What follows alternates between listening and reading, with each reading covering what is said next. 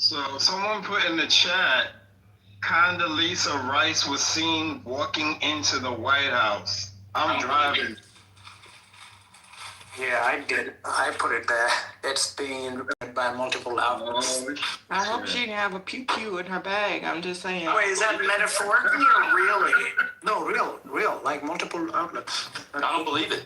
I don't believe it. There's no way. Like her spirit or like physically? Not. You want me to describe everything, incling the outfit she's wearing? I want to see videos and a picture that's not AI. That's what I want. Yeah. I can even tell you my source, which is something that, again, Clubhouse rules. Was Wolfowitz anywhere in there? He's still alive, you know. So I was just wondering. But yeah, multiple people are reporting it and all that. Someone remember some old man saying on this app that the neocons are the ones running this shit. But I guess some people weren't listening, so there's that. Well, I still don't believe it. I don't see it online, so I won't believe it until I see it myself. So there you go. You do know, okay, Caitlin Collins is one of a handful of reporters that have reported this. And you do know that the White House correspondents, not just the correspondents, they have like a whole media area that they can see who walks through and stuff like that. Yeah, I know. I'm saying I don't see it in Caitlin Collins. Let me go to Caitlin Collins. Yep. Let me post a tweet. No, I don't trust your tweet either. Let me see. Okay. I'll stop taking the bait. It's not bait. I'm looking right now. Caitlin Collins, Twitter. 1.3 million followers. Yeah, she has no new. Her last tweet on her page was 5 hours ago. Oh, I know who that is. Katie Couric just gave her a shout out. Sorry. It's look up Christine Holmes. Here it is. Sorry about that. I'll put the link in the chat. Yep, yeah, I'm putting it. It's right here. Okay, thank you, Lord. It's already there. Oh my God. Okay. Why would that be? Would that? It says something bad is happening. These niggas is still straight neocon. They brought in the queen of neoconservatism. Oh my God. All hail the queen. Wait, don't they have like a secret like entrance, backdoor VIP? You know, they can like slip in. That's what. Yep. The queen is back. They had to go for that black woman to come take charge. Why did somebody say she's going to be named the next Ayatollah? I can't. I love reading those comments. Somebody said Omarosa is in the Situation Room right now. That's unbelievable, yo. Yeah. That's insane. I'm like some isolation. You know what I think? Exet is going to be gone very soon if she's going to... I'm not saying she's going to be defense secretary anywhere. None of that talk. But there's been reports of an infighting between him and Marco Rubio. And this might be the Rubio camp kind of reasserting themselves. Oh, the Manfinity leave. Remember yesterday? Well, he's not surrounding himself with neocons. Like who? You know, like Wolfowitz and Condi Rice. Literally the next day. Where is he? He was in here. Did he leave? He left. Fascinating work. Look at Nathaniel's just happy to be in here and not get kicked. Brother. Now I know who you are. Brother. That's why I unblocked your ass. Mm-hmm. I didn't know who Nathaniel was because he had changed his name. Now I know who he is. Is Richard Pearl still around? I don't know.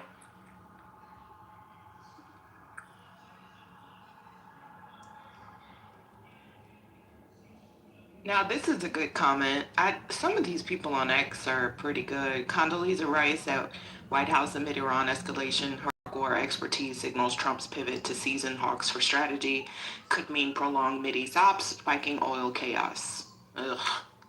I mean, I think the price of oil is going to spike like 25 to 50 cents tomorrow just on her showing up there alone. Oh, absolutely. Like, just her being there alone is going to... Oh, hell yeah. For all of you people who are, Trump is so much better than Biden, blah, blah, blah. Oil is now spiked. It's the biggest gain. Oil surges in futures since 1983. And that happened super quick too. Very quick. WTI is now at $90 and Brent is at $92. Why don't y'all come up and defend this? Like, that's why the magazines, they sit quiet and then, you know, a Democrat comes up, here's an opportunity to pounce. I just come explain why this is good. The Dow only fell 450, so it paired the losses from this morning. Oh, we still have 30 minutes. Look at this person. She said Biden was vice president when this regime was founded in Iran. That's right, y'all. Biden was vice president in 1979.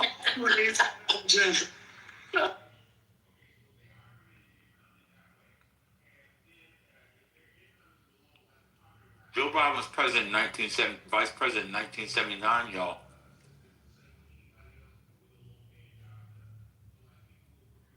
Can I just take a moment, Mayo? We'll be friends for 2 seconds. Do you know how fucking brilliant this makes Warren Buffett? Because that motherfucker bought Occidental at what? God damn, I'ma miss that man. Jesus, he saw this shit coming. Son of a bitch. And I don't have any Oxy. God damn it. Brian wants us to believe that this person is in America and was a Democrat and then switch or walk away Democrat. She's talking about Biden was vice president in 1979. Y'all gotta do better sending people in here. Come on, y'all. Too far. They can't even name who was, you know, that's okay. Mondale. No, I know. I was gonna say shout out to Minnesota.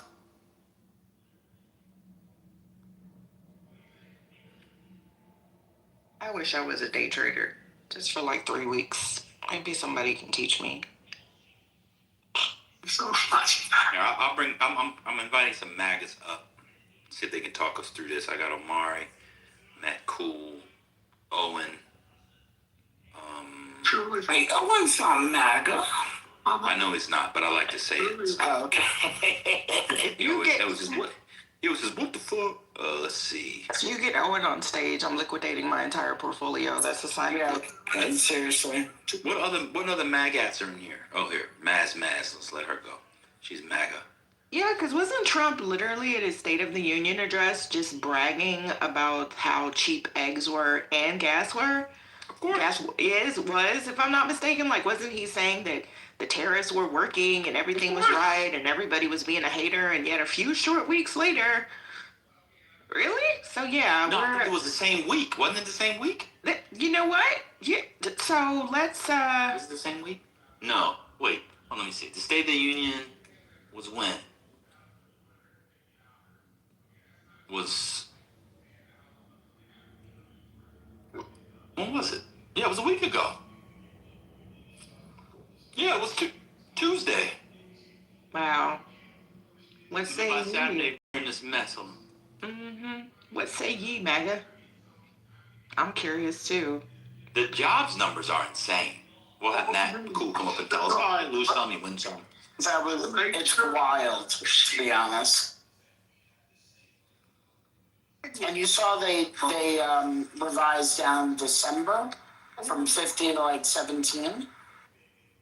Omari said no one defending this, but y'all defended Trump. Come on, Omari. Nobody's gonna bite you. I'm just curious. I think everybody's just curious. Look at Nathaniel. You kicked me because you disagreed with what I said about Crockett and Tallarico. Meanwhile, Black Twitter agrees with me. Oh my God. Not Black Twitter. Voting for Dems because they're white is still a form of identity. Who was voting for him because he was white? You all were voting for Jasmine Crockett because she was black. The Hispanics voted, of course they weren't going to vote for her, Nathaniel. She said they had a slave mentality. This is what we told y'all. Brother.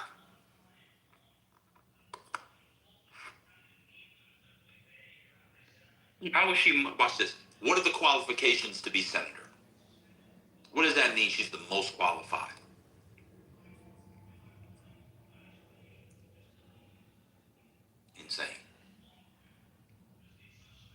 brother. The most qualified. I'm looking at the qualifications to be senator.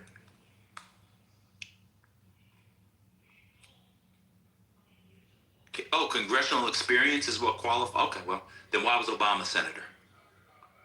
Brother. Why was Hillary Clinton senator? Were they unqualified, brother? Let me write the brother out. Let's see what the brother was.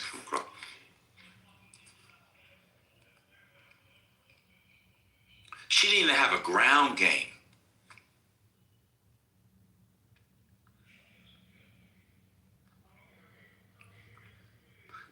Imagine thinking you're saying, Black Twitter agrees with me, so it was a bunch of unhinged online pro-blackers with brain rot and the rest Russian bots.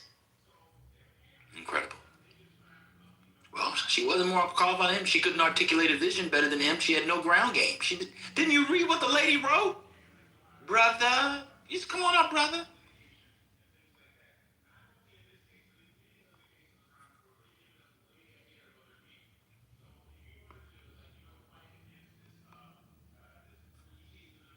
I don't feel like being on stage. Much like Jasmine Crockett. She didn't feel like going door to door and talking to constituents throughout Texas. You guys have that in common. She's lazy and can't defend her point positions, and you're the same way. Brother. President Clinton's still rambling on stage.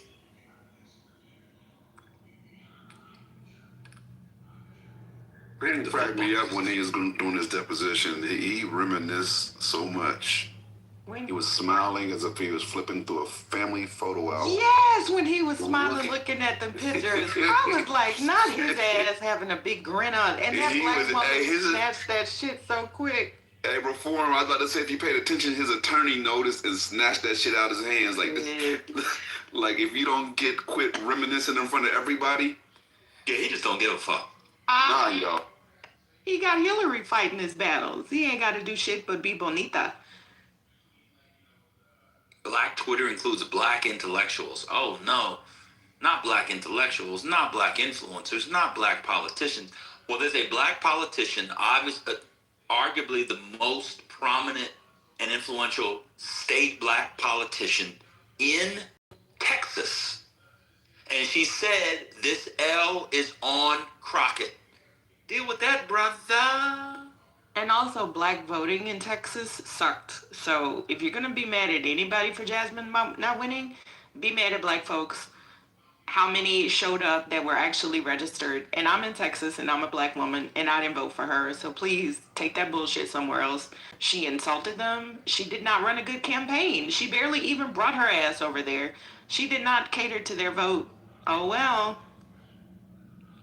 I do have a question regarding the qualification point as a black person, just generally speaking, but also as a black Texan listening to people push that line. Van brought up a very interesting point regarding President Barack Obama. And so I just want to say that, like, when we say most qualified, and for this particular race, it was because Jasmine Crockett had congressional experience. Okay, so then what happens when we have races where black people are entering into public service and they don't have such records, but the white person or other person of color that they're against does? Does that other person become the most qualified and then deserve it? Or does the black are we going to make this rule a very hard and fast rule, or are we just gonna shift goalposts? Because I'm more comfortable for black people to just say we went with her because she's black, because that's honest in a particular way that doesn't then hold us into positions where in the future people will then say, well, this person is qualified per your specifications of what qualifications are, and now you have to lie to back check out of that. Look. He says if Geronda Jones is the authority on Texas politics, she's literally an authority, especially on black Texas. She represents this Jasmine Crockett thing. I now realize that Talarico has a chance to win and black people are going to vote for him because the online people, the vast majority of whom aren't in Texas, the way they're flipping out suggests to me that they're going to lose. Also, by their whole most qualified thing, blacks wouldn't get most things given the history of race and racism in the country. These people are wildly and strangely conservative. Oh, it's bad, man. I am basically going to set up a burner because I've been told not to get into, I don't listen under my, name. That's what, yeah, I paid somebody to tell me that. You sure do get into it with people online a lot. Anyway, She's You an did attorney, really she's a good, middle school yes. teacher. Look at that. She's an attorney. He's a middle thank school you, teacher. T. You did really good last night. I woke up at 2:00 in the morning and I said, "No, she didn't." Trying to chastise you. Girl, that we're gonna break that down because Look at sometimes that. these people get too close. Nathaniel is using middle school teacher now. But man, As one an second. insult. They're supposed to be on the left. They're talking about teachers as being less qualified to represent a community. Man, back to what you were saying. I Oh don't my know God. if That's insane. if Insane. it's bots. Plus, by the way, he's been in the state house and been a leader among the Democrats for a long time. This is not just a teacher. But he's using teacher as saying less than. They are threatening to not vote in Wow. the midterms, y'all, because Jasmine did not win. I don't know if they are bots. I don't know if they are Texans, but whatever they are, and some of them are thought leaders. Does anybody know who Lovey is? Luvvie. I love her. I follow her. She literally was basically like, "No, y'all don't need. I'm not doing it." And I was like, "What the fuck?" So y'all are threatening not to vote. It is bad. The arguments are bad. Like there are threads that are Jasmine Crockett, Tallarico. So you have the white and the brown people saying, "Y'all, please don't stay out of the midterms," and then you have the black folks coming in saying, "Yeah, y'all said y'all didn't need us. He needs to earn our vote. No, we're sitting this one out. Y'all always coming to us to save you." And I was like, what in the entire fuck? We're not gonna, so you're gonna let the Republicans win because Jasmine didn't get it? I don't know if it's fake or bots or what, but it's a whole ass shit show, y'all. They're literally threatening not to vote. Yeah, they'll be there in the end, especially once they see who the nominee is. Most voters, they'll vote. Black people vote, and a lot of it's online. But it's just really bad for Democratic politics and black politics generally going forward. Crockett needs to be a leader, and maybe wait until next week. But she's got to be a leader and nip this in the bud. She's got to nip it in the bud. But hey, he was only a middle school teacher, so instead, the leftists, the revolution, Nathaniel, wants another attorney in the Senate. The vast majority of them are attorneys. But he wants another attorney and not a public servant, not someone that worked with children, not someone that worked in an impoverishment, not someone that's seen the needs of regular, ordinary people. These people are so right-wing, it is insane. It gets very elitist very quickly. Like, to pivot to, he teaches middle school. She's a lawyer. That's what he said. I know his name. That makes him so qualified. Wow. So now in the future, what happens when it's a black person who is an entrepreneur against a white person who's a lawyer? Do we not realize the country that we live in? Not for nothing. Yes, we do have to be twice as good to get half the credit. But my God, what you're doing here is a gross perversion of that. I don't know what to say. It's really bad.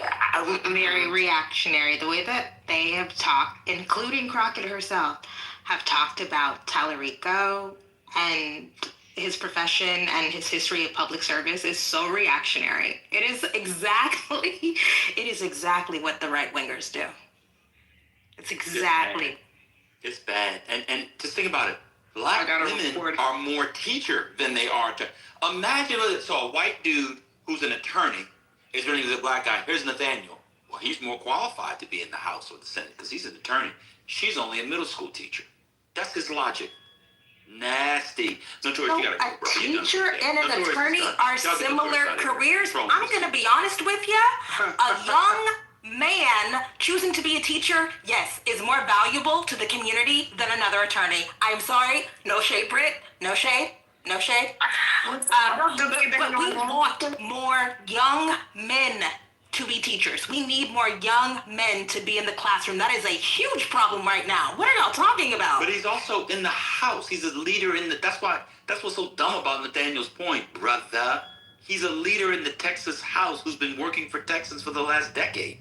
Yeah, but you know, like like 2 or 3 years. you know how the Texas Senate where it's part-time job. You know, they only meet for like. It's okay. It's everywhere. Well, that's how it is in most places. I just wanted to report in live. I did finally. My mom called me after hearing the results, and she surprisingly was like, "You know, we got to get behind Tallarico." Yeah. I was like, "Period, mom." I knew he wasn't one of them. They were scaring me on. Period. No, the online-minders are crazy. Yeah, she was like, you know, this is time to get behind Tallarico. She didn't do a good enough job. My mom was like, she should have took care of them people voter registration.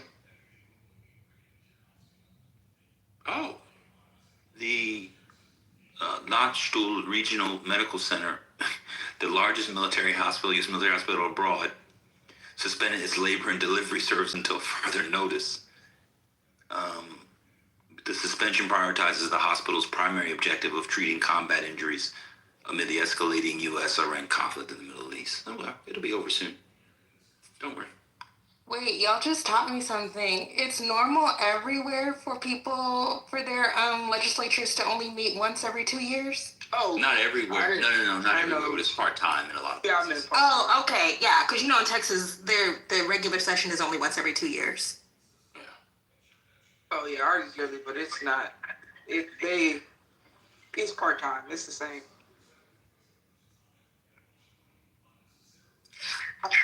Kim, I just wanted to let you know, I take no offense to what you said about the whole lawyer thing. I think that to be quite honest, you know, if you really want to, in quotations, drain the swamp, shout out to the white people who said they were going to do that but never did, then yeah, you actually do need more people who didn't go to law school, and you might need teachers and healthcare workers and other people who understand what the average American is going through, who represent the average American because they are average Americans. Look at what Nathaniel wrote. And the black community shouldn't call legal aid if they're...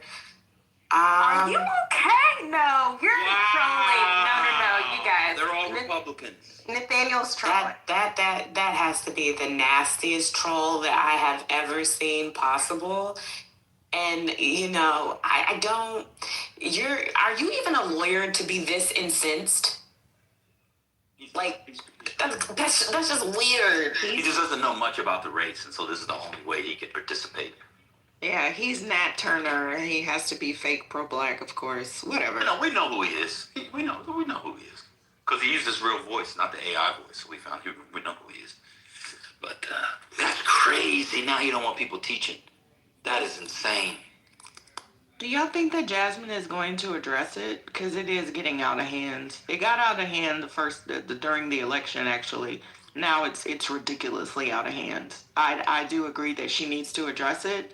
She needs to mobilize. She needs to get people registered. Because they sound like Black MAGA. They literally sound like Black MAGA.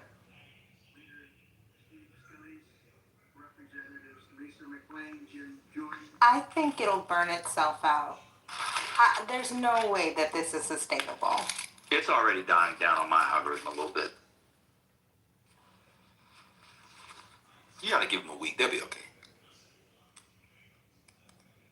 Especially once the non-Texans who are involved in it shut up and divert their attention elsewhere. I think actual Texans who feel that way will also cool down and cooler heads will prevail, as they say. I hope so. I have not seen the Delta spewing that nonsense, I will say, so shout out to them. Oh, I mean, I came across one, but I don't know. It could also be a bot at this point. Lord.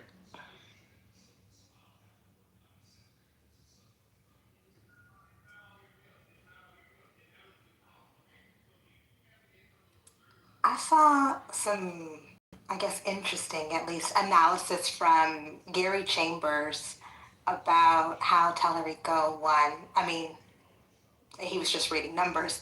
But at least it was not the kind of whining, like, Black people were disenfranchised. He was just talking about what we talked about before, which honestly, black enthusiasm, like in the black areas of the state for Crockett, really wasn't there. Like, I mean, in Dallas County, she got 50% or something. In Harris County, she got 55. I mean, that doesn't speak to black disenfranchisement to me. It speaks to a lack of black enthusiasm. But that's another conversation, I guess. All right, I'm going to kick out Omari from the room. I want to, before, while he's here, before Omari gets kicked out, I want him to hear it from me. I don't want you to have grapevine, back channels, any of that sort. Omari's got to go. He's got to absolutely go. Why, Brother Ben? Why? I want you to scroll up and look at what Omari said. Tracy Ellis Ross, always been thick. Has Tracy Ellis Ross always been thick? What kind of Negro male would ask such a blasphemous, absurd, ridiculous? Everybody knows the girl was slim, thick, regular thick, yellow bone thick, red, but all the thicks.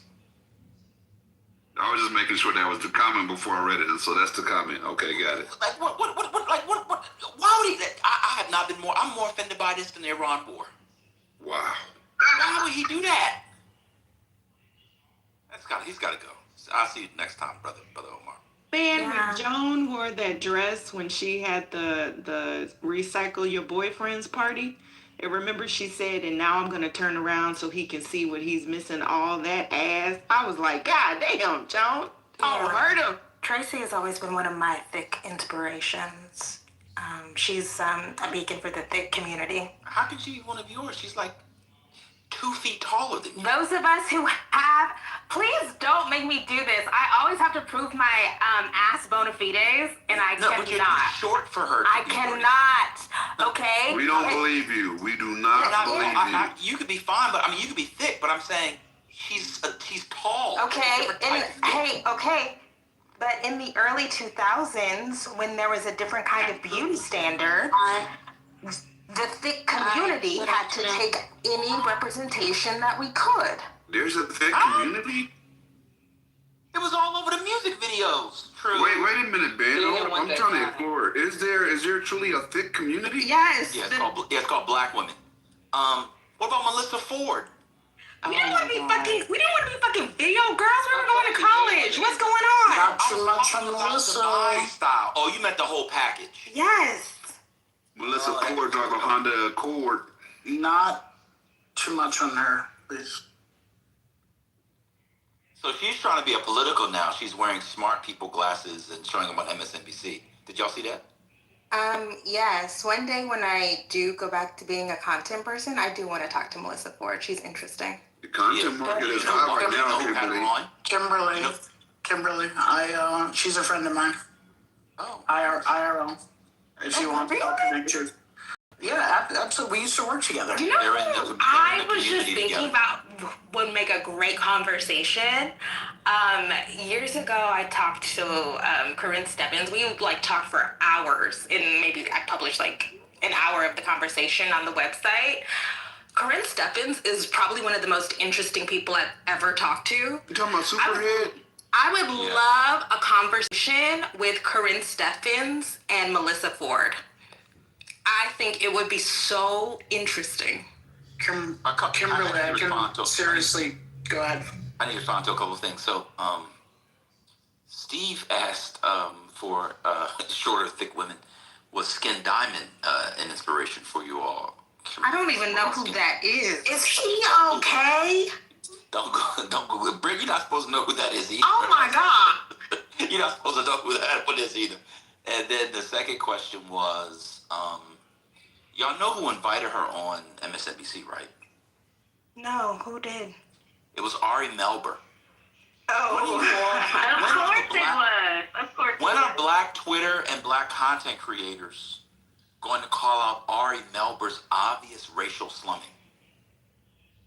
Ari Melber's show is the Cotton Club of cable news. He pays for and brings on the black entertainment, and he as a white man gets to slum and enjoy it. I don't know if y'all know, he does that shit all the time. All the time. I've been watching for quite a while. Yes, Ari Melber is the spiritus of cable news. Sometimes people.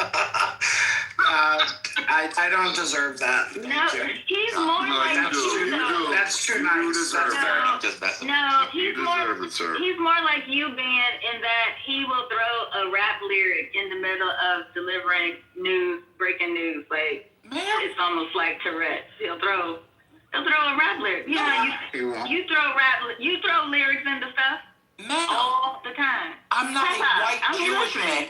Ma'am, I'm not a listening. white Jewish man. What are you doing? You know what I'm doing. No, I don't. Yes, you do. You to R.E. Melber. What are you doing? That's why you need that extra inshore, because your bones are failing you with your osteoporosis. All right, you about to miss the lunch in the dining hall. Keep it up. I did miss it. They threw some Jello at me.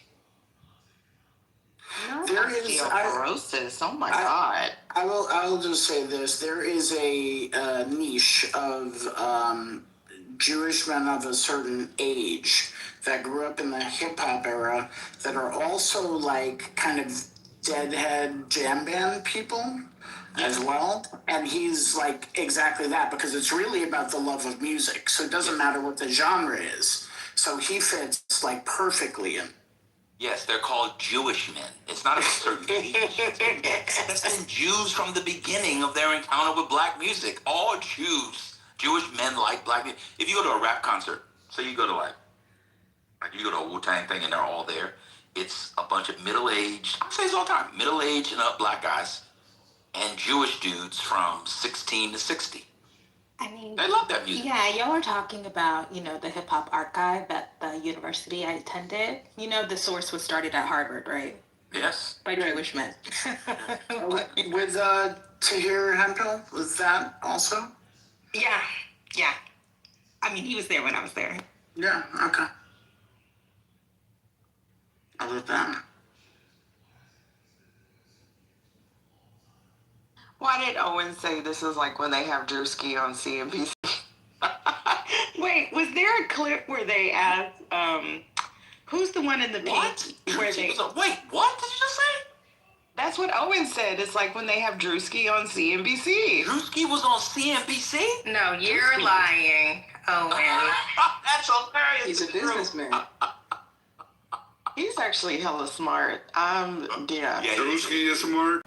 Drewski is a hell of a businessman. Yeah. Yeah, he's a brilliant cultural entrepreneur. Somebody with little to no talent to be able to achieve what he's achieved is quite good. But then they have Cameron. He Cameron. goes on there like kind of funnily, like they have him do like mock like stock picks for the week. You know what I'm saying? Like comedically picking which stocks are gonna rise and fall. But then they also have Cameron on there, and they were asking him about Kamala Harris. Does anybody remember that? I can't remember why. MSNBC? I think so. It was, but his face just looked like, what the fuck y'all asking me for? I can't remember. Oh, now y'all gonna start talking about Pinky? Oh, shit. You know what? No, they take it too far. What they say about Pinky? See? Listen. I know y'all all Y'all got get some so knowledge. easily. Who is Pinky? Don't worry about Don't that kid. Google it. I know His you favorite swallowed model. She's a model. Gemini, I know y'all all got swallowed up by the spirit of it yesterday, but we're on better things today. I'm trying to be Christian and saved today. Swallowing my enchantment is my new phrase. What are you talking I about? see what you did there by saying swallow it up after we were talking about Pinky. Oh, listen. I had to make it work. I had to get my jokes. It worked. It worked. Respect. It worked. Respect, Britt. That was Salute, that was Britt. kind of I'm committed to the bit. I'm committed to the bit. That was pretty good transition. Kimberly's so classy. She said, "Who's Pinky?" After saying who was Skin Diamond, I mean, it's kind of amazing. That means she doesn't really have a card to the thick community. She doesn't know He's Pinky. never watched porn. I don't watch that. Hey, Pinky was holding it down for the little chunky little fupa girls. I ain't gonna whoop the. Oh, see, look what I did there, holding it down. Shout out to Prime Pinky. Like when we say, Big Luther, not the little one. Shout out to Prime. I don't know the difference. Somebody said Cam was on Abby Phillip. Y'all remember that? Cam was on a honey pack. Y'all remember that? He was eating it on camera. Y'all remember that? Gemini, you didn't see. What happened? Wait, am I misremembering this? Wasn't Cam on Abby Phillip eating honey pack? That's what I was talking about. Whatever. I'm pretty sure you're right. I think you're right. Yeah. It was kind of funny though. Is that what they called? Honey pack? Yeah, that's what a honey pack is called. Honey pack is, and they say it's liquid Viagra, basically. Yeah, I don't have these issues, so I don't know what it is. You don't have to have these issues. Some people take it just for sport. Wait, you take a honey pack and then like run a 3-on-3 up at the gym? You take a honey pack and you go to the club and you don't want to be walking around with it for nothing. So yeah. If you take the honey pack, and if you want to go crazy, you pour the honey pack into the Hennessy. But that's he needs it. Well, don't you take hard? Don't you get hard when you? I'm sorry. What you say, Dr. Labrador? I'm saying Cameron, if he's taking a honey pack, it's not for sport. He's 55. He needs. Cameron is 55. 55? Oh, shit. That's my. Is he really? He's got to be in his 50s at this point. Oh yeah, for sure. Hella good skincare. Damn. He's 50. Yeah, he's 50. He's 50. Quinn, look at Quinn. Quinn's like, don't give me those extra 2 years. Look at Quinn. Quinn's like, I'm 52. Quinn ran to the shot. Because I live with a middle-aged man, the Let's Rap About It podcast. I really wasn't familiar with those people. Well, I knew Fab, but the rest of them, they're funny. Oh my God, you've just turned into a typical living with another person acting like you like the things they like. It's not a good podcast. And that's how you build. That is not It's dumb called Jim Jones. It's called Intimacy Band, okay? Get familiar. That's true. You got her over there watching Nick Young's podcast? That's true. No, I'm familiar because I became intimate with a number of Sunday shows and Vanderpump Rules in such intimacy. So I didn't know where he was going with that. Oh, you like Vanderpump? I used to watch that I all did the not know time. where he was going. He said I became intimate with the number of, and I didn't know what the of was going to be. I was enchantments. I became intimate with a number of enchantments. Let's start with Moses and Aaron. Then he read from the Quran, and then Gemini interrupted him in the middle of reading the Quran, which is such a no-no. I can't believe it. I couldn't do it, man. I couldn't. Everyone was like, well, because once you start, you got to finish the thing. And Gemini was like, nah, I'm done. No, you got to let him finish it, man. You can't interrupt it in the middle of the thing. Sorry, but, oh, man, that was fun. So anyway, y'all said you could take a honey pack when you go to the club just to like dance and stuff? No. Okay. Who's taking a honey pack to go to the club? I just said. Y'all don't even dance anymore. Y'all don't even dance anymore. Back in the day, allegedly, some gentlemen would take an ecstasy pill and a Viagra at the same time when headed to the club. Oh my God.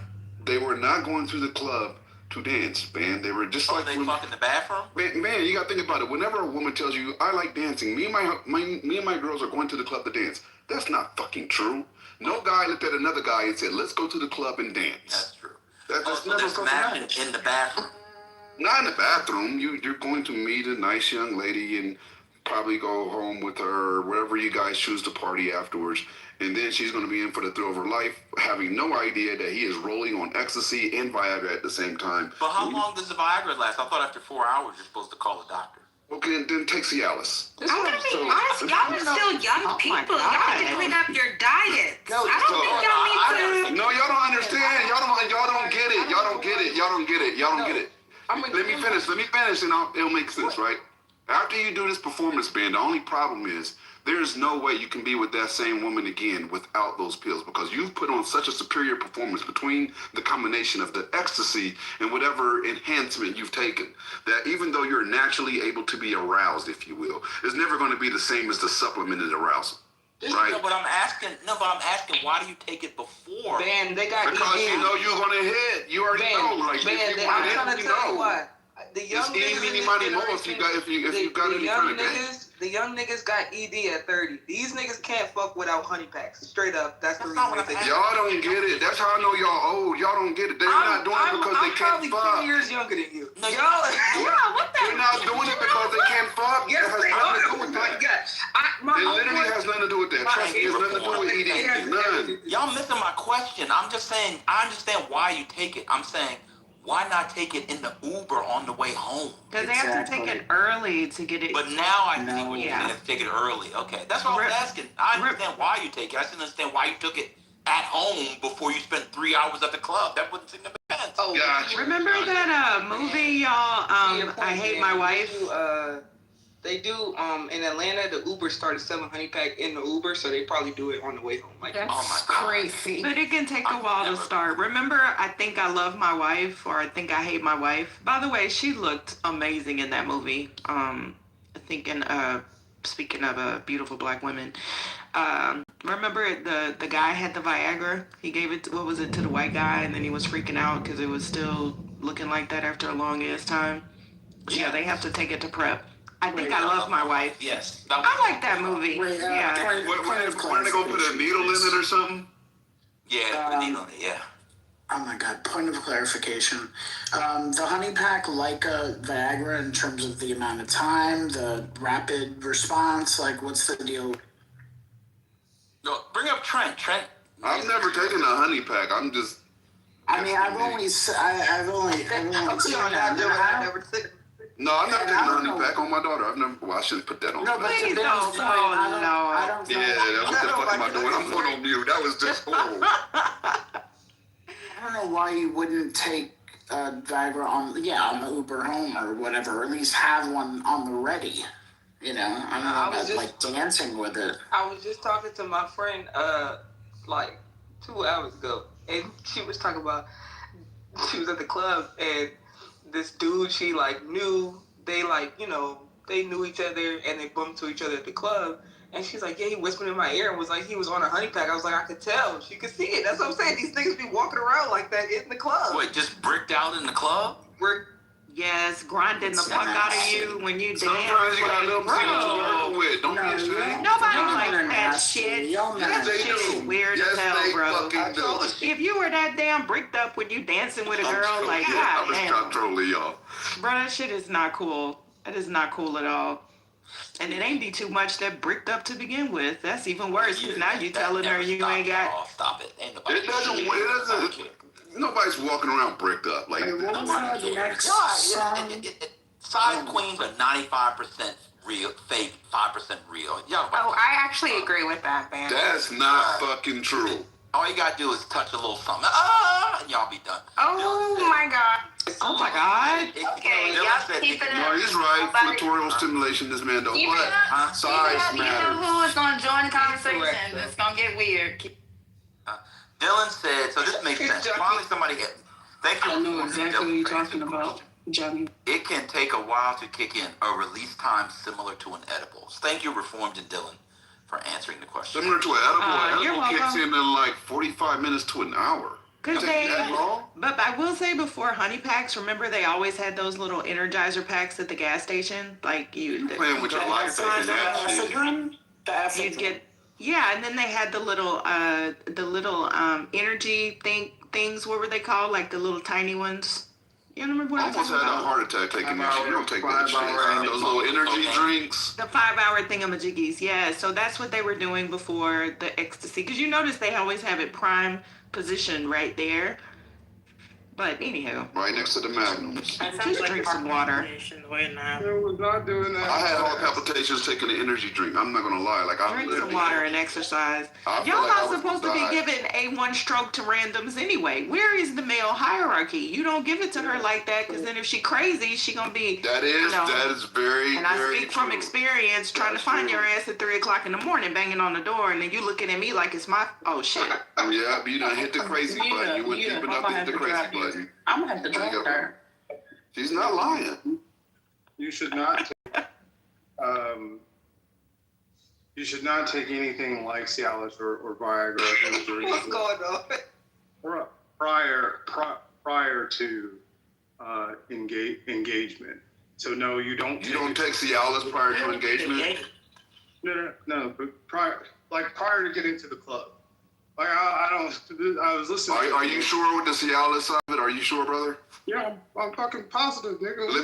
No, you're not. I know you're not right now, but I'm gonna let you have it for right now. Let's have this conversation. Why are you sure? I want you to listen to what I'm saying. Why are you sure we should not take Cialis? Why? Because I grew up in the 2000s in Houston and Los Angeles, like you. So yeah, I was around it. That's not my question. Why would you not? What specific reason would said person not take a Cialis prior to going? Why? Oh, because if you drink, you shouldn't drink in combination with taking a, I forget there's a technical term for it, but any type of sexual pill, you shouldn't drink and consume and have ecstasy in your system. You're waiting for a heart attack. Oh, that makes sense. Have you ever heard of crossfaded? No, I'm not listening. So I'm not saying that. Do you know what crossfaded is? Yes or no? I don't know what crossfaded is, but here's what I'm saying. Crossfaded is when you have listen. It's relevant. Crossfaded is when you have multiple drugs in your system, right? So they're interacting with each other, right? So you might have ecstasy, you might have alcohol, you might have Cialis. You understand? Yeah. Okay. If you do it correctly, right? Which you can't overdo it on the alcohol. You go easy on the E. There's no correctly with that. You can hit a zone where you can hit something for a good 5 hours steady. Easy. Fuck wants to 5 hours? So here's all I'm saying. I'm telling you what you should do and shouldn't do. I'm not saying that people don't do it the wrong way.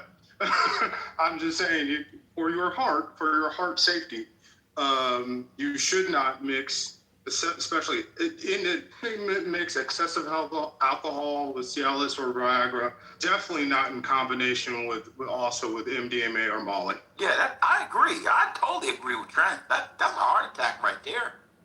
It's not a heart attack. What are y'all talking? It's really not. Unless you already have, if you have heart issues, none of this shit. Y'all need to just, You don't know heart issues if you repeatedly do it. Right, and you don't know you have heart issues because y'all don't take y'all ass to the doctor. So it's like, oh shit. Me and my doctor are great friends. What are you talking about? Hey, Gemini, that's how our man Kevin Samuels checked out. Mixing energy drinks, alcohol, and you know who else died like that, Trent? Ooh. The founder of World Star. He died in a massage parlor, a dirty little Asian massage parlor. It's just south of LA, off of ED medication and alcohol. So did Kevin Samuels, didn't he? That's what he said. Yeah. Hold on, I need to ask y'all a question. It happens all the time. Let me ask you a question, Trent and Gemini, because y'all know this is a serious question. So let me trigger warning. It's going to be sexually explicit, so I apologize. I'll give you 69 seconds. 69, 2, 1. So if you're bricked up for 5 hours on these drugs, you're smashing without busting? You're gonna bust, stay semi-hard, not full hard, and then take a break. Y'all might watch a show, and then you go back to it, and you're gonna be rock again in like 2 seconds. This is I get it now. This is where the gays have to have their own convo somewhere else. Because I'm just gonna go check a listing. Go to MLS. Just calm down. So you bust off, and then she just kiss you on the neck and touch your nipple. And you could bend over to pick up her panties from the fucking ground. It does not matter. Public service announcement. Y'all don't take them pills. Don't take that. Sounds totally unhealthy. That sounds totally unhealthy. That does, cause if she, what is the lyric in that song? Get it up, I'll put it down. I mean, she can't get you going? Like what? You can. It's not even that. It's for the quick repeat performance.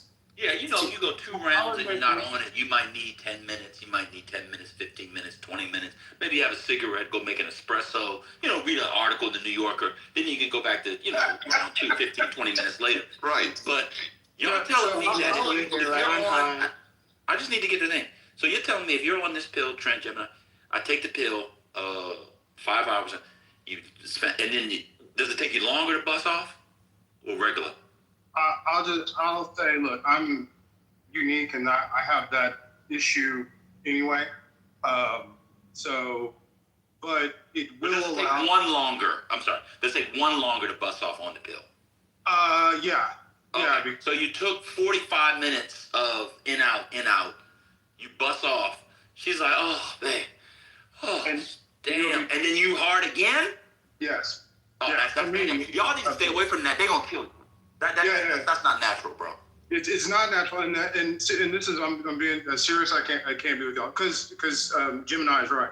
There are a lot of people that die from this, especially taking them in combination with pre-workout or energy drinks. You know what I mean? Especially at our age, when we get to 45, in our mid 40s and 50s, where our heart is not as strong as it was when we were fucking around when we were in our 20s and early 30s. And so for older men, it is serious. Do not, drink a whole gallon of scotch and then take ED medication and think it's safe. It is not. Why would the FDA approve of a medicine that is not, only for old men, but is clearly, was developed for older men that targets the heart in such a way that, because all the blood. It does it. It's not. This is the thing. Like, y'all keep saying for older men. The first time when we were messing around with it, I was mid 20s. I had nothing. Hear me out. Y'all keep making it like, well, this is because they can't. The way that it was introduced to the people I was around and the culture I was around, it had nothing to do with whether you can or cannot get hard. I would assume the guys that can take it can get hard. It was about being extra because you really want to impress this girl and dominate her to the point where she don't know what the fuck just hit her. Like, when y'all talking about dignitized, we're talking about dignitized to a whole nother level. And not, hanging out with the kid. That's all the black girls asking for. Oh, take out the trash. You don't need to take a Cialis to impress a black woman in 2026. Not when you're in your 20s. I mean, goddamn. Yeah, who's the target, Jimmy? You ever had a girl show up and say, I got this tattoo and it's your initials and you can tell her to do it? No. That's because you never took this pill. This sounds like some light-skinned California nigga This shit shit. happened to me though, man. I ain't gonna lie. God on my dead brother. This happened to me. I ain't gonna lie. You take. That's what it's giving, Gemini. That's what it's giving. Coming in. That's hilarious, yo. The reason you take Cialis in combination with ecstasy is because if you take ecstasy or MDMA or something like cocaine, you often become flaccid. And so They get coke dick. There's a term for that. I don't know about coke because I've never done coke in my life. No. I have done E before. It does not make you flaccid. It makes you overly sensitive. Hold on, trigger warning. Hold on, Trent, real quick. Hold on. Coke dick, trigger warning, 3, 2, 1. Sorry, y'all. Coke dick leads to pounding pussy. Not my understanding. I don't know about coke dick, so I don't know. I thought it made you extra hard and sensitive. It does. It's the opposite of whiskey dick. Hey, why are we talking that's what I heard, yeah. Why are we talking about cocaine? We're black people. All right, y'all go there. Yeah, I know. I've never done coke in my life. Who the fuck is doing some cocaine for black people? That's white people shit. Come on. The white college, the blacks in LA. Some of them are taking Adderall. Oh, now the Adderall, yes. That's a prescription. But that's to stay up and study, right? That's not for sex, right? That's for my focus. daily functioning. What are you? No comment. Yeah, lots of people do that. I'm just gonna tell you. Look. And what the hell is whiskey dick? I never heard of whiskey. What the fuck is that? Y'all know what whiskey dick is? If you drink too much, then you can become flaccid because alcohol is a depressant, right? And it's the same thing with certain kinds of MDMA. That can't be true, Trent. Listen. It is. That's when I'm off the Hennessy, bro, what are you talking about? You know more than me about this? Okay. I mean, no, I'm just telling you off the Hennessy. Wait, Gemini. Please don't internalize these things, okay? Maybe it's just because you have a very good vascular system and all of your veins and things work. But for other people, they get a little bit too inebriated and the flag does not fly.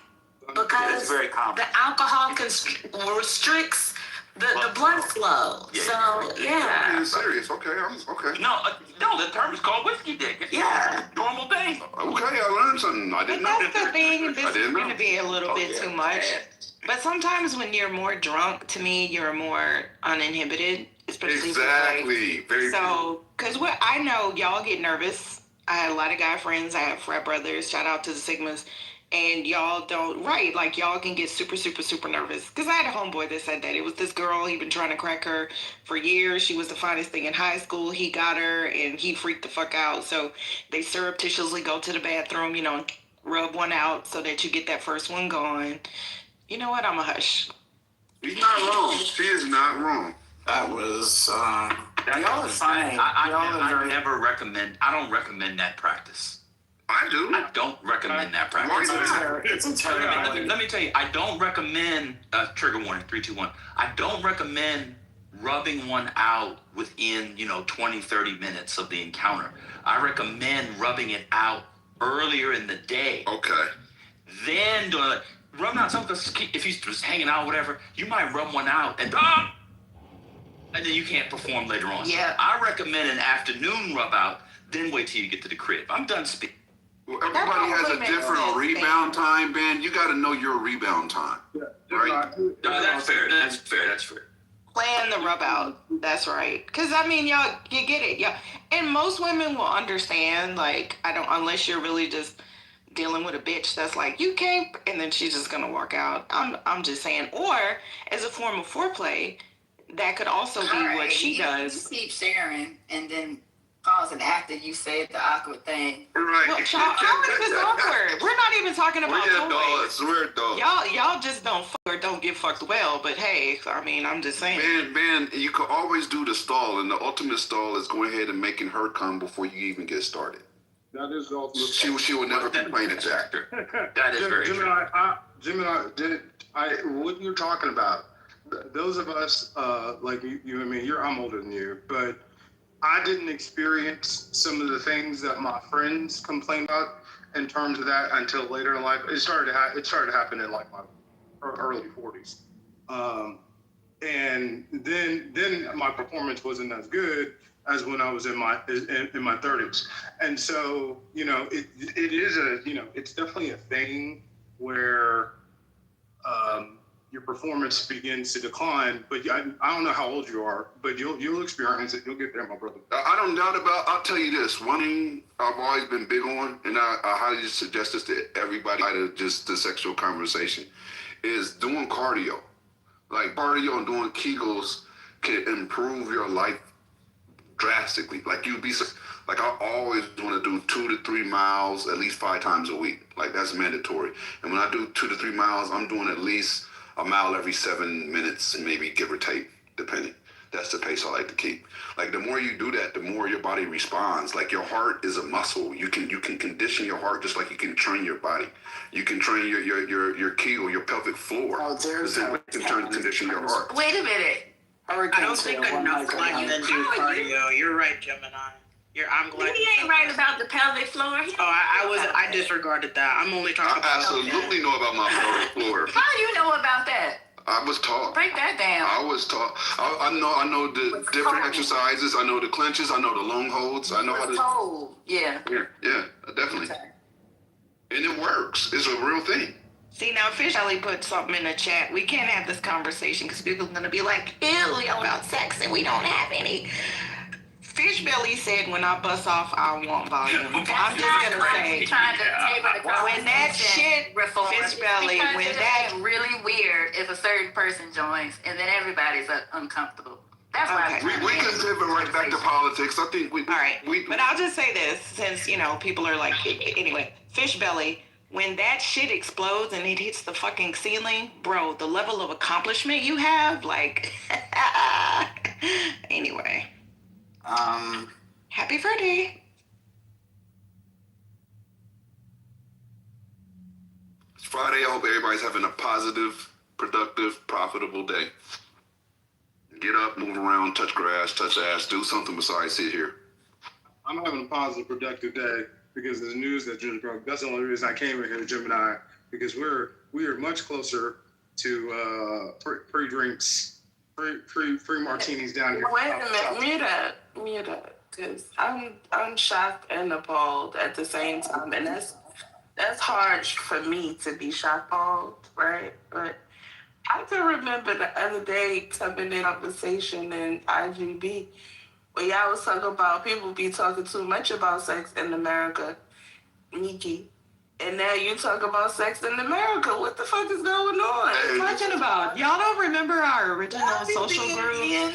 Hey, Where Kalisha, no, wait, let me just say this. Kalisha would literally come home from a date and we'd be in those rooms at 2 or 3 o'clock in the morning. Business like this. I'm not sharing her business. Okay. You sharing her business? Wait, I want to say this. She talked to dots about it. Is this what I sounded like yesterday? Because then, goddamn, I'm not going to be the stuck-up bitch anymore. I apologize. No, man, thank you. Because I don't want to be the stuck-up bitch anymore. I don't want to be the stuck-up bitter bitch anymore. I'll be there. Because goddamn, ain't nothing like a lesson from the Lord. Reform, check this out. So I'm in a late night conversation. My daughter, Gemini, Joe. Don't talk about my daughter like that, Reform. Stop it. I'm not talking about your daughter at all. What are you talking about? That was only the first name that came out. No. As I recall, we heard all of your stories, but anyway, we all shared. That was my point. We all used to have these conversations. You didn't hear it. That's not the point I'm making. The point that I'm making, Miki, is hold on, Hurricane. Hold on. No, she's lying. Talk about she heard my story. That's fine. You didn't hear shit. But that's not the point. The point that I'm making is the other day you was talking about how people be talking too crazy about sex, and here you are talking crazy about sex. That's what I'm saying. It happens. Do you want me to pay a penance or something? Like, you want a cash app? Like, what do you want me to say? I fucked up. You're right. Niggas and not be hypocrites. That's all. Okay. Well. Anyway, hey, so check this out, Reform. I'm in IGB. I'm in IGB on the late night. It happened to be open the other night. I'm in there. I'm talking to two young ladies who are known on that. I'm not gonna say any names. And the conversation got a little sexual. We were talking about titties and all kinds of different shit. And all of a sudden, Ashton pops into the room and puts her hand up. Now I'm modded in there. I'm like, shit, I don't want to bring Ashton to the stage to have a titty conversation, right? So I still bring her to the stage because I'm not gonna be rude. And she sat there in shock and started writing in the chat as we were having a titty conversation. It was just really, really awkward, like having Ashton there and two women that were very much not Ashton. Yeah, that was awkward as fuck. Well, bro, you told us that to tell us what, Gemini. Sometimes these conversations happen, and if it ain't for you, don't join. That's why. Wait, Ashton is bi? I didn't say that. I don't know. I have no idea. I didn't insinuate that. She didn't engage in the conversation. She just came on stage and sat there and started writing in the chat. Oh. Well, I mean, who doesn't like titties? Me. I don't like titties. The women that were I was conversing with at that time, having that conversation with, definitely enjoyed titties. I like mine. I mean, I'm just saying. Hey, do y'all want to touch the conversation? Y'all want to stay on the titties? We can go from titties to politics. Let's go. No, shit, I gotta get myself together.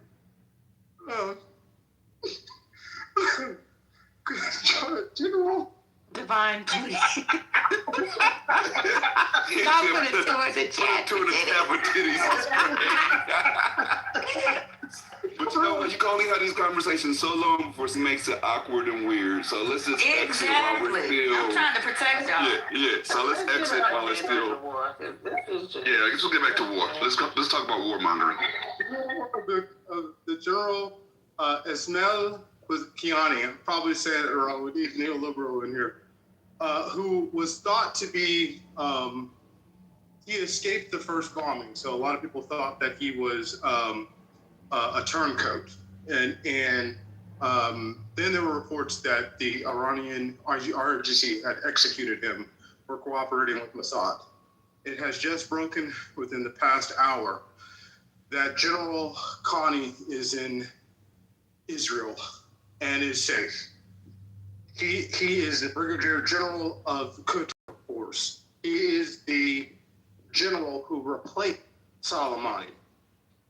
So we have the intelligence on where everything is. The Quds Force is basically, it's like a combination of our CIA and our like our special forces unit, sort of like Delta Force. It's the most power. It's one of the most powerful positions in their military. So he knows everything, and so invariably we know everything. Literally, why he's been cooperating likely for quite some time, which is probably the U.S. and Israel have been so effective. The last thing I'll say, which will, now that it's public, expect there's going to be more defections. It reports that there have been some, but they haven't been confirmed. So the last thing is there's only been 3, and it's still kind of early in the day, but there's only been 3 counted drone or missile launches today. So last night's bombing seemed to have been extremely effective. I'll land. Wait. You said he's in Israel? Just don't even entertain that shit, because we don't know if it's true or not. He ain't gonna post no fucking proof. Why do we don't even entertain him? Why even entertain it? We know you full of shit, Trent. We know it. Yeah, sure. Trent, are you tipsy? It's Friday. Yeah, it'd be. I knew it. Hey, all I'm gonna say is Gemini, we halfway there. We halfway to that bet, because that's a massive one. And yes, it's true. It's been confirmed by Reuters. There was an announcement, I guess, from the IDF that he's in custody. It's a massive. It's like Norman Schwarzkopf and Colin Powell defecting to Russia during Desert Storm 1. I mean, that's a massive shift. Wait, what are you saying, Trent? Who's in custody? Kwani, remember we talked about it. What up, Haitian? What up?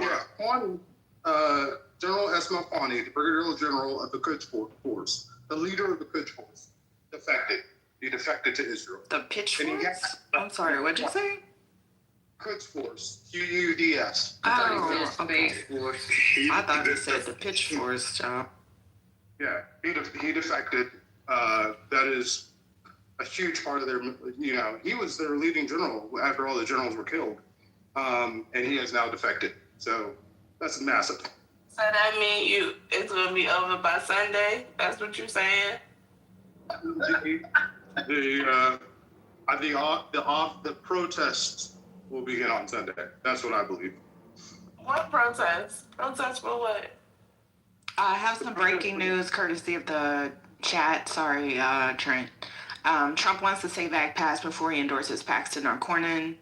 I contributed. He's tweeting up a storm about this. Michael said Stephen Miller is in his ear again. And Matt said, I'm guessing Trump doesn't endorse it at all then. So I don't know. Let me look at True Social. He did kind of go directly to the Save Acts, but he talks about it quite a bit. So I think that actually could have some credence that this is what he wants passed and there's going to be some sort of negotiations. Wasn't there somebody that reported yesterday that supposedly the deal is that Paxton will drop out and he's going to be offered AG after they get rid of Bondi? I don't think that's confirmed though. Yeah, that's the deal in the back end. He's going to endorse Cornyn and Paxton's going to get something. It won't be AG. There's no way Bill Paxton can get through a Senate hearing.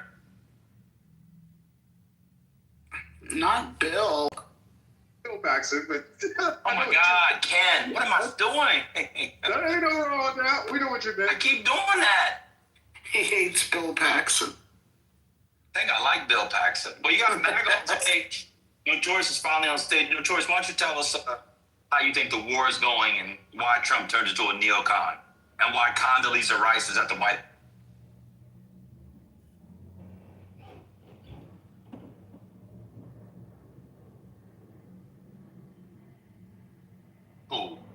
Who's next in the queue?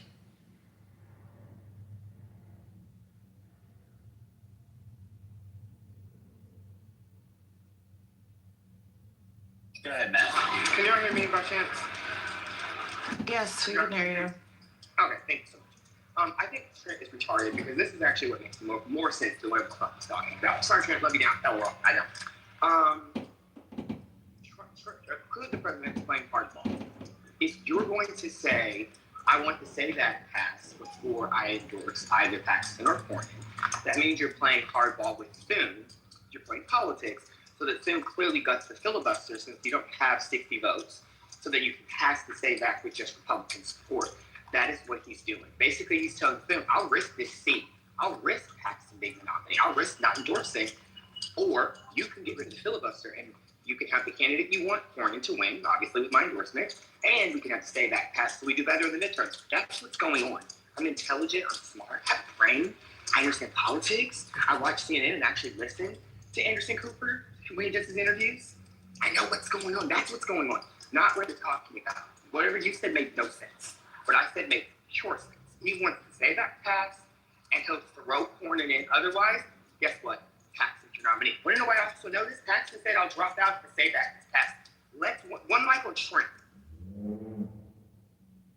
One mic on me for, bro. I ain't arguing with you, whatever. Okay. It's a weird strategy. I don't understand Trump's strategy. So you're creating beefs in your own party to endorse a person who could lose. Cornyn could lose. There's a small chance he could lose Tellerico. Most likely won't even lose. Or you get rid of the filibuster for when the Democrats take over in 28. Like, what's going on? It is a could lose. It is exactly that. He is going to risk it, or you're going to have, Kim Paxton potentially losing because he doesn't actually give a fuck about the seat. That's what's going on. He legitimately wants to Say That pass more because that's more valuable. He never cared about the filibuster. On day one, remember, he wanted Rick Scott nominated. He wanted him to be the individual that run, the Senate Majority Leader anyway, right?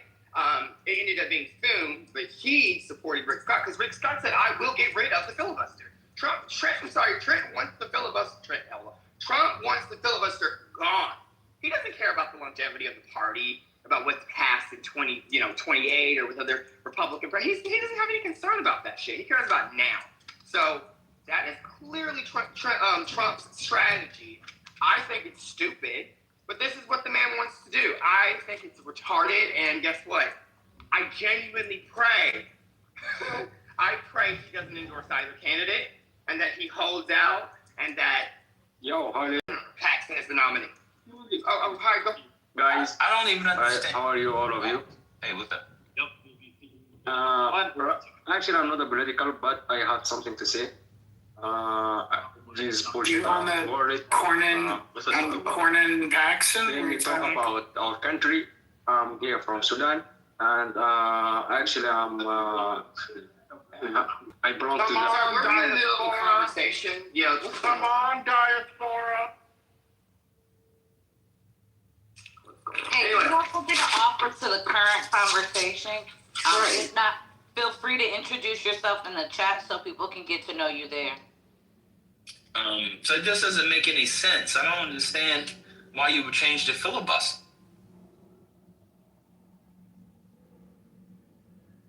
Can you hear me? Yes, we can hear you. Yes, sorry, my phone is being. I'm in public, so my phone's being weird. But yeah, I think the strategy is stupid. But I think for Trump, it's about getting the Say Back passed so he can disenfranchise as many people as possible. So quote unquote Republicans will win, even though all of us know more Democrats have passports, and they would actually benefit more Democrats. But yeah, that's to me what Trump is trying to do. He's directly telling us that's what he's trying to do on Truth Social. I think it's stupid. But Thune is in an interesting position. Get rid of the filibuster to pass the Say Back, or do you risk Cornyn not being your nominee in Texas and it being Paxton? I thought that he would endorse Paxton. No one took my bet. Thank you for preserving my $50. But yeah, I'm not sure why. I just think that Cornyn is the fact that it was so close. Is that a sign that maybe Texans are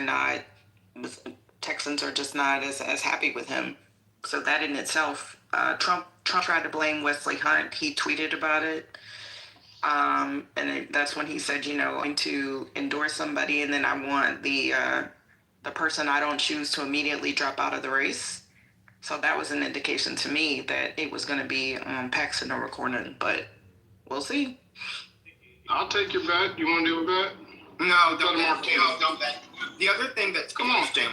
No, hold on, Matt. No one's betting you anything. I'll bet you a 1920s Ford or a 1930s or 40s or whatever Ford. Go use that. Anyway, what I think is interesting is Trump is this dumb. I mean, clearly he posted on Truth Social, I won't be endorsing until the SAVE Act is passed. So he's already committing to not endorsing until the thing's passed. So that is squarely putting shit on Thune. You either have to get rid of the filibuster to pass this, or you're risking Cornyn not being your nominee. That's I'll dumb. bet you Miki, I'll bet you the first round at Vic and Anthony's or like restaurant. Bet you the first 2 rounds, because the first round is easy. You know I won't get the first round. So I'll bet you the first 2 rounds at Vic and Anthony's that Trump picks for. All right, you got it. I mean, I think it came down to if Jasmine won the nomination, right? Because we know that Republicans really wanted her to win. Because as soon as, a few hours, all the votes hadn't even officially been cut, and Trump was tweeting about Tallarico, putting, him, what did he call him, a radical leftist or something? The usual. So, yeah, but it was like super, super early, even for him. And I was like, okay, they're worried, they're running scared. He's already trying to attack Tallarico. They're not happy with Hunt. And then Wesley Hunt, bitch, did you hear that concession speech, Matt, where I do as I'm told? Yeah, but he's also indicated that he could endorse someone too, which I think is going to be interesting to see who he potentially endorses. Why Wesley stayed in? Yeah. And come on now. I think this Texas race is just like, wow, it's national attention. It's Trump is all over it. I mean, it's just interesting, and like we said, for Trump to actually threaten his own party publicly on Truth Social is just freaking insane. So we shall see. Do y'all think he's gonna make a choice soon? Because they really want to. They really want to start targeting. He said imminently a choice will be made, but I just feel like this is just putting pressure on Thune to imminently get rid of the filibuster. I think it's stupid, but Trump is also, remember, Taco. Trump always chickens out. He might chicken out. He might just say, okay, I'm endorsing Cornyn. But what if it stretches out to where it's too late, right? Like, what if he does this a couple days before the election? Agreed. Because what if he doesn't get what he wants? Yeah, he definitely always chickens out. Great point. He walks so many things back all the time. So we shall see. I think the discourse online is that is Thune really going to risk the filibuster for Cornyn? And people online, analysts online are saying no. He would sacrifice Cornyn before he would get rid of the filibuster. That's what they're saying online.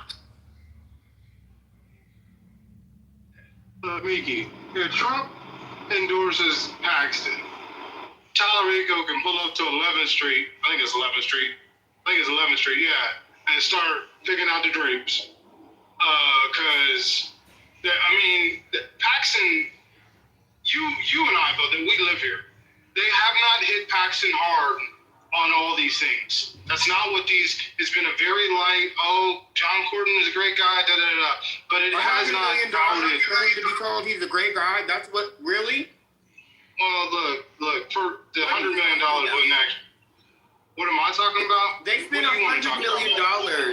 Like, Cornyn has put up $70 million and then 25 from the, Republicans. But why would that all just be, I'm a nice guy? I'm a nice guy. Well, that's not what the attack had in their trend. What are you talking about? So there were not all. Yeah, I do live here, and I've seen that. We're not hard hitting. In the end, they got a little bit harder hitting, but they were not being anti-Paxton attack ads. It's been more fluff about what Cornyn has done over the past 150 years that he's been. Yeah, they're calling Cornyn Mitch McConnell. They're calling him a rhino. So MAGA's attacking him by that purpose. That's why I said it really shouldn't have been that close. I know they're blaming Wesley Hunt, But in my opinion, it really shouldn't have been. And in terms of Paxton being a bad guy with all these problems, he's been had all them goddamn problems. That's what I'm saying. They don't care, which is sad. Like they don't. He's been doing fucked up shit for decades. Like this, it's nothing happened to him. That's all. That's what I think. But that's what I said. We shall see. I mean, look. First of all not all that money was spent. Like y'all gotta recognize. I've talked about this before. Just because they say they spent $700. Yeah, no, it wasn't. Okay, I'm going back down. Hey, listen. There's a lot of ways to push money and add revenue. I'll just say ads are one of the best ways. I.e., see Kristi Noem and her 220 million ad buy with some unknown agency. It is a great way to push and launder. Oh, I'm not going to go there. I don't think $71 million was spent. But again, it was not a hard-hitting campaign calling out Paxton on all his flaws. Got that late. But that's not really what has been. When they get one-on-one and you start calling out Paxton on all the things that have taken place, this is not a good thing for Paxton, especially in the general election. I remember Tallarico got, did he not, Matt? Because you know the numbers. Did Tallarico not get a really good, did Tallarico not get a surprising percentage of that Hispanic vote, which we know is hard to get out, correct? He did really well with that demographic.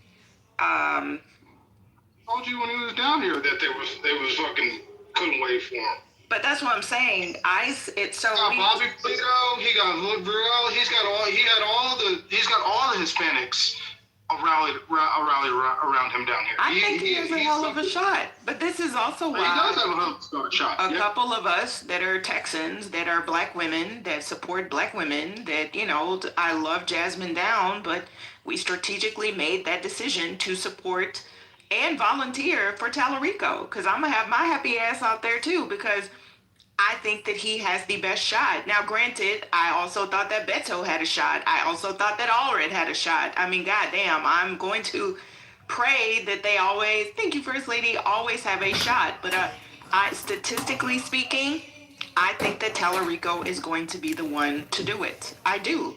I really do.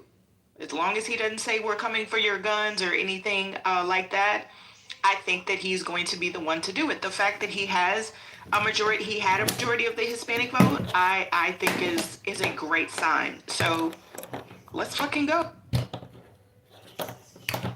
Beto man talk about phasing out the oil industry. like that doesn't work here. But I think the guy, I agree with you, Miki. He has all the intangibles to make it happen. And Kimberly put a good point. Does Trent understand that Paxton was reelected even after some of his biggest scandals? He won after a competitive Republican primary in 2022. That's what I'm saying. Yes, Paxton has done, for decades. I remember hearing about this years ago, years and years, and they poo-poo him. He's just like fucking Ted Cruz. You find somebody that actually says, I like Ted Cruz, but his ass keeps getting reelected. He's like fucking vampire of Texas politics. So, shit. Anyway.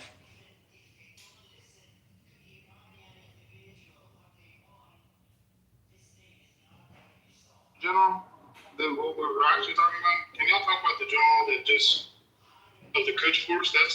That's bigger news. How about no? Okay, not big news, y'all. Okay. What is there to say about the general? We don't know who the Tallarico's competitor is yet. So what is it you want to talk about?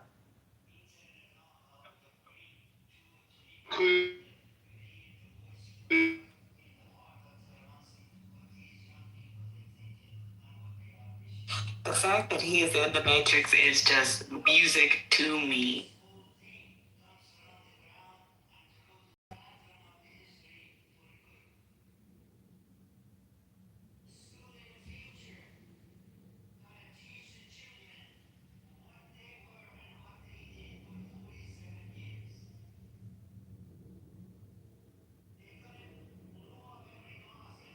This has really been a great room, y'all, today.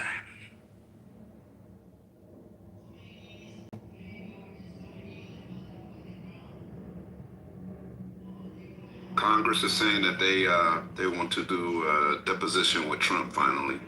So we don't know how that's going to play, but they finally have articulated that they want to do a deposition, and they also I'm gonna get the clip for you guys. They also released the 3 previous interviews. Remember I told you about the 13-year-old that claimed there was forced oral copulation, and that original interview was logged in 24 hours. It was in August. 24 hours prior to Epstein unaliving himself was the first time they actually logged in that 13 years old interview. But doing some digging, they found out there were 3 additional interviews that they had done with that 13-year-old before they actually logged the 4th. So the one that we thought was the first interview was actually the 4th interview. And now they just disclosed the 3 other interviews that they've done with this 13-year-old who allegedly bit Trump during forced oral copulation and then was punched. So we'll see how this plays out, and if there's really a deposition that comes from it. I'll get the clip for you guys in just a second here. That's the Katie Johnson, Jane Doe, I believe, that was going to pursue the lawsuit during the first administration. Do y'all remember? I think she was represented by Gloria Allred, and then she dropped the lawsuit because she said that she and her family were getting threatened. So that has been confirmed that ain't her, the Jane Doe, it's Katie Johnson is the name of her. But thank you, Gemini, because thank you, Carlos, during everything else that's happened, that's a pretty big deal. And this is, a lot of people were like, oh, well, there's nothing definitive in the Epstein files that says Donald Trump. There's nothing. Capitol Hill. If you remember, they asked her, was there ever a serious investigation into Trump about illegal activities? And she said no. She straight fucking lied.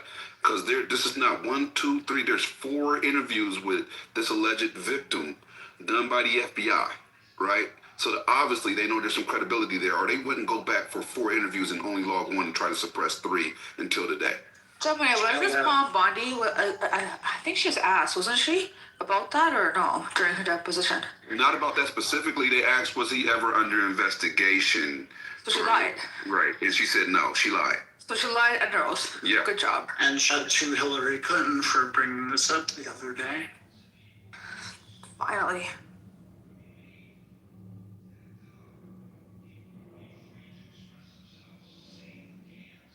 Do you know when he's going to be deposed?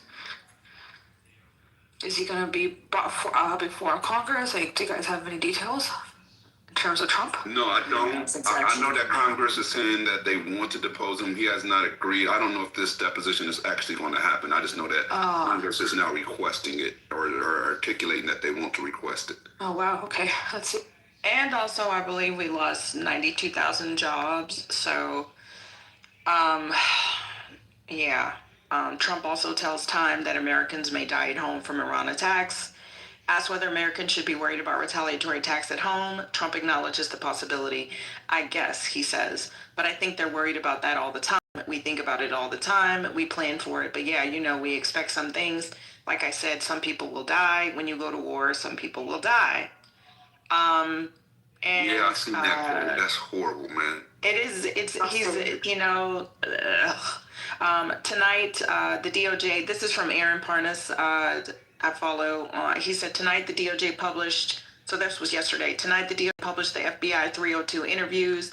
Thank you, Gemini, for bringing this up. With a woman who accused Trump of abusing her when she was a child. The Bates numbers for the interviews are, and they have them listed. So the DOJ has released the interviews. And I'm let me see if I can find them because they have been released. I don't know if they put the files out and then they did away with them again, but let me see if I can find them.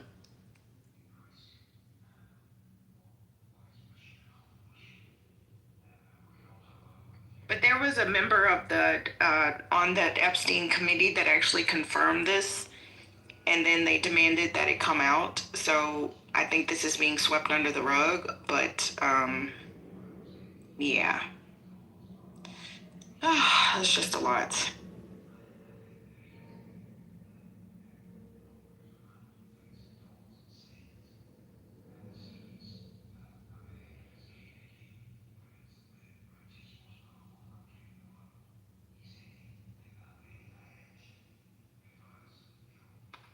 They said the official reason the DOJ is saying that they're just releasing these 3 additional interviews that were conducted by the FBI with this alleged victim is because they were accidentally marked as duplicates, excuse me, of the initial.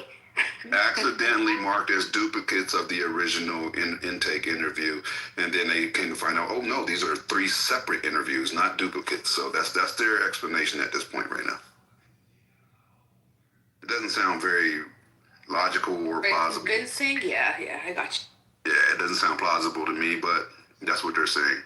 These were duplicates, and that's why they're just now being released, because we didn't realize we interviewed this victim 4 times, not 1. Which is so full of shit. There's now more breaking news. This broke earlier, and I dismissed it, but now other people are reading it as well. The report is that Kamat is dead. We know he's dead. No, the son. Yeah, the oldest son, right? The first son. He has 2. Well, you don't know he's dead. How do you know he's dead? You're confirming that you know that? They've said that already. They said that the compound they hit, they had him, his oldest son, some grandchildren. There's actually a list. No, ma'am. A separate attack? Trent, the irony of you asking somebody if it's confirmed, I'm sorry, that is fucking hilarious. It's after him saying it is confirmed. You're talking about the son-in-law? The son-in-law. Yeah. The son-in-law. Wait, hold on. You're telling me it's confirmed, and then you're asking me if it's confirmed. Yeah, but you're talking about a different strike. The strike from 5 days ago. Kamani, Mantoba, Kamani, we need neoliberal because I can't do these names. The son that was just known to be alive and was being elected as the supreme leader. There are now multiple people saying that he was eliminated within the past couple of hours during the strike. So now we know that multiple commanders are dead, but they're now saying that the Kamani, the son, who was ready to take over, is also now dead. I mean, wouldn't that be intentional if the United States said that they wanted to choose the leader?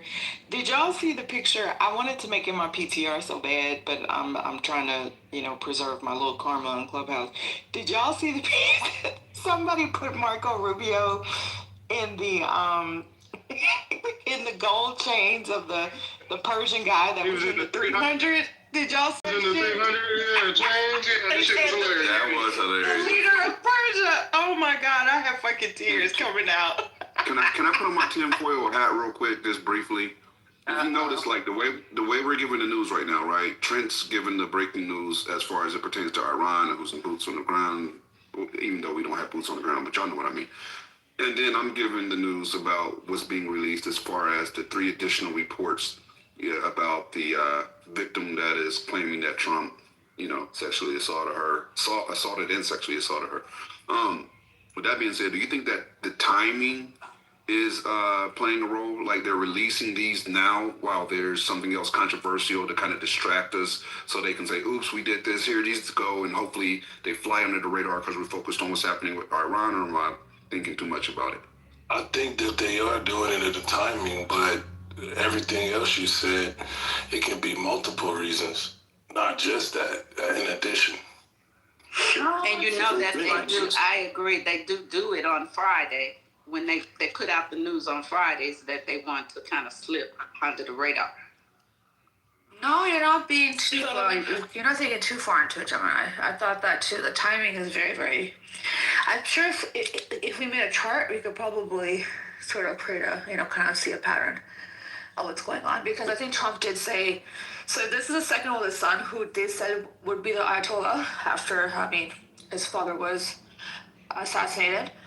Then, they've said it a few times that this is a person, and then Trump said yesterday that he needs to have a say, and he actually said that he has a veto.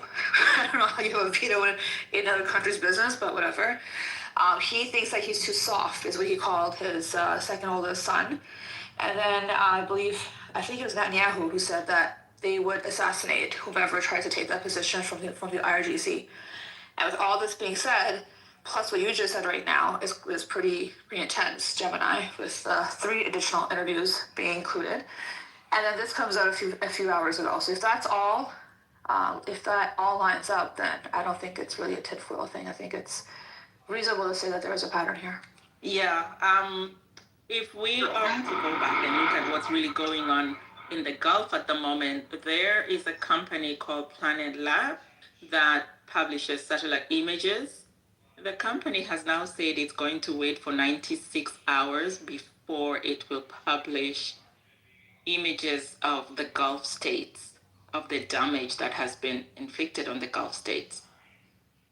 And there is also another news that Russia has, this is now on AP, has given Iran sensitive information about U.S.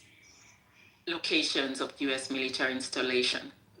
Yeah, they've been doing it. I said that 5 days ago. That's the problem with our media is it's so late to the table. Well, obviously Russia was helping Iran.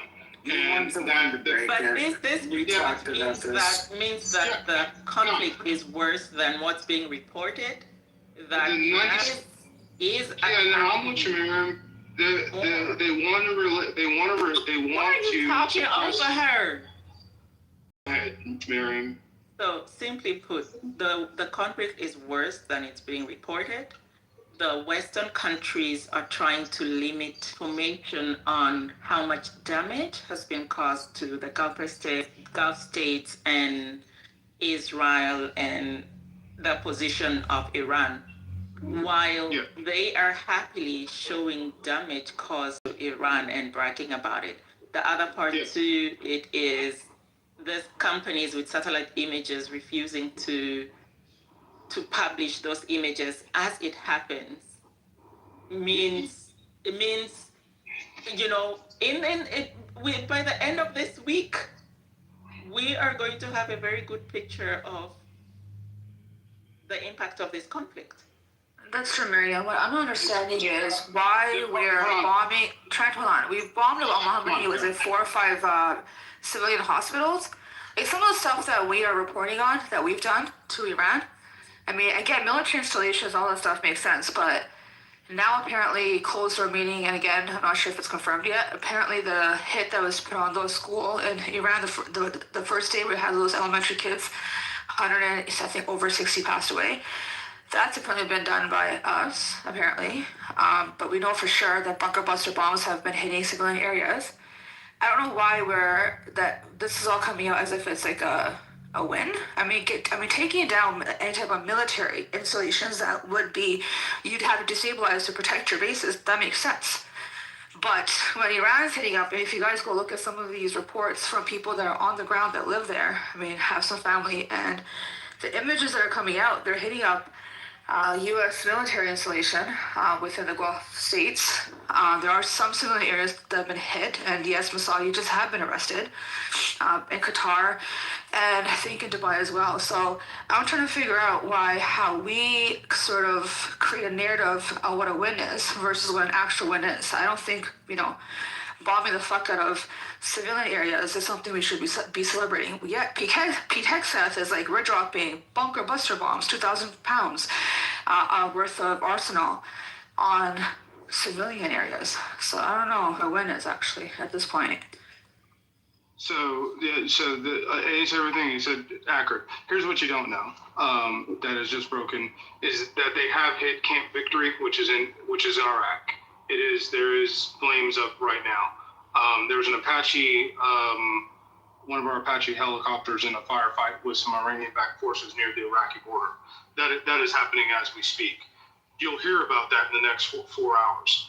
On the flip side, with their how do you know? Because I know. Because I know. On the flip side, we've destroyed. It's just released by CENTCOM. We've hit 3,000 targets, 3,000 plus targets, and sank 32 ships and submarines of Iran. And again, as you know, that it's very questionable who's in the leadership that is remaining with the IGRC and with Iran right now.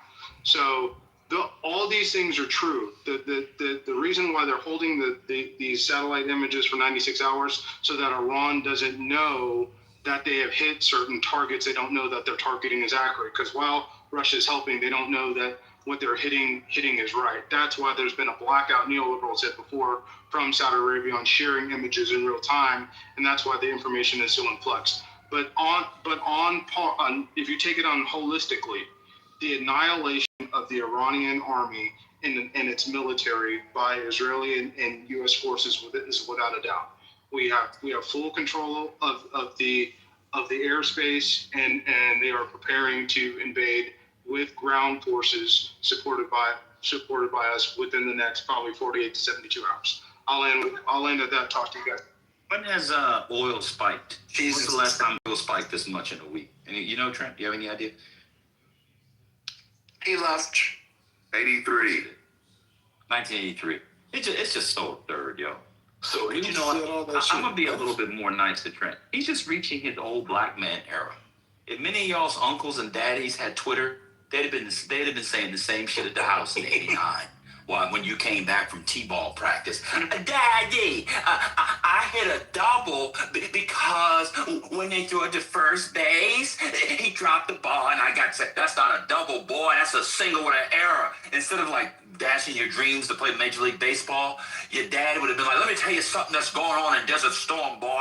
This boy named Saddam Hussein, that's what we're gonna. Trent is just in his old black man phase. I'm gonna be a little bit more nice to him. Y'all gotta let him get it out. If you let him get it out, don't question him, he'll keep moving. Right. I only did ask because he was gone, man. I wouldn't have gave him if he was here.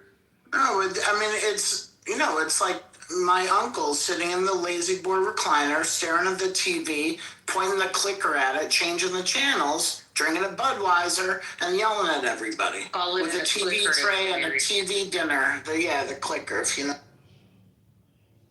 We call it the WhatsApp University. Those forwards are pretty bad too. With a Swanson TV dinner. Let me respond to your mama. Not Your Swanson. mama, the way he drinks alcohol, pops Cialis and Molly, and eats steak and French fries. Believe me. 46 is old. Believe me, it is old. Believe me. And not steak treats either. Steak and French No, fries. hold on, man. Did you hear when I came in? The first thing I asked him if he's drinking. Every time I've asked him that question, last week, this week, the man's like, yes, Friday. He said he was already 3 martinis in. And that was what? Not even the end of the workday. 3 martinis right now? Yeah. He said he's 3 martinis in. Oh my God.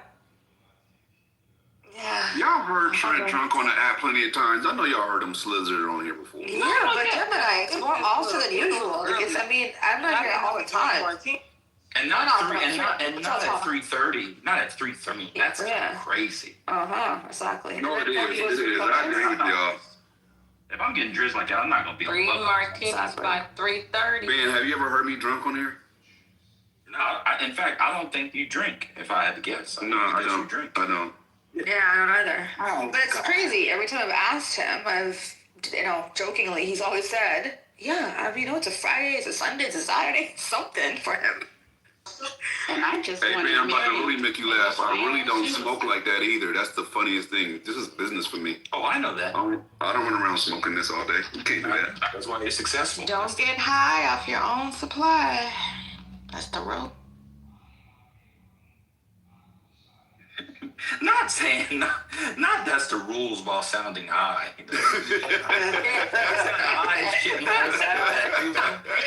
Now we gotta play strawberry. Now we gotta play NWA band. That was your opportunity. What song is that? Dope Man. Oh my God. NWA in here. I'm booming. Patty would end the house before she played it in here. What's going on? She probably would too. That's the funny part. Oh my goodness, Ryder. Ew. Bye-bye. But Ace, I like the way he gave you your props. You did know what was going on. But here's what you didn't. Here's what you don't know.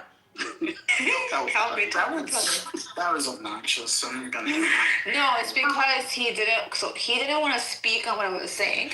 So he just wanted to acknowledge I said something. And then he just kind of deviated to his bullshit points. Yeah.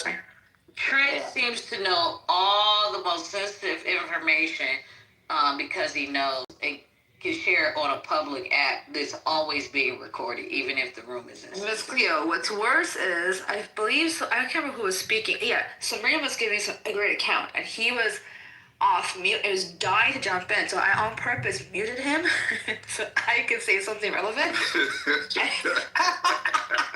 That's the reason why he did what he did. My favorite thing is to mute people who don't know, you can tell they just talk to spam the room. Like, it's like real, like live spam, which I didn't know was a thing. But I'll mute people who are live spamming, and they won't know that they're on mute. They've been talking and talking and talking. That's the best. It's a sense of entertainment for me. I don't do it in here because, we have cool. I do it in here. Most of the time. I have been tipsy on the app. I do have to acknowledge, y'all. I was in Vegas, was waiting for my bestie to get there. I had the little champagne, the little complimentary. Man, that shit went to my head so quick. Oh, champagne? I don't normally drink champagne. What is it, a little, like a whole Did you champagne? get straight or you make mimosas with drink? it? No, I just drank it. They had the cute little charcuterie board, and I ate up all the little cheeses and chocolates and shit. Man, I drank that stuff. It was Alonzo's room. I could hear him laughing. Like, is Mickey drunk? But I didn't know that I was Did you tipsy. have a drink or did you have drinks?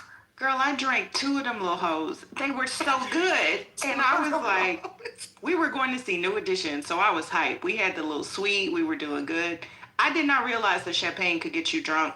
I always thought that, like, if it's not, like, hard liquor, it couldn't impact me, but shout out to getting old. Yeah. I can't handle my liquor anymore officially, y'all. That's okay. Hey, you'll laugh at me. I can have a couple mimosas and I'll be feeling tipsy for real. You said you don't drink. I don't. That's why. That's literally why. That's what I'm trying to say. If you don't drink, that's why. Right.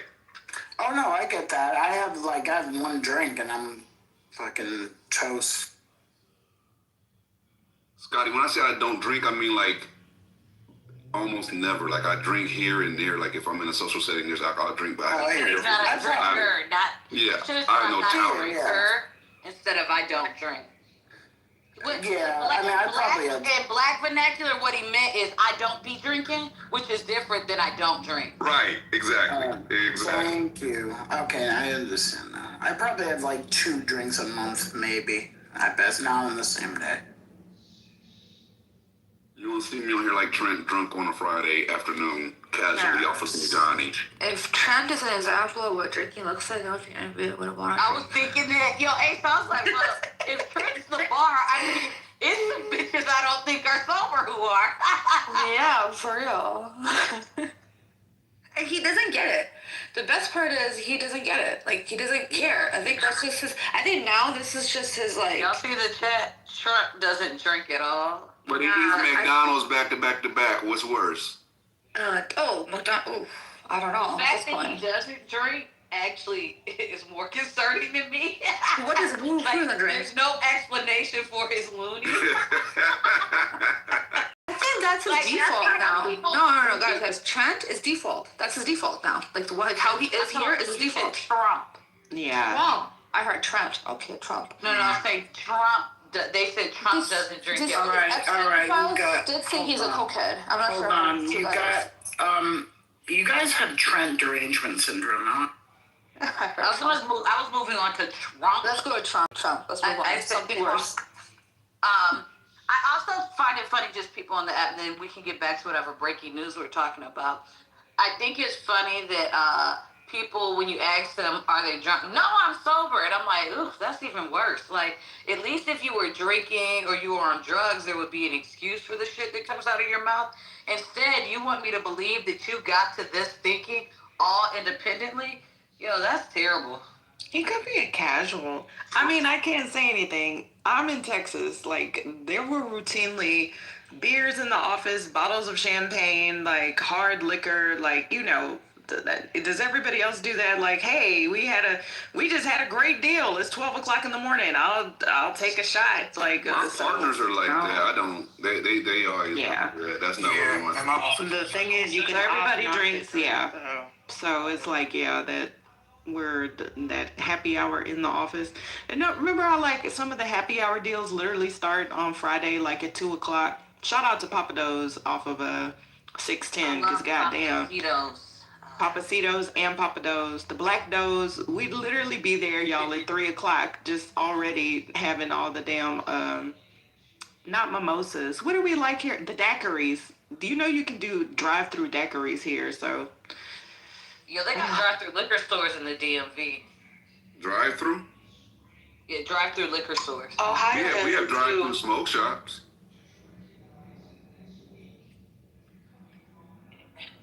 Really? I feel like Where are something those? good wrong about a drive-through LA. liquor store. I've always felt that way. Vegas too. Huh? No, go ahead. I'm sorry. I was talking to you, Anna. Go ahead. No, it's good. there's one that's like a barn. It's actually kind of cool. I don't know if y'all have seen it. It's kind of old. I don't know if it's on social media anymore. I can't remember where it was, but it was a liquor store. So you literally drive right in the middle of the store, and then the people that work there would get like whatever it is that you wanted. This was before they had all those little bitty shots. I don't know. I think those are the cutest things. How you can get a little bitty bottle of Hennessy, like a little bitty shot, if you don't want to get like the whole thing. I'm a recovering lush, by the way.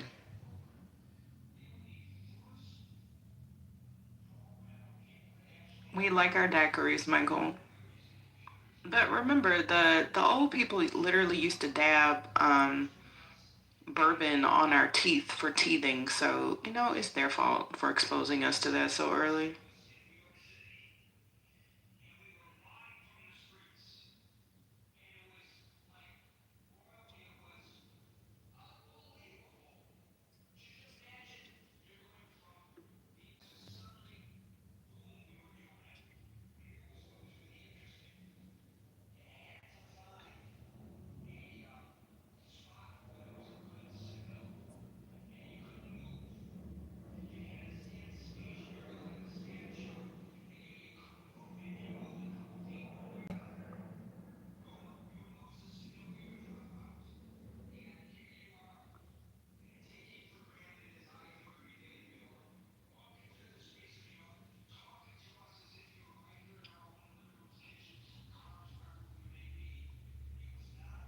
I've never had a martini. I don't like anything with the clear liquors. That's just me.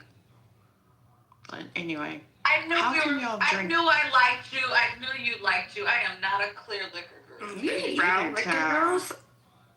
I'm a brown liquor girl. Hey, Miss Cleo, yeah, I'm a brown liquor girl.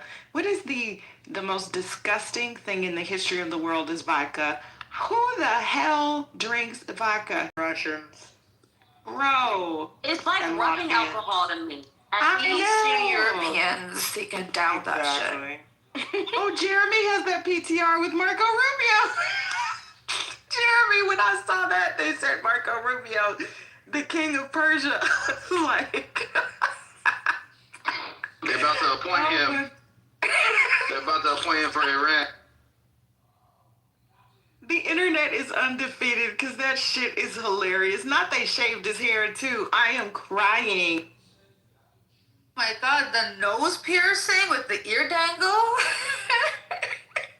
Zoom into his face. Oh my God, wow. The internet does not disappoint. Britt says not too much vodka. I knew you were that girl, Britt. Listen, If you're a lemon drop girly, that's fine. I do lemon drops. I also, if you can get like a really good cucumber or like drink with vodka in it, they're very nice and refreshing. Point up has taste. But I like light liquor, brown. The only thing you can't get me on consistently is gin.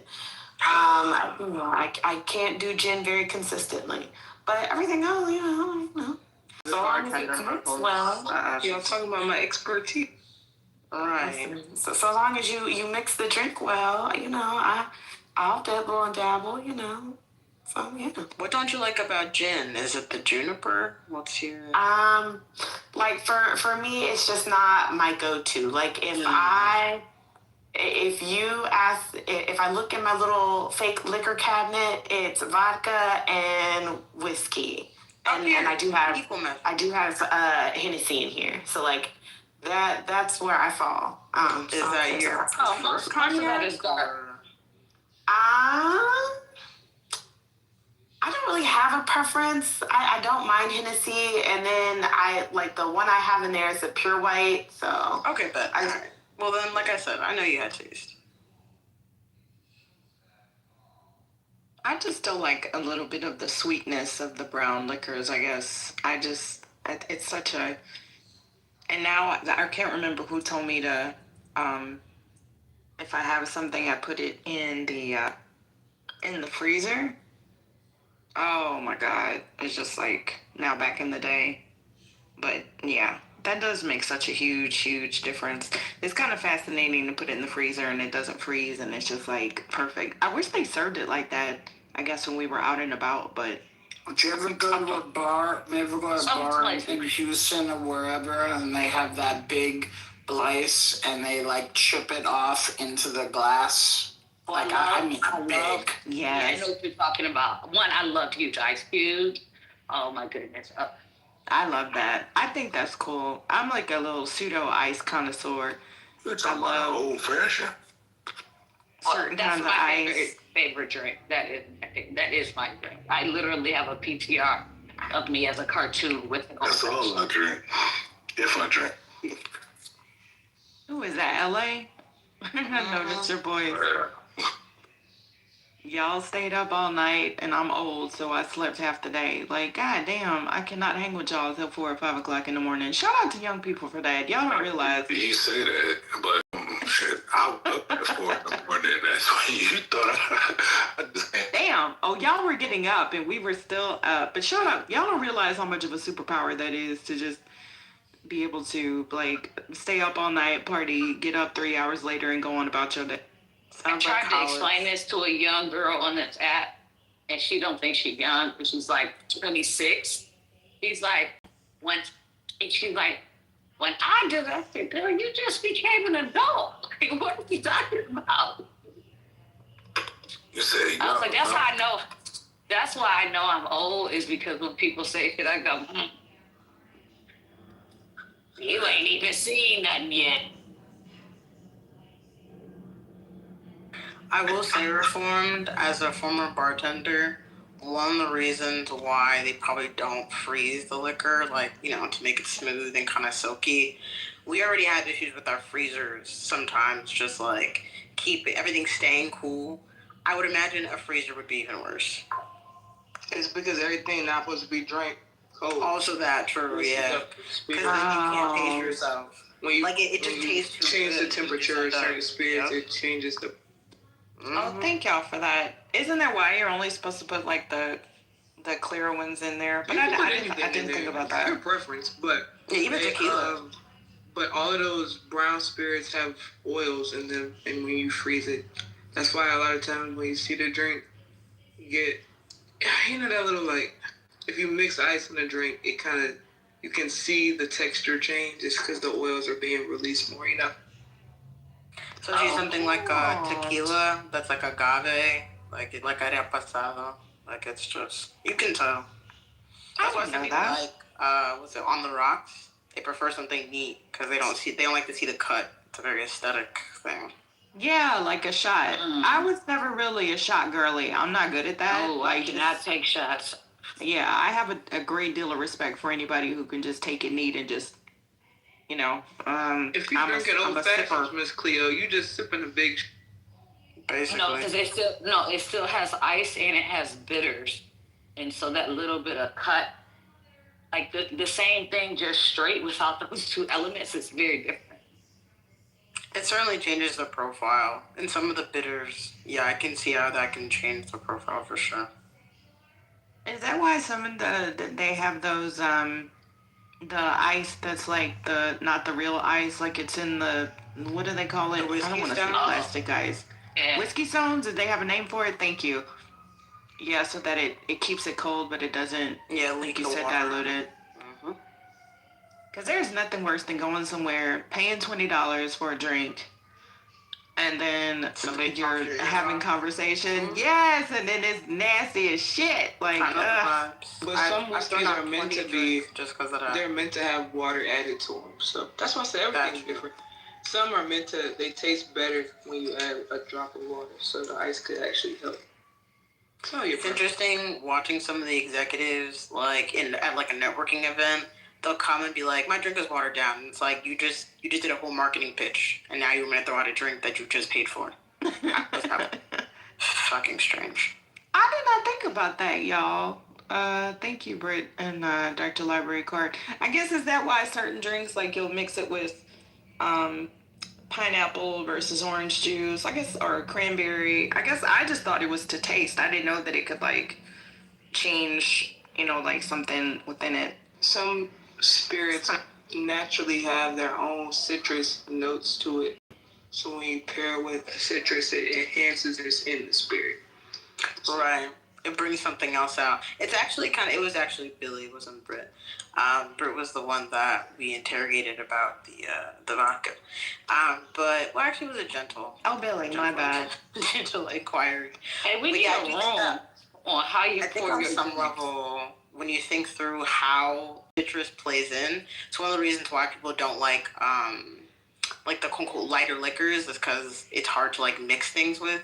They prefer like the darker, like the whiskeys, et cetera, because, it makes it a little easier to remember what the drink tastes like. So it's like cologne is what y'all are telling me. I'm today's years old before I'm hearing about this. Oh, this is cool. What did you say, Spiritus? I didn't say anything. I mean, I love mixing drinks. Period. So, yeah. I just don't like drinking them, but I love making them. Like mojitos and stuff. I love a great mojito. But you have to make this shit right. Whether it's old-fashioned or mojito. Like, you have to actually put in the work. That's the thing I hate the most. You go out to a place and you have a shitty bartender and you order a fucking $18 cocktail and it's fucking bullshit and it's fucking trash. Like, I want you to put the work in to make it taste good, because the old fashioned where you're just throwing a orange and a cherry in and you're not muddling it. Same with like the mint in a mojito. If you're not muddling that shit with the lime and the sugar, like, get out of here. Just give me rum and coke. There it is. I'm gonna tell you, this is why we give you a hard time about the IKEA furniture. This right here. Not this. Why? I don't do the IKEA. Because you're strict with alcohol and not your furniture. Right, he's picky. He's picky as hell about everything else. That's not picky. No, it really. Okay, so I know somebody who actually gets awarded for making drinks, right? Like he's not a flair bartender. He's like a mixologist. And when he goes to competitions, people know to move the fuck out of his way. Like it is a science. It's not. You actually don't play with that type of shit. I can get that. Furniture, if you're moving all the time. I know you're in New York. It makes sense. We're not moving.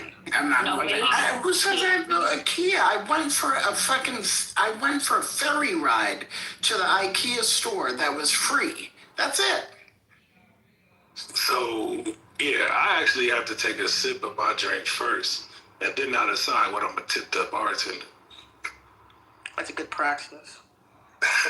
I salute you. I just want y'all to see how freely I talk about being alcoholics up here. Oh, I'm just a bartender. I'm not judging nobody. But whenever I get to talk about the greatest biter on the planet, you get crazy. I just want y'all to know. It's hard for me to distinguish weed, to be honest. That is not true.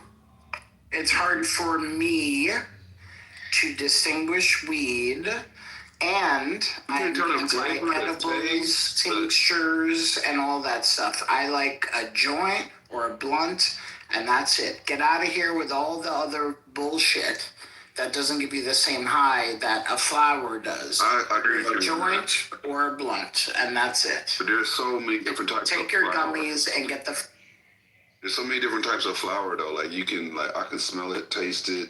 Yeah, I hear you. I mean, I typically will get a hybrid or indigo-leaning hybrid. That's all I deal with. I don't do any sativa. I'm not doing a sativa. Yeah. I don't need to fucking go crazy. Indica hybrids is what sell. Like, the stores don't want the fucking sativas at all. Wait, what's a sativa? What is that? That's like coffee. Think of it like coffee. Because hybrids. Yeah. It's Although like, if I'm going on like a hike, like if I'm outdoors, like if I'm hiking or whatever, then maybe a sativa will take a hit off of the sativa. Sativas are good, especially if you're trying they're to like clean your house. Yeah, Yeah, clean you want to your be house. productive. Yeah, You want to you want to be productive, but Yeah. they don't taste good, probably. Some of them do. I had Memphis Belle and I had Green Crack, and both of them really taste really Yeah, good. I don't like the sour diesel though. I don't like the aftertaste on the sour diesel though. That's what I'm just saying. There's a lot of different sours Kinda too. tastes like sour diesel though. I like it. That's that old school New York shit. That's how you know somebody from New York. You got that sour power, yo. Wait, I'm sorry. Are they brands? Like, There's is it different strains. The way you have different alcohols. Yeah, there's different strains. But you can okay. taste it like it's a certain flavor that you can taste. It's hard to explain unless you've tasted it. Yeah. And then also, Mickey, we're talking about two separate things. One of them is different strains, right? So you can have an indica, and the indica has different strains. You can have a sativa has different strains. But then indica and sativas are just different. Like they're two different types of cannabis, right? You have your indicas and then you have your sativas.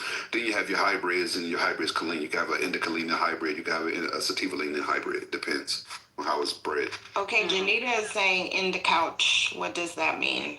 Indica, That's kinda like in the couch. You're gonna be in the couch after you smoke an indica. Oh, okay. Thank y'all. We call it weekend weed because you ain't getting no work done. Like it's one of them. Yep, Jesus.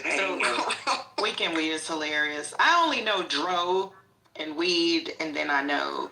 Not that I know. I've heard. Dro just means that's the way it was grown. The way it was grown, the way it was propagated. Like dro means hydro means it was grown using no medium outside of water. You're just nutrient solution. That's all you use. Okay, I hate how that smells. I hate how that smells. Now, regular weed, but the way that smells is disgusting. And of course,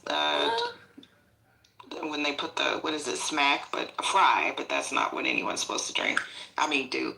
Well, but yeah, thank y'all for breaking it down. I didn't know that they were. What smell? It's kind of like indica. Yeah, I hate how hydro smells. Well, it's really strong. It could be any weed could grow hydroponically. That's what. Right, that's true. That's true. It just depends on the whether you want to grow it in water or if you want to grow it in soil. Is different. Like hydroponically it could be the same strands. They're just grown different ways. Most of the shit you're gonna find in the stores right now is gonna be hydroponically because they veg faster. Year round. Yeah, so we can do it a lot faster. We can get more harvest per year if we do it hydroponically. So a lot of it, like in the stores, is hydro. I'll also say indica, although it's a quote-unquote downer, some people actually use it to like finally get out of the house. Like it is technically indica, quote-unquote downer, sativa, quote-unquote upper, but some people it doesn't work that way with their brains. That is true. Exactly. That's true. I will detest that one because mine is. I use mine for ADHD and bipolarism. It helps me focus. I maintained a 4.0 in college, smoking weed every day. So you just have to know what you're smoking. You wouldn't know who smoked a lot. Steve Jobs was an avid smoker, believe it or not. The boomers do that. Steve Jobs.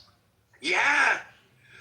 I have definitely learned the different strains and how it works with my body. So usually, and honestly, I know this sounds funky because you guys probably think I'm nuts anyway, but you guys have never talked to me sober, ever. I've had people that have like, oh no, We know, Ramona. We know.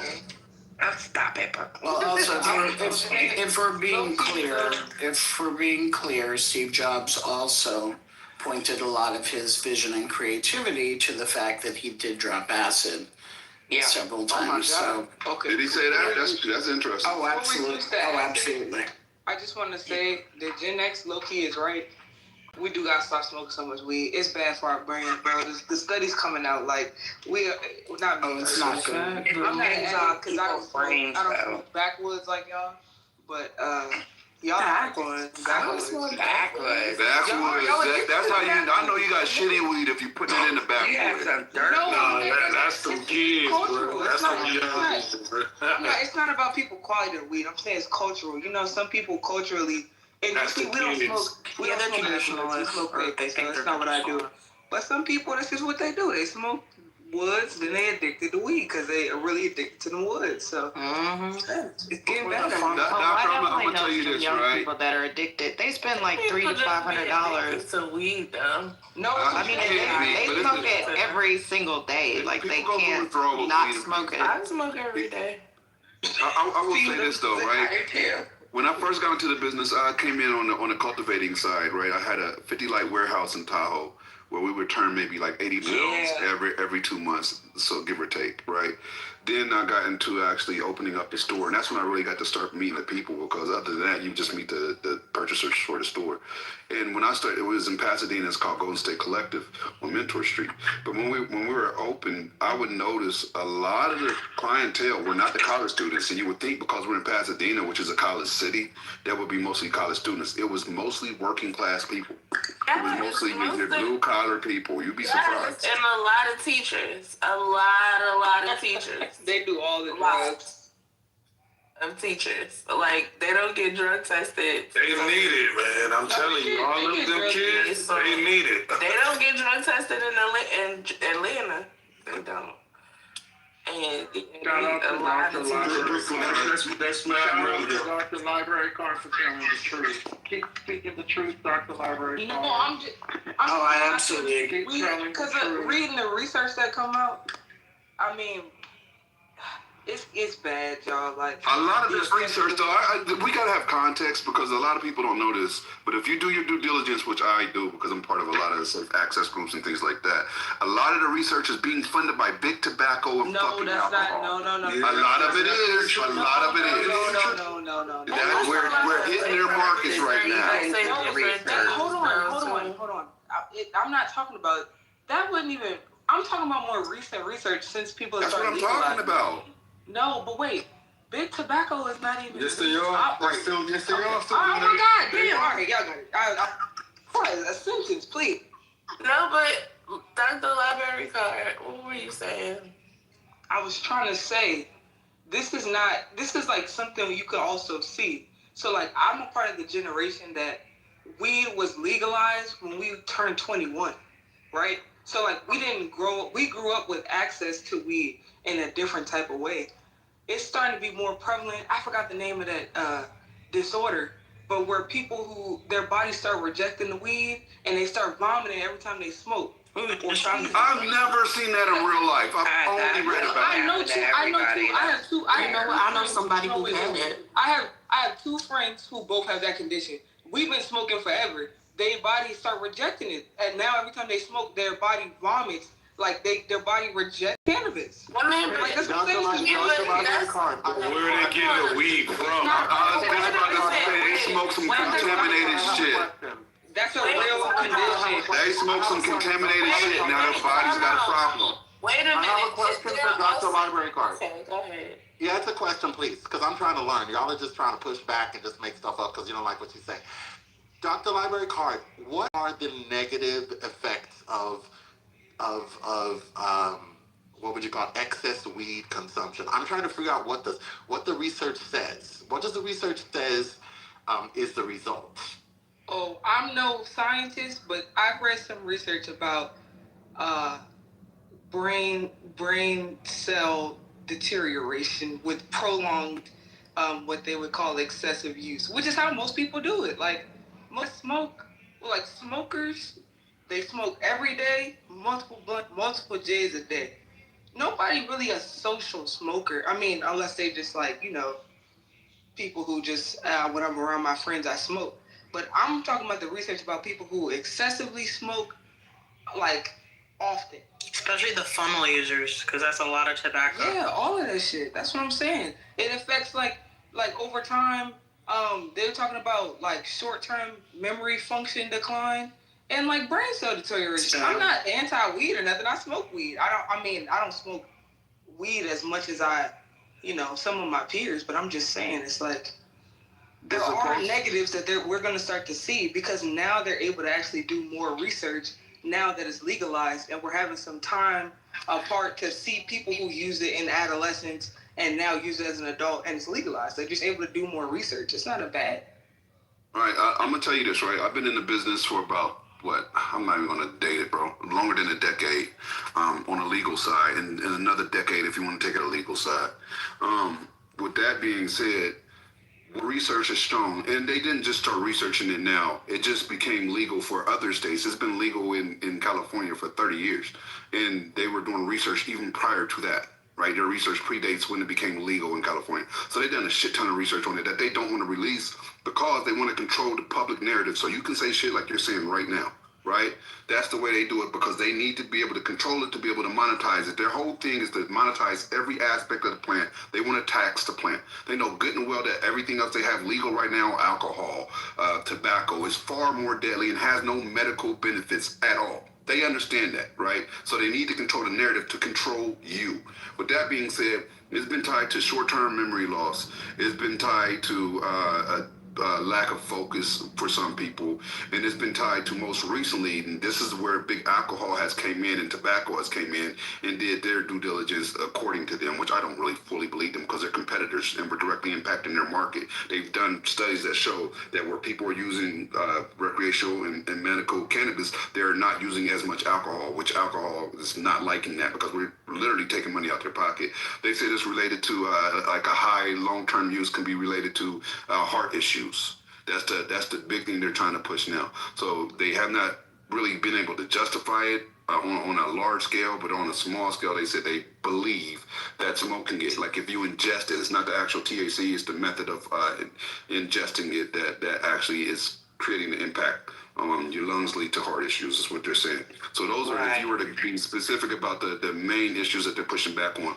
But now with that being said, there's not been one death from overdosing on cannabis. So repeat that. Nobody talk about There's that. never been a death. And we can't, there's been like 50 million deaths today from alcohol and tobacco. Because the pushback is hilarious when I hear it. It's just hilarious.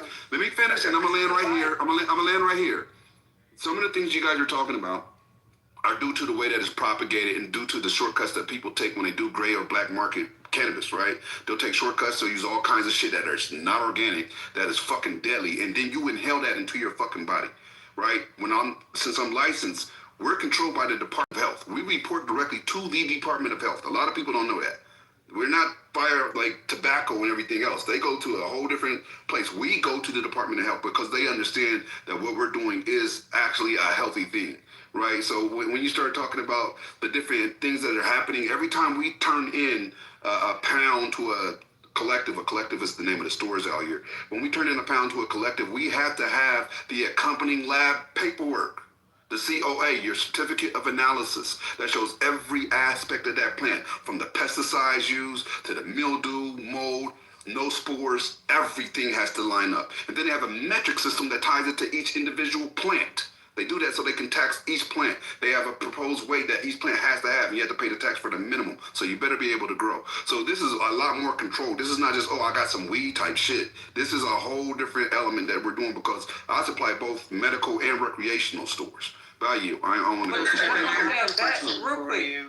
But that had nothing to do with what I was talking about. So you told me in all your years, so are you saying CHS is not real? Because like I said, I have two friends, both in their mid-20s, that have CHS, and they can't smoke weed anymore because one day they smoked weed so much, one day their body started uncontrollably vomiting.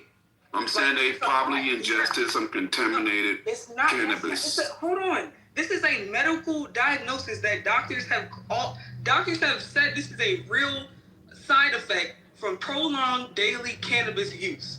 And you're saying they had a bad batch. Like, this is not a result of a bad batch. I believe you. This is something they're saying is your body, after prolonged excessive use of cannabis, when your body starts to reject it, this is what happens. Like, why are you saying it's a bad batch? I can tell you, of all the prolonged users that I'm around, and I'm around a lot, and I've dealt with a lot, I can tell you within the last I don't even know how much I want to say. Within the last 8, I've moved over 1 million pounds. I mean 1 million pounds. I mean, I got paperwork for that. Right? I know what I'm talking about. I just don't understand why. Let me finish what I'm saying. You do not see in the cannabis people talking about this issue. Never. I never see Why this. would they talk about This is very because it They're exists. addicted to it, so they don't Let wanna me finish. face Let me the finish. Okay, you know nothing about it, but go ahead. Let me say this. I've not encountered it. I'm not going to say it doesn't exist. If it does exist, it's such a minute, small portion that is or some type of mental ailment that's associated with it, or they ingested something bad. This is not, I ingest, like the way cannabis works, you can't vomit because I smoke too much weed. Like, I don't know how retarded that sounds to anybody that doesn't understand. The doctors who came up with that conclusion are the retarded ones? The Cleveland Clinic is The why. You gotta know the why. You weren't there, so you don't know. You gotta know the why. But you don't know the why either because you weren't there. You guys are assuming the why right now. Did you examine these people? You're assuming Did you the why. examine them? No, and I know it. I know that's not even a talking point. Like, it's ridiculous. No, well, it's not a talking point. It's just reasoning. DLC did not say that this is a large-scale problem. She simply said that in some cases, she didn't say a lot. Some could be 1 out of 1,000 or 1 out of 50. That in some cases, the adverse effects are dire. And she gave us 2 examples of what can happen. Has anybody died from this yet? Take too much weed. Has anybody died from this yet or no? So I don't understand why we can't just hold those 2 things together. Wait, can you tell me? One second, guys. Who's saying you could die from taking too much weed? Nobody said that. So when you say dire means D-I-R-E. I know, but what are the consequences that could be so dire?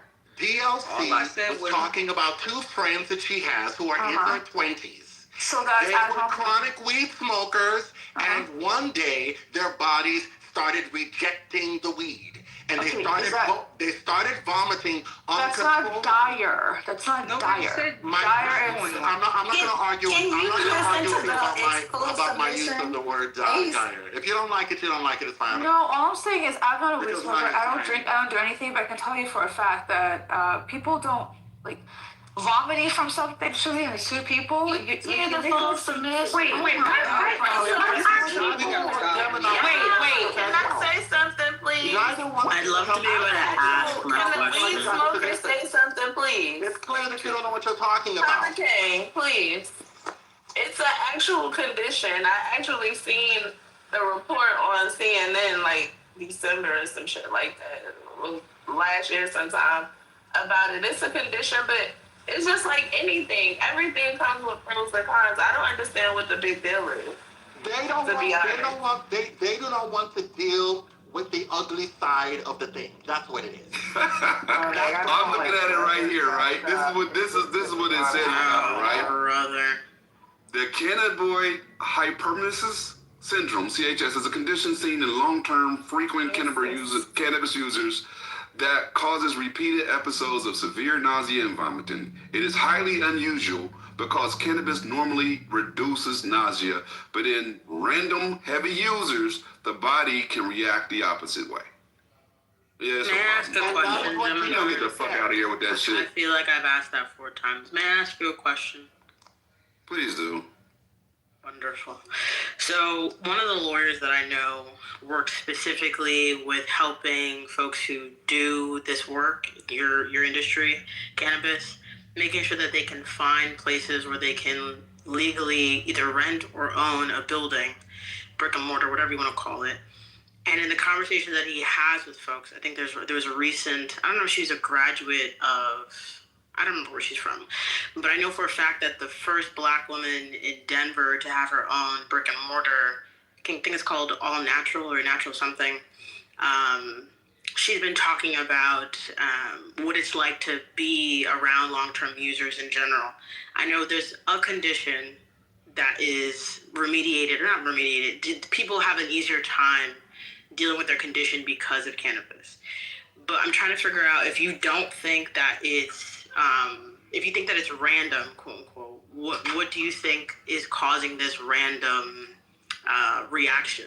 Because, like, yeah, we understand that it can be medicinal, but clearly they're seeing cases of this, like, long enough for it to be pathologized or to have a name. What do you think it is? Do you think it's just that the relationship between the heart and the lungs? What is it for you? What they're saying is this over there are certain receptors that the cannabis hits when you ingest it, right? And they're saying that those receptors can get overloaded, or you can get too high of a percentage of THC stored up in your fat cells, because that's where it's stored, right, when you ingest it on a regular basis, and some people's body just reacts very randomly and weird to that. That's what they're saying. Okay, because remember, I just said that I was... They are the doctors, Maya. That's who the they is I'm referring to. Who paid those doctors? I remember when Abra turned into Abka, right? Like, I remember getting my license, and I remember the change. I also remember hearing from folks that are in their 20s and 30s that they're going to stop smoking because their bodies were rejecting the weed. So I see it from all sides. I know some doctors, I know some lawyers, I know some folks who are in the industry. And regardless, there are some folks who are just like, I'm kind of off it now, whether it be because of the designer, because something is laced, because whatever. In general, folks are having reactions. But you I'll tell you like this, right? That cannabis and weed, y'all conflate the two all the time. Like, people have different reactions for cannabis. Weed, when people talk about weed, are they talking about smoking it? No, cannabis and weed are interchangeable, Johnny. Hold on, let me finish my point. In most of these conversations on Clubhouse, when people reference it as weed, they are talking about smoking it, which has a different and negative connotation amongst non-cannabis users. So I just like to point out that people, especially those who are using it for medicinal purposes, especially those that have chronic illnesses that use it for, I like to refer to it as cannabis because it typically gives it a different type of connotation. And when people are talking about like the negative uses of it or the addiction of it or whatever, they're thinking about it as weed and they're thinking about smokers. That's all. Johnny, you're right on one level. They call it Apka because they call it cannabis. I'm trying to figure out, because I know some folks who just do CBD. Like, I'm not trying to stigmatize anything. I feel like I've made that clear. But in general, I'm just trying to figure out what, from a quote-unquote veteran of the game, does he think this is in general? Because he seems to be rejecting quote-unquote propaganda. So I am, because a lot of it's funded by big alcohol. But let me say this real quick. Janice, you're right on the cannabis and weed to a certain extent, right? Like, from a PR aspect, you're right. Like, as a cannabis advocate, I'm supposed to say cannabis at all times. I am not supposed to say weed. That's not the way. Like, if you're in the community and in the safe access groups that I'm a part of, and you're doing advocacy and you're going to the city hall meetings and all the other shit, you do not say weed. You say cannabis. That's politically correct, right? But when you say cannabis and weed, you're literally talking about the same thing. It's synonymous. It's just what term you choose to use, right? And what you're talking about is the way it's ingested, right? It can, like, all cannabis or weed can be ingested in the exact same way. You can roll it up, you can smoke it, you can create edibles, concentrates, right? There's a lot of different formats you can ingest it in. And what you're saying is good from the medical side, but it's literally the exact same thing. I mean, I know that, like, I don't need the education for it because I also advocate for it from the social justice and social equity standpoint. I was just saying it because the majority of the conversations on Clubhouse, they think of it as weed, and those that do not support and advocate for cannabis and don't understand it, they don't often think of it as from weed smoking. That's what they think of. Well, at 49, I've been smoking since I was 17. I had glaucoma for 22 years. So that's one of the major motivators. And I'm now 49. I do not get sick smoking weed. I do smoke weed every day. It does help me. There are a lot of things that it helps me with to get me through. And since I've had my eyes removed, I still smoke because it helps me to be able to settle down and focus. Like, we were on that ring all night last night, and I was wide awake the whole fucking time. It's just because that's how my body works. I have to be able to, settle it down so that I can get rest. And not having light receptors, that happens at any given time of the day. So, I mean, you don't know the uses that people have for it. Even if I call it weed, I've been doing it since I was 17. So I've called it weed this whole time. There was no the proper way to speak about cannabis. Because you just fucking smoked weed, okay? But now you have different things to choose from. You have different modes, modalities, you have different effects. That's where you have to actually be educated. I know, a pothead being educated. Imagine that. You have to know it works with your body, and if it does work or does not work, and if it's making you throw up, then you shouldn't be doing it. And if anybody's gonna sit here and go and grab their pearls about somebody else getting nauseous over weed, then they should stop spending so much goddamn toilet time when they're dunking all that booze. So, you know, I mean, it's a give take. And it's a social acceptableness versus a non-social acceptableness that people struggle with more than actually taking responsibility for their uses of any kind of chemical in their body. So let's all think about that and stop demonizing something that actually helps a lot of people more than any alcohol or cigarette ever did. I just wanted to say, I don't know how I could demonize something I did an hour ago. All I said is that we do it too much. Nobody's. That's funny as hell, Doc. Oh my God, this is why y'all don't know what I'm trying to say. Because every time I talk, everybody talks. Let her go. That's funny, Doc. I was gonna say this though. And this is very I important. didn't say let her go and then speak. Oh, she muted us. Wait, I thought she was done. I was gave Dr. Library go. Card a promise that if I was ever modded on stage, that she would be able to get her full thought out. Go ahead. I'll wait. Please go, Dr. Library. All I was saying was that my generation does it too much. That's what the research is showing, because we're the first generation where when you become of age, it's available for consumption legally, right? So it's something normalized, right? I'm in a generation where I know what they got now, since they got the vapes and the pens, they're doing it in school. It's middle schoolers vaping weed right now. In school. I can attest to that. This is uncharted territory. So all I was saying is, I think we should slow down, because it's not 30 years ago where we was positioned in a different way. You had to do it certain times a day. Now niggas are vaping weed at 13 in the bathroom at school, high on weed, right now. That's uncharted territory. That's never happened before, where they just can go vape it, no smell, no nothing, inconspicuously. You can buy it legally, unlimited amounts. If you got enough money, you could do unlimited amounts of weed. That's just an uncharted territory. So that's all I was saying. I wish my generation would slow down.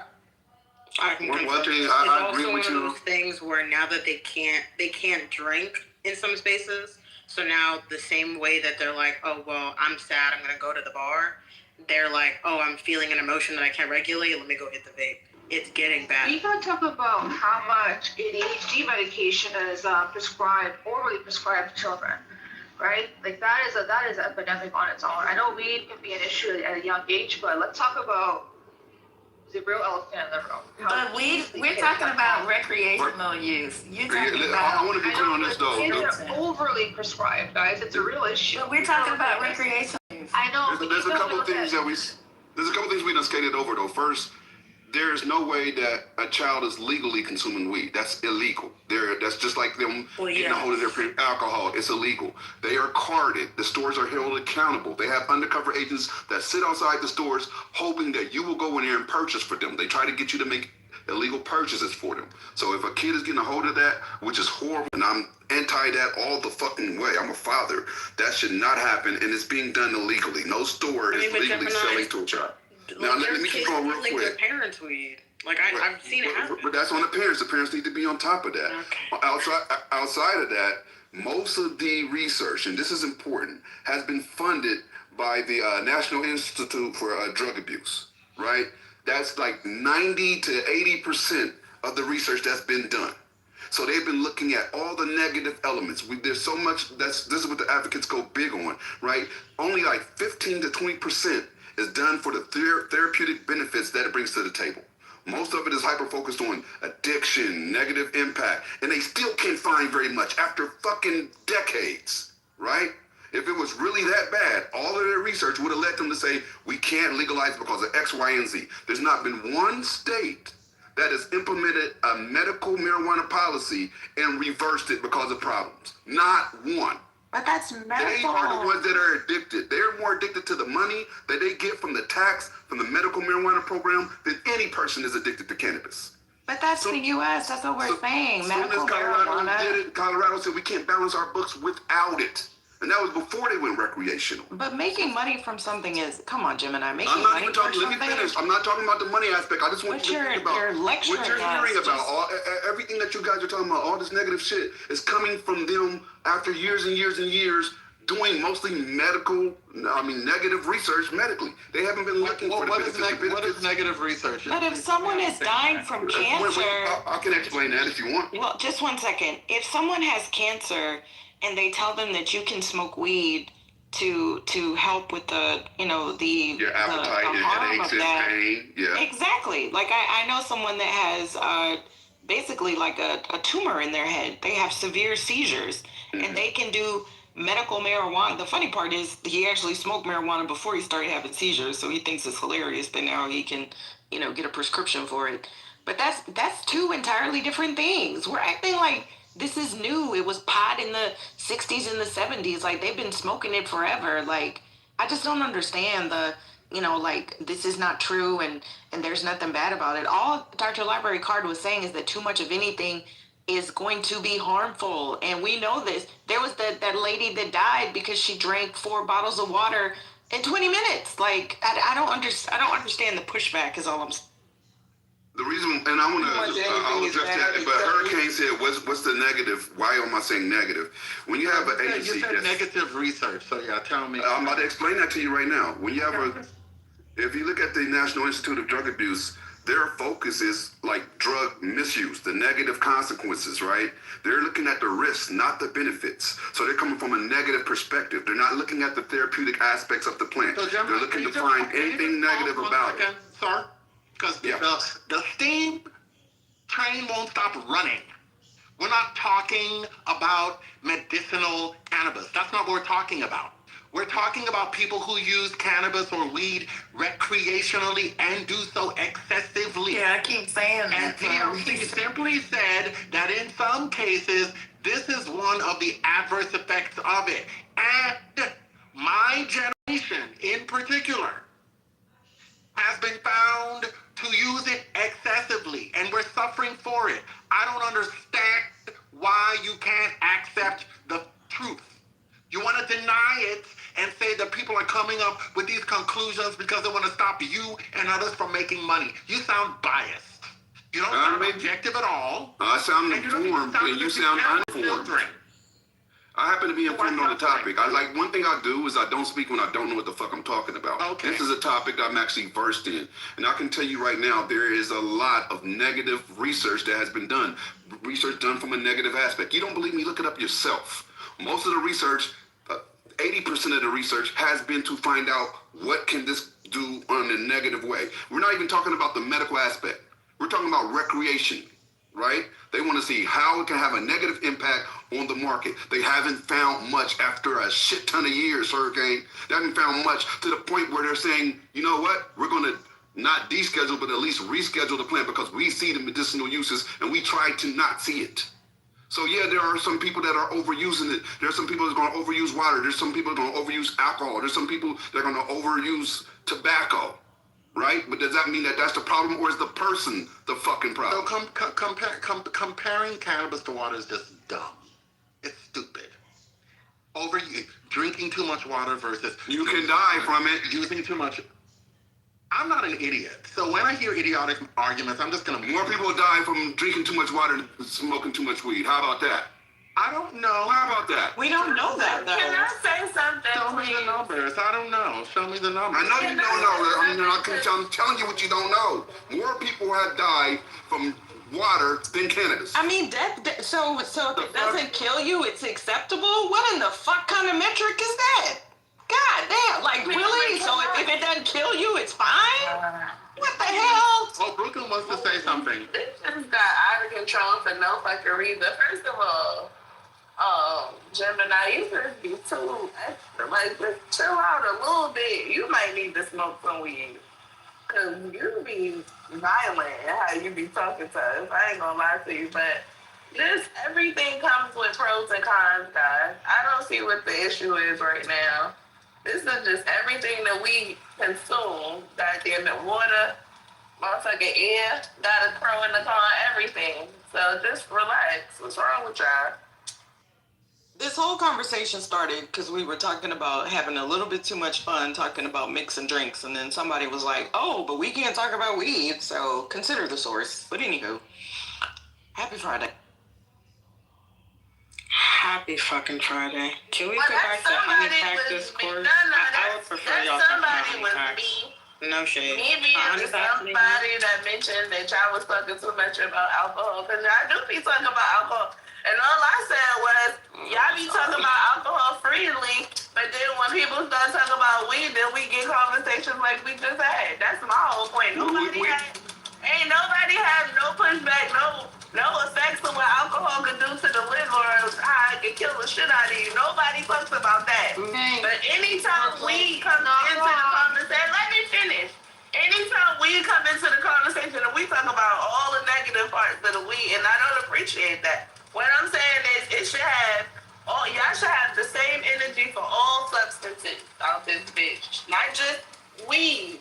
You alky, you motherfucking winos that be outside busting it open for a goddamn cup of drink. Y'all got issues too. There's that. Brooklyn. Let me do this and take Brooklyn's point real every single day. I'm gonna take Brooklyn's point real quick. I probably did sound violent. So with that being said, my apologies, Hurricane. My apologies, Doctor. I'm not trying to be rude and be overbearing or nothing like that. This is something I'm very passionate about, and I've studied and worked in for a long time. And I see a lot of propaganda spread about it, and it bothers me because I understand what they're trying to do. I understand that they're trying to monetize it. I don't give a fuck about y'all's health. If they did, they wouldn't let alcohol and tobacco be out there. They're trying to figure out how to monetize every aspect of the plant so that they can make it all the way legal. That's the only thing they care about. Once they figure out how they can monopolize it, I guarantee you'll see them moving differently. And if people are overusing it, I accept that. There is risk with everything involved, and there's definitely going to be risk with it getting in the wrong hands as far as children goes, and that's not what I'm here to support or do. So my apology. No, it's fine. You weren't violent to me. I didn't even detect that. I'll just say you sounded extremely biased and therefore not credible. That's how you came across to me. It was hard to believe you because you sounded as if you had an agenda. That was the problem. But I accept that. I just want to say y'all went from listening to grown men quibble about dick pills and honey packs to fussing and arguing about weed. And I prefer the former. Black people, y'all need to come from amongst them and renew your mind in the word. Let's all turn to Psalm 91. Did you study from the hurricane school of in the word? No. It sounded a little bit hurricane right there, so. Brit was raised in church. She knows her word now. Like, she's not a heathen like y'all Catholics who don't really know the Bible because, y'all don't really study. You know what, Hurricane? I'm about tired of you coming for me, motherfucker. I'm serious. The Catholics don't know the Bible. Sorry. Oh, y'all Jesus. Y'all barely read it. I have acknowledged that. We have the little missiles. Okay? Up, down, sign of the cross. Thank you, Jesus. Hallelujah. And then we take our ass home. I read the British AME. See, that's why she has good. She was exposed to good doctrine. That and also, for you, Miki, you remember, I just forgot my Buki's name. What is his name? Because I don't want to say what y'all all remember him from, because I find that. Give me a second. I'm going to find this boy's name. Okay. Not too much on the Catholics. And shout out to that nasty ass little container of holy water that everybody dipped their fucking fingers in. And now that I think about that as an adult, I am appalled. Okay, so do you remember Andrew Caldwell, Miki? Yeah.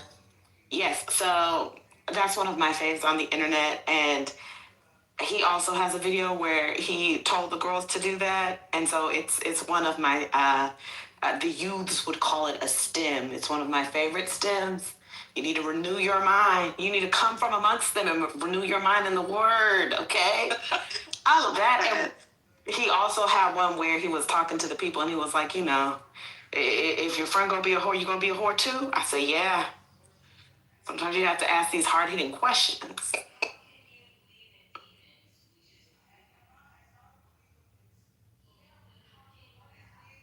We talked about that, Matt. I'm trying to talk about now. That's not even talk about church, but now I'm trying to doze up a little bit. You're right. I don't know anything. I just don't know anything about reading the Bible. I would go to Bible vacation school in the summer.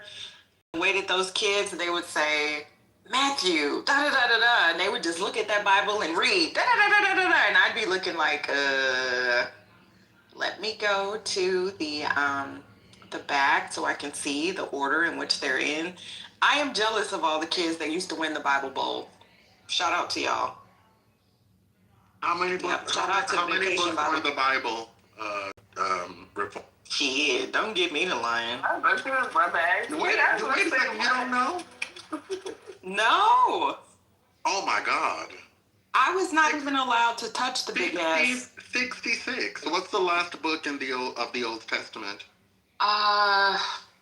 Wait, I should know this. The last book in the Old Testament is where it's a prophet, right? I don't read the Old Testament. I'm sorry. A minor prophet, yes. It was a minor prophet. Does it help that I named all 3 of my children after people in the Bible? Does that help me? No, it does not. It's informative. It doesn't help. Damn. What's the point? You don't teach your children about the Bible. Shout out to Micah. My mother does that. That's her. I didn't ask about I didn't ask about their granny.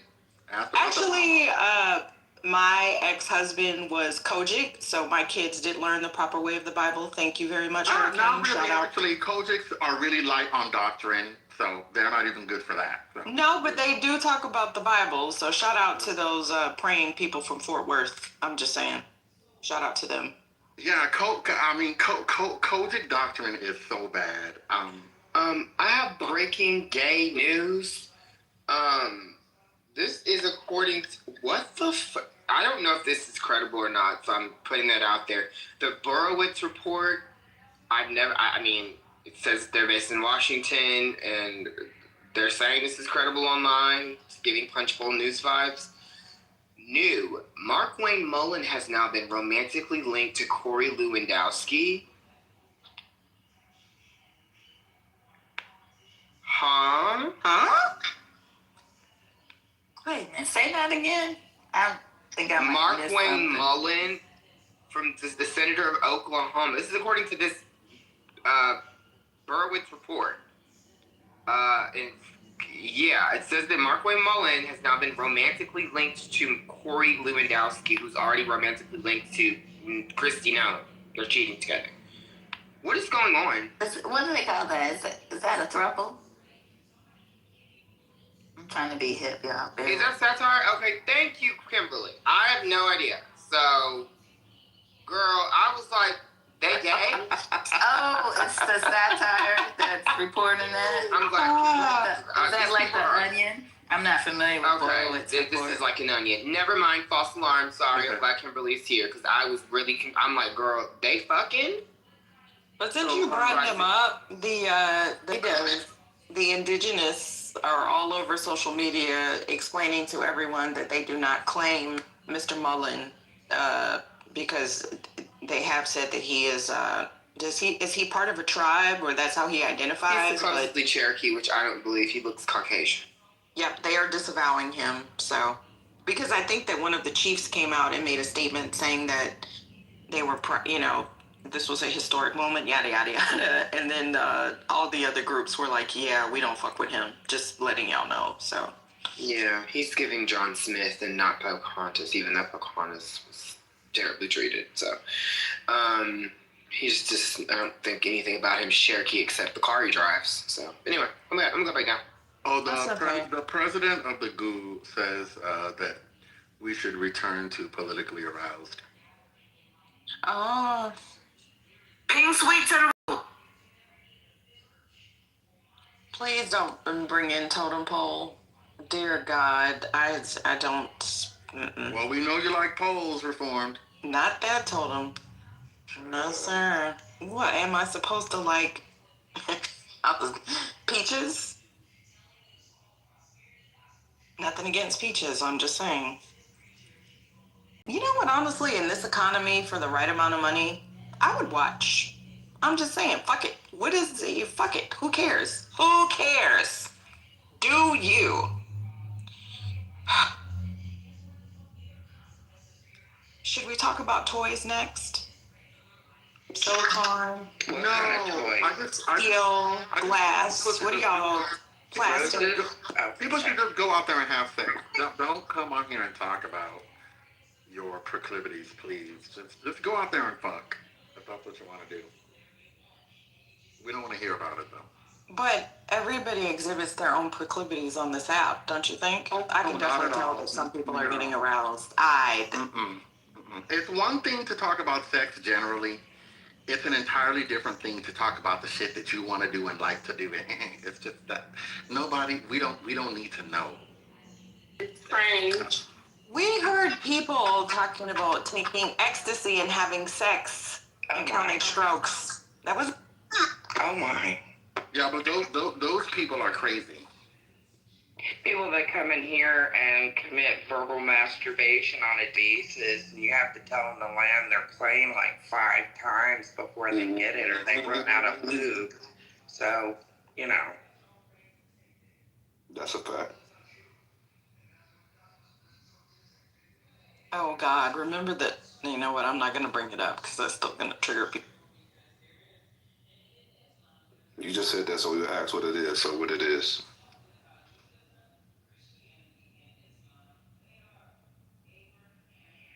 You know that pre-made barbecue sauces at the grocery store. If you go to your local grocers,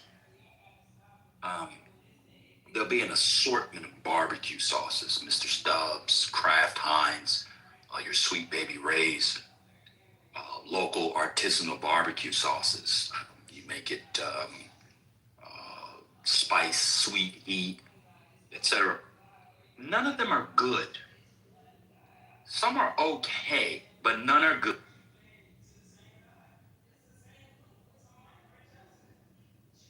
This is actually very true. That's a lie. That's very true. I get mine from Wood Ranch. They have some great sauce, but I would not get it at the You store. gotta judge all of them. Whatever one you get, you gotta judge it. Y'all have is Wood Ranch outside of Cali or no? I don't even know. I've never heard of it. I don't think disgusting.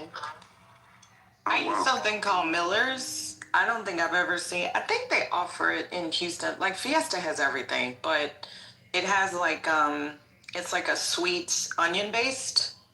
And I know some, like a lot of Texas people like a mustard based sauce. I don't like a mustard base, but Reform, please. We're talking about barbecue sauce, not for women. Mustard We're talking about barbecue. base? Women mute up. What? This is for men. Oh no, I barbecue. It doesn't matter. It's for men. Be quiet. You listening to Dick Balls and Vagina? Go ahead, Ben. Hey, Gemini and Ben, have you guys tried the brand in my PTR? It's a store bought barbecue sauce. Have you tried it? That is what I'm currently eating. Pause. Okay, that particular flavor or a different? Oh, let me see the flavor. No, I didn't get this flavor. I got another. I haven't. But I will say that this Rufus brand is very good. I'm sorry, it's very good comparatively, but it's still just good. You really have to doctor up your barbecue sauce. You really have to. So now let me say this, and this is why I brought this up. Barbecue sauce,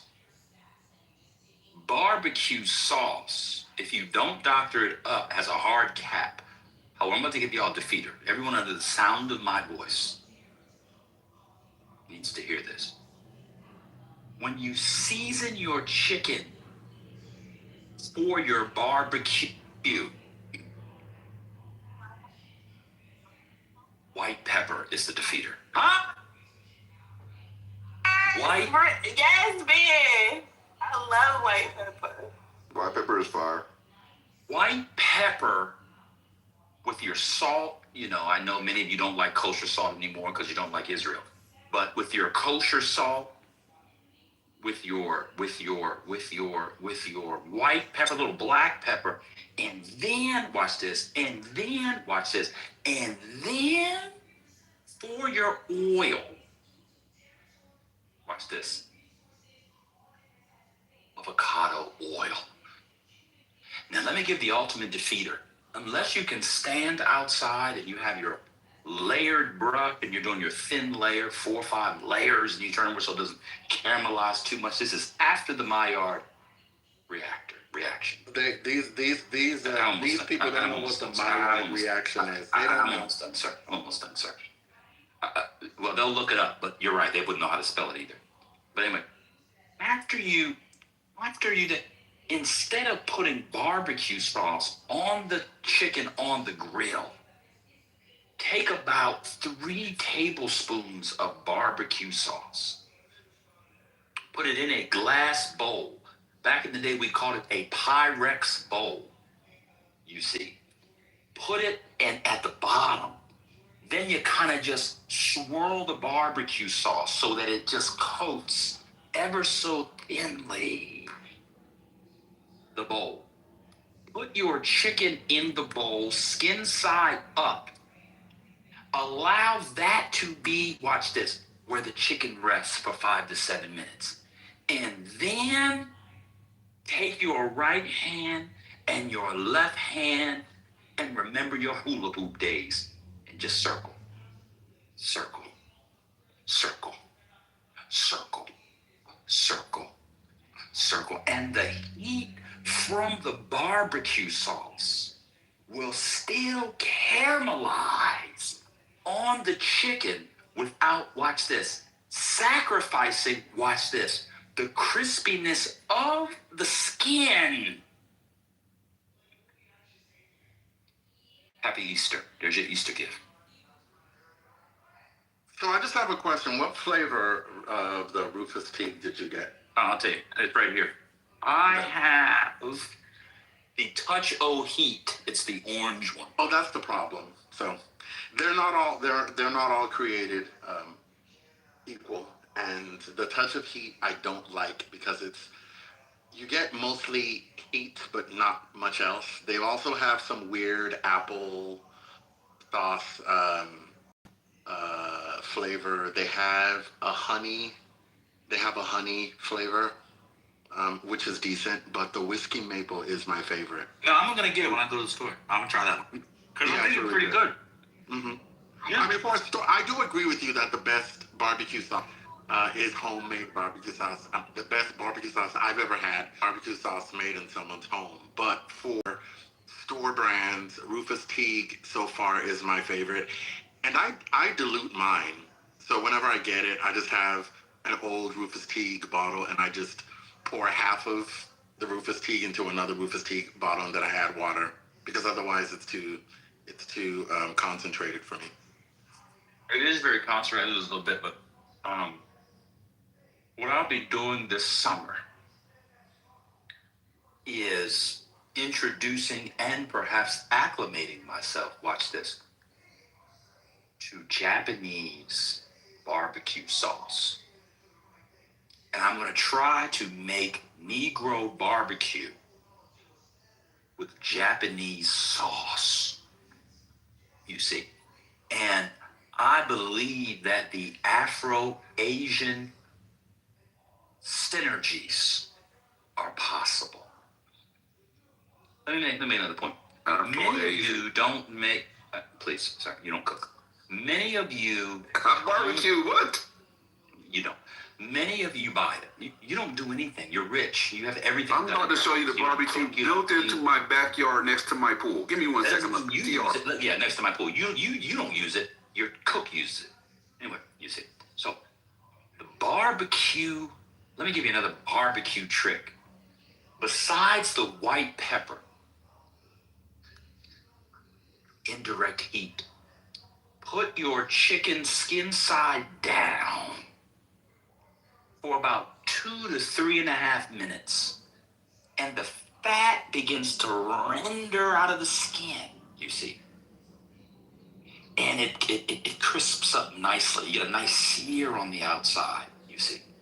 But what it also does, watch this, it provides a nice fatty surface on the grates for what is to follow, which is when you flip it and you turn that burner off, but have indirect heat from another zone. I call it zone B.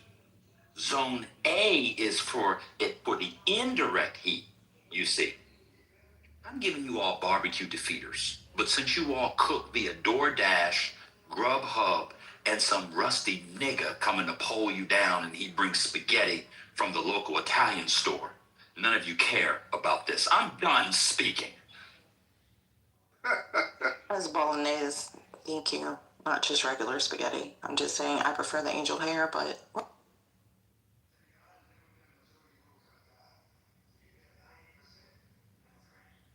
See, part of the issue with Clubhouse is you people are only capable of talking about Donald Trump, dick, balls, and vagina. Those are your two subjects. Donald Trump is one subject, dick, balls, and vagina is the other subject. But when it's time to talk about barbecue, when it's time to talk about how does one doctor up a store-bought sauce, let me give you an example. Many of you think if you put a pre-made barbecue sauce in a pot and then put some syrup, some maple syrup, and your grandma's special spices, which is nothing but Lowry's, you've doctored up your, Alexa, stop. You've doctored up your barbecue sauce. You haven't. You've just made it sweeter and more of sodium. Begin by taking an onion, dicing the onion. Take some garlic, slicing it, watch this, and creating an oil base.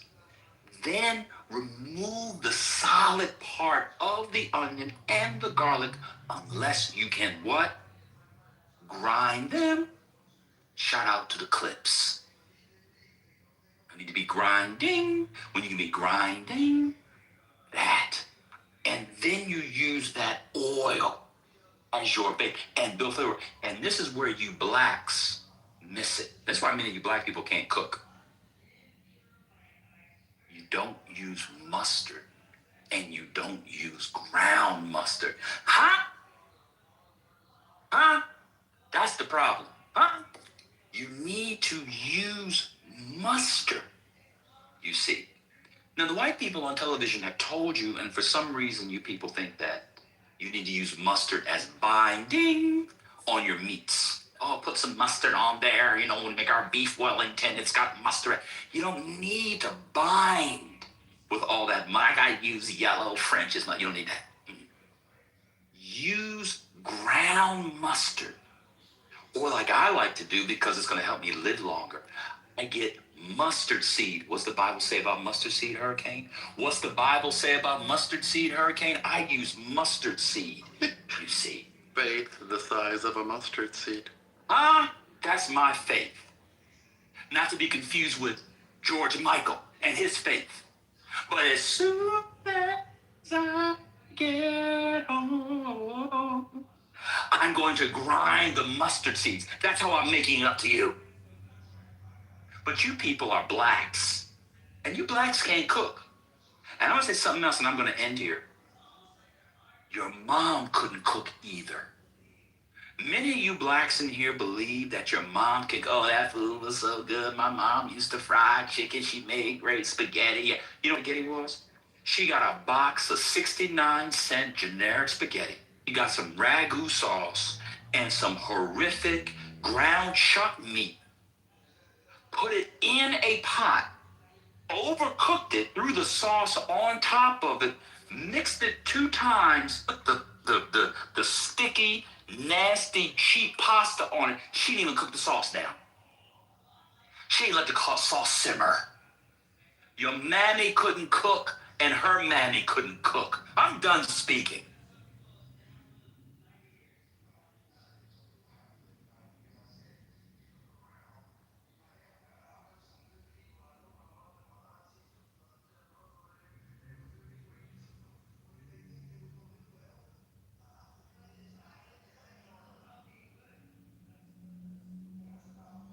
To be fair, the men in my family cook better And than here, the first person to come off mic, rather than listening and learning and coming under my stewardship, under my teaching, is the black woman. Ma'am, if you want to get to the next level, you need to do two things. One, listen without speaking. Two, subscribe to Mumia's Instagram where you can really learn. I'm done speaking. Not Mamiya. Mamiya is nasty work.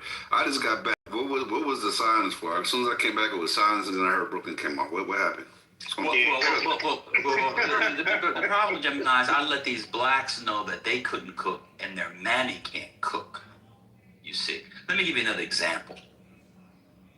Y'all's mammies used to go to the Piggly Wiggly, to the Safeway, to the Winn-Dixie, to the Kroger's, and she would go get that white people pre-made potato salad. Then she would go to the spice aisle and get some, girl, my secret is the celery seed, girl. And she would take that nasty pre-made potato salad that them white people made. Then she put her little seasoned salt on it and some celery seed and bring it like she set up and, oh girl, I cooked this, girl. Like she cut them potatoes, you see. She wasn't up cutting them potatoes, huh? Get us know the proper ratio between mayonnaise and mustard. Huh? She ain't cut up no relish. Now let me give you a potato salad secret. I don't even eat potato salad, but watch this. Rather than using your Heinz celery, rather than using your kosher dill celery, watch this. Go to the store, huh? Go in the pickle aisle, you see. Ask for, watch this, cornichon. Get a bunch of cornichon. Cut up the cornichon. Use the cornichon for your potato salad, you see. But here's the problem. Watch this. Sometimes when you get the cornichon pre-done, it's too sweet. In the pickling liquid, they've used too much sugar and not enough vinegar. The ratios are off, you see. So what I suggest you do is to get your own gherkins, you see, and make your own cornichon.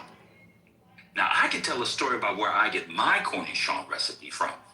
It involves Quincy Jones and Madame Boulanger. I'm done speaking. Huh? Can somebody pinion sweet so somebody can swallow up this man's enchantment? Oh, that's too much. I couldn't leave you on good at that. I can't speak. Yeah. Mute up. Thank you. Now. Devon, would you like to know how I got my cornichon recipe? Devon, would you mention that story? It's a very good story. Let's hear the story, because I never heard this one. Devon, do you hate us? So please, do you mind? I was a young Negro, and I knew some people in the music world. And there was a very famous organist, you see. He played classical organ. And his wife was well known herself as someone who worked in music theory. She was an expert in the teaching of what's called solfege or solfeggio, you see. I was at their home working as a caterer, you see. But really, I was just hanging out. And as we were getting prepared for the party, I was sampling, nibble. A bite here, nibble there. A bite here, a nibble there. And they had all kinds of hors d'oeuvres. Saucisson, pate, all mini beef Wellingtons.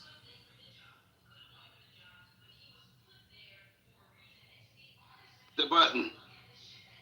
Oh, I'm sorry, diabetic finger. And in the corner of the tray, you see, was these little teeny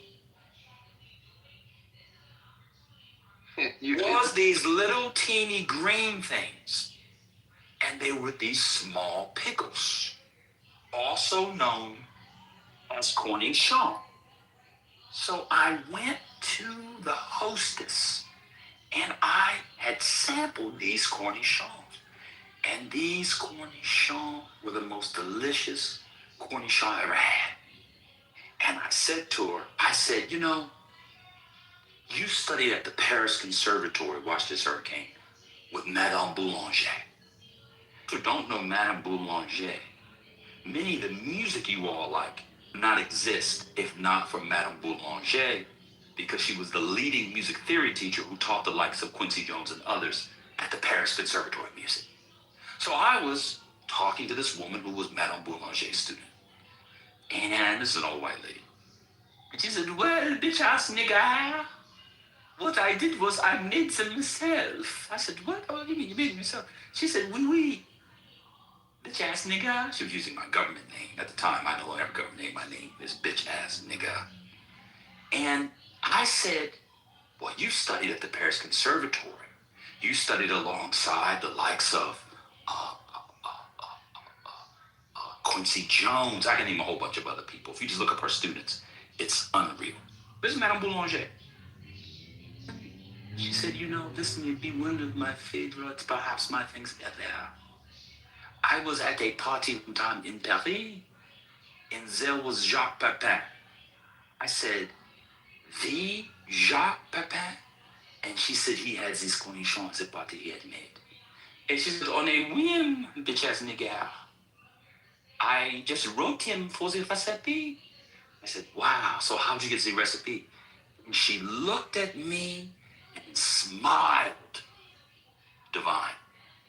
And she walked like a rich woman who doesn't want people to know she's rich. You know that walk white people do, where they're rich, but they try to act like they're middle class? She used that walk to go to the counter. I remember the kitchen well, Brother Divine. She opened the book. She opened the book. She opened the book. And out came a small piece of paper. I said, Madame, is that an epistle from Monsieur Pepin? She said, oui, bitch ass nigga. And he had written her a personal epistle, a personal letter with his recipe. She then gave me that recipe. I have the personal cornichon recipe of Jacques Pepin.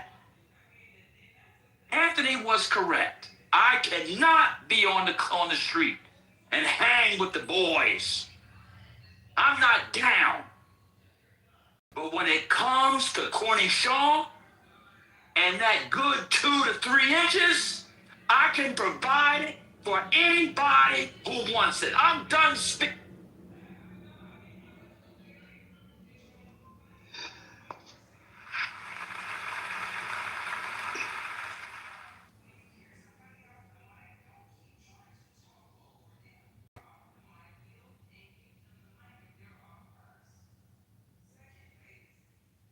And for you uninitiated, cornichon is about 2 to 3 inches. I'm done. Not you have to clarify. Not you trying to tell us it's average.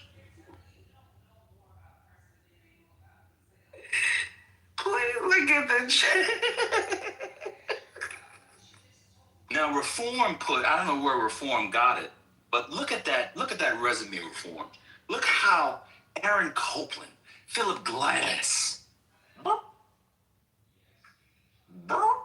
You don't have American music without these people.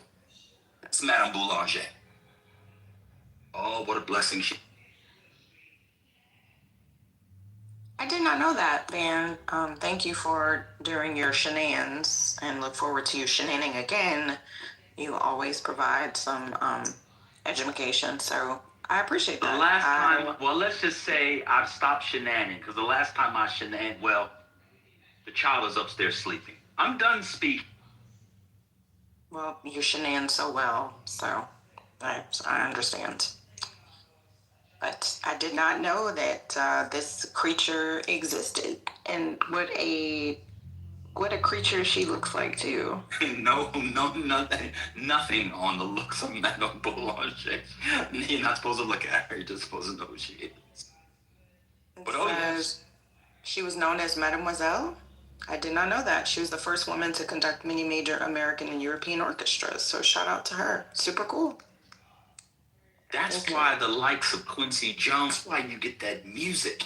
It's real music, but you see. But I want to go to the and so Divine, that's the cornerstone. You see, you talk, but the point of the story was many of these people in here, their moms couldn't cook. But what happens in these conversations when Black people get together, they think their family is the embodiment, is the epitome of Black American culture. Many of y'all's food ways, the way you danced, your homes were regular, working class or middle class Americana. You didn't cook, your parents couldn't cook well, they weren't cool, you weren't good at sports, you were basic, you see. And that's why many people, Brother Divine, don't like bitch-ass nigger. Because my family can cook. I can cook. You see. I can dance. Black dances. The only dance I can't do is the Dougie. I don't know what it is, but it is literally impossible for me to Dougie. And I see that that's a thing online where people cannot dance. That's real. That's real. It is. Okay, now we change the conversation. It is actually unteachable. If your body cannot do the moves of the Dougie, it will never do it. I've had people literally put hands on me to move my body in the direction it will not go in those directions. It is very difficult to do. I'm done. You ever did the Cabbage Patch? Yeah, I did the Cabbage Patch. I did all that stuff. It's not the Dougie. It's the coordination. I'm telling you, it's a thing. You know how some people just can't swim? It's like everybody can learn how to swim. Everybody can't learn how to swim. That's how the Dougie is like. That's just some people can't do it. Okay. You're not a real nigga. If you do the Dougie, you're not a real nigga. I can't do the little diddy dance, so I understand. He switches his shoulders and like Bow Wow did it. I can't do that shit for nothing, so. What? I can't. What, dude? It's okay. It's okay. It's okay that you Everybody can't swim too. Dougie, No, that's not the Dougie. That's the little. I just called it the Diddy dance. What is it called? What dance? Diddy, where he does his shoulders, and Bow Wow did it. You talking about the Harlem Shake? The Harlem Shake? Is that the Harlem Shake? Yeah. Yeah, that's gotta be. You're not Harlem Shake. Maybe I need to smoke weed every day, and then I could. No, you don't have to do that. Harlem Shake shit. Come on, y'all. I'm learning where that come from. She triggers the shit out of them. I ain't even gonna say that because you know what, Mickey. What's going on? I do like how the kids break down the Spirit is I need you on stage. Cause how old is the Dougie? How old is the Dougie? I think he's like 20 years old. That was so petty.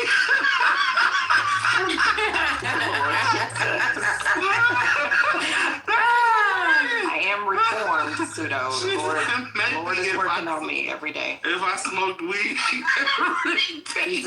Jesus still working on me. That's a mess. It was a mess. That was funny.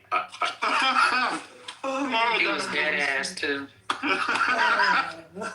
I think what makes it the worst is how serious she was with the statement.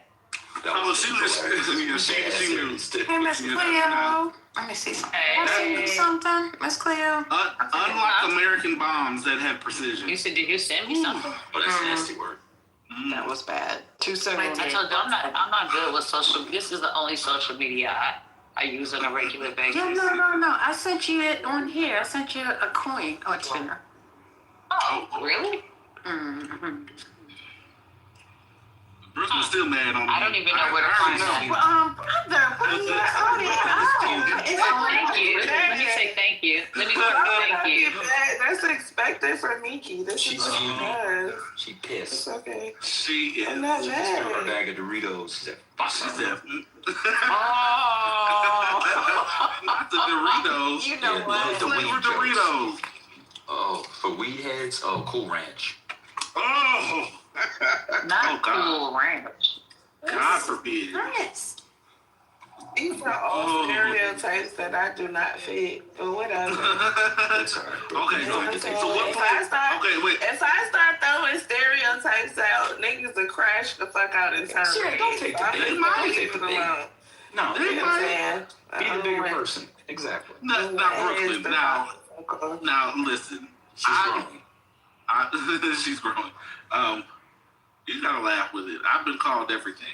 Okay. It's okay. But I'm petty. Called a few things. Normally I'm petty and I like to let the person that talk shit crash. And I'm gonna leave it alone because you know. Brooklyn, have you ever been with a French lady is seething who called you bitch ass nigga out? Stop it, brother. I didn't been That's what I called. was called. I didn't been called They worse called than me bitch ass nigga out. Exactly. But not by an old French lady. But with a French accent? Bitch ass nigga out. That is. Somebody ping CC up here. Where's CC? She here. She'll say it. Good. Okay, you mean good? You bitch ass nigga out. Good. She fusses at you. That Now, is that's funny, nasty. though. That's nasty. I think love that is so CC. cute when she fusses at you. That is fun. She's like, you can buy me dinner, but not much more. You're not a white man.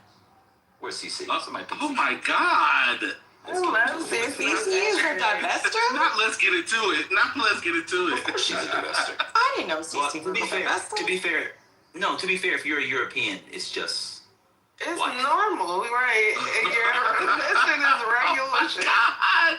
They're not This is expected. insane. They're not middle class blacks in Europe are not expected to be in relationships with blacks. Only working class blacks or recent immigrants. But if you're like a middle class black, you are not expected to be with a black in Europe. Wait, you're saying for all of Europe or just France? The whole Or Europe. just the French? Western all Europe. of it. Ooh. Well, Central and Western Europe. Okay. Now the East. Why is that, Ben? Why is that? I think it's funny you asked me that. After war, that's such a good question. Now that you said that, Thanks, bro. No. Thanks, bro. Post-World War I period, when the Negro was in vogue, you see, and there was a craze for the Negro, and you had the likes of, most famously, Josephine Baker, of course, and you got, what was it called? La Fevue Negre. There was a craze, and I would argue a crave for the Negro among European liberals and leftists, you see. And I would say for the last 100 years, the black, first it was the Negro American, then it was the African. I think European liberals, especially men, want to consume the Negro, figuratively, and in some cases literally, you see. And so I think it's been a long-standing fixation with the Negro. That goes back to the Harlem Renaissance era. Let's call it the Harlem Renaissance in Europe, you see. That's where I think it goes from. But here's the other thing.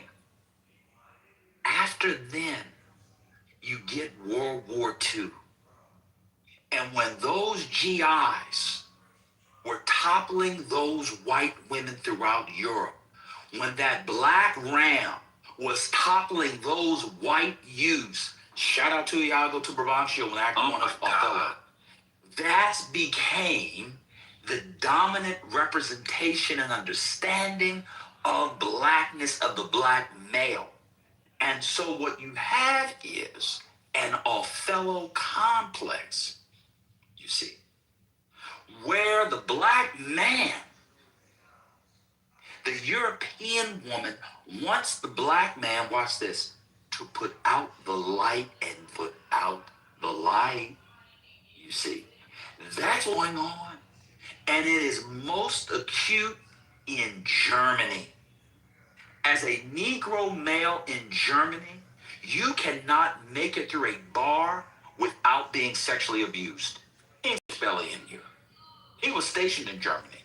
He will tell you. It is out of control. And so there's a desire to consume that. Now, on the other way around with the black woman, I can't really diagnose that.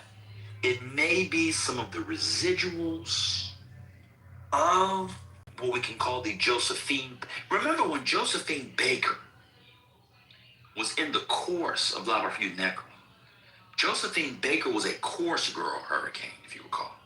She was plucked out of the chorus through a special dance, a crazed dance where she put her own spin on top of the Charleston. Yes, sir, that's my baby. No, sir, I don't mean maybe. Yes, sir, that's my baby. The Charleston.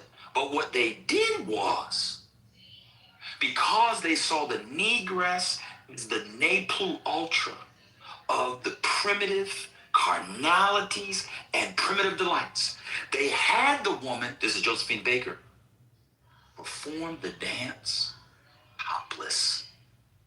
They asked her, not asked, they asked her to do it nude. But there was a negotiation in which she did it topless. And she did it where? In Paris, you see. But for the snatching was... Get some in the mall with Yandy. So, you got Apple Pay? Wait, are you talking to Yandy? She's trying to sell something real quick, but yeah. Yeah. I like Yandy. I saw her thing the other day. Yeah. But let me go, y'all. I'll be back. And so she did it topless. And after she left Paris, she became an even bigger sensation across Central Europe. She went to Brussels, Antwerp, all these things. But once she got to Germany, this is all before Hitler, you see. And so I think the attraction to the black woman may be the residuals of that. There's obviously more in between, you see. That's what I believe. Someone can correct me if I'm wrong. So is this why you read so much Hegel? No. I read Hegel to understand the world. And because I have access to the sublime, you hit me up when you're ready to talk about something.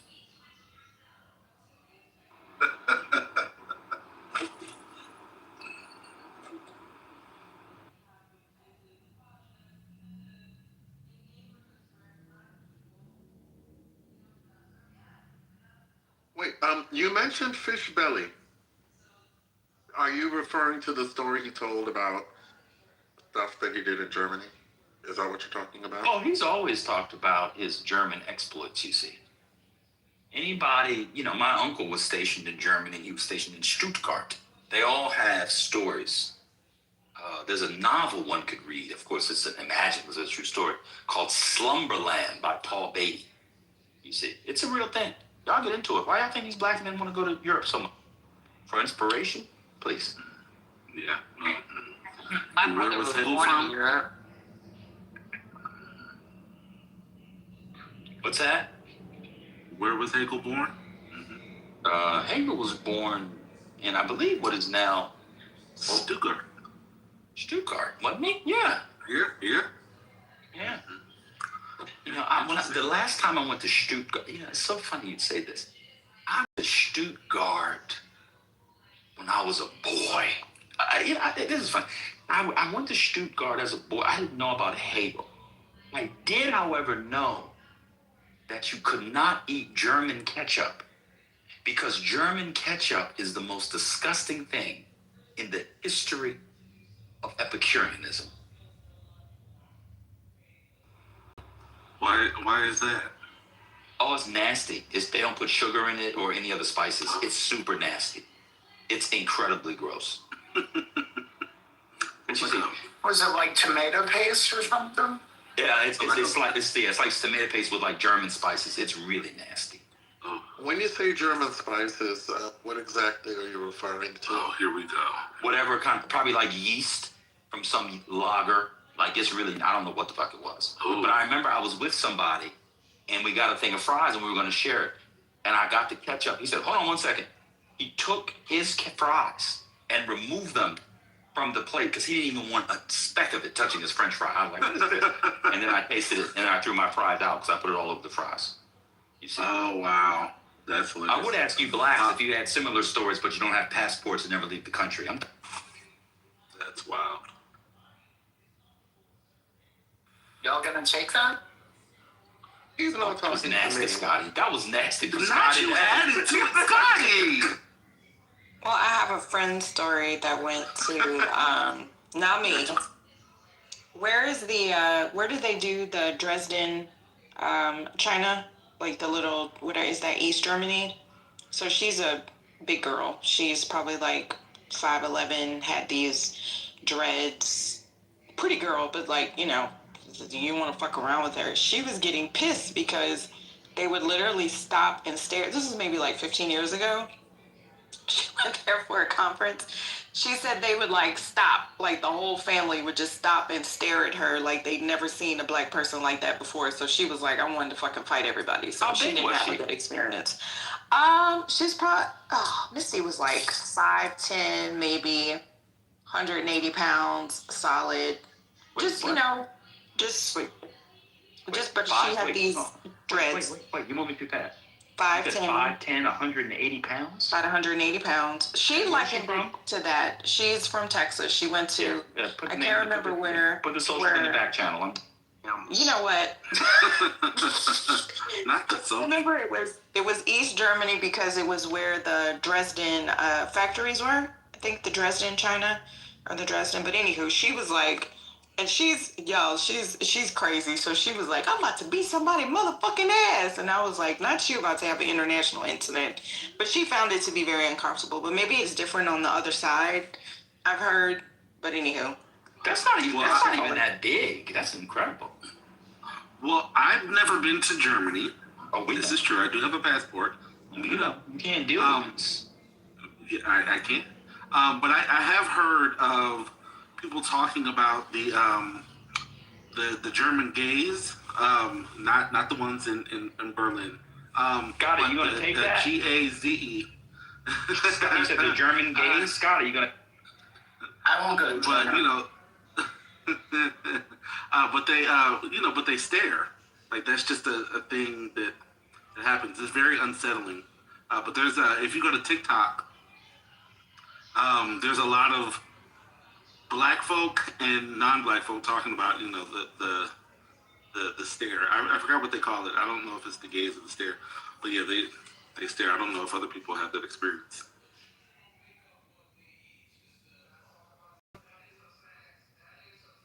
During days, we used to have a ball. We couldn't wait to go to Europe. We called Oslo, Aslo. I mean, the UK. No disrespect, but this is some of the ugliest women in Europe is in the UK. I'm sorry. Yeah, it is. The fall off from the continent to Europe, it's nothing like it. They'd be the most unattractive people on Earth. Not just the women, the men. Yeah, yes, you're right. The whole country is just filled with very unremarkable looking people. They just and the food. And the ones that they point out as like being so gorgeous, they're like just regular. Like what's her name? What's her name's wife? Kate, is that her name? Yeah, Kate. She's just skinny. She's a regular white girl. She's pretty, but she's like a regular white girl. She's no great beauty.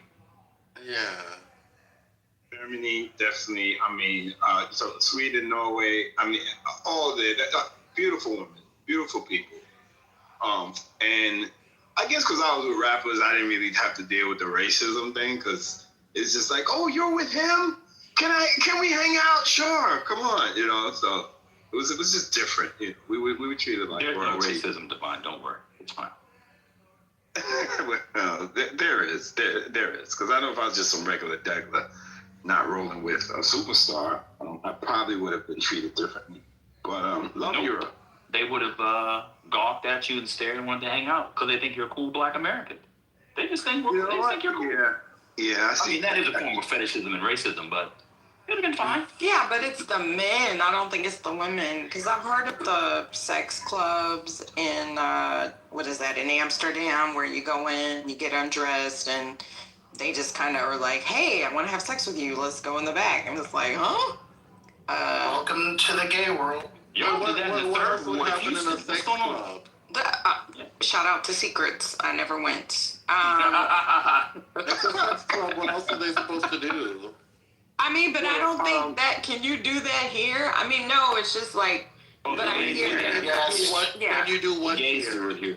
From a lot of the soldiers that they, they go there and Paris, you will be proposed to. My God, if you go to Paris, you will be proposed to every 5 minutes. French men love Black women, especially Black American women. They will go to Paris. Just go. I went to Toulouse and I was actually solicited for sex. Somebody came up. I've said this on Clubhouse before. Somebody came up to me and said, "Combien?"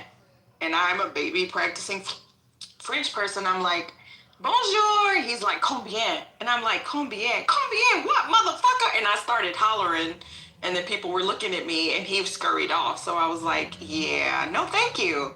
I got solicited like 3 times. So I was like... Wait, did somebody ask to buy your hair as well? Because if so, that's a storyline in Les Mis. You know what? Wait, did they ask to buy your hair like Fonzie? They did not ask to buy my hair. But... yeah, it's kind of, somebody was like, oh, but they had warned us that there's a lot of king that goes on. So, like, don't be flattered if somebody, and sure enough, it was somebody, they looked like they were Middle Eastern, super, super flattering. And at first I'm like, oh, thank you. Then I'm like, wait the fuck a minute. I don't look that cute. You're doing too much, bro. The fuck away from me. So anywho, yeah. Devon, look what Roger put in the chat. That's no, that's not possible, sir. Little Mondani's is crazy. Yeah. But I do have a friend that did. Where was his baby mama from? I think she might have been from somewhere in Germany, but they ended up working it out. He brought his son. He brought her over here. He brought his son over here. It happens, he met a girl on the road and it worked out. But it don't work out for everybody. I know a brother got a few kids running around touring here in the States. I'm like, yo, y'all are bugging. Like, y'all really wild. That's why you have those siblings 10 years later that fall in love and come home and it's like, oh, that's your sister. Anyway. Oh my God. He's cracking your kids. He's cracking your children. Well, at least you learned what how much means. I just bust out laughing, yo. Sorry. No, I already knew what combien meant. Combien is pretty basic. You take French, French in the 5th grade. I don't take it like how much. What? Combien. How much? Combien. Yeah. How much? Combien. Oh. So I was like, no, really, I'm serious. Like, you're hearing more and more of these stories. That's why I said it. Like, seriously. White Frenchmen were doing that? The swarthy kind? He was swarthy, so I'd have to say the guy that asked combien was a... and I was just sitting out in the square in Toulouse. He did, yes, Algerian, thank you. He probably looked, I would say that versus... so let me correct my statement. White French men love Black women. It's a fact. They love Black women. It's like a prize to them. Like, I got one type shit.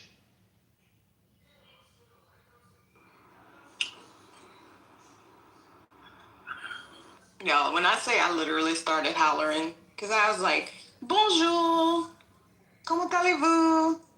Bonjour, combien? Combien? Combien what, motherfucker? I mean, I just started hollering. people were looking at me, And I was like, oh, hell no.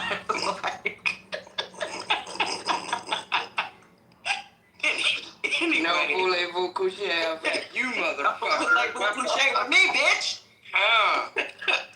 At least I was sitting outside of a subway, so I will say that made it okay. But yeah.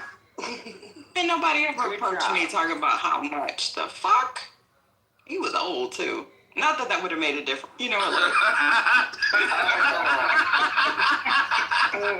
you have to catch yourself real quick. not a little afternoon delight for me, you little social worker. The fuck out of here. That just makes it more insulting. God damn.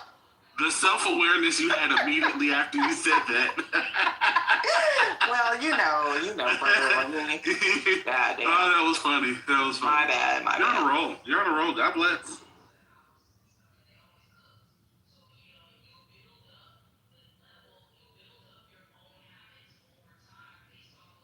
Everybody should go. Go. Just make a way and travel. Go over there. See what it's like. You won't regret it. Go in the spring or the fall. It's annoying in the summer. It's like, it's too hot. I'm working my way up. Where it's too hot in the summer? Europe, any part of Europe. Europe. That's not true. That is not true. Like, I don't know what you're talking about. Ireland is like the spring and the summer, so that's not true. UK is very So you said Europe. This is why I said where before I started talking, right? Because I was trying to get a sense of what you meant. Europe includes Ireland. Scotland's quite comfortable. England is hit or miss in weather. I just, on all those northern countries, their summer isn't really the same. So I wouldn't say don't go to Europe in the summer. I think it depends on where you're going, southern or northern. Wait, so when should they go if they shouldn't go in the summer? Define when. Should they visit? In Europe, being in Europe, I'd say like being in Spain in the middle of the summer. I'll be more specific. Being in Italy in the middle of the summer. Even in the UK, it gets hot. It gets muggy, right? So yes, I stand corrected. Sorry, I forgot who I did. Divine, but shouldn't you people be used Sorry, to I'm hot not trying weather? to be. Don't like to be hot on vacation. That's just me.Maybe you do. I'm just saying, you people should like the hot weather. But the UK is hit or miss because it's still rainy in the summer there. You have people like Reformed who lives in Houston. Like, people who live in Houston can handle a little mugginess in the summer. I think summers in just about any European country would be fine. They're not unduly oppressive compared to summers anywhere in the States. Besides Arizona, obviously, but yeah, I think summers are fine. In fact, I think summer's a great time to go to Europe. I was kind of confused by that. The tourist cities in Europe, summer is a great time to go. You definitely don't want to go in the winter because it's too cold. It depends on why you're going as well. I actually think Hungary in the winter is actually a great place to visit because it does cold well. Like that's a thing for them. So I just think it depends. You should just research where you're going before you go hop off going places and understand the context. Hurricane is talking about his summer trysts. He's not thinking about the weather. No, I'm not talking about summer trysts. Okay, most of my trips to Europe have been in the winter time because of my reason for going, which you know. But the summers are fine as well. If you're complaining about weather, Divine, then perhaps you should never go to sub-Saharan Africa, because if you can't take heat, then you definitely can't deal with the motherland. Why are you coming to the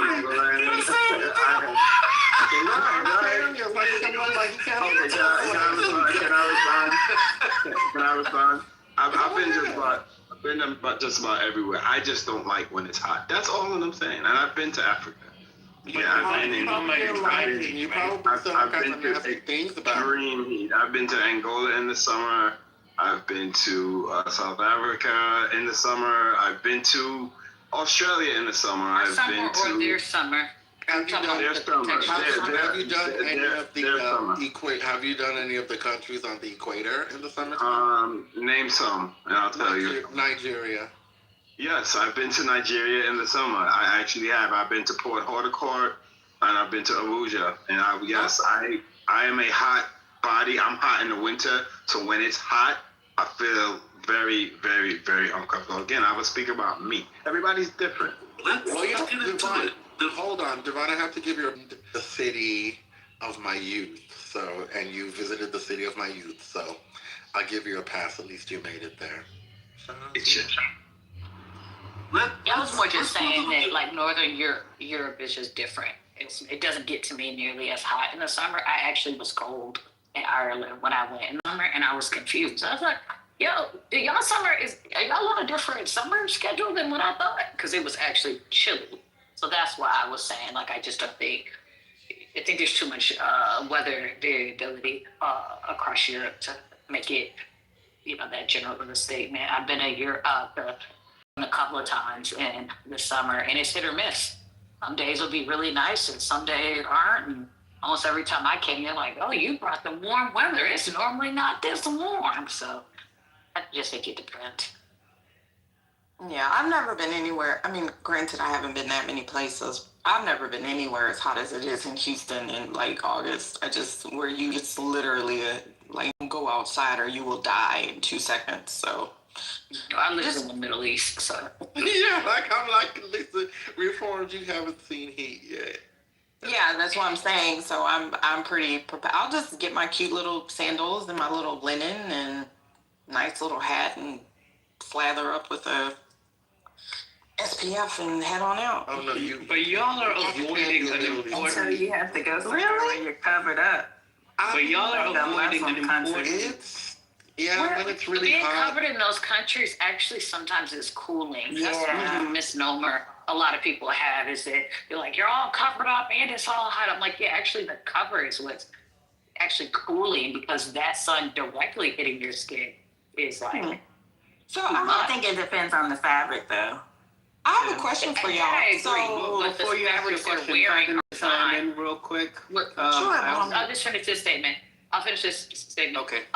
Yes, it does depend on the fabric, but people are typically talking about the fabrics that people there are wearing, which the fabrics that they're wearing are designed for that area. Like they literally have winter and summer fabrics for their abayas and their throws and things like that. So that's very true. I was also going to just add, there's also a difference between dry heat and humidity, because the temperature can get hotter in some of these hot places, but if it's dry heat, it's a little more bearable than the kind of heat in Houston or Chicago. Arizona has I think dry it heat. depends to a certain temperature. I think when you're 120, dry heat doesn't matter. It's just hot.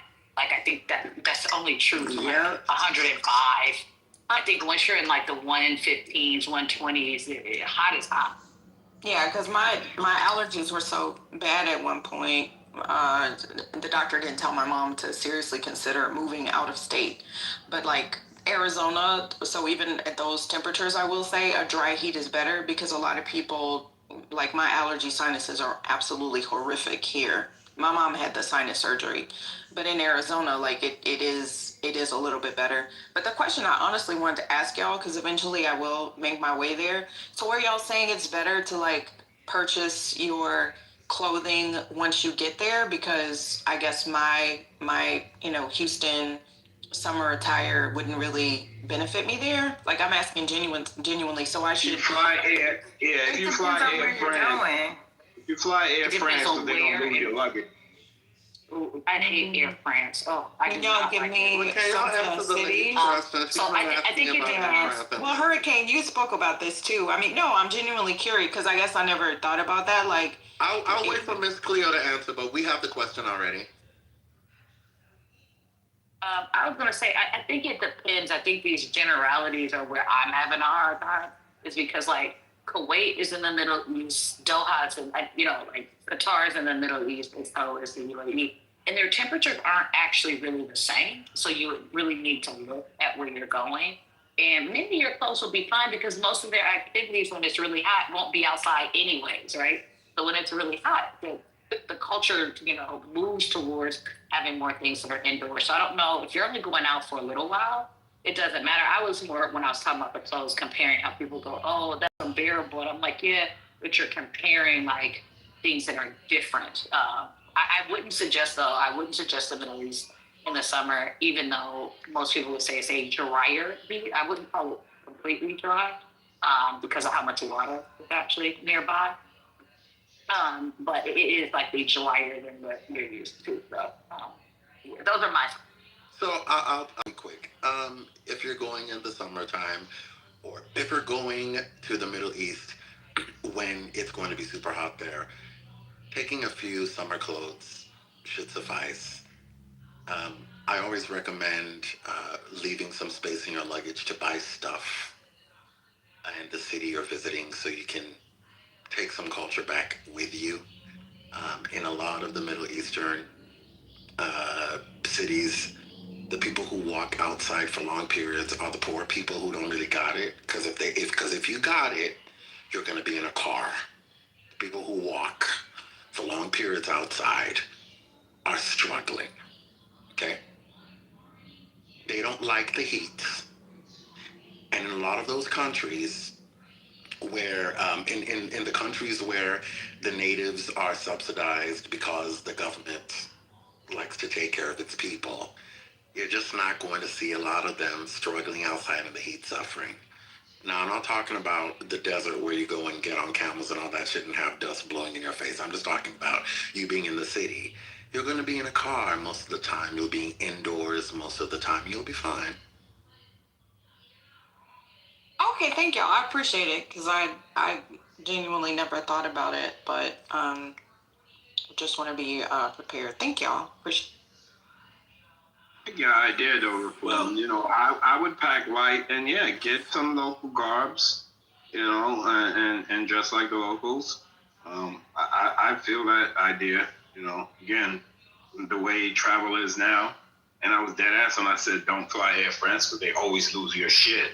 But that part. Yeah, the number. I don't take Air France anymore when I go to Senegal.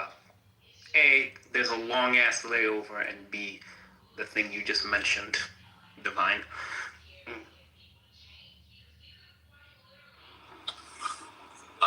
Well, nobody. Oh, Miriam, these are hypotheticals.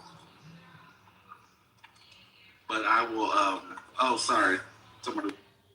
Oh no, I was responding to Miriam in the chat. She was asking why anybody would be going to the Gulf region in the middle of a war. We were just talking specifically about.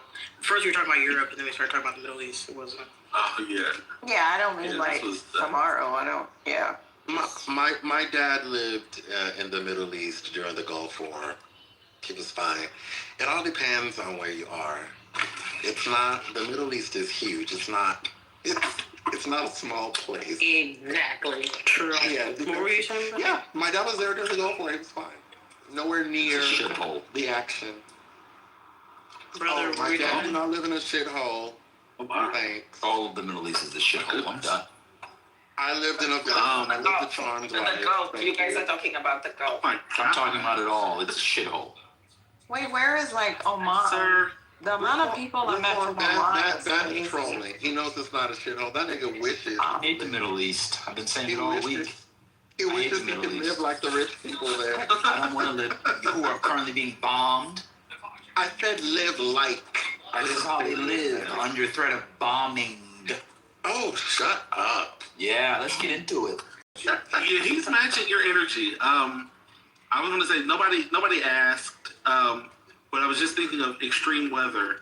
And so if you were to go someplace, I don't know, like within the United States, and you were for some reason to travel to some place like Chicago in the winter, you could, if you were going to be here for, I think similar to how other people were talking about, if you're not going to be outside, you can get away with, I think, a jacket wherever you are.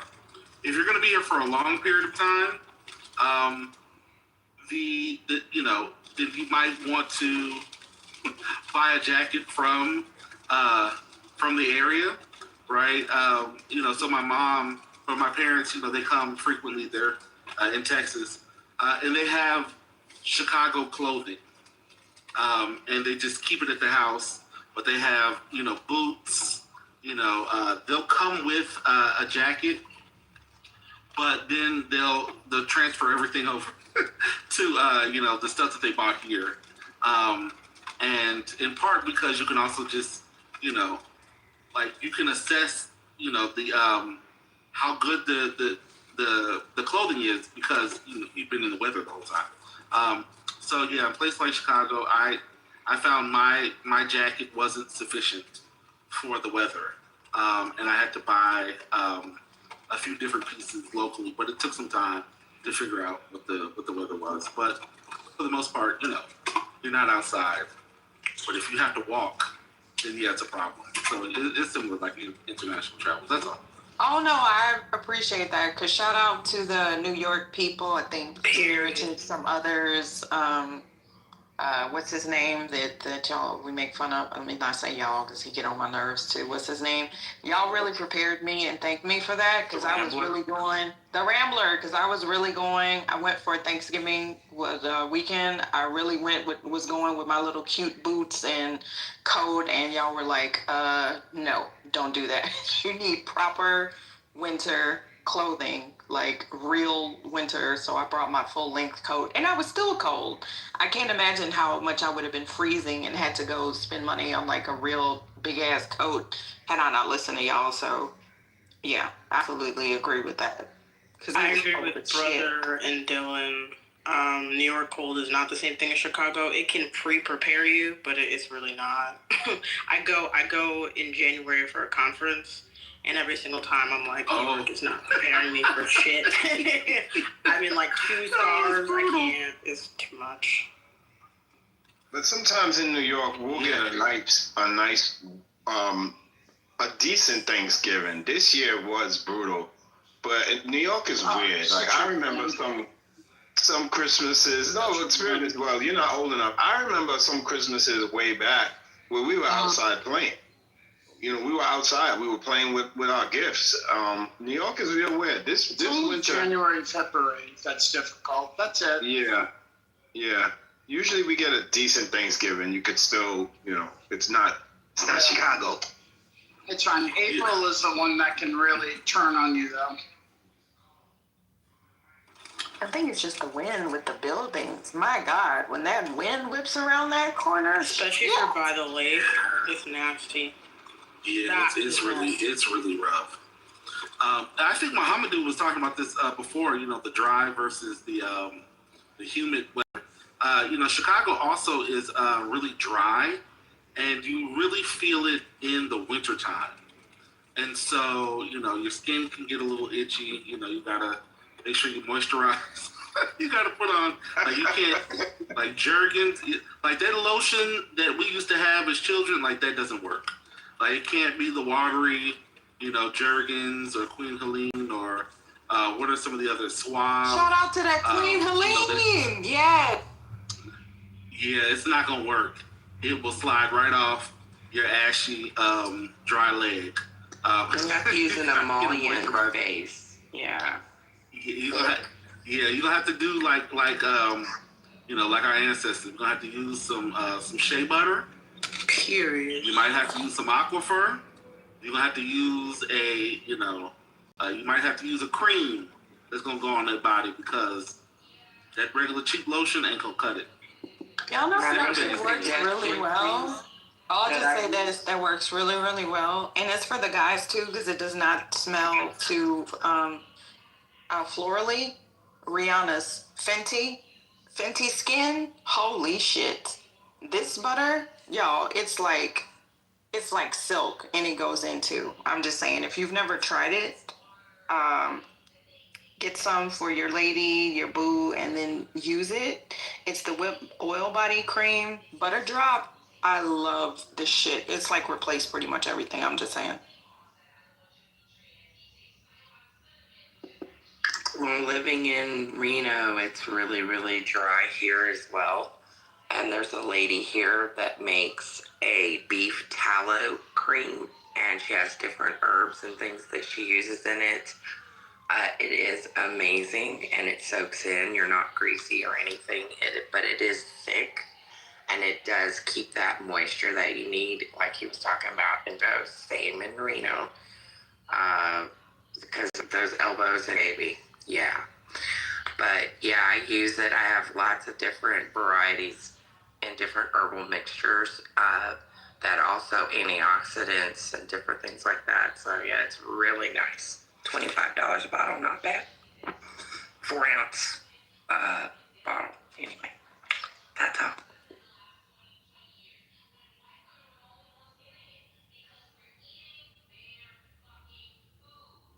Yeah, because we gotta moisturize. They didn't really tell us to start using moisturizer until I was like 30, but y'all are in y'all early 20s. You probably need to start moisturizing early. Don't forget the neck, the hands, because a lot of the times people look super young and then their hands look like, death. And their feet warmed over. Joe, you can splurge. It lasts a long time though, Joe. You're only going to use a little bit. So it does last a long time, I will say. Like, it's not, you don't have to use a lot. And you can get a little bitty sampler. Go to Sephora. Just flirt. They'll give you some, I'm going to pull a band, and I'm going to say some of you all are going to continue to have dry skin. You see. Because you don't drink enough water. You see. Y'all think it's the lotion. It's your body not having enough water to retain the cell structure of your dry ass skin. God bless. Now, some of these people in here, based off what they do on the weekend, I'll mute up. Sure, I don't know. Maybe they're moisturizing in other ways. Oh, let me. No, let's not. Listen.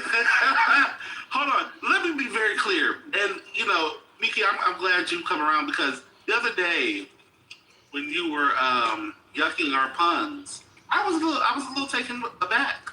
I'm glad that you have. You joined us. Oh, she apologized for earlier. I did. Apologized. You know why I was in a bad mood, y'all? Looking at the damn stock market. I came in here to be mean to y'all because I was like, this motherfucking market. I was in a horrible mood. I was like, let me get off the clubhouse. Everybody likes a sexual pun is reform. Like, what are we doing here? I know. I was being a crackhead. And I was like, oh my God. So I am so sorry, y'all. I was in a bad mood. Do you remember? That's funny. Ladies, do you remember when you were pregnant, or fellas, when your woman, wife, girlfriend, baby mom, whatever, was pregnant, and they always talked about the quote sack of waters? Anybody remember that sack of waters? Yes. I'm done speaking.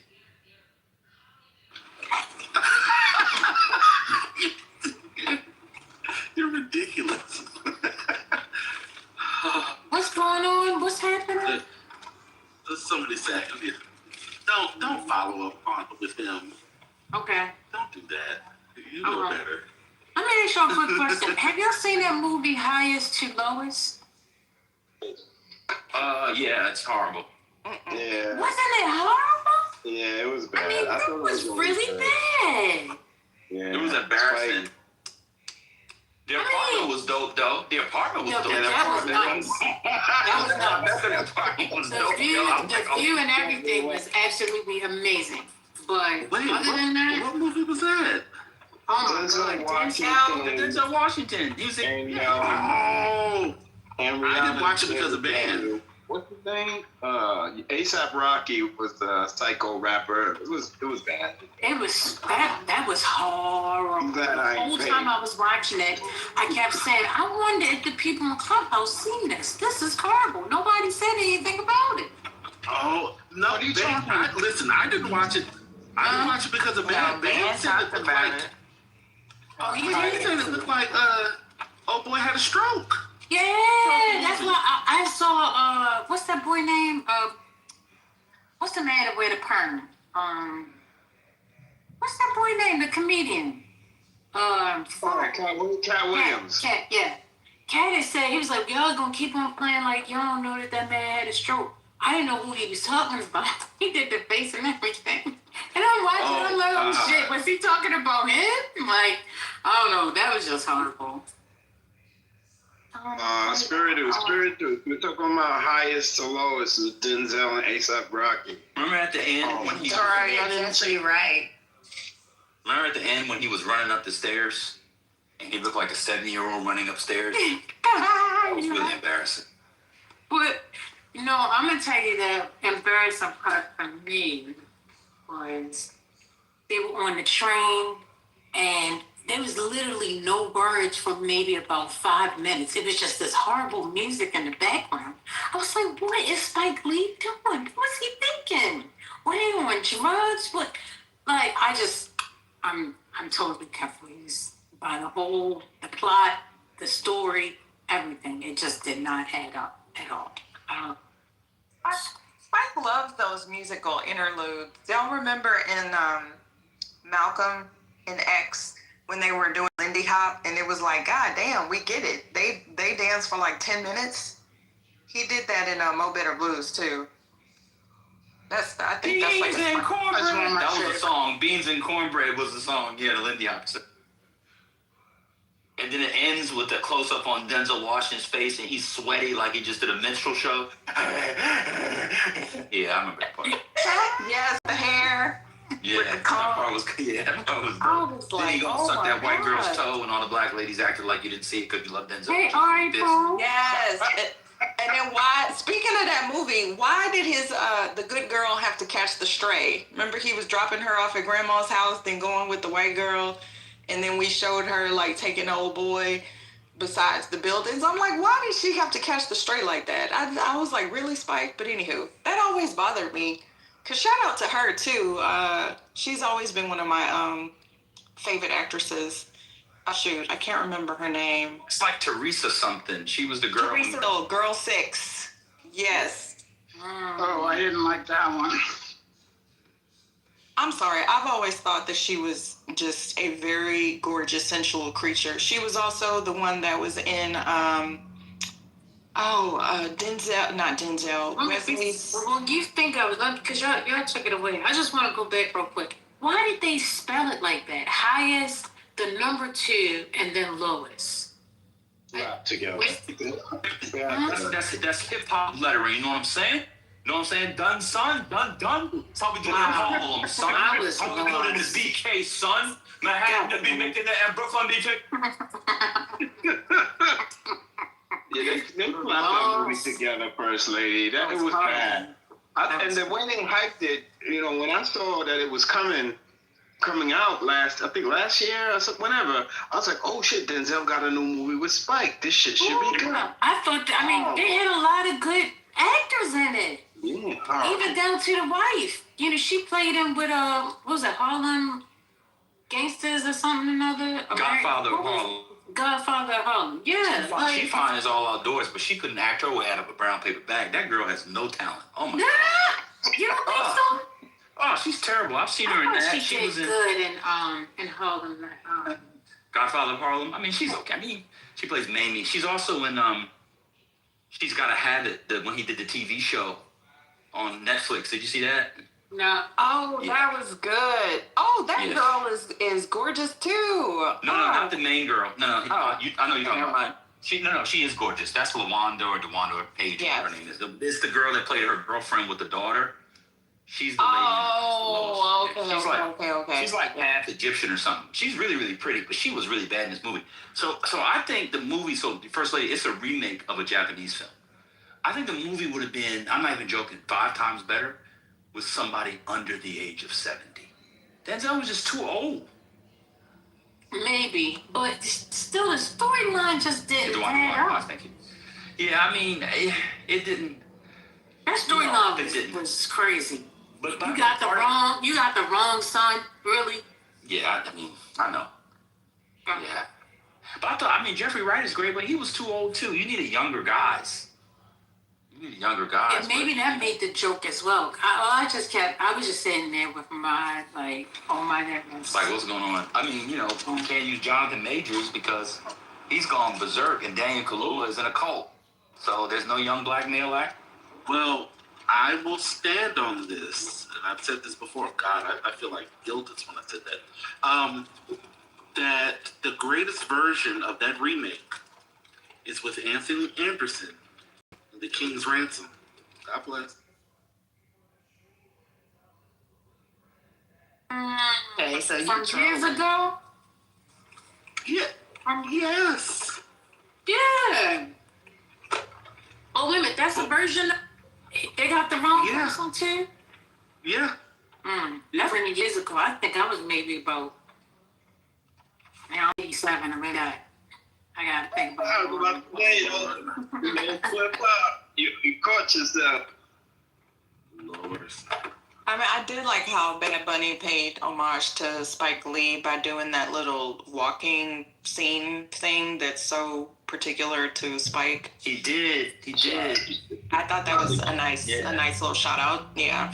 And it's a good shout out too, because in Spike Lee's films, he's always shout out Puerto Rican culture. Actually, Spike Lee's been very, like I won't say pro Puerto Rico, but he always honored Puerto Rican. Side, well, Fort Greene, that area, and so you're gonna have a lot. I'm sure he grew up with a lot of. Remember Rosie? It started with Do the Right Thing. Rosie Perez. That was his baby mother. And how many of y'all were in love with Rosie Perez? She was even in the movie, wasn't she? Yeah, she was his baby mama. Oh, hell, the left nipple.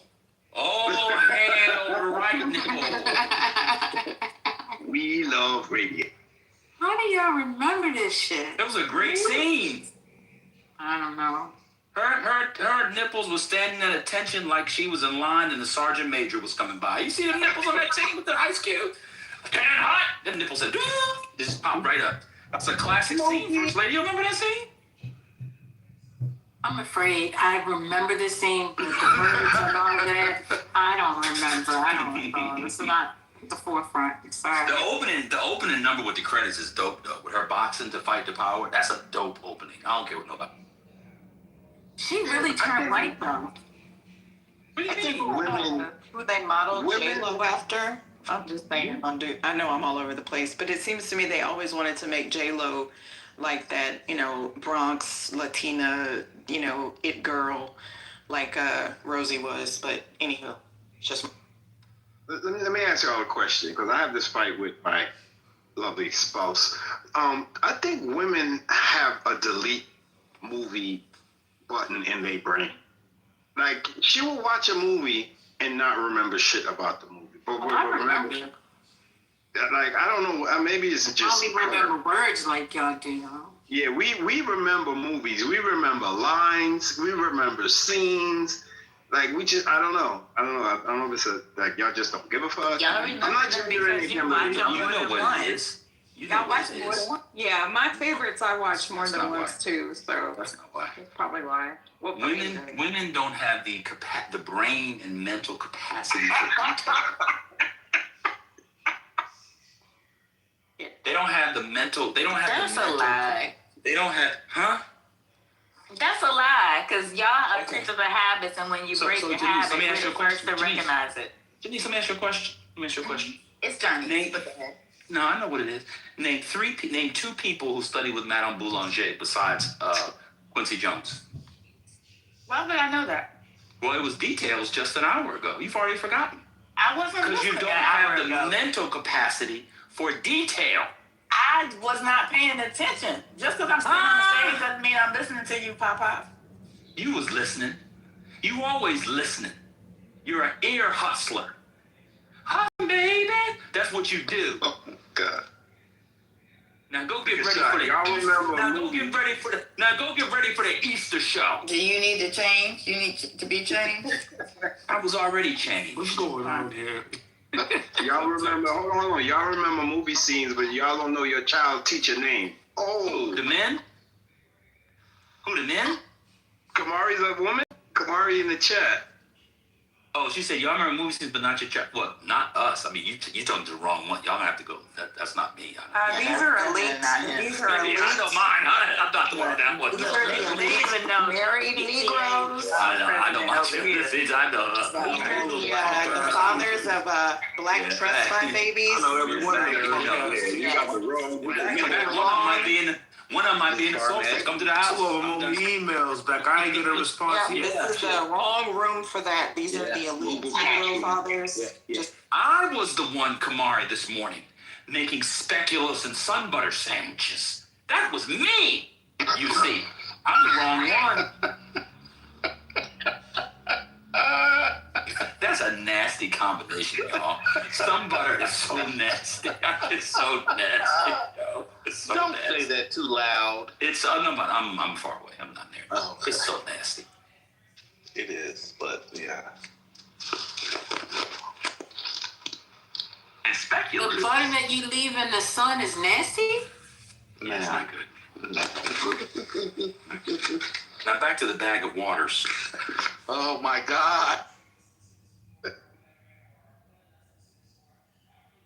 That the sack of waters. Yeah, something about the S on that always bothered me. Yeah, I was like, how many? I asked the doctor. I was like, how many different types of waters are in there? What do you mean, the sack of waters? And it'd be so much. You ever see a woman go to the bathroom right before she gives labor? You'll never see anything like it again. I'm done speaking. You're right about that. I'm eating. Y'all are crazy. You can't even remember what I said 5 seconds ago because you don't have a mental capacity for detail. I do. I want to know what speculous is, Ben. Oh, speculous is cookie butter. It's like you know those Biscoff cookies from yeah. So you can get them like peanut butter style. It's spreadable. So a really delicious, fake healthy snack, because not healthy at all, is to cut up an apple and use, instead of peanut butter, use speculous to dip it, but it's pure sugar. Got it. Yeah, that's right, Kamari. We got a CDC study. We are the most involved. And you buy it from the store? Yeah, everybody has it. Trader Joe's has a version too. Everybody has it, yeah. What's it called? It's really good. Speculous or cookie butter. Ew. And then the sun butter is actually the sunflower seeds. Yeah, let me ask the father. Let me ask the fathers real quick. Who cut the cord? Who was there to cut the cord? Who was there for the whole? I was there for the whole shit. They thought I was both of them. Yeah, I was there. I cut the cord on both of them. Let me ask you something. Let me answer. I use my mouth to cut the cord. But then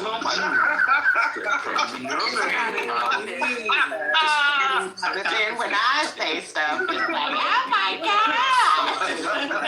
Take it from. Why would you even say that? I just did it at home. And then I took the rest home and fried it. I had it with a nice Chianti. The pappies always cut the cord, even though y'all be nervous as shit. Don't stand in the back, because then you really get to see everything else that is expelled along with the big ass head of the child. Just I was all there. I was right next to the doctor. I was all in it. And the first time I was shocked. I didn't realize how tough it was to cut the cord. The cord is like cutting cable. I was like, oh shit. Yeah. I still have my boys somewhere. I don't know why. A little dried up, shriveled right next to their first haircut. Why do we do that as black people? Why were we told to save that? Wait, save it when it fell off. And I have each of the boys' hair from their first haircut somewhere in this house in a little bag. Hair we do have. Who says that you're supposed to save it? Yeah, you're supposed to. I don't know. It's just something that you used to put it in a book. My daughter's The hair. Books. No. The hair in the umbilical cord, when the umbilical cord falls off. You're supposed to save that from A lot of people actually plant the placenta and grow it. Yeah, my parents just gave up Some on people my eat it too, but we're not doing that. I have, unfortunately. Dehydrate it and put it in caplet. Y'all know how they say we're losing recipes. So I think anybody, no, I'm being serious now. Anybody 40 and up you are the last people to have a baby book. Obviously, there's individuals, but baby books, save hair, all that kind of stuff. Younger parents now, they don't do any of that stuff. They don't save umbilical cord. They don't save hair. They don't do any of that stuff. They're We're losing that type of stuff too. I have a little tiny box with all my daughter's teeth in it. Yeah, those days are gone. Oh, Yeah, yeah. throw them away. I used to give those as a gift whenever I went to a baby shower. You're right. I gave my grandma the. I never even thought about that. Oh, that's so fucking sad. It is sad. The little footprints and the handprints. They used to do it right there. And the little plaster. In the hospital. Yes. I have my daughter. 6-year-old found all of her baby teeth in my now ex-husband's sock drawer. And it was like, oh shit. So Kimberly, as Kimberly stated, there is a resurgence, a little tiny renaissance, I suppose. But for the most part, it's just expensive photo shoots, and they're all digital. They don't even have they're not even printing anything anymore. It just goes on Instagram. Oh, that does make me sad. They even have digital frames you can hang on your wall to display your digital pictures. Well, that's not new. That they kind of had that. Remember Sharper Image back in the day? Yeah. That was like, I remember seeing those things at a Sharper Image. It's But I even not have like my it's mom's expensive now, baby book, which is a treasure because my mom is, 70, whatever. I literally have my mom has her baby book, but we've been able to see it. So, no, I never even thought about that. Aw. You can get a 3D ultrasound now. So when you get a 3D ultrasound, you could then 3D print your baby before it's even born. That shit looks creepy as fuck. I'm just gonna say that. Absolutely. It's weird. It look. Well, real quick, Kimberly, I'm talking about the walking shoes. Y'all probably don't have them. They don't do those no more. The white hard bottoms. Yeah, the hard with the white joints. The Buster Browns. Those were those Buster Browns. We had the soft ones, the soft sole, but then the hard edge shoes. Yeah. Divine, everything. Socks now. That's a fact. Divine, everything that you did now is the opposite is what you're. Literally everything that you did, the opposite is true. It's crazy. Remember the christening outfits? Does anybody you wore your mom's? You saved the christening outfits that was passed down. The family christening outfit. The long and the bassinets. Oh, they don't do that anymore because with the baby over. dedications, I've seen babies as big as 5 getting dedicated. My kids will probably get baptized in college. Yeah, we did it fresh out. Our parents wasn't having it. Fresh out. The little white hat, the white outfit. I spent a lot of money on that little outfit. Yeah, those are we had the sweater made. It was we have a sweater that we pass around. And the godfather and the godmother got to get that gold bracelet with the gold tag. bracelet. Yeah, Come on now. Yep. That's done. They don't do that. And what about bassinets? We had a bassinet. I haven't seen the bassinet reformed in years. I had a brown circle, pink and white one for my daughter. It's the pack and play now, right? Yes, pack and play. Yeah, That's a mess. which is on the floor. We had one that probably, 10 or 12 cousins used over 20 or 30 years. But it was just for that, the little, with the little hood and the lace and old fashioned. It was just for them sleeping right next to the bed. But yeah. Oh, they won't allow that. You can't have anything in the bed. You have to lay them on their stomach until they can do tummy time for 8 months. And then maybe, I think even longer on the back. No hoods, no bumpers, no pillows, no dolls. Yeah. Essentially, they want you to put the baby in a cardboard box. Right. They would love that, actually. Yeah, that's actually what they would prefer. I got real gold bracelets too, man. It wasn't no joke. Straight. And then they'll be like, watch out for the flat head. Are they doing high chairs still? Damn. Certain kinds of high chairs, they have really, but not like they used to. And the other one that's gone are walkers.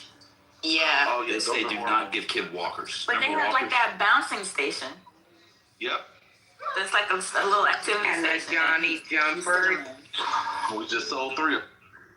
The little thing you put in the doorway that had the spring on it that they bounced. Yeah. They said don't do that. They said My don't son do had those that anymore. 25 years ago. Hold on, But the I doctor love said don't do it walkers. Yeah, the doctor said don't do it anymore because it's a hazard. It's a hazard. They say. Oh, Jesus Christ. What's going on? It's crazy. But what was the one you said? Oh, the walkers. They say walkers actually make them walk later in life. Yeah. So don't use walkers. But is that true? I mean, isn't that a rite of passage to turn around and see those little things all up in that big ass ficus But plant? it's everything in the house. Yeah, eating dirt before you can go. Colors on it. No, right? Yes. Yeah, I know. Yeah, no, they don't like that. They don't like any of that anymore. What about like crib mobiles? Do they think those are treacherous? No, oh God, no. No mobiles. Oh my God. They might take your child if you put a mobile. No way. You've gone too far. Lord, so these poor babies just a mobile. sitting in the crib doing. Anybody else remember the little start thing that you would put in the crib so they could press it and kick it with their feet and it would play like the little stars? Take your kid away if you put that in the crib. Now. God damn! The other one they got rid of, which was good, because some, unfortunately, trigger warning, some babies did die, was the self-rocking, the swing? But it's like a chair, like not the, it's like a chair. The bouncy They used to chairs. have those. The and they got bouncy chairs. recalled. Yeah, they got recalled. It was a bad one. But you know why, Ben? Because these goofy ass millennials were putting these kids in those things on fucking tables. I'm sorry, that pisses me off. Like, why the fuck do you have the kid in the bouncy chair on the fucking bar? They're supposed to be on the ground, idiots. Or they let them fall asleep in them for longer than a nap. Yeah. And forget. I mean, I don't know. It's really bad. You know, you're supposed to do now. They want everybody to do skin to skin, right? And so skin to skin is great, but the thing you can't do, and it went viral a couple of years ago, was like the dad has the baby skin to skin, or is holding the baby, and it's like, oh look, dad and baby sleep. Can't do that. There was a couple tragedies on that a couple years ago as well. You basically have to put the baby in a cardboard box until they're 2. That's essentially what they want you to do. Aww. Yeah, it's great. Or hold it all the time. You can't sleep in the bed. No co-sleeping. Which is I don't recommend co-sleeping. I don't recommend co-sleeping anyway. Yeah, that's fine. I'm a sleep training expert. I don't recommend co-sleeping, but no co-sleeping. Can you share some tips on your sleep training? Yeah, you have to. I've said it before. You simply have to toughen yourself up when they're crying, and don't go in there and get them. When do you put them in there? You have to let them cry. They have to cry. Oh, after the bath and stuff. But you need to do a routine. Age-wise. That's why we all have abandonment issues now, by the way, because our parents let us cry. Exactly. It's like, okay. I've had different experiences because I've got 8 of them, but the average probably is about, I think, 6 months. Okay, and when you do this, are they sleeping in the room by themselves? Because I've watched night videos where if the one that needs to go to sleep is like 2, and there's another one that's younger. The younger one gets it and complies, but the older one is the one that kind of influences They're in the same room? everything. Yeah. They have to be in separate rooms. Mm-hmm. You can't have somebody sleep training in the same room. It was like the 2-year-old regrets. That is true. The new baby I came. remember there was a lot of controversy when I was having kids with people who had the family bed where your kids slept with you in your bed. Yes. Yeah. They don't like you to do those anymore. My life. That's what I'm currently going to do.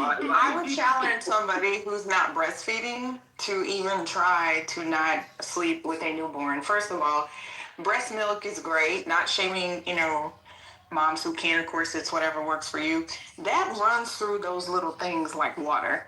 Then they have that little poop. And then they go to sleep like, mom's tired, you're exhausted. My kids were right there in the crook of my arm for especially my first, because where was I going to get up and go? I remember having this argument with my mom. You need to boil the bottles. I was like, Mama, it is not 1950s. If you don't put a Playtex liner in that goddamn bottle and leave me alone. Jesus. Woo, this is triggering me. Lord have mercy. Was called everything but a child of God because, oh my God, I did not want to boil a goddamn bottle on the stove. Mickey, they got bottle making machines that look like Keurigs. My cousin first time I squirted it mixes the formula. You put the bottle under it. You hit the little 4 ounce or 8 ounce, and it drops everything in there like a Keurig. I think that's kind of cool, actually. It is. In my baby size, and I've been in therapy ever since. Oh, that's horrible. I will say the only thing that I can be thankful. Well, I can be thankful for a lot of things, but I didn't have to deal with was warming bottles. All of my children, thankfully, were able to take a cold bottle. They love milk. They love straight, from the source, but they're able to take cold breast milk, and that has saved us a lot of trouble at night. What's it called? The cold bottle? Mm-hmm. That's a blessing. No, I'm just saying like, like we've frozen a lot of breast milk, and so when it's defrosted, we could either just sort of let it naturally thaw out, or we could put it in cold water and it will defrost. But we don't have to warm it up. Oh, lucky. I see. Yeah. If not that to. What's the latest? Because it changes every so often. Like with potty training, like what's the age? What are your tips on that? For boys, don't have you had the wrong. Don't have them. I mean, like when they're asleep. Like, 'cause let me give you the scenario. And this was years ago, because I have a lot of godchildren, and I was babysitting one, and he was at the time, I think he was 3. And his parents were going out, and they were like, we typically wake little Alex up at such and such time, but we don't turn on the light or anything. We want him to kind of be asleep. They were like, turn on the hall light and then go pick him up and kind of like pull his pants down and hover him over the toilet. And I was like, you don't want me to wake him up? And they were like, no. And I was like, how is he going to learn that when he has that sensation, he needs to go to the bathroom? And they were like, no, this is what we read. And I was like, well, he's going to be peeing in the bed because he's not fully conscious to know he needs to go to the bathroom. I thought it was the weirdest thing. Yeah, that is. And I didn't do it. No, that's very weird. How old was he again? 3. That's rough. Yeah. 3-year-old boys, that's rough. The issue with that is some of those things can work, but it's also like issue with especially like potty training at night can be like genetic. So you can do what you want to, but some of that stuff, right, depending on the child, like they're just gonna have to grow out of it. And but there are things that you can do, right, to minimize, like restricting fluids and eating at, after a certain time. That's one that helps. But some of the other stuff, like if there's like a prolonged issue, you just gotta wait it out. Develop some strategies. But there's, some of that stuff is genetic, unfortunately. I agree with brother. No liquids after a certain time. But with my son, we did what the prior speaker said. I would get up 3 a.m. Get up, fully wake up. You're going to the bathroom right now, and it worked. And then eventually, I hear him to this day. He's grown now. I will hear him in the middle of the night getting up and going to the bathroom. Some men are just lazy. Wait, that's not good if he's getting up to pee in the middle of the night. No, he doesn't do it all the time, but he will get. But he's up till the middle of the night, so he probably didn't even go to bed. I think the brother might want to get the bladder. Is that like a UTI? No, that can be a sign of diabetes. Actually, they say if you have to get up to empty your bladder. Correct that. But no, not against what you're saying. Just saying in general. Yeah. He's up all night. I just messing with you. Oh, okay. No, but I actually am serious because I thought it was a UTI. Yeah, I was actually concerned.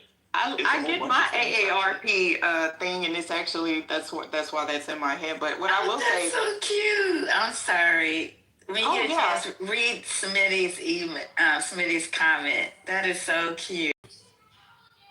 I'm sorry. Go ahead, Mickey. Potty training asked me if I have to go. Oh, that's cute.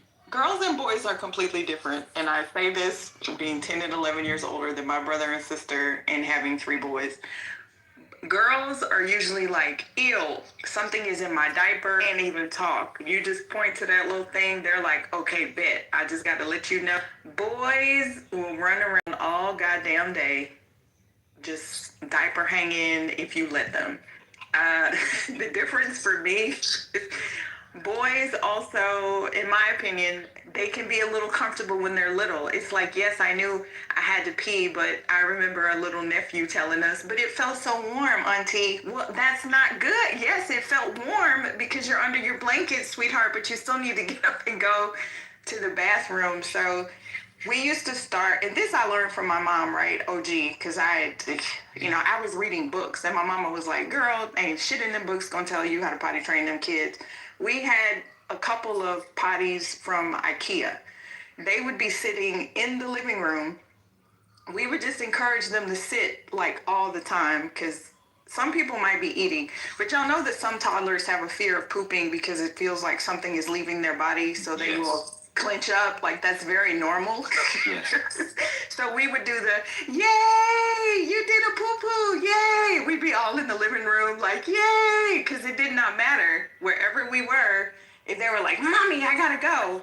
And I will say for boys, they will routinely wake up in the morning, not realize that they need to use the bathroom, and be jumping up and down like, mommy, like, okay, go pee, sweetheart, go pee.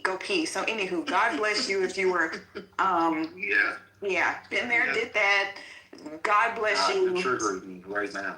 Get a bunch of pull-ups, get the little marble pull-ups, because they like those, because I'd be like, you don't want to pee on Batman, do you? And that was way more effective than anything that I could tell them. They did not want to pee. Yes, they did not want to pee on Spider-Man and Batman, so that's a good idea. that helps. Like old school, they used to text the adults need to keep the bathroom open so that the child can see, like, you use the bathroom. I don't know about that, but I know that. So if you ever want to be uncomfortable, I completely agree with that.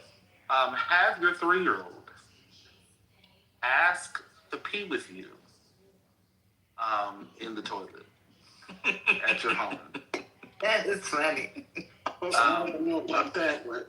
I don't know how you answer that. I don't know if you say yes or no. You let the boy pee, because if you say no, then he may not want to do it. That's true. Ever again. That's true. So I was fine with that. I was more afraid. I was like, listen, your aim has to be spot on, because we're both standing side to side. That was, but yeah, they kind of like, and asked so politely. Yeah, that was a new one.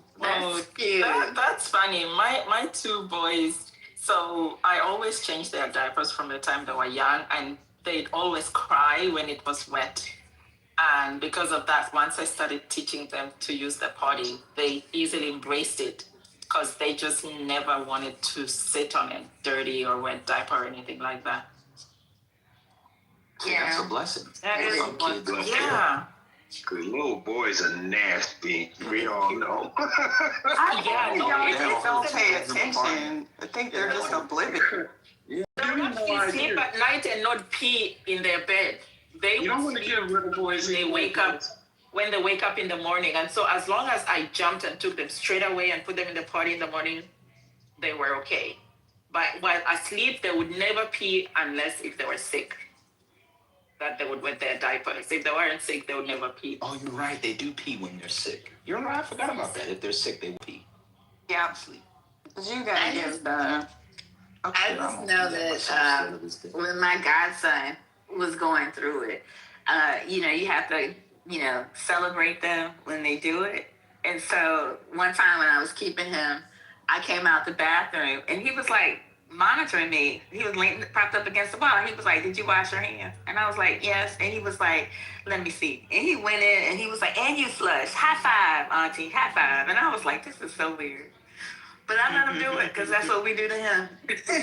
Oh, now I will say another tip for boys.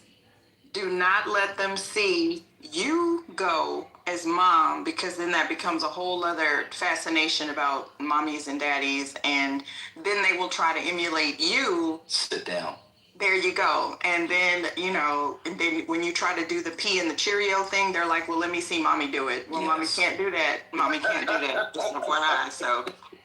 Yeah, I caught my dad and was trying to pee through my belly button because I caught my dad one time. I heard that. I think I heard that actually sitting down to pee is healthier for men than standing up. Yes. Actually. I think I heard that somewhere.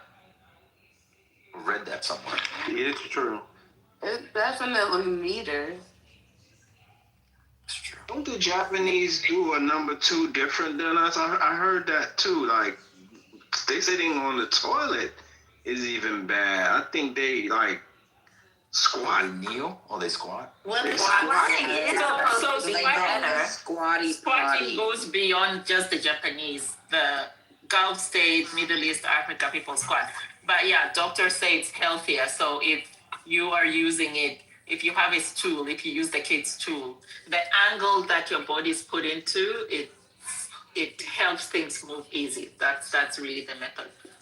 Yeah, they call it a squatty potty. Yep. You can get one for your own bathroom. It lifts your feet up a few inches. Some of y'all need that too. I'm gonna be honest. I mean, like the old folks say, eat some roughage. Eat some roughage.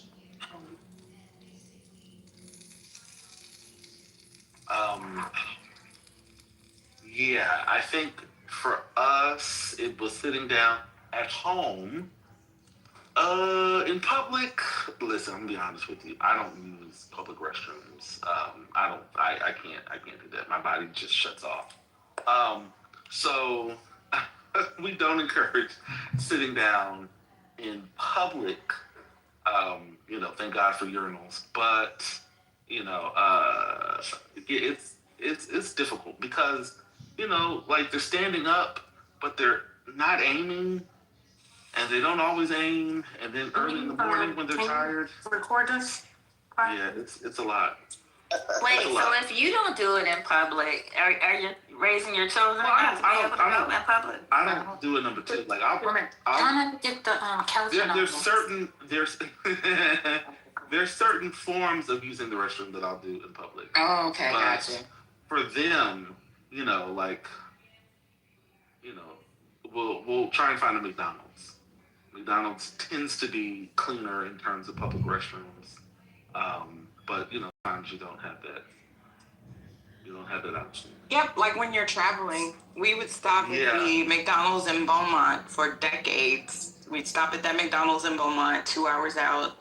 Because that's the craziest thing when you're potty training, when they start to get indignant. No, mommy, I don't want to wear a pull-up. Like, Lord, we driving to Louisiana, we're going to be stopping every hour. But you better stop every hour because they will not put on a pull-up. When those toddlers get a little indignant, like, I'm a big boy, I'm a big girl. Like, Lord, it's just going to take us 5 hours to get there because we have to stop all the time. Yeah, that was difficult. Our first one around that time where you start training, it was COVID. And so, driving a lot, and a lot of the places just were not open, even for restrooms. And so that was difficult. So that one took a little bit longer because we weren't able to be consistent when we were out and about as we were at home. The second one was a little easier. This third one, who knows? I will say, although they did not stay in daycares until they were older, having other children around also helps. And so our first one benefited from, going to daycare just a few times a week or, in the month, and having that sort of seeing other kids his age doing it there was some social motivation that also helped around some of these things. Yes, but it's interesting. My oldest, who's autistic, he's considered high functioning. I just hate even to say high functioning, but that's the terminology.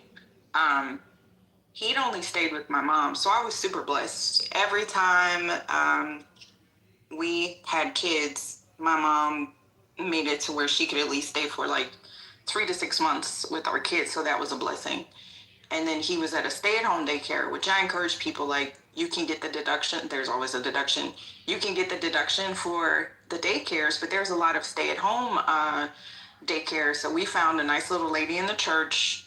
But then because he was autistic, they said he needed to be out of that, like a home daycare sort of thing. I think she watched like 6 kids or something. And then we put him in a regular daycare for him to be socialized and then also to pick up on the other kids, like the alphabet and stuff like that. So it was a tough decision. She cried. We still remember her. She was such a sweet older lady. So y'all don't forget, there's a lot of older ladies at the church too that, you know, will do a really, really great job, especially if you don't want to transition your kids to daycare too early. Let me respond. Well, first of all, reform. Don't flush the wipes in the toilet. Noted. Okay. You've been doing that. That's the really flushable one. Yeah, even the flushable one, don't do it. No, no, you can't do the flushable ones either. They're not. You might as well just call it plumber now. Don't do it. Yeah. Wipes. Yeah, but I was gonna say, on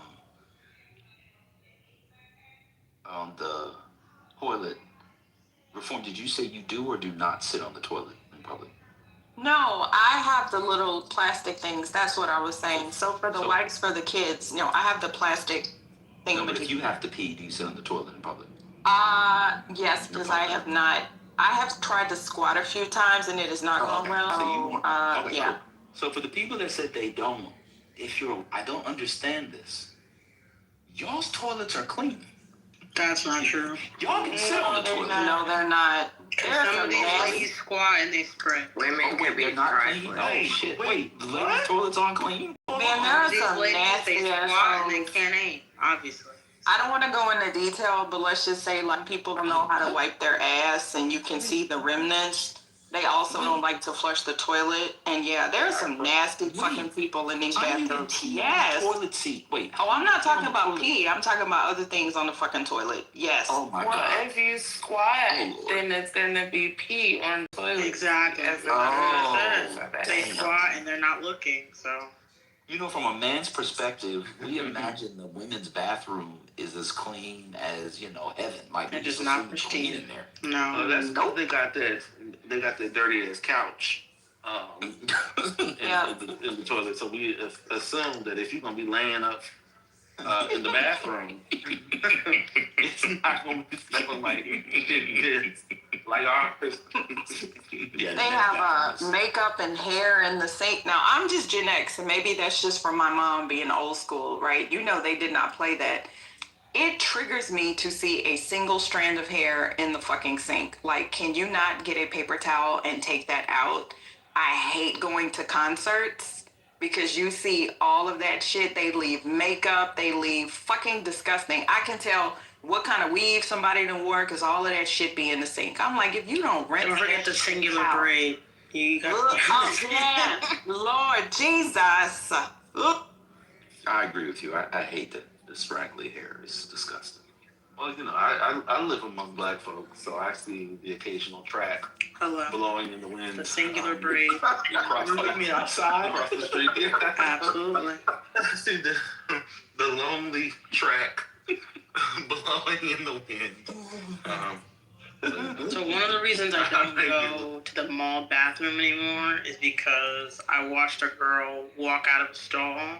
When I walked in, there was a surprise. It was very clear it was her time of the month. She did not wrap anything up. She just said, fuck it. So I just don't do malls anymore. Not the bathrooms, at least. Like I said, it's a sick, sad world out here. I mean, that type of shit happen. I just pick the cleanest stall. I don't understand this concept of you people not using the bathroom. Like, I need to wait. I don't want that kind of surprise. I don't know how if you have to use the bathroom, you don't use the bathroom. No, I don't. I think. I don't get that. My body shuts down certain functioning, to where I don't have. You know, like I get home and I'm okay. Listen. Go into the men's restroom. I've heard stories.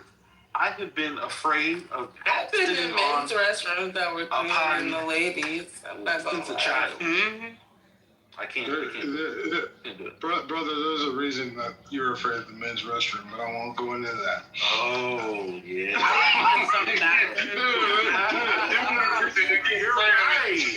Yeah. I'll come back. I gotta go to the symphony, but I'll come back and we talk about that, boy. Yeah, ain't nobody afraid of the men's restroom,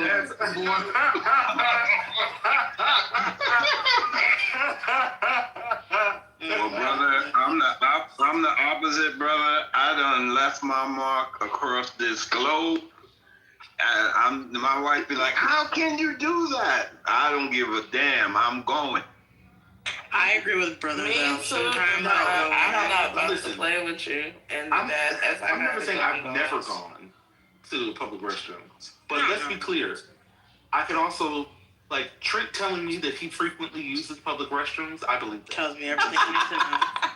Everything I need to know. And can we address the universal rule that a lot of us were not taught, but most people know? Drop the load, then clear the load.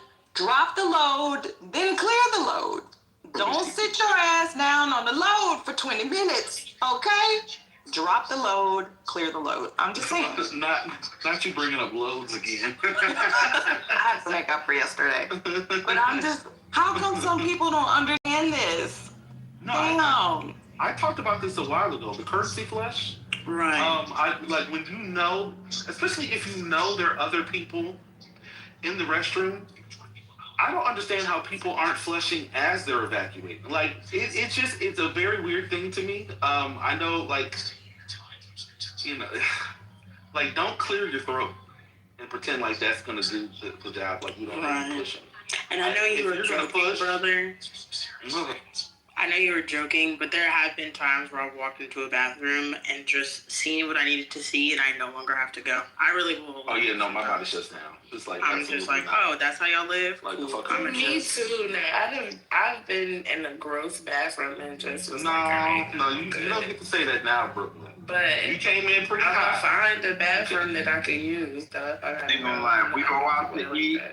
When we go out to eat, my wife, we always go to the bathroom after we get seated. You know, we like to wash our hands. And if the bathroom's a mess, we leave in that restaurant.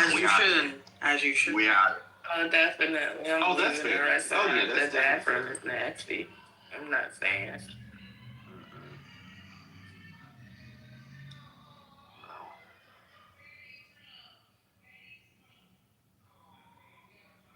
Evacuating was fun. I'm so glad I know what you guys do in the bathroom. This is amazing. It's so Welcome back, First Lady. So good to be back. Like, no, first of all, don't play like we weren't talking like this before. See, when people leave for a while and they come back. Wait, when the you've rhino been pills reformed, and you the just honey been pack reformed. You know, it's kind of hard to, You know, listen, get in the groove.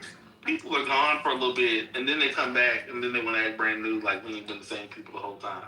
Okay, it's you who's changed, man. All 5 years, for real. Shame, no, I didn't say that. I said I'm glad to know. Maybe you didn't hear me. Perhaps that's the problem. Oh, okay, Perhaps. So you weren't being sarcastic? Oh, I'm always being sarcastic.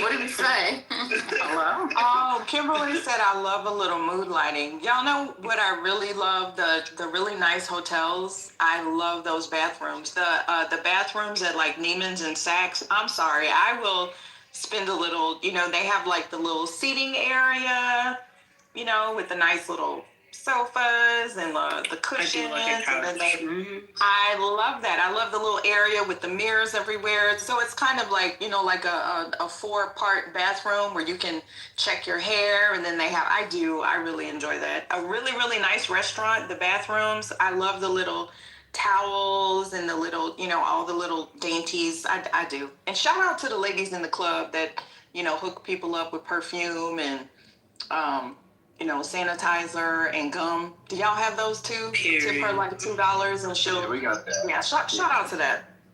And this is why you're digital. African dude in New York. The African dude in New York, he got the mints, he got a little colognes. They got condoms, they got everything, right? Give him a little tip. Didn't that come from like the nicer establishments in the country clubs? You always have those attendants in the bathroom that have all of that stuff, and I think that's in the men's area. I'm just saying, but anyway. Harry said she never seen condoms and she never been to the restroom in Vegas. You know, I never thought about women having an attendant in the restroom like men. Like in movies, you always see it's always men, right? But I never thought that women would have a similar person, you know, sort of waiting on them. Yeah, ditto. I thought it was a man thing. Yeah, like that never crossed my like I never once saw that. Like, what do they give you guys? We get That's cigars. wild. We get cigars and Calvin Klein Obsession. What do y'all get? So at the club, what they'll do is, because I think that they come in and it's like a service, so you can still get like the paper towels and stuff, but they'll just hand it to you. They keep it clean. They have gum. They have packs of gum. They have little perfume. They have little combs, brushes. I've seen them even have like some gel. The really industrious ones, oh yeah, they have gel. They have nail clippers. They have everything. Yeah, they have slippers for, now this is the real industrious ones. They'll have like flip-flops if your feet hurt and you need a change of shoes. I'm like, you know what? I respect the hustle, girl. Give me them $5 Chinese slippers. That I've never right seen. there. I gotta take notes. That's awesome. Hospitality, Joey. Oh, these are some hustlers. It's usually some older women too. They are some straight. A blind spot, I never even conceptualized that. I just assumed that it didn't exist. Kimberly is funny. She said this conversation is illuminating. I'm not really bougie. I'll pee anywhere and walk barefoot anywhere. You will not walk barefoot like the others, Kimberly. I refuse that because I've seen that in the club. That some of those people walking barefoot just gives me like, oh my God, you're gonna need a Kimberly tetanus doesn't shot. give that. Yeah, you know you don't do that, girl. What's going on? She's from Oklahoma. I'm like proud of it. Child, I It's guess. definitely as if I know it. Aries that I If kept she my said that she'd pee anywhere and walk barefoot, how you gonna tell her what she do? Shout out to Aries for keeping those heels on for 10 hours straight. You, queen. You're a G. I can't keep heels on for 20 minutes. You know, I've actually had to sprint in heels. It's not fun, but it's doable. I will literally take my shoes off anywhere. I mean, I've ran barefoot down Massachusetts Avenue. I've walked barefoot in Target. I will take off my shit anywhere. Anywhere. Well, shout out to you. Y'all need to ground yourselves. That's your problem. Are you mixed or no? This is fun. Are you mixed, Kimberly? I'm mixed with Negro and Negro. Yeah. Oh, okay. All right. Just making sure. Ground ourselves. That was good. It's very they're either watching God. Either watching God to be you know, like Exactly. I'm one with the land. Period. Yeah. I do be telling women to touch grass and also stand up. So. But Target is not the land. I could do the land, although if I feel a bug, then I'm hollering, I'm screaming. Ironically, even when I was a child, I never did like to go barefoot. I always like to wear at least socks or something. I don't know why. Oh yeah. My paternal grandma used to say, "You're gonna get ringworm. You're gonna get hookworm." Because, you know, they're from Alabama. She's like, you're gonna get ringworm. But I don't like to wear shoes. And the person that I live with is disgusted because he knows. He's like, keep your shoes on. Keep your shoes on. In the house? No, we'll be outside. We'll be out. Too old to be walking around with no shoes on. Put some shoes on. Her and Hurricane. I don't even like to see babies without socks, y'all. You know how... Sorry. No, it's disarming people because people assume that, you know, I'm a bougie person, but no, I will take my shoes off anywhere. I'm just like you. We don't take our shoes off anywhere. You know we were not allowed to do that. This is the power play. That's what she found. Yeah, that shit is country. Cause I guess. No. I am country. I try to tell I'm from the simple country. girl. You don't walk on the sidewalk. First of all, it's hot as shit in the summer. You're gonna hurt your feet walking without any shoes on. I'm not walking barefoot in Manhattan. From dirt. That's all. These are people that had dirt roads, Nikki. It didn't have sidewalks. No, I know. I mean, Wait, what? I've walked barefoot on cobblestone. I've walked barefoot I've walked barefoot in the subway before. I've walked barefoot in the subway. I walked barefoot everywhere. After a long night. This is illuminating indeed. Oh, hell no. That's why I dropped the... You tiptoe. We want to be thankful. Listen, this is the level of vulnerability, and we thank you for it. This is the intimacy that Kimberly once frowned on.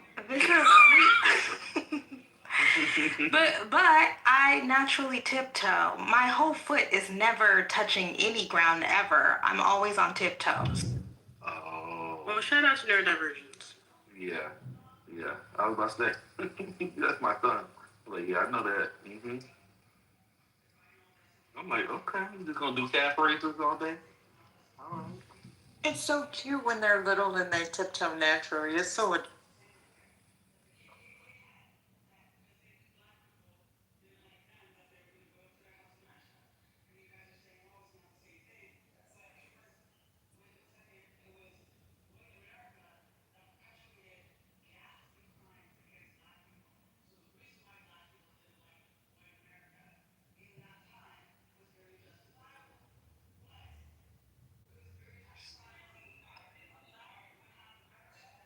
But I have another question for y'all since we're on this topic. I don't even go barefoot in the house because I just don't like to walk on anything that's cold or flat surface. So I have my slippers on at least 99% of the time. Do y'all go bare feet in the house? Yeah, we had this talk. It's weird. We did. You probably weren't here that night, but we had this talk. We talked about, who calls them house shoes, who calls them slippers. Yeah, we don't play that in my house. You're going to put something on your feet. Everybody got something on their feet. And the ones you wear in the house do not go outside. I got a pair that I use outside. Like I got to run and take out the trash there by the door. And no shoes in the house. Take your shoes. I don't care who you are. Leave your shoes by the door. No shoes in my house. We got, we don't have carpet, but still. Yeah. My god kid is neurodivergent as well, and there's constantly broken stoneware and glassware. I'm not walking barefoot. So Divine, you wear shoes in the shower? Just check it. I can wear shoes in the shower. There's nothing wrong with flip flops in the shower. Not Divine wearing shower shoes in his house. No. This ain't the YMCA. I'm just taking a shoe for every room. I mean, yeah, like funny. That. I'm not mad, So, I apologize. Y'all we can move on. But that triggered me. There was a time I was with my homeboys in undergrad, and it was Prairie View's homecoming. And we decided to roll with him, and he was, we were going to Houston. We decided to spend the night, and we stayed the night at his homegirl's place. I'd never met her before. She was really cool. But her house was so nasty that we had been out, we had been partying, we had been outside, Houston, humid. So we had to take a shower. Now, I wasn't driving, so I could not, this is before Uber, couldn't take an Uber, couldn't take a cab back. I had to take a shower. It was so nasty that even in the shower, I tied CVS Walgreens bags to my feet because I didn't even want my feet to touch the bathroom tub as I was showering. Okay, you sound a little sedity, brother. You sound a little uppity. Ma'am? You're too good to get in a nasty show? I am from the suburbs of Boston. Okay? I didn't grow up in Oklahoma. I didn't grow up in East Texas. I didn't grow up in North Carolina. I didn't grow up like in that environment. Okay? Who called that Sadiddy? Who called that Sadiddy just now? Who was that? I would have cleaned it, brother. I would have said, you got some Tilex. I would have cleaned that bitch and then got it. So we did, but again, I was not comfortable because whatever material the tub was made out of was permanently darkened. It was tinted, but not on purpose. This was not a color she chose. This was a life she was living. And I was like, listen, played sports, had shower shoes, never had athlete's foot, could never, right? Nobody people sloshing their toes all up in that water and then wondering why they got huge infections on their feet. No, that wasn't me. I can't do that. So, I hadn't planned. I forgot shower shoes and all. I didn't pack everything. Couldn't do it. Had trash bags. Almost busted my ass 3 times in that shower trying to bathe. Didn't want to touch the shower. It was. Sorry. If you had fallen on the ground in that shower, that would have been hilarious. I might have died.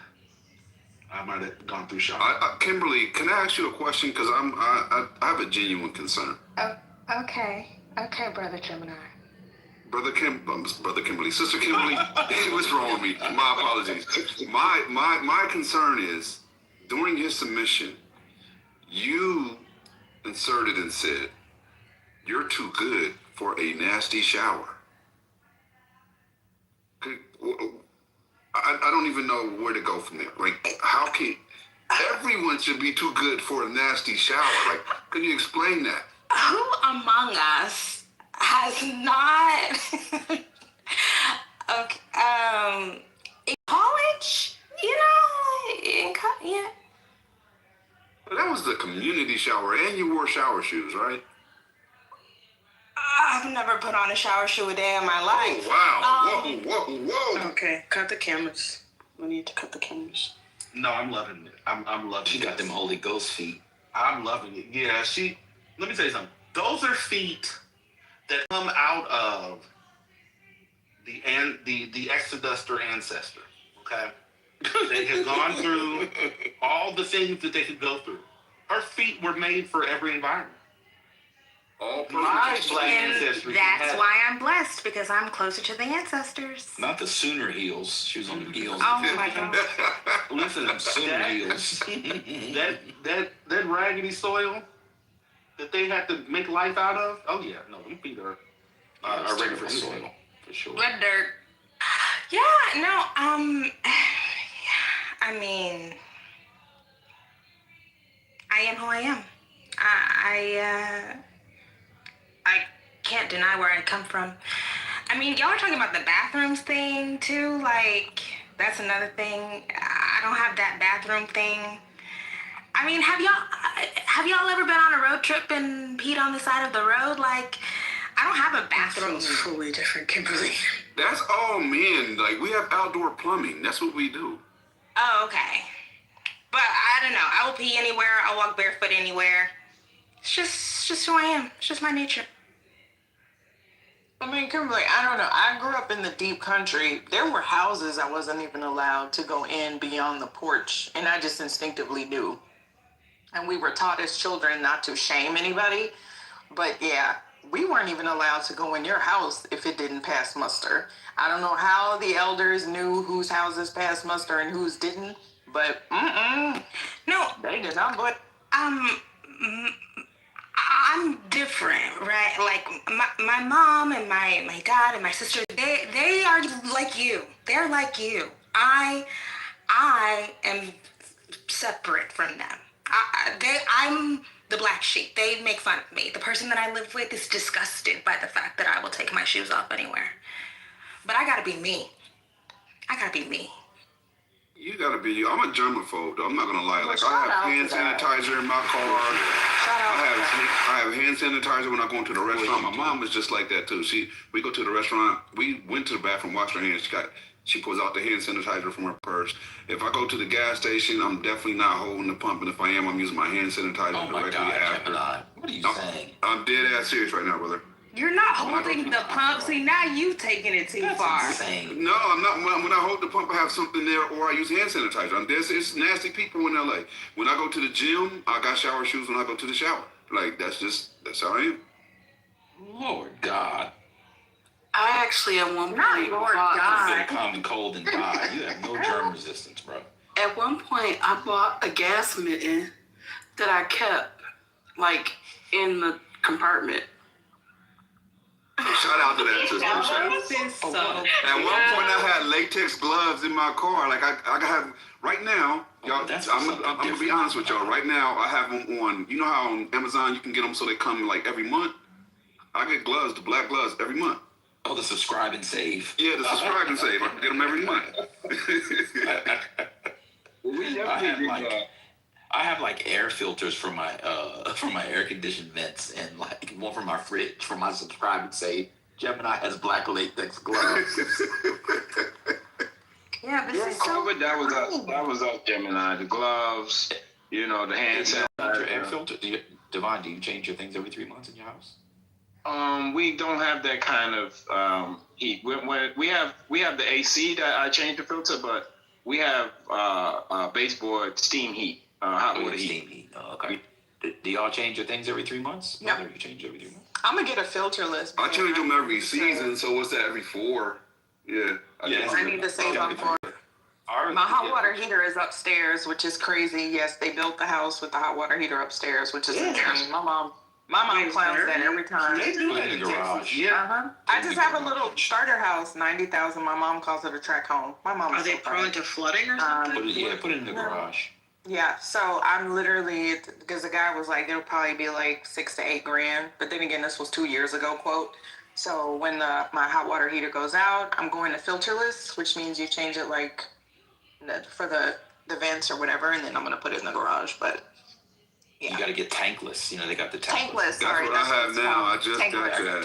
Yeah. Garage. Tankless. That's on the wall. Billy, I have no idea why they put it up there. We don't really have attics in Houston. In Texas, we don't have attics. We don't have basements. We just have the area up at the top of the house. Okay. Yeah. So you can like a usable attic. I mean, I have one. I have like a couple of crates of Christmas stuff, but like I don't keep anything up there. We don't go up there. It's just the attic, I guess. Yeah, they do like a crawl space. Mm-hmm. They do that with the new build. My parents' house is like that, and it's weird. Even though I lived there my whole life, but then you're like, oh, live somewhere else, and they do it differently. Like, yeah, I can see why this makes sense. Why would you do it? Why would you put it all the way at the top of your house? Yeah. Have all this water. So if it floods, it's gonna flood the whole house. You're right. It doesn't make sense, and it's like, and I mean, it was a pretty decent builder, Riley. They don't really flood. Builders go. They don't know. They don't. They might drip, but like they're supposed to have catch basins and stuff like that. Yeah. Yeah. Oh. Y'all are reminding me. I need to get it. What do you call it? Where they do not switch the pan, but they let the water out or whatever. You need to flush it.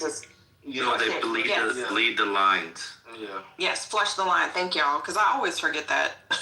I'm like, nobody tells you. I never saw that actually happening in my house, but yeah, supposedly that's supposed to be done every once in a while. Yeah, so I have. Ramel said his flooded his apartment. Oh. They can. I've never seen that. Was it an old building? Oh, wait, go ahead, brother. My bad. No, you're fine.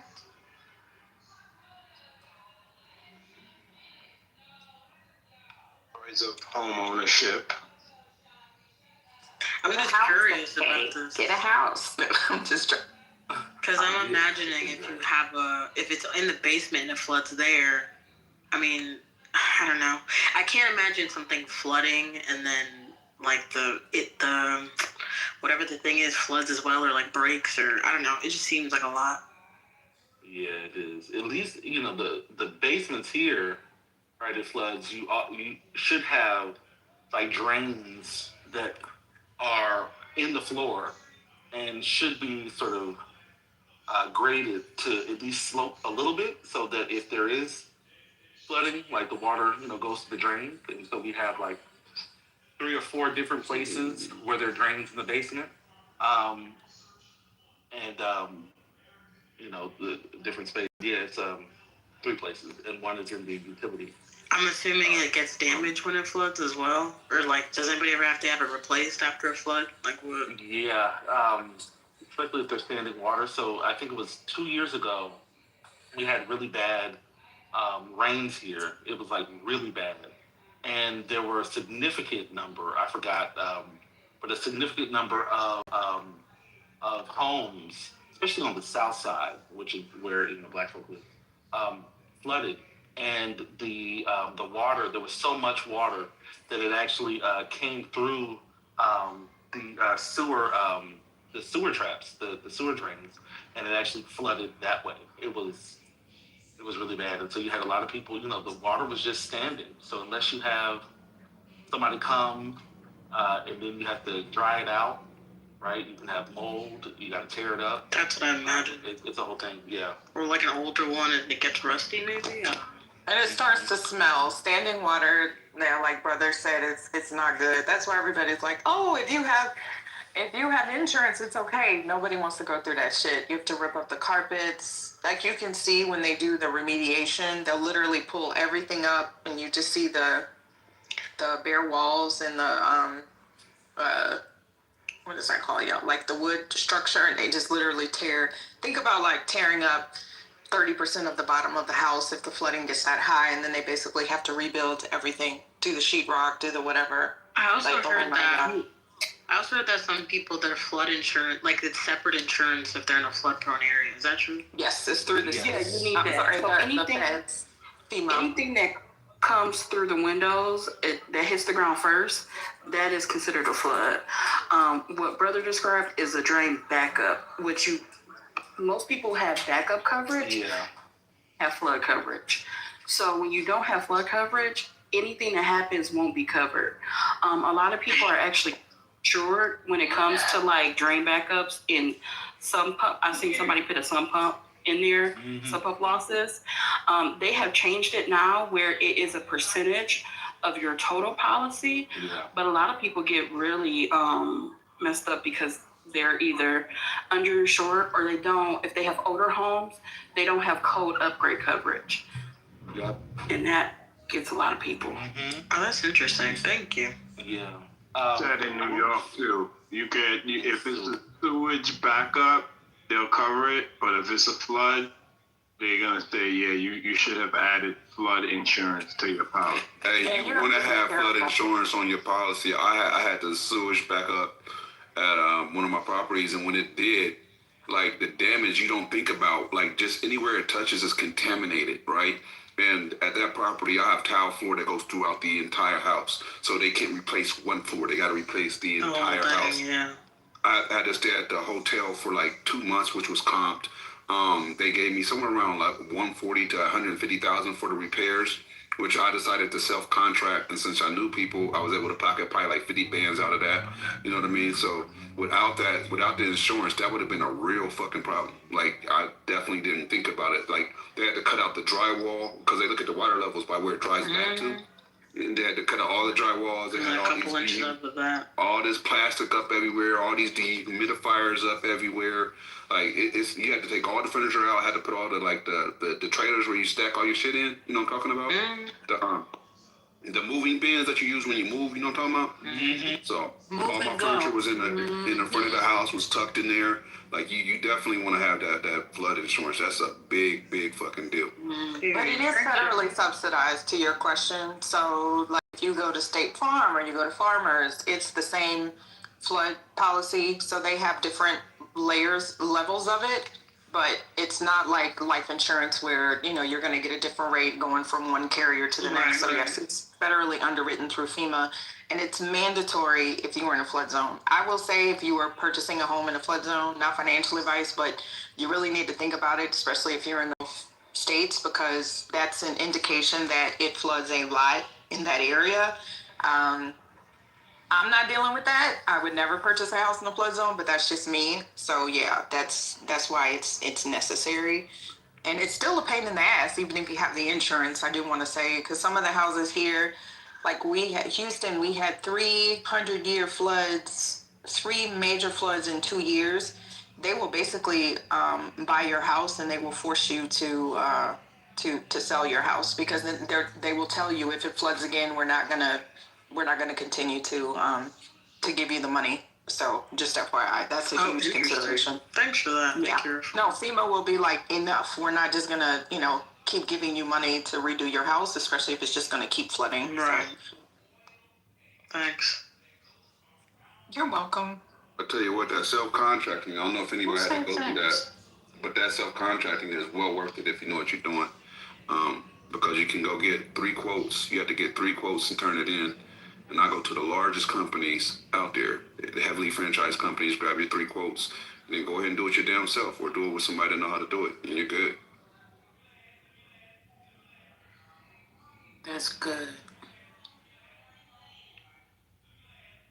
That's kind of interesting getting those quotes. I thank God that like my stepdad was a GC, so he could advise me. Because honestly, I never know shit about any of that. Like none of that. Did you say you're a stepdad? Mm-hmm.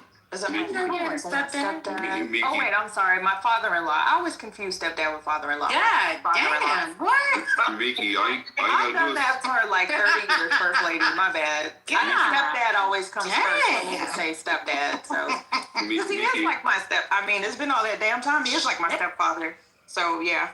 Nikki, what I was gonna say is this: when you're getting quotes, if you want them to give you a high quote, tell them I want it done the best way possible. My insurance is covering everything. You want a good quote? Tell them I'm scraping everything together. I'm gonna try to pay for this. Give me the best quote you can. They'll give you 2 totally different quotes, same company, guarantee you. Oh, I agree, Gemini.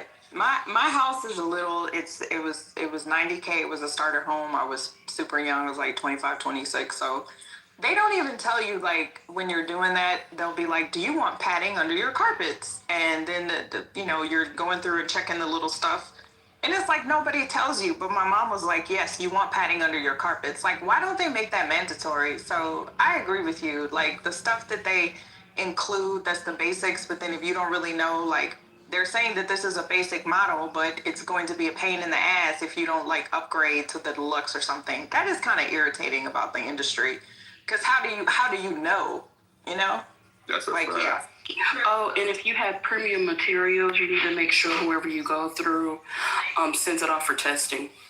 So, like, ITIL is used by insurance companies to get true replacement costs, so that you don't just get stuck with standard grade. That's if right. you have upgraded. And take pictures of everything, because that's what I tell people. You're looking at it with nostalgic value, but yes, your TV is only worth $200, but you might have gotten it for $300 5 years ago, but going out and getting the same thing might cost you $1,000. So you need to like update that all the time. This is a recommendation.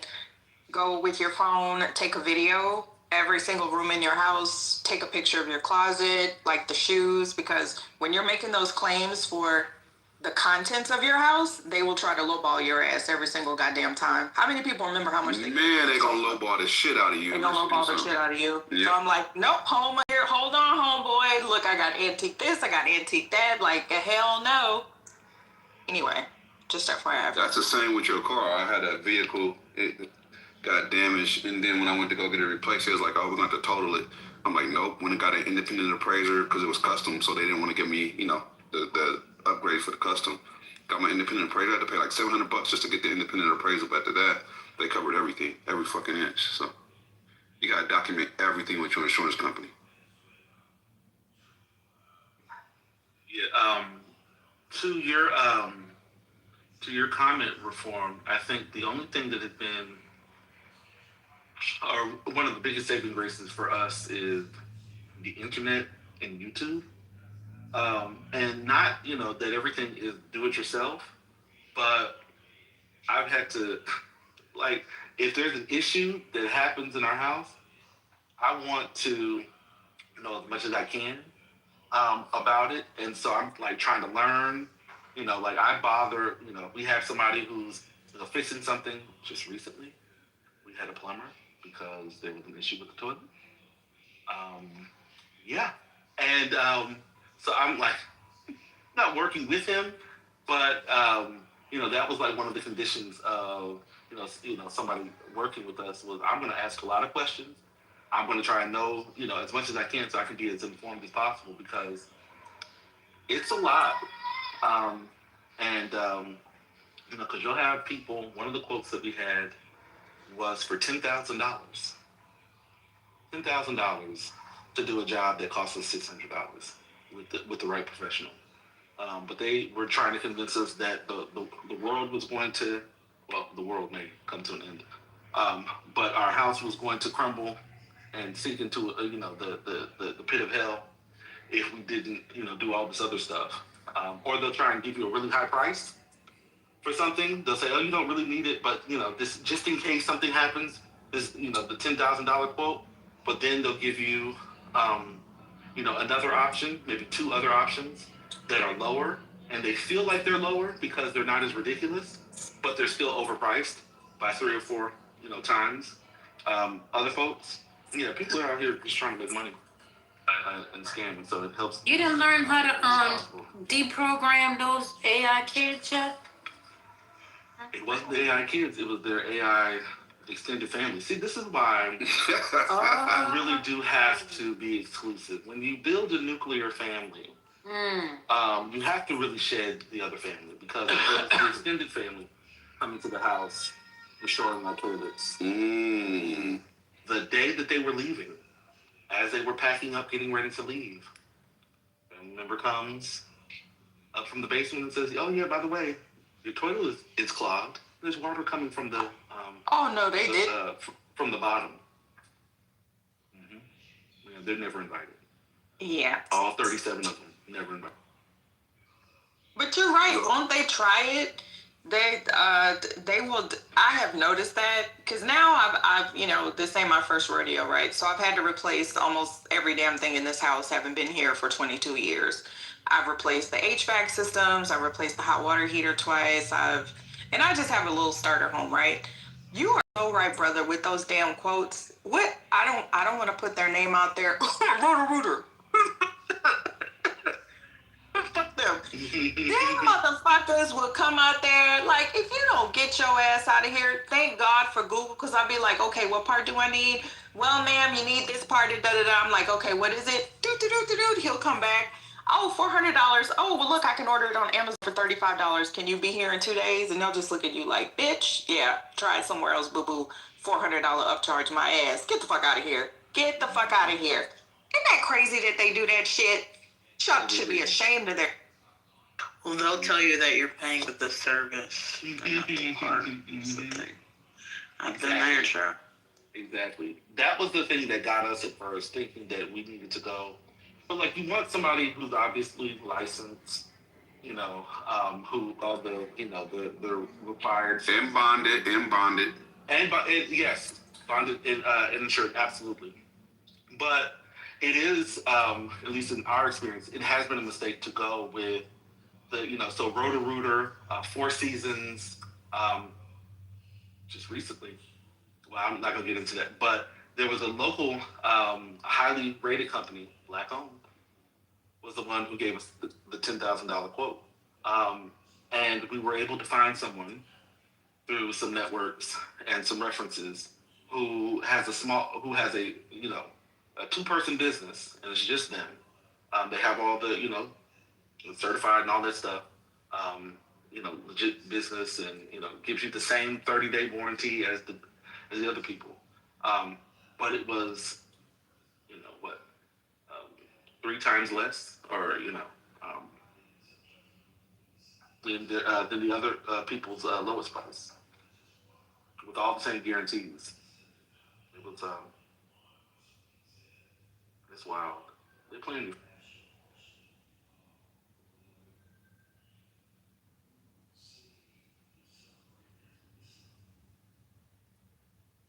But to your point, brother, those 3 quotes for me are mandatory, even if it's not through the insurance, even if it's something I have to cover myself. I need those 3 quotes because you never know. They could cover such a wide range, point out different things. Like, you need those 3 quotes. Absolutely written. If they're not, oh yeah, I need that's gonna be documented. That's gonna be written. It's gonna be written. Yes, sir. With the price in it, and if they're willing to negotiate on their price, I don't mess with them. Like, that's one thing I don't do. I don't negotiate with price. If I can't pay it, then I just have to go somewhere else. Or I have to figure out something. I got to borrow some money, But I don't negotiate with people's prices. So if they were like, "Oh, well, what can you afford?" That's what that one company did. What can you afford? I was like, "No, you can leave. I'm good. Thank you. I'm gonna find somebody." Yeah, I don't play that game. I don't like that game. Don't ask me what I can afford, but what is your price? I can afford your price. I don't know whether I want to afford it. Just tell me what your price is. Exactly. Well, what is it? Mm-hmm. You start playing games with me with all that. No. I always want a conversation so they can upsell you. That's the issue. Yeah, I don't play that. Just come as you are. You know what I mean? Give it to me straight. What is it? That's it. I don't need all that fancy. I also give them a budget so they don't get too crazy. But I will say, I do like dealing with the bigger companies because during COVID, y'all, I made off like a bandit. I got so much stuff done in the house. I got the roof done, and I did all of that financing, like 2 years, no interest. That's also why I like Home Depot, brother, because Home Depot will actually warranty the work. So if it's not done right, if it's a problem, Home Depot, they're a lot in the news because of MAGA, but I will say their customer service, you call and complain, they're going to offer you money back. They're going to correct it. I will give them that. So I like to get my fence redone. I went through Home Depot because I'm like, you know what? Somebody down the street or somebody's cousin could do a good job. But like you said, Gemini, I don't have time for all that. I don't know what it's supposed to look like. And so I'm like, let me go through Home Depot, and there's a problem, I'm calling their ass right back. Because, yeah, I can get a really, really good deal sometimes, but I don't feel comfortable because I don't know as much, or my mama getting on my nerves. I don't want to ask her. So I'll just like, you know what? I'll just pay a little bit of a premium, but then it's like insurance, right? I know that I can go to Home Depot and they'll come out here. And they're going to fix it, right? Speaking of Home Depot. Now, Sister Mickey, I got to tell you 2 things, right? Never give them a budget because they're going to come right underneath the max of that budget. Find out, let them, it's like bidding, right? It's like gambling. You let them set a price and see if that price works. If you set a budget, they're going to be like, I can use that, and they're going to come right underneath that. That is bidding 101 when you're dealing with contractors, right? Number 2, whenever you deal with a contractor, he's getting it for cheaper because he's contracting that job out, right? He's going to go find that party that can do it, that's licensed and bonded, and you're paying him for sourcing the job. That's what Home Depot is doing indirectly. They're acting as a contractor. So yeah, they'll do it because you're paying an additional amount for them to source a licensed and bonded person who's going to have to come back out and do it. If you can go direct, you're going to save probably 10-15%, right? You might have to do a little bit more legwork, make sure they're licensed and bonded, so they'll come back out and do it no matter what anyway, because they're going to be forced to by their bond. And you'll save maybe 15%. Like, you're paying a convenience fee basically for Home Depot doing the legwork on finding that license. Women should pay the convenience fee to get it over and done with. Do it right. Because if it's wrong, you can call them up. You ain't got to fight with nobody. Ain't nobody got time to be fighting with no stupid ass man that's done did a piss poor job on something. Ma'am, that's where the bond. You don't got to fight with them if they're bonded. If they're bonded, ma'am, they're bonded. I watch court TV all day long, and they don't give a damn about them bonds. Until you take that bond and shove it up your ass, and you sitting there with a hole in your wall. No, I'm just saying, it works for men because a man not gonna play with you, but they'll play with women all day long. I'm just saying. They'll try a man too if you appear uneducated or not knowledgeable about the topic, or you leave with your wallet like, I got XYZ to build this custom pool in my yard. I got at least $50,000. Okay, it's gonna cost us $49.9. We might go over 50. We'll try to make it work for 50. Realistically, they're gonna get it done for 30 and go ahead and milk you for the other 19 on labor or something, right? Whereas if you would have let them lead, they would have told you, our quote comes in at right about X, Y, or Z. Yeah, I agree. And now you know what their true budget is. Yeah, I agree with that part. They just try on to get topic, over just on real the man. quick. Oh, go ahead. You just need to bring it back. How long did the funeral last? Because I left C-SPAN, I came back, and it's still on. So I'm assuming it's repeating itself. But does anybody know how long Jesse Jackson's funeral was? No? Okay. Thanks. I'm not sure. We only listened to a few parts. Okay, no worries. Go ahead, Divina. I'll say, so sometimes it's not even that they're trying to get over on a man. Sometimes they're trying to get over on you because you're black. You know, we pay more for everything. You know, they pull up. Sometimes they may see the car. They may see the neighborhood. Hey, that's a good ass point, Divine. That's a good point. I took the cars. I took them all. Yeah, I put a guy out like Martin one time. I put it in the chat. I was like, he gave his spiel and everything, sat down at my kitchen table with us. I said, you know what, sir? Have a nice day. You can leave now. My wife was like, you're so rude. I'm like, he's trying to fucking rob us. He got the... Well, see, I live with the blacks. And so I'm broke. I have no money. What do I do? Blacks too. Don't get it twisted. I'm unemployed. Well, I'm not, sir. I'm not with you bougie blacks. I'm with the regular black. I'm dead. That's what you. But you know, so I have the opposite effect. They'll be like, oh, this is a nice neighborhood. What is, you know, like, like just come in, do what you got to do, and you know, ask a few questions. They always want to know what you do. I don't work. I'm in between jobs. You know, I'm just a hard, you know, just a man, you know, just a father, you know, just trying to make a living. Yeah, because it's just like that Cosby show, remember? When he went in there, he tried to dress a certain way and all that. So yeah, I get it. You gotta play it down. But I don't know how to do all that. I ain't even gonna lie to you. I don't know how to turn it down. Okay. No, I don't. She said, I stun on everybody. I just stun on everybody equally. I didn't say all that. I said what I said. Hello? They can tell by the fruits that you bear. Huh? Come on. Go ahead, stun. Go ahead. Pop your collar one. I mean, it's hard. I think for women it is. I mean, not that I do any of this. I don't know. I don't even know what happens. I just live and exist. But for women, it's hard, right? Because you want to look serious, right? You can't really dress down because you want to look serious, like you're in control and like, you know, you're an adult who can't be played with. So you can't just wear sweatpants. That's a fact. This is maybe too much. Go ahead, bro. I was gonna say, there's certain times when, actually most of the time now, I may set something up, and I've done the research, you know, I've looked up about it, but I'll make them go through my wife. Like, I'm incapacitated. Like, you can't talk to me. It's her. Everything has to go through her. Yeah. And then we judge, right? You know, she's a part of it. She knows what's going on, because that's really important.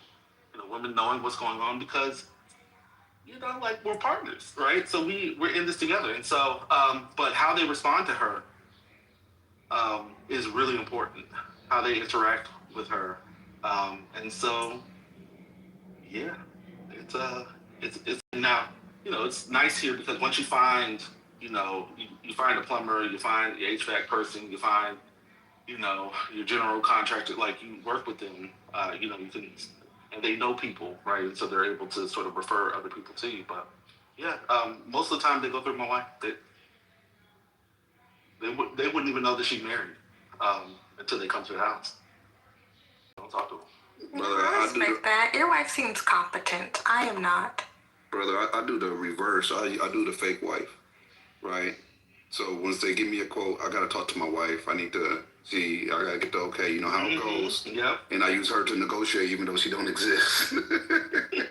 No, listen.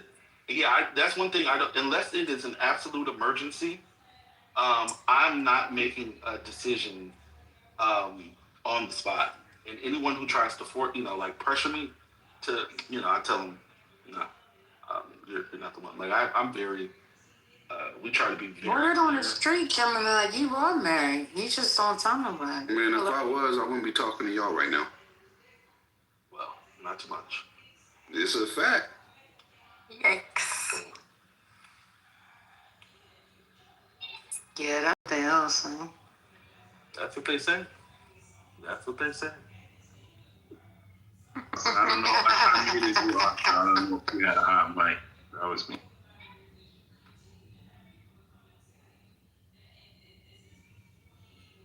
I've yet to be blessed through the matrimony stages. Can we, Gemini, you called us all losers? No. Damn, I didn't mean it like that. I did not mean it like, no, y'all see, now, my mouth, I didn't mean it like that. No. Gemini, listen to me closely. Married men live longer. I'm going. I've heard that. I've heard this for a variety of reasons, though. The main reason I've heard is because the women ensure that the men see about themselves medically more than they would do on their own. To go back to the fixing the plate thing, but like she'll fix my plate.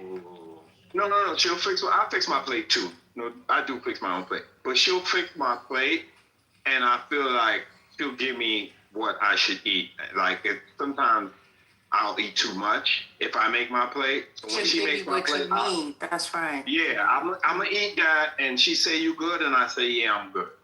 You know what I mean? So little things like that. You know.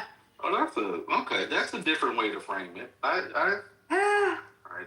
Let me say something. Most of the time, well, we don't even eat at the same time. I made myself something to eat while talking to you all. Decided to ask everyone else who had eaten more recently than I had if they were hungry. They said yes, and they ate everything that I had cooked. And so I am now making me something. They've all dispersed. They're all satiated. I was the only person hungry at the time, had still not eaten. And that's how it usually goes. And I'm okay with that. That's Also, a good man, Savannah. If you were married, your wife would definitely encourage you to be on Clubhouse because she would be tired of your ass. It's a fact. You know what? I'm going to retract my statement because y'all got to realize y'all talking to somebody that knows zero about marriage. I don't know shit about marriage, so you're probably fucking. You know your parents married. Yeah, but they old school married. My parents old school. Gemini and I getting married as soon as that. Don't say that. Don't put that on my body. You don't know that. Okay. When I do get married, I want to do it. My whole thing is I want to do it. Like my parents, I was born into a marriage, and they still together, and I want to do the same. Like if I get into a marriage, that's it. Like to death to us part. You live half your life now. You don't need it. Don't worry. You may want to make that declaration, Gemini, but it may not hold true. I don't know nothing about marriage, brother. So you're probably right. Nobody. I broke up 3 of them. What's the newspaper? I supplemented. There's a difference in supplementing and marriage. First Lady, are you there? Yes. The Ravens just got Max Crosby, who's the top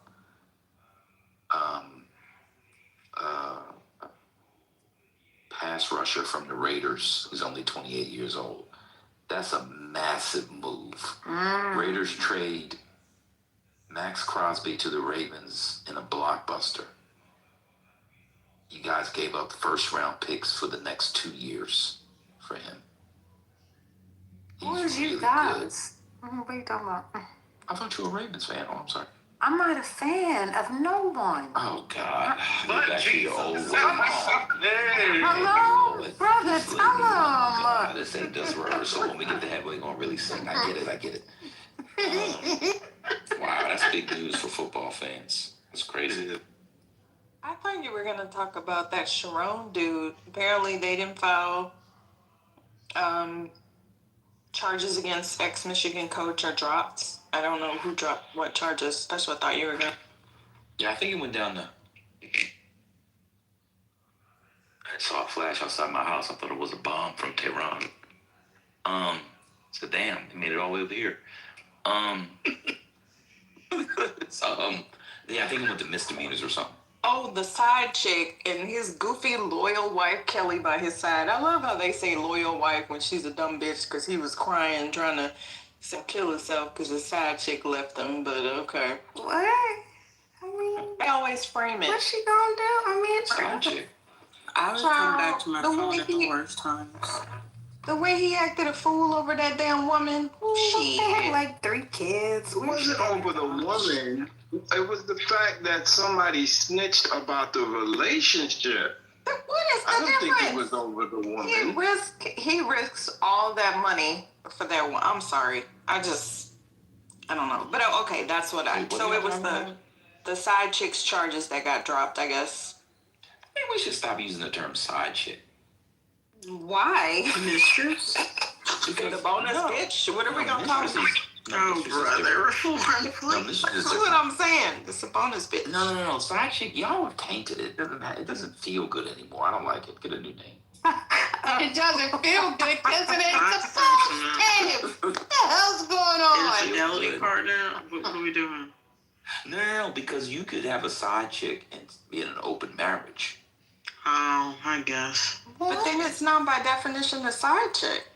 It is. Right. I just know of people that are girlfriend waiting. Yeah, that's side chick that does not know. You don't know the side chick. Yeah, that's by definition. He's looking for the. Are you not sure about that? No, you're right. The woke term for that is secondary. Oh, yeah, and the tertiary. No, you're right. Yeah. You just don't acknowledge her, but you know there's a side chick. What's going on? How about the infidelity and conflicts? Is that better? What's going on? No, it's open marriages. It's not infidelity. Some people Right. are into that stuff. A lot of people are Side chicks save marriages. Y'all don't understand. Yes, Side chicks. that's what I'm saying. Side chicks legitimately save marriages day That's after the part of day. marriage you want to win. Yeah, what's going on? But y'all have never been on the dating sites, ladies, and you were approached by the guy or the lady, and they're like, me and my girlfriend, and I'm like, thank you, but I'm flattered, but no. It's the pineapple community. No pineapple.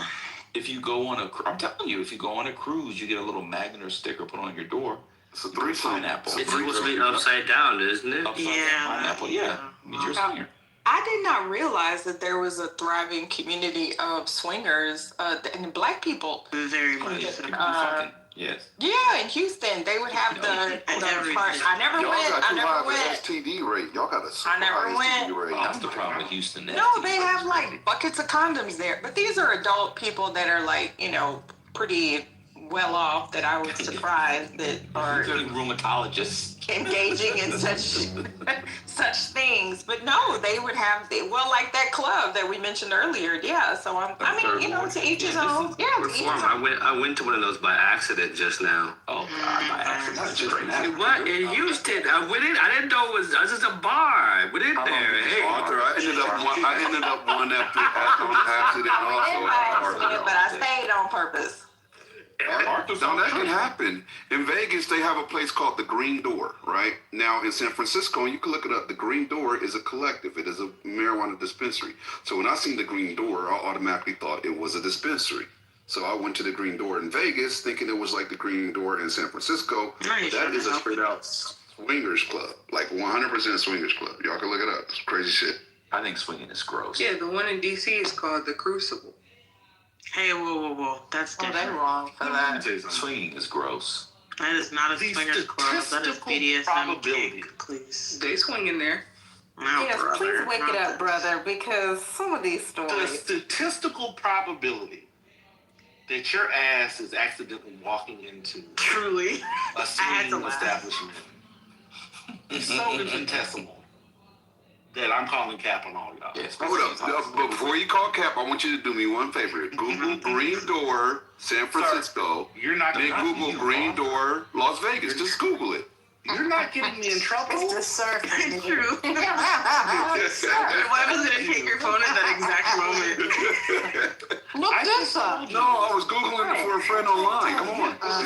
Sir, I just told you my wife is engaging, negotiating with plumbers. There's no way in hell I'm accidentally scrolling on Google or some shit and she won't know. She's manhandling niggas from Chicago, okay? I'm not fucking with her. I'm not accidentally exploring and searching for nothing, okay? Cut your ass. But I think Brother Ben can relate to this. There's nothing like losing the pain of losing your side chick, and you can't tell your main chick about it. So you just have to appear sad about something. Let me finish. Is going on. Let me finish. This is good. So you just have to appear sad about something random. And you're sitting around there depressed, and she's asking you, "Are you okay, baby? I'll make your extra plate." And you can't tell her, "It's my side chick, baby." Not y'all It's crying my about chick. losing your best eaters. Y'all are diabolical. For I mean, sure. it is true. When I was in a relationship and after I got cheated on and I was cheating back, like that, when you're when you're fighting with the person that you're cheating with, right? But your boyfriend and you're you're mad and you're angry. That's it. Exactly. Yeah. That is that's a tight spot to be in. Jesus on the main I don't even know if I'm line. supposed to be hearing Jesus. What did it say? Jesus on a cracker? What? A Ritz cracker. What's happening here? Gemini, let me, what's the worst reason to lose? What's the worst reason to lose a side chick because she's gonna get in a committed relationship? Like, what is the worst reason for the side chick to dump you? The worst reason, you said? Yeah, why would this, what are some of the reasons why a side chick ends it, and then what's the worst one from your experience? I'm trying to think of the worst, because there's a lot of reasons, but the worst, to me, the worst would be if you're not ready to, you actually develop a real bond with that person, and they want to go to the next level, and you can't, and you knew that from the gate. So they are leaving not because they found someone else or doing something else, because that's easier. You get to say they a hoe and be done with it. But if you really have bonded with that person and you have a genuine connection to that person and y'all have a daily rapport, y'all text, talk, connect, eat, whatever, and now that routine is broken, and that time comes during that day where you usually would be connecting with that person and you wondering what the fuck are they doing and where the fuck are they at. That's it, bro. That emotional bond. That's good. Cue the music. Do you stay friends with your old girlfriends and side chicks or no? It takes me a while. It takes me a while to be, Now, what if We she need was a a tiny friend? violin on the soundboard. What if she was, these are real issues, Billy. What if she was a friend and then you guys started sleeping together and then you stopped? Do you go right back into friendship or you still need time? Nah, I gotta be away. You gotta get blocked. You getting blocked. Oh, wow. Blocked is crazy. I'm a blocker because I will get bored. I will get bored at 3:00 in the morning. I'm a blocker. Because you'll get that, hey, Wait, did you say block her? Wait, what's going on? I am a blocker. I probably have I thought you said 3,000 block numbers her. But That's what he blocking, said. having to block Block someone us. who was never even your main chick it seems like a lot. I wish more people did that. If things end and you know that there's still feelings there then yeah, I wish that more people block because they're gonna randomly reach out to you because they know you. They know when you're vulnerable, how you're vulnerable, what you're thinking about, when you're random. So like those little memes from Future, hey, I saw that Iran bombed such and such. It made me think about your mom's bomb ass pineapple pie. Like, no, that is dangerous, and that's how people break you down.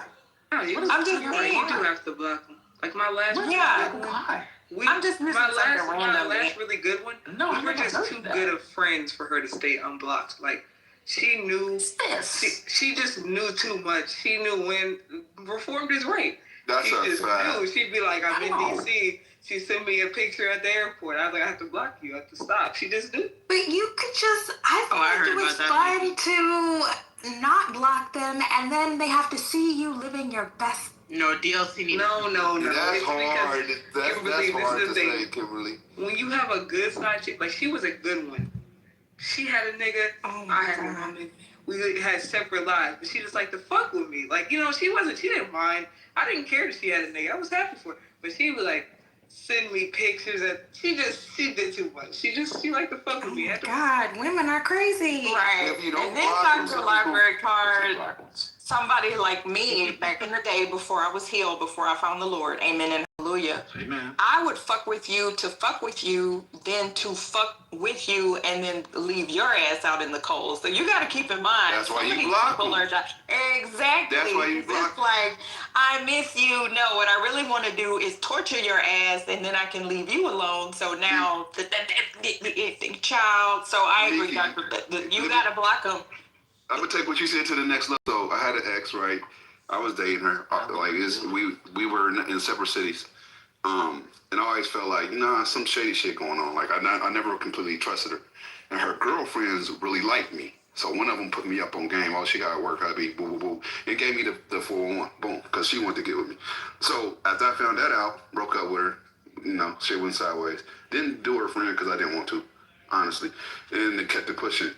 But you did her friend. What? No, I didn't. I said I didn't do her friend. Want to deal with her friend. Yeah, I didn't want to do her friend. So after that, I didn't block her because I just wanted to test the waters, right? So I waited for a while. She got with another dude. I'm not lying. So I waited for a while. She got another dude. Then I slid on her just to do it, just because I knew she had another dude. I wanted to see how she would react. At first, she was resistant. Within, I would say, a week, I had her exactly where I had her from the beginning. Was letting me know, like, okay. Kind of malevolent shit is that? Within a week of me sliding, not within a week of us breaking up. Brother, speak it. It is the truth. So this let me know that she was a cheater from the beginning, and she was still a cheater then. So He was a cheater? Yeah, you didn't hear nothing I said. I heard everything. Hey, why do you guys? Let me ask you a question. To the side chick and side dude people. Well, first of all, Reform, thank you for that story. I've never heard of pineapple pie, and I'm looking online, and it's everywhere. Oh, you're welcome. No, it's really, really, really. It's not super popular, but yeah, it's. Apparently, it was Johnny Cash's favorite pie that popped up everywhere. But why do you people that have side dudes or side chicks? Why don't you guys just do jump offs? And you just go to the bar. You translate the Gen Z. I don't understand. They don't want to play their role. You meet somebody, you hang out for the night, maybe the next day, never talk to them again. You might not even exchange names. Oh no, that was my person, Dan, that I did that with. That was my jump off partner for life. That's why I have to. Well, how did it? Wait, so it No, evolved? he's saying like a one and done. No, yeah, that's what we did. One and done's multiple times, spaced out. That's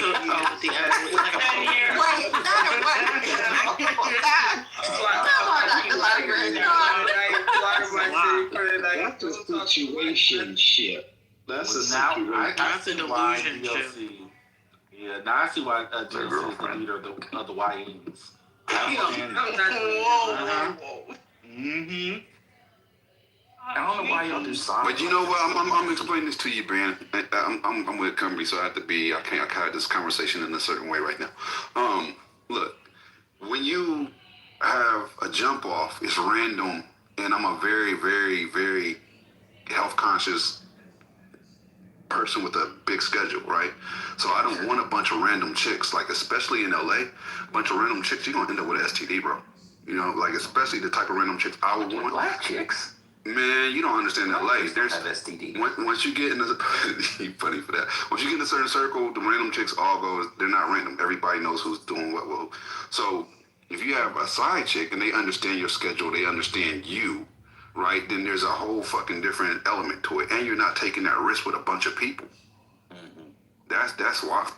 That makes sense. You have to get a professional. You have to get somebody on your level. Because I've talked to homeboys about that, right? Like, you always want to go get that person that can tell you are who you are just by how you carry yourself. Because, like, this is the day and age of where chicks can spot a $200 Casio from a $200,000 watch and don't even say shit. Hey, Brother Ben, you want to hear something? This is what I got to hear now. I do not like this conversation. See, y'all getting me caught up over here, and I'm not even doing shit. That's why your ass ain't gonna get married. I told you. LA question about Gemini. Which has a woman over there. The level of shamelessness is really. So your bold moment is not right. Wait, hold on. Well, women in my house. Hold on. I'm saying that in front of their girls. What did I do? Wait, Diabolical. you had this full conversation. Diabolical. This thing is insane, yo. You took us through the ins and outs of your side chick etiquette and history. I was afraid to even be listening to this. That's all right. We're gonna take her to the Gucci store tomorrow. It's absolutely insane. Sir, I had to check on my wife just to listen to this conversation. I turned the volume down. Oh my God. Y'all for real? I told y'all, Gemini gives Drake energy. Y'all know what he can get away with. Drake energy is so light skinned Cali Negro energy. Y'all already know what type of time Gemini on. We are. My knees buckled when you said that, mind you. I almost fell out just because you said that. I know I'm doing a jumping. Blame Ban. I'm gonna blame Ban for this for sure. Gemini, were you serious about the STD problem out there? In LA, I don't know. Luckily, I've never had STD, but I would not doubt. Like a lot of these women. No, I'm being dead serious. A lot of these women, like the certain type of women, like if you're talking about the Instagram-looking type of chicks, all move in a similar circle. In a very similar circle. It's only certain dudes that got enough of a bag to really attract them. And once you get into that circle, you're dealing with a very small circle. You get one, you got all, bro. Like everybody knows. Like everybody fucking knows everybody when it comes to that circle. And everybody knows who's dealing with who. You can't even like a fucking post because everybody fucking knows. Oh wow! So it's not worth it to me. Like that to me is that's not worth it to me. That's why they're all with that one girl. Who's that one girl, y'all, that is the icky one and every single body and their mama has been with her? Offset was just with her. No, not Lori. I think honestly that's a beard. You know what? I've been meaning to ask some people. Does she just have really good beards or what?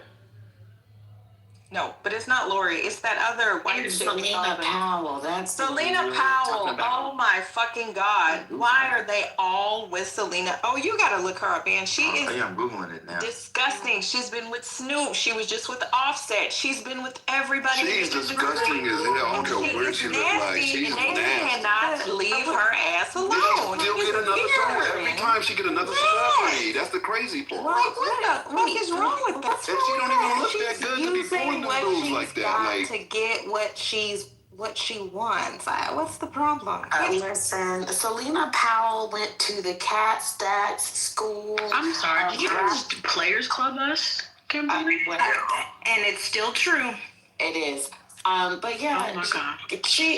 Selena Powell went to the Cat Stack School of how to get these niggas in a pocket. I mean, it's no different than what Corinne Steffens did. I think the only difference is that because Corinne Steffens didn't have Twitter and the internet, she couldn't blab there, but she wrote a book and y'all all liked the book and read the book. It was too soon. Too early. Same thing. But it's just that she tells on all of them. Wasn't she saying like that she had Snoop's baby and she was that like I don't know. Maybe that's the play though. Maybe it's like a Dylan said this because she. You know what? Snoop been wilding out here for a while though. A lot of people know that. Like Snoop has a strip club called the Players Club downtown, right? Him and his wife own it together. I mean, that's where half of them girls is his girls, like straight out. And his wife be doing her thing. She was photographed in Hawaii with another dude, like laid up on a vacation. So I mean, they got an interesting relationship to say the. Yeah, so did Shaq and Shawnee until we see how that works. You know what? I'm not those people, and they are not in my tax bracket, so I can't see. Yeah, I agree. Why not just like for the jump offs? Why not just mess with like crunchy black girls? What is crunchy black? What is that? What's that? Like a black girl who lives in Silver Lake who does yoga. That's completely on the radar. Why? Because I'm just saying, like, none of your, like, that Silver Lake is actually nice. Nobody would know. Yeah, Silver Lake is actually a nice area. I know. Oh, I'm serious. That's what I'm saying. Like, the 5 black girls in Silver Lake. Like, you know. Exactly. Why would those girls want to be side exactly. chicks? Huh? Why would those girls want to be side chicks? No, not side chicks. That's what I'm saying. I'm anti-side chick. I think it's really bad. You just get a jump off, so you just don't know each other. Like, you don't talk again. But they don't So do that leads anymore, me to a good question, Ben. Let me ask the women a question. So would y'all rather y'all man go to Vegas, meet a random, have a one night, and that's it, don't get a phone number or nothing, or have an ongoing relationship with a woman that he hasn't had physical connection with, but has a strong mental connection with? Regarding this feels like a conversation in the name of Jesus. Well, I just want to know which one is more.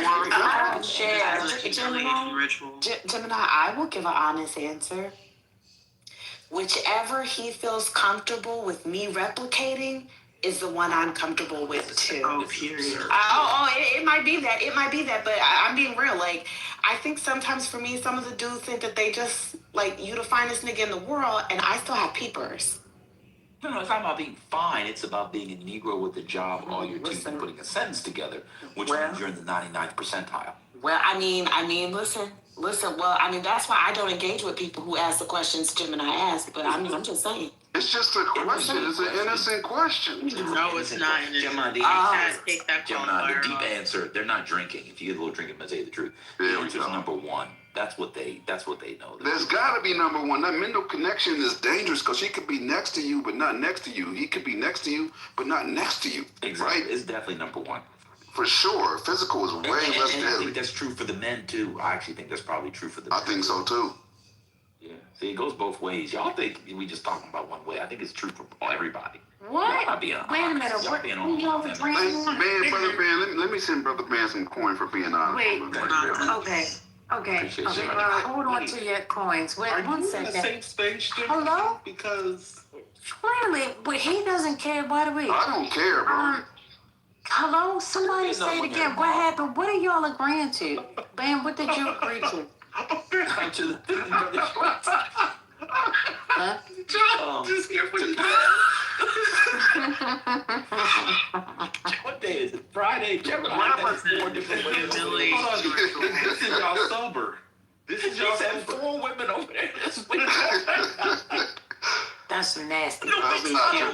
First lady, don't listen to this. Don't listen to these. My name Bennett. I'm not in it. I'm just trying to figure out what did Ben agree that you were right about. No. When he asked the question, right. The answer was number one for men, and I think it's also, I mean, for women, and it's true for men too. Okay, and but it was number one. That's what I'm trying to figure out. You missed the question. Yeah, would you I heard it, but I don't remember which one was. Oh, that was the one. You know, he randomly goes on a trip to Vegas, meets some random, never knows her again. Or the other one was like basically, you know, is emotionally connected to a friend or whatever, but no physical contact. Exactly. That's exactly what the picture was. So you think that going to meet up with somebody for one time is you're not understanding. No, you just happen to be there. You just happen to be there. Right. That's way different. And then you just so happensly created a hall pass out of nowhere. Not even a hall pass. It just happens. Clearly, that's what. What I'm saying is it just happens. Is that worse than having that mental connection with somebody that you haven't had physical contact with, but y'all got that bond? That strong bond, emotional bond. Y'all talk, y'all interact, basically like a couple, but y'all haven't connected physically. What's worse, that one night with the random, or having that bond with somebody that's strong and has a longer time of period? Terrible. It's not even close. It's not even close, man. It's really not. Horrible. Number two splits up your home. Number one is just the awkward weekend of doing the backyard and the leaves. That's not a big deal. The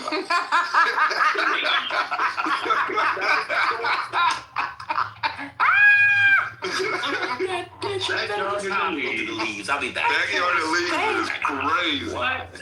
Was it a windy night? Yeah, the leaves were blowing. That's easy. I mean, nobody really breaks up in a serious relationship for one person cheating, like sleeping with somebody 1 or 2 times. But nobody really breaks up for that. It's other stuff. Nobody's really breaking up for that. Don't let people tell you they do. Especially in this economy, shit. So like what Christy Nome had going on, that was bad. They were in a relationship. They were in a full-fledged relationship. Yeah, they were in a full-fledged But her husband still stayed, right? And he still stayed, yeah. See? They got through it. They made it work. Damn. Yeah. Let me tell you, bad economies lead to more hall passes. Now you with the man.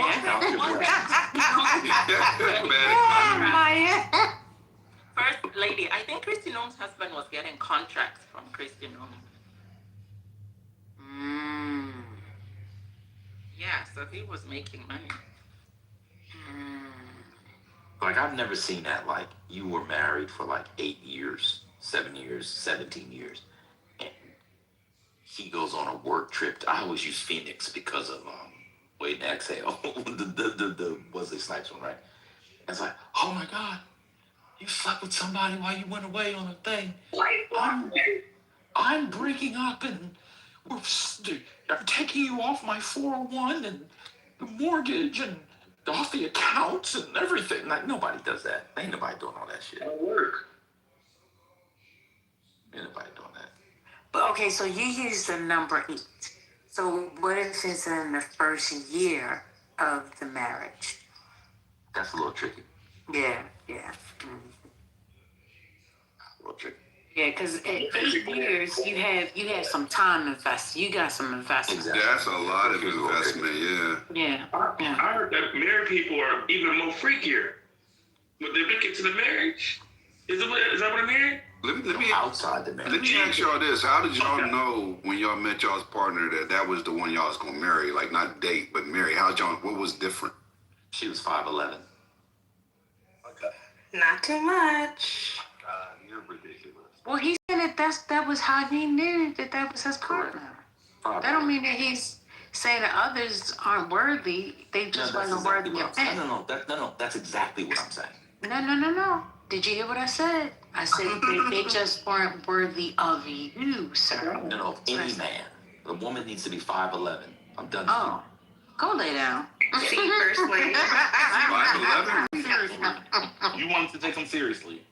It's like you almost forgot who you were talking to. No, he would not have said anything had y'all not jumped in. But because y'all jumped in, then that's when he just pulled the trigger too fast. Oh, first, you haven't been here. I can feel it coming. He's band 6'5". I've been on this heightism for but many years. I've heard you talk about you like the tall one, you like to climb the mountain.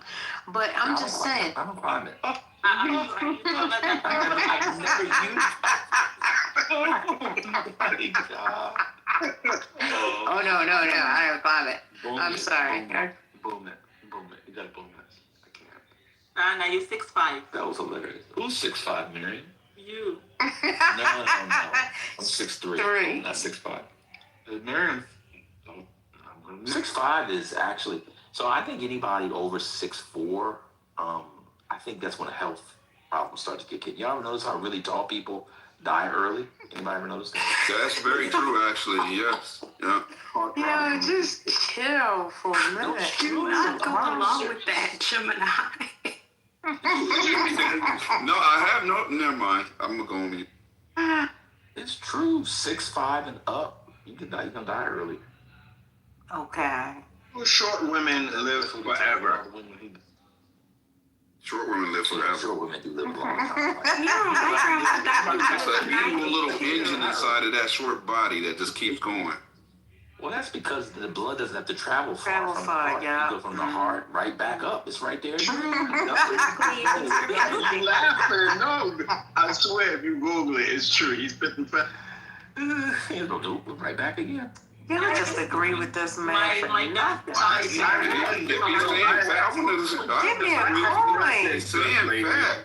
I have read this. It's true. Little short ladies live forever. Google it. I swear. No, it's true. My dad's side, they're short, and they're all going about 90. So. Well, they're African. My mom's side, Africans live forever. To answer your question, Gemini, me and my person, we went on our first date and then we saw each other every single day for the next 12 days. Y'all are lesbians. Damn. Every single day for the next 12 days? Yes, and it was like a whirlwind, and it was just like, oh crap. This is it. When was the first time that you slept over at his place or he slept over at your place? No comment. 12 days, okay? They're back and forth. I mean, if y'all together, it don't really matter though. Marry him. You can't wait in 2026. Waiting is you're cutting your knee. You're cutting some of the knees. You cannot wait. You can't wait. You're gonna lose a good thing. So no more 90 days? No more 90 days? Yeah, nah, that's It's just like even if you look at she's trying to give the gospel. Even if you try to wait, you can't do it because just for percentage sake, you can't wait. You got to do it the first day. I don't know. What is That's insane. I'm not playing with the percentages. I'm looking. Look, what CEO say? I'm looking at the analytics. That nigga ain't looking at shit. I'm looking. Look, I'm running a model. Hold on, give me a second. Let me go check. What does Pastor Todd say in relationship goals? Oh my God, not Pastor Todd. Where Pastor Todd? Okay, so Brother Ben, how long was it before you and your wife decided to spend the night? I ain't even saying physically intimate, just spend the night together. Man was married the first day. Okay, all right. But it was graduate. So it don't really matter then. It don't matter. But I mean, mine was grad school, so you just kind of slept with everybody. You know what?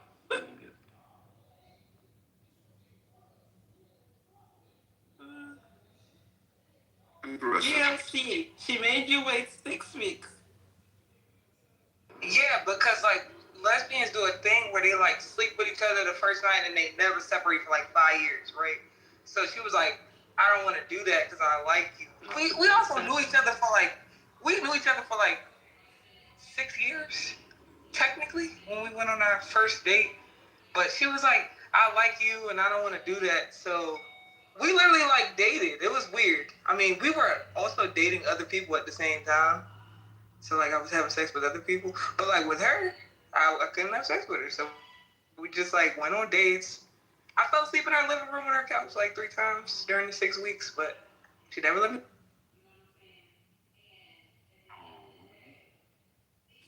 I see exactly why. I agree a lot with. So how important for you guys married? Devon, let me ask you first, Devon. How long before you and your wife stayed over with each other, just spent the night together?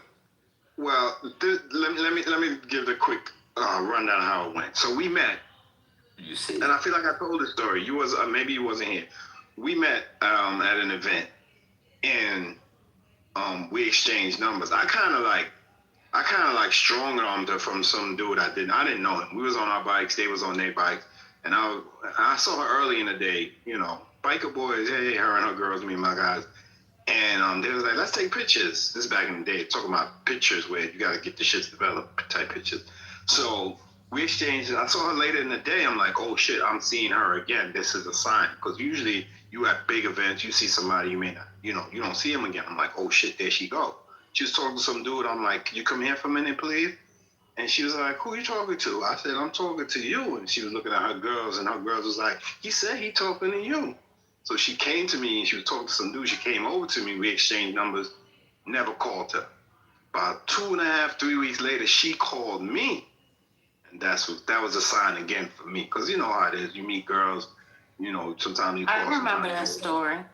Yeah. Because I kind of got mad with you because I was like, you did that and you placated in the beginning like you wanted her and never called the girl. That was nasty. I was going through a lot. You know, I had just broke up with somebody. But you chased her down. I chased her down. And then the spirit told you, dang, you know, you get to see her again. So you went and got the number, the digits and everything. You didn't even use it. Thank God she decided to call you and cuss you out and say, you asked me for my number. You know, she should have cussed you out real good. She should have cussed me out. But hey, look at me today. That's beautiful. Yeah. We talked for a good amount of time. It was phone call. Can I see if she worked nights? I worked days. It just wouldn't work out. So I had locks back then. I was like, yo, the lady that does my locks, you know, I can't find her. Can you twist my locks for me? And she's like, yeah, all my cousins got locks. You know, come through.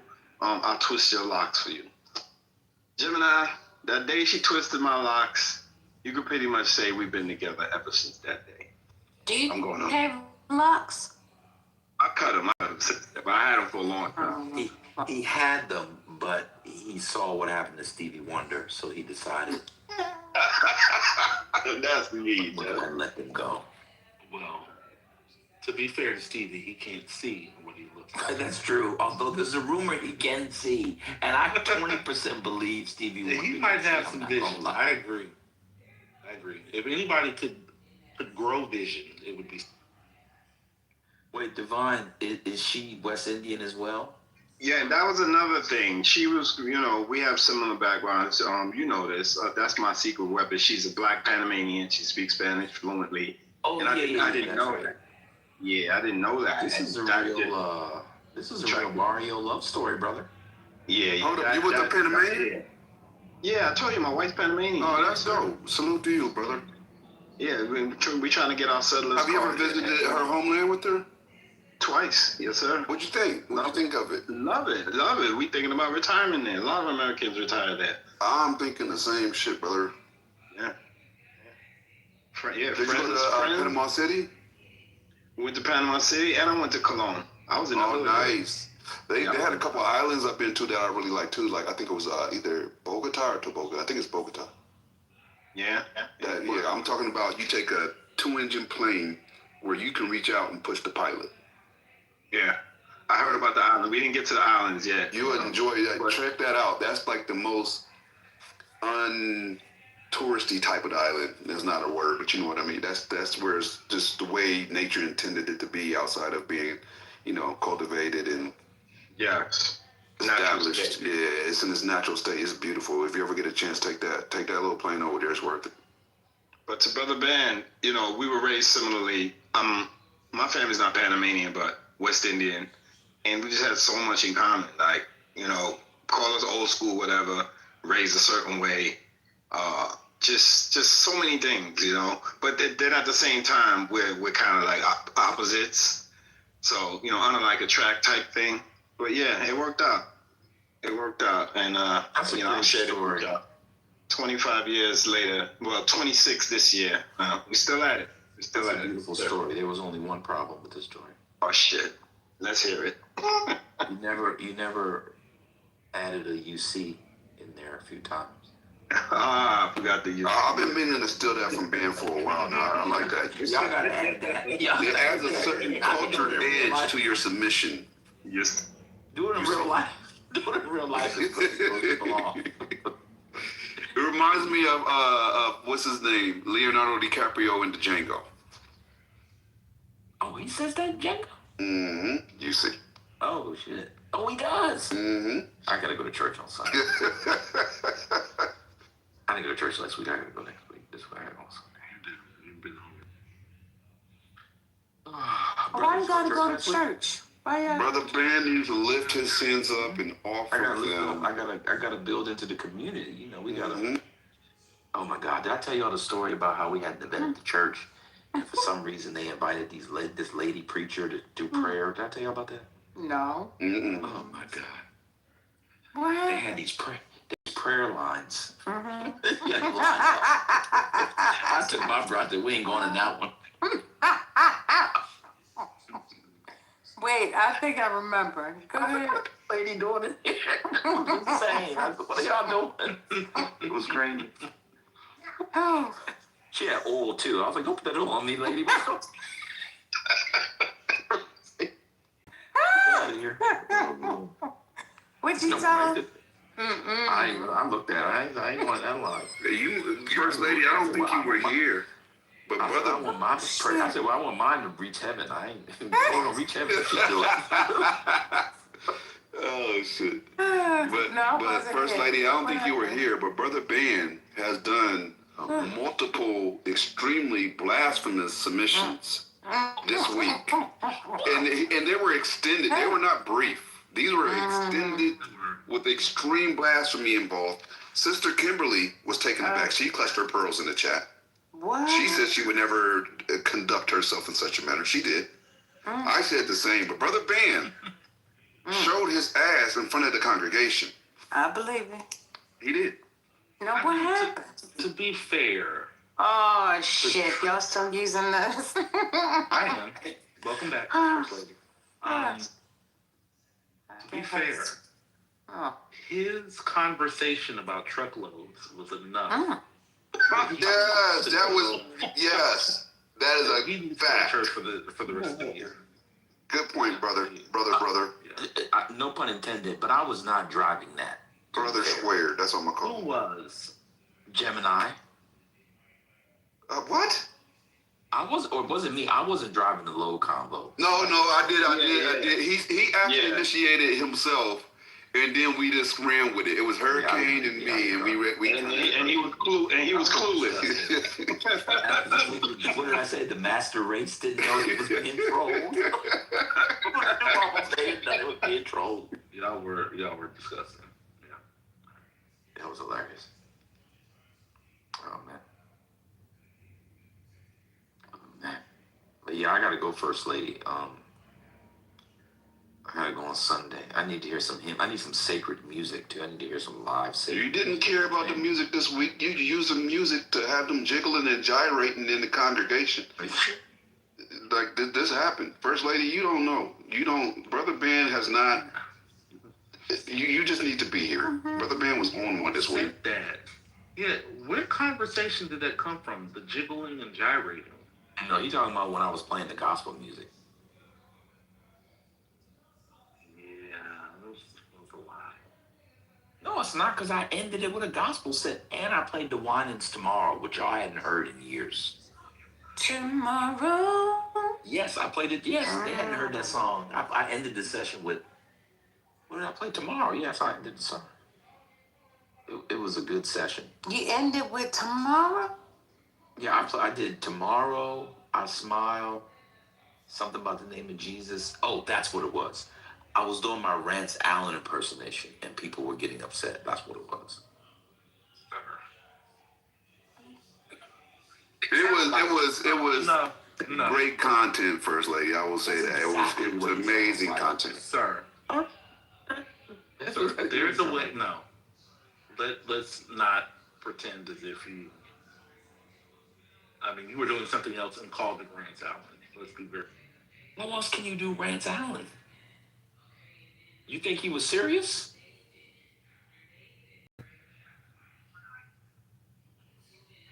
I'm not having this conversation. You know exactly what you did. I've heard old Rance Allen. He did not do that in the set. I understand, but the way that you were doing Rance Allen was very different than the way Rance Allen does Rance Allen. You did miss it per se. I did a whole narrative. People kept walking into it. It's to answer my questions. I walked into it. I was people. That's right. Hurricane walked into it at one point. Somebody else too. Didn't take long to catch on though. It was hilarious. It was a lunchtime break, and TT was supposed to do the news, but she kept getting pulled at work. So I was cleaning my garage, and I just said, "Shit, I'll just keep doing it." We did it for like 3 hours. First Lady, imagine if you had a DJ that had a lot of charisma, that was very articulate, and also had a bad crack habit, that had an infinite record. I'm serious. That had an infinite record pool at his disposal, and that was somewhat captured the moment, semi-captured the moment. It was crackheadish. It was a little crackheadish. Oh God. Oh God. But First Lady, you would have loved it because it was 70s, 80s, and maybe early 90s. It was really good. It was really good. First Lady, what was wild about it? Go ahead. But what was wild about it? I'm actually a little mad at myself. I can admit this now. I was coming up with the songs in my head, and I didn't write them down. I actually should have made a playlist. I kind of messed up. I know, right? And it had a story. It was a story between each song. Yeah. And I gave the lead into the song is what made the song work. He talked a lot of shit about Cali women, and then he said Philadelphia women were better. Then he actually used soul food and tofu in the same sentence. I did. But then we went back to Cali. Remember, we went back to Cali because Shirley Murdoch. We did As We Lay. She was Callie, and we did Cheryl Lynn Encore. She was Callie. We did some good Callie stuff. We did the Gap Band, Yearning for Your Love. Yeah, it was a really good set. It was a good set. It was a damn good set. Now wait, was this before the coins? No, I was tipping them coins. I was the only one tipping them coins. Was you collected? Yeah. You were the only one, Gemini? I was the only one tipping them coins. I got lots of He coins. was the only one making it rain? Yeah, Maya, remember? Yeah, I went to White Plains. Remember I went to White Plains? I went to Harlem. And then I went uptown. I stopped. It was Dominicans and Puerto Ricans. It was Lisa and Cult Jam. And then I went to White Plains with Atlantic Star. And then went to Boston for who's in Boston? Yeah, it was good. It was a good set. Ain't nobody heard it? That would do numbers. If whoever that little weirdo is that do the YouTube stuff, who's the dude that does the YouTube stuff in here? Kitover might have it. We need to check his channel. He definitely wouldn't have recorded that. Yeah, he didn't have it. Oh yeah, he couldn't have. Yeah, all that copyrighted material. You're right. I didn't think of that. Forgetting your props because a DJ is only as good as if he knows the song titles. So shout out to that. You got to know the name of the way he incorporated song titles with the monologue was genius. This doesn't sound like he needs repenting for. You didn't hear the blasphemous portions of this submission. Just because it was charismatic and good doesn't mean it wasn't blasphemous to the nth degree. Oh. Yeah, it had some blasphemy in it. He said, yeah, but you know what? I think the next time you're feeling that way, you should record the space. I agree. And then that way you get it to be short, but TT kept coming in and out. I think she at a certain point that's how it started. I remember I played a song and TT said she was going somewhere. I said, TT, do you have any sisters? He said, yeah. And I said, can they sing like this? And I played Don't Ask My Neighbor. It's like, Don't Ask My Neighbor. Yeah, I played that. And I said, once you hear that, and then 3 hours later. No friends, I hang 3 hours later, here we were. But I did end out with Let the Church Say Amen. We had a good time. It was really good. The spirit was high. Is that Yandy in your PTR? Yes, I got to hang out with Yandy today, y'all. Oh, wow. Hey, baby. You know what she asked? Hey, baby. You know, she asked me to, because my skin, I be paying a lot of money to keep my skin straight. I get a lot of facials done, a lot of peels. So she has this new line, and she asked me to do, if she can do. So, yeah. So, tomorrow I'm going to meet with her and this guy. And, they want me to do some little takes for my face, which is kind of weird. That's dope. Because I'm a regular schmegular chick. But I was telling her, I'm in the army, so there's only so much I could do. But she was like, I love your skin. You see how she be stunting on us and then she downplay it? Like, but I'm a regular schmegular. If you don't get the hell out of here with that regular schmegular. I am a regular schmegular chick. I really am. Okay, all right. But congratulations, though. That's dope. That's the homie. We came up through Violator. Asked her. She was like, Patty. I got her cell phone number. She was like, text me right now so you know you have my cell phone number. She was like, now that I know you're in the army, I'm going to hold you to it. Don't fuck around and give out my number. I was like, I'm not. She mad cool. And she's prettier in person. If you give me her number, I won't tell her you gave it to me. No, I'm not doing that. I'm not. But they were cool as shit. It was cool. So they have some, another thing too, she asked me, I said I can't do that. So they have some, an episode of Abuse is supposed to be coming up on Love and Hip Hop. They're talking to me. I was like, dude, I'm not doing it. All right. So it's to be one of her friends that come around when they go out to eat. And I said, I can't do that. I'm sorry. Why not? I'm in the army, bro. Oh, that's true. The fuck I look like showing up to eat? Say, hey, Andy. I've known her for years. I don't know her. Man, half the people on that show don't know each other. That's how that's all scripted. Yeah, I I can't. Not with abuse. I don't know what's going on with the episode, but it's supposed to be some abuse episode. Maybe not coming up in the next couple of weeks, but something about some abuse episode. That's crazy how they be planning to have abuse on the show. No, like it's a serious. Because I was like, is this like play? And she was like, no, it's serious. I just need some of my friends. And she was like, you're my new friend. And I was like, okay. There's some pretty faces around. I thought this was going to be quick. But it was like really cool because she was like, you're so y'all, so everybody, I am 5'7". CEO knows, he's met me in person. I am super skinny if you want to, like, I think I'm average, but like with black female population, I might be what y'all may consider really skinny. So like, I think for some reason, and it's actually happened to Land, this is not the first time. So there's like certain people that'll be like, hey, you want to hang out? Like, I don't know you, bro. Like, or you want to do this? We can put you on this. I don't want to do that, and that's not me. I am very skinny for the population in Atlanta.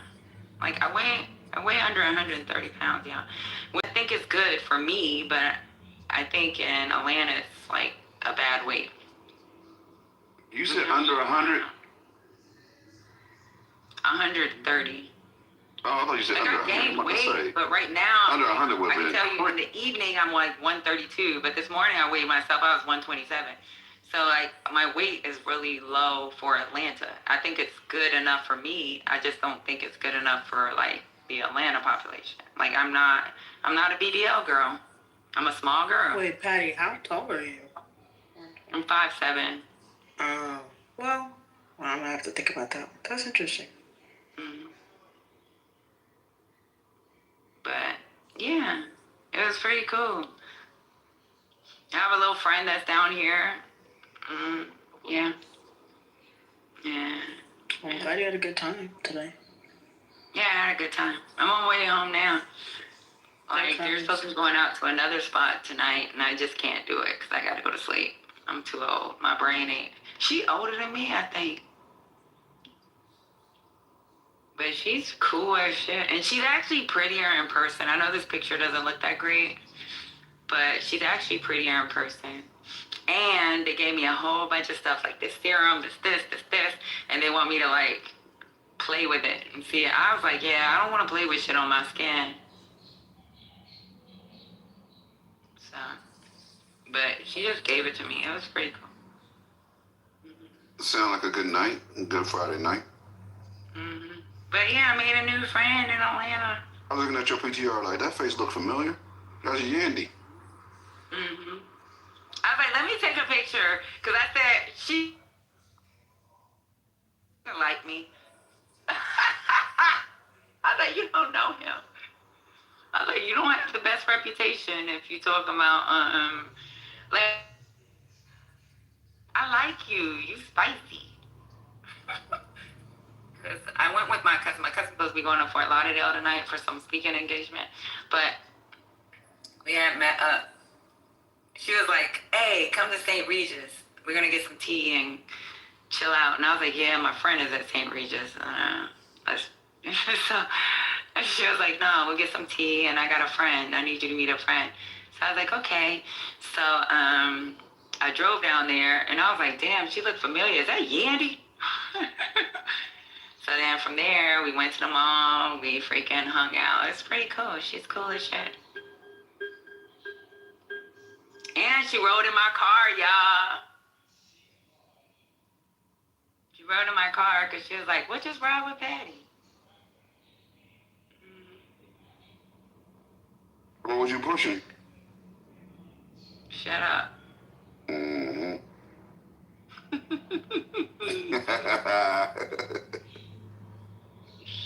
It's called G-Wagon.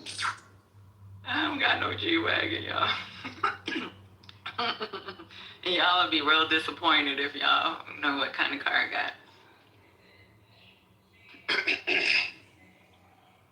Just clear my throat. Yeah. Got my Tesla. It's another car.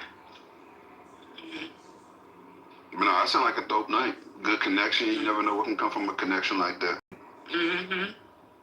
I made a friend, and she wants to use my skin. Profound. She's like, "Are you combination?" I was like, "Yeah, I'm combination." But I get pills, y'all. Chemical pills or? Yeah, I get chemical pills, girl. Do they really work like they good like that? So when I first started doing them, I had to do 6 months in a row. So once a month, and I had to look like a snake. And I really didn't care because I was married. When you say look like a snake, like your skin really be peeling for a while? That's all right. Yeah, it'd be peeling like 3 or 4 days. You'd be looking nasty. For real? So after that, after the first couple of months of peels, after that, it's nothing. So your skin be looking like, you know how like your skin will look like. So CEO has met me in person, and the time he met me, I had to go get my makeup done because I was going to hang out with somebody else. The day he met me, I didn't have no makeup on. He'll tell you my skin is like really, really like, I ain't got no issues, but it's because I've been doing peels forever. I've been doing peels since I was like 28, so. Oh, so there's no long-term effect. That's interesting. Every time I hear people talk about chemical peels, they're like, don't try that shit. I'm like, oh, let me shut the fuck up. Yeah, because they don't want to go through the ugly phase. You got to go through the ugly phase. It's all right. Interesting. Well, safe travels, man. Yeah. But I had fun, y'all. It was pretty cool. Maybe one day when I got in the army, I'll be on Love and Hip Hop talking about men DC cheating on me. I'm just playing. That's funny as hell. It's crazy because, you know, when we was like chilling, people would come up to the table and it was like, is Mendici cheating on you? And I was like, what the fuck is going on here? And that's when she was like, you mad spicy. Because I was like, she was like, you spicy. You got to let it go. I was like, nah, they need to let it go. Like, this is crazy. That is crazy to feel entitled enough to walk up to a random ass person that you really don't know outside of watching them on reality. No, they was like, can I take a picture with you? And she was like, sure. And she was like, how is Mendici? Is he cheating on you? Oh, I see what like, you're saying. Got you. That's nasty. I don't know. Some things are just not. He's fine. That's not One girl said, I seen you. I didn't know about this. So this girl said, I seen you on a boat with some other girls. Were you cheating on Mendici and he cheating on you? And I was like, huh? That's when I got spicy. I was like, are you serious right now? And she was like, oh, you mad spicy. I was like, nah, she's spicy. Like, I gotta go. That's why I was like, I gotta go. Cause the audacity is kind of wild. Yeah, that's a lot. People be mad, asking crazy questions. And Nicole was like, I told you my cousin got crazy. I was like, no, I'm not crazy. I'm just like, I ain't with all this. You seem to have respect. That doesn't sound crazy. That's weird. Yeah, that's weird shit. Yeah, but I told her like that's why I said, yo, you gotta cut that shit off. I wouldn't even take a picture with somebody that's asking me about what the fuck is going on in my bedroom. That ass. She probably desensitized at this point. She's probably been asked it so many times by so many people, so many pictures every day. You know what I mean? Yeah, it could be. But you're not gonna be asking me what the fuck going on in my bedroom. But then again, you don't live your life publicly on a world stage for people to, that's how the bills get paid. So probably have to tolerate a certain amount of it, as long as it's not extremely disrespectful. Sounds like it was, though. Distasteful at the minimum. Disrespectful sounds more accurate, though. Yeah.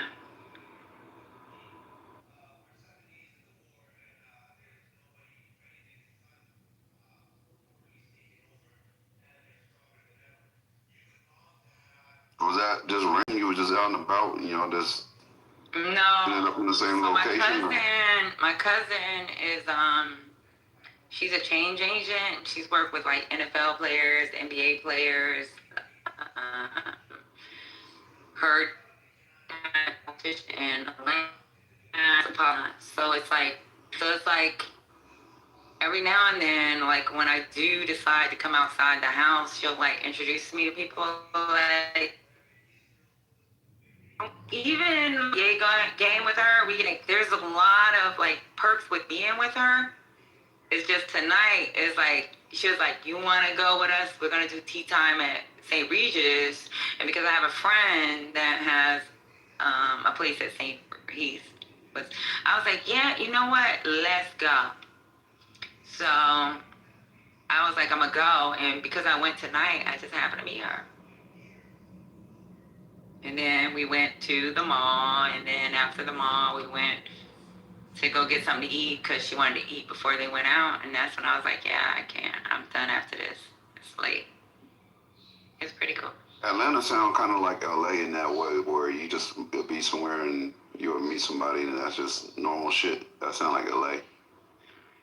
Yeah, New York the same way. Matter of fact, we was gonna go to Red Phone Booth, and it's like you gotta have a secret password. It's weird. I was like, man, and you gotta dress a certain way, which I'm fine with that, but those would be the best events. Dress code with an invite only type shit. That should be lit. hey, you gotta have the secret password. And it's a actual phone booth that you walk through That's crazy. to get to the building. Yeah, a couple spots like that in Vegas. Yeah, I went to one in Tampa, and it's like a washing machine. So it looks like a washateria or some shit. And it's like it's a washing machine, and you lift one of the washing machines to get in.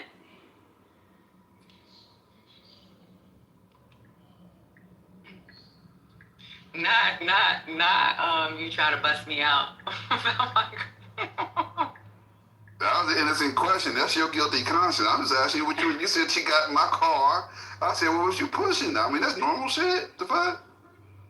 You had a celebrity in your whip.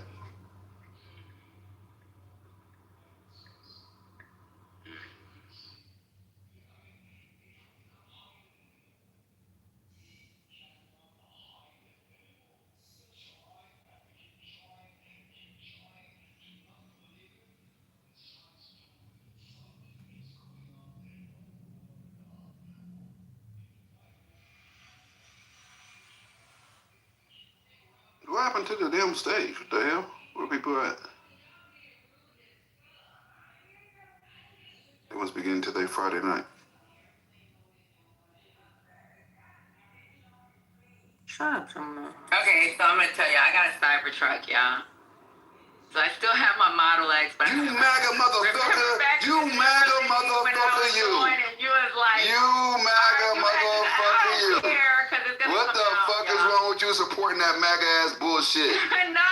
He is the one that got that man elected by financing that shit. You financing Trump. You a man So we were talking about the tariff lady, and I was like, I'm thinking about getting the Mercedes E, right? Remember? Because I was like, they got the 31-inch screen. And then I said, my dad, I said, what the fuck are you gonna watch TV from the backseat of your car? Remember, it was a joke.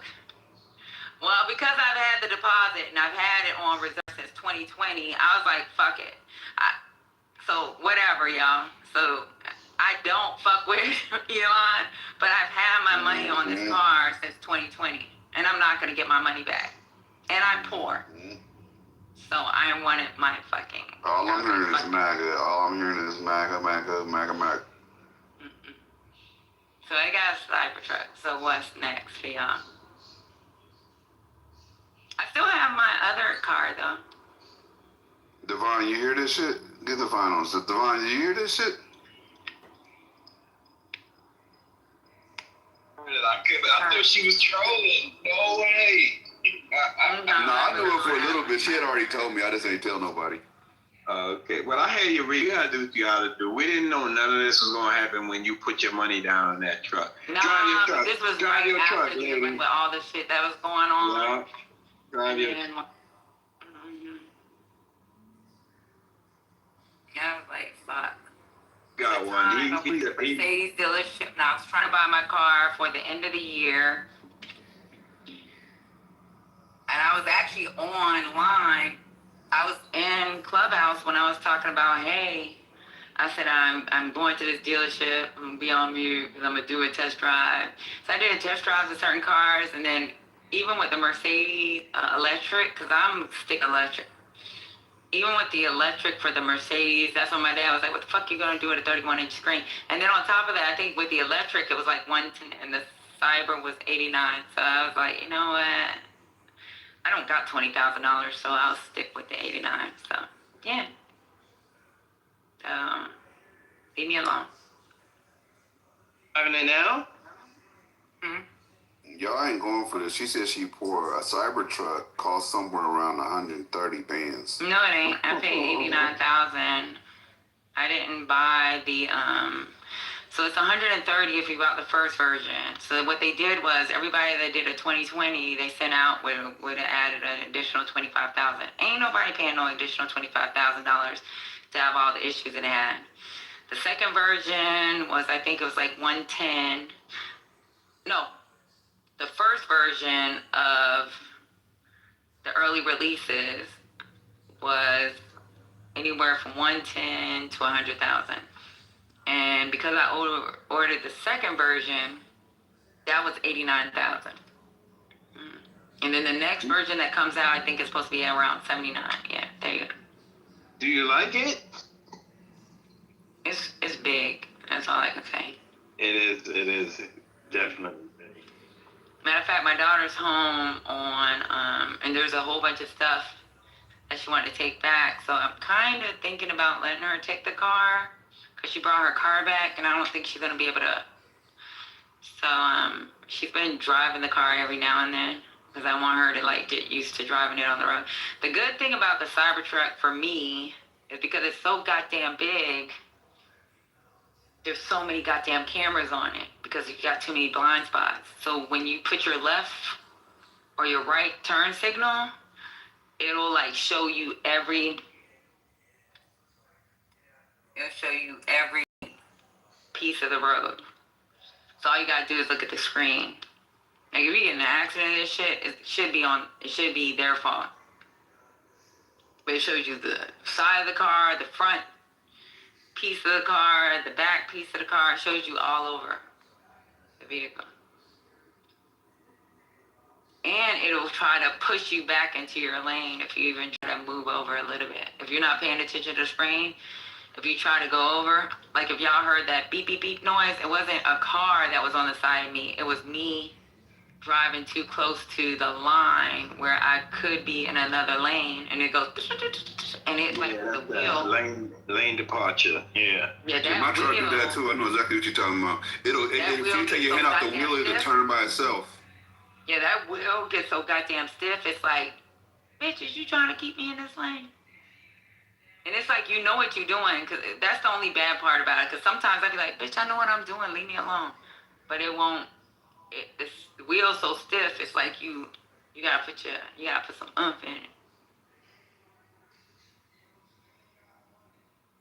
I know somebody that got one. He put the lights on the top. Like he did all kinds of shit to it. It still look ugly as hell, but. No, I don't have nothing on it. Mine is basic silver. It's basic silver. I don't have nothing special.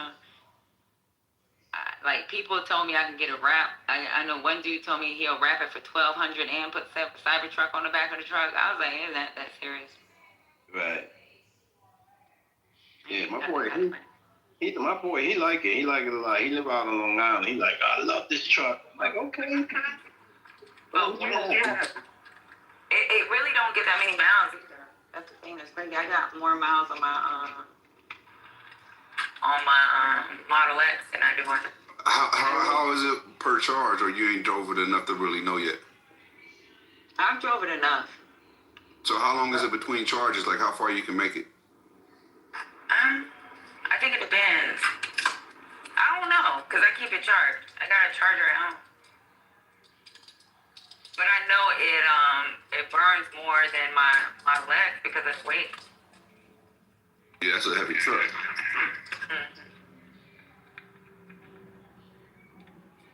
But it'd be weird too, because dudes, like if they see your ass get out the car, they be like, damn girl. Like you so little. Get out that big ass truck. That's your boyfriend car? Yeah, it's my boyfriend car. Nigga, like girls can't have a job and pay for their home shit. No. Yeah, that's my boyfriend. No. Men automatically assume that. You know that.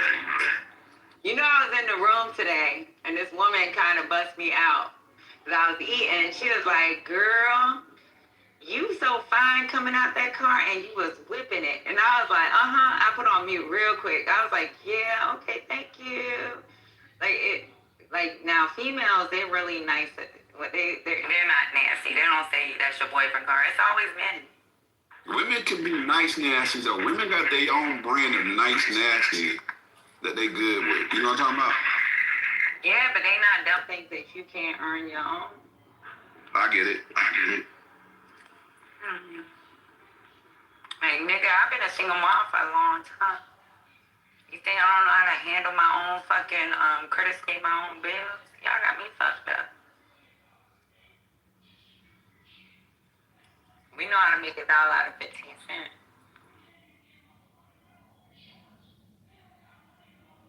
And that's a fact. Hey, what you got? What you got? Stupid said I'm a midget, man. Stupid, how you know, bro? I'm height challenged. I prefer not to say I'm a midget. I am height challenged. Have you talked to Stupid? No, I haven't talked to Stupid, but I'm sure you have. You just don't remember. Stupid got a new name. Oh. But Patty, I'm so glad you got a chance to meet her. I'm glad she was nice and kind to you, Miss She Yandy. is, and she's actually prettier in person. It's kind of weird because I was like, damn. This is what I told her. It's so weird because my cousin's like, why would you say that? Like, she pinched me under the table and texted me, why would you say that? I said, yo, Yandy, you mad prettier in person. I didn't think you was that pretty on TV. So she was like, you know what? I bet you she liked me more. You kept it real. She was like, thank you, boo. I was like, yo, I didn't know you was pretty like that. Like, now I ain't gonna lie, yo. She got a fat ass. She got some fat ass and she got some fat titties. But I think she looks big as fuck because of them titties and ass. Don't go get a BBL and no big old titties, because that shit will fuck up your outfit. She always had a body. I don't think she got any work done. No, she always had a body. Real, bro. That ass don't look real. I don't know. That ass look like a table, bro. Really? Yeah, I just remember back in the day, she always had a body. Well, you know what? You might be right, because there's a lot of black women with a table booty. Man, cool. Man, the Violator days, Yandy used to come on the road, because you know she came up under Mona. Mona had everybody, Mona and Chris Lighty. And so me and Yandy was like little worker bees back then. And that's the homie. Yeah, but when you talk to Yandy, tell her, say, you met a girl named Patricia in Atlanta or Patty? Oh, for sure. Because my earrings say Shaz on it. She was like, what's Shaz? I said, oh, that's my first name. But my grandma's, like, maiden name was Patrick. So Patricia's my middle name. And Americans be on that crazy shit. So I just be like, Pat. Trying to get her to speak at... Well, I know a principal that needed a speaker, and they wanted Yandy. I was like, can you come speak at this graduation? They want you. She's like, I'm not there. I would love to do it. I can't believe you thought of me. But I haven't spoken to her in a while, but I will reach out and be like, yo, Patty, that's the home. Maybe we could, shit. Let's try to, you want to get her on here, or this is too savage? Y'all probably going to act crazy. I mean, I can ask her. Now that I got her cell phone, so I can ask her, but I don't know. Like, she knew I was on Clubhouse when I popped in, and she heard. So there's this dude from Brooklyn that was with her. You know who it was? I'll tell you his name. Fuck, I gotta turn on the light. I gotta turn it to a red light so I can pull up his name. You might know who he is. Is it true she's single again? Who? Look, somebody asked her that. Kamal. You know Kamal Speaks? Kamal. He was with her. He's from Brooklyn. Oh, okay. Because there's rumors of her and Homeboy going their separate ways. I don't know if it's true or not. Her eyes got big. You know her eyes got big on the TV show. Her eyes got big and she still was nice. I say, like, I ain't, dang me.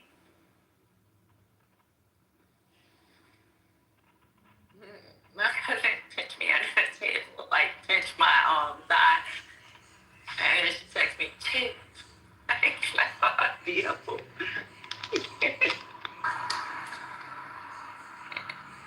I guess, like you said, like, she probably got used to it. People asking about her business.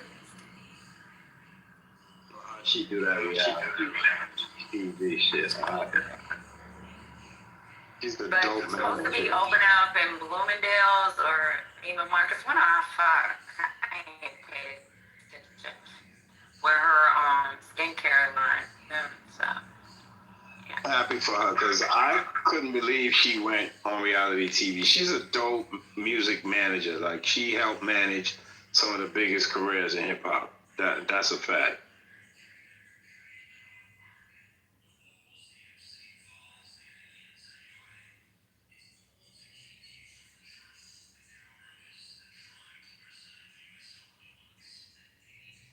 It's so funny because somebody said, hey, I see you in a rapper's video. Can I get your signature? I said, I ain't in nobody's rapping video. Because you know they assume if you with her that you're in somebody's video. I was like, nah, I ain't in nobody's rapper video, bro. Won't catch me rapping around this motherfucker nor fucking twerking. My cousin was like, she ain't a twerker or a rapper. First lady, who the hell is this stupid motherfucker? I think it's Point. Yep. Yeah, that's oh, okay. That makes all the sense in the world. The neighborhood clown. I get it now. That's funny. I can't believe Point Blank got a whole new profile. Damn. I mean, what's his new name? Stupid bozo. Makes sense.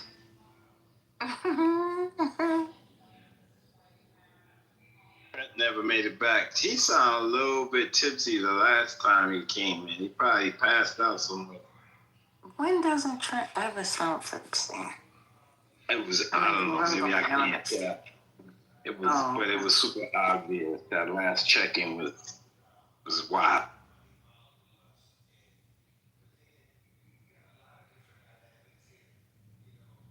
Yeah, it was a lot. It was a lot.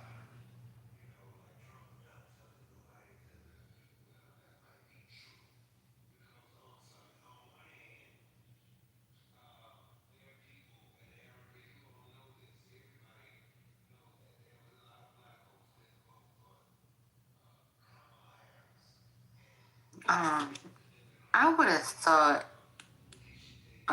what's her name? Jennifer Hudson would have sung that song a little bit better. But I'm gonna go on mute. You sound like Spirit just now. Is that what he said? Hey, bitchy. It was all. Yeah, that was. She didn't sing it that good? I'm used to a different performance. What I just heard a little snippet of it. No. That's not the Jennifer Hudson I'm used to. Okay, so I gotta give Spirit some grace. I thought Scotty was just hating. See, Maya said it was off. It wasn't off. Now, Maya think everything off. Maya is hypercritical of everything. She think you off right now. Like that's how Maya is. Leandria Crawford, she saying she started off kind of weak, but she found her way. She brought it on home. Yeah, Maya said she loved. Maya criticizes every moment though, First Lady. That's her job. Okay. You're the first lady of the stage. She's the first lady of the goo. That's what she does. No, the give nobody else that name. Don't do that. That's true. That's true. I take that back. But it's just and you guys need to get back on topic. Gemini's mic is in his throat. What's going on? Why are y'all not talking about X, Y? There must be a slow news day. That's Maya. Wait, we got a hand raised, Gemini. I didn't touch it. Oh, okay, I think it went away. All right, disregard.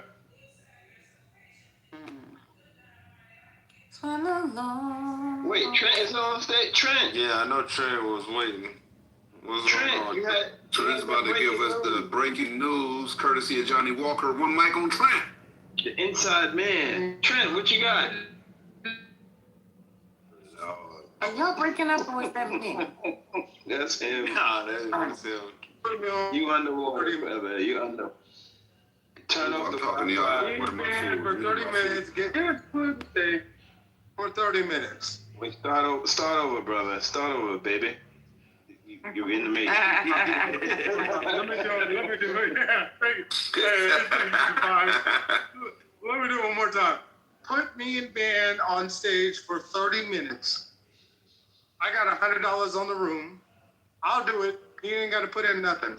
Just me and him. Straight up. Oh, that Johnny Walker got him feeling himself tonight. Oh, that's a dog. That ain't Walker. Yeah. How this gonna play? Come out on a Sunday morning. Oh, he on that tequila. Oh, shit. Yeah, it's Ben, where you at? He challenging you. Yeah, he calling Ben out. He said, bring it. He said, bring that ass challenge. What you want to do with her for 30 minutes? First lady, you and Patty can be the only moderators. He can't be a moderator. It's just me and him. Okay. And Britt as fair as hell together. I would love. Any day. I got $100 on the room. Let's go.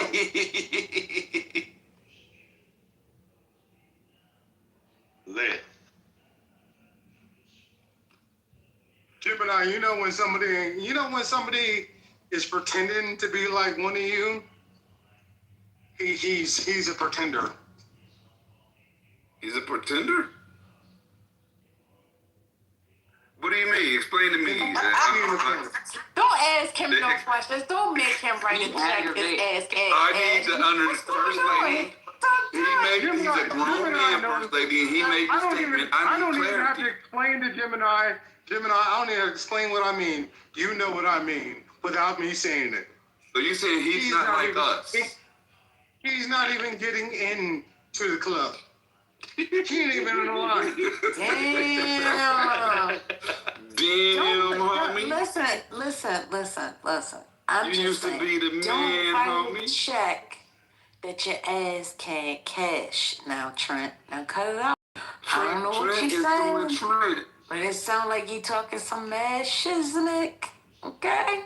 So. Yeah, let's tip Trent. I'm gonna tip you right now, Trent. Get your coins up. Bring him. Yeah, that's the wrong trip. I didn't mean to do that. We're gonna do it differently. Bring him to the forefront. Bring him to the forefront. Bring him out. Send them out. Yeah. Bring him out.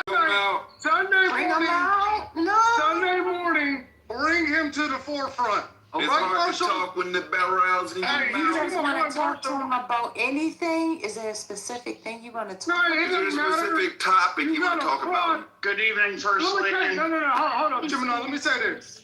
You allowed a fraud to take over First Lady. Oh, you didn't got in trouble before for this damn shit. He said he allowed First Lady, or you said she allowed a fraud to take over the room? Is that what you allowed said? a fraud to take over your room. You and Pat. Wow. I'm saying it. I'm gonna put it out on Front Street. You can't do It's not your room anymore. It's Goat and Band's room. And I'd like to call him out into Front Street. Any day he would like. Run that back, Trent. I did not hear what you just said. Stop. First Lady, I want to make sure I'm clear. I didn't stutter. Say it again. You have a fraud that has taken over your room. It's not your room anymore. It's Band's room. And multiple people have talked to me about this. Bring him out the front street. I'd love to challenge. Give me 30 minutes. Hold on, this is Patty's room. I read the description in the house. Hello? I come in the morning. I might leave in the afternoon, but I've been busy. Scotty, sit down. Scotty, sit down. I'm not sitting down. I'm on the streets. We not allowed to take a break or a vacation? What's going on here? Yeah, Patty or First Lady has to be a moderator. I'm putting $100 on the room. Patty, you know I got your number. Yeah, I'll send it to you now. Let me know when and what time. 30 minutes. What's he talking about? Yeah. Trent, chill. You gonna get this gonna be crazy. Why do you feel like he's a fraud? Why do you feel like he's a fraud, Trent? What makes you say that? Gemini, you ain't shit. Oh, lady, I'm done with the Regis. No. Yeah, mentally I am. No. What the hell's going on in here? I don't know. I told her about me going to the Regis to meet with my friends, with my homegirls. Anyway, I don't know what I walked in on. I'm not gonna go. That's a lot. You know what? Fuck it, I'm gonna go. No, I refuse to accept that.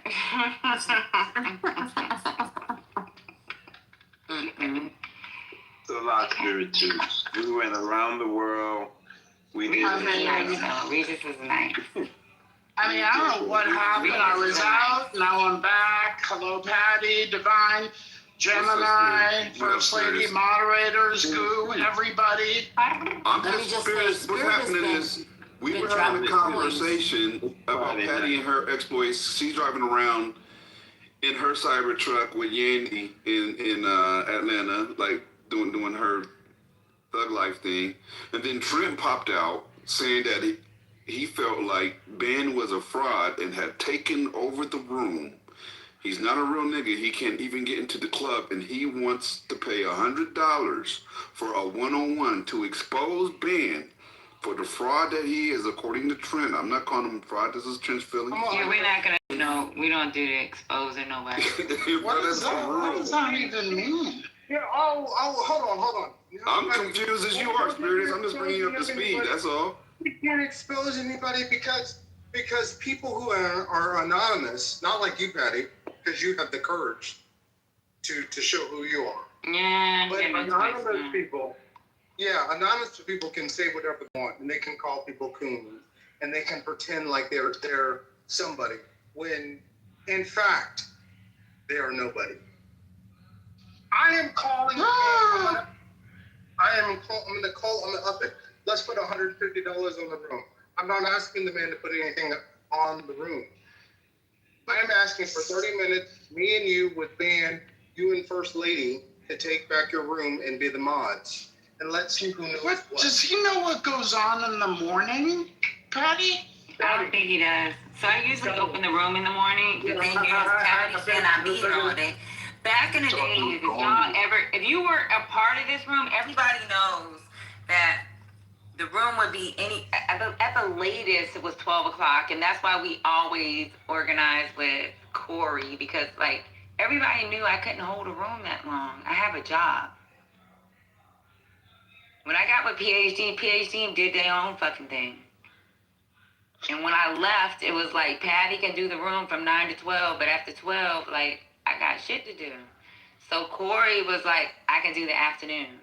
And then it went straight to Lisa. That's how we all became like a team. Yeah, Patty, can I ask you something? And you allowed this man to insult Lisa and didn't stick up for her. When was this? Oh, he's a little troublemaker, this guy. This man insulted Lisa and called her every name other than a child of God. And Lisa... I wasn't here for that. Stop it. You're not going to put me in that. I'm not going to put me in that. I'm going to tell you like this. Anytime there's an issue between all of them, I always cut that shit off. So don't do that. I'm speaking. He called that woman. This nigga drunk. This guy's a Genta. I hope people know what a Genta is. He called Lisa. Hold on. Give me 2 minutes. He called Lisa everything but a public house. Yeah, I wasn't here for that. Hold on. Yeah, I know you wouldn't hear it. I know you didn't hear it, but First Lady heard it. You's a motherfucking lie. I haven't been here for 4 weeks. No, you heard it. Oh, First Lady, you were there. And I'm gonna say this. And somebody said to me, why doesn't somebody said, no, hold on. I can't have all y'all talking. Because I can't. Ooh. Look, somebody said to me, who muted me? Why doesn't somebody said to me, why doesn't somebody call Goat out on his shit? And y'all allowed, I'm not trying to say you allow. I wasn't here. I don't do that. Listen. Let me finish. Patty, let me finish. Don't put me on that. Don't. Okay, well, whatever. Don't do me, because I will crash the fuck out. I don't do that. I don't do that. Okay? I'm friendly with both. I don't play that. Okay, well. So don't fucking put Patty's name on that. Ma'am, okay, let me just say that. For the record, I'm friendly with Ghost too. So whatever you got going with Ghost, I'm just trying to understand. I got right, whatever personal you got with Ghost, don't fucking put me on that. No. You gotta shut up for a minute. No, I don't have to shut up. You're not gonna put my name on that. I'm talking to Gemini. Yeah. You put that lady on, you put Lisa on front street. He in trouble on that. Get it? Did this happen today? Is this thing you're talking about from today? Not today. No. Does everyone want to speak when I'm speaking? One mic on Trent. Mute up, everybody. One mic on Trent. Go ahead, Trent. Yeah, just mute the stage. Go ahead, baby.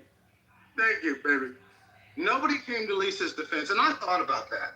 Lisa has been nothing but a nice individual. She doesn't cause problems. She may have some opinions, but she runs the room. She's a nice person. But when you have a malignant narcissist, very similar to Trump, take over a room, nobody will challenge that person. What's that? Hold on, Patty. I'm not done. I am asking. You need to land this plane. Yeah, I'm landing the plane, motherfucker. Did you call?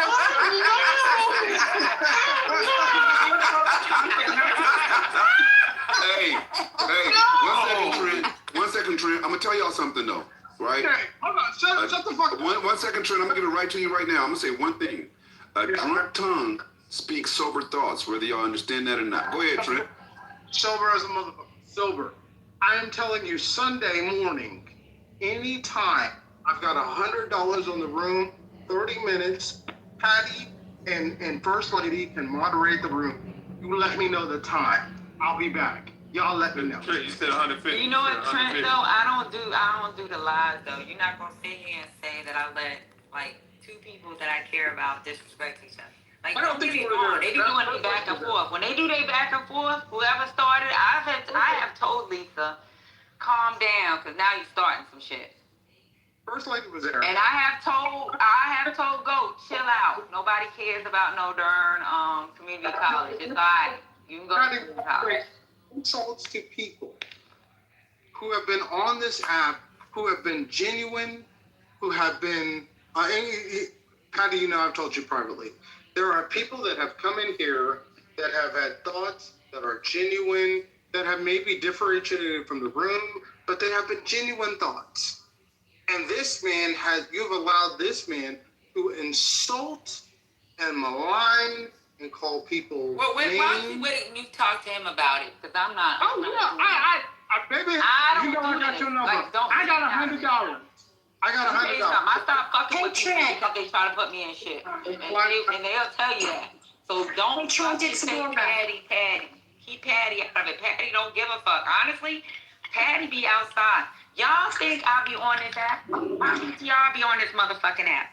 I had to tell myself to take my PTR off the app because, like, y'all have tried to make me responsible for some dumb shit, and I really don't give a fuck half the time.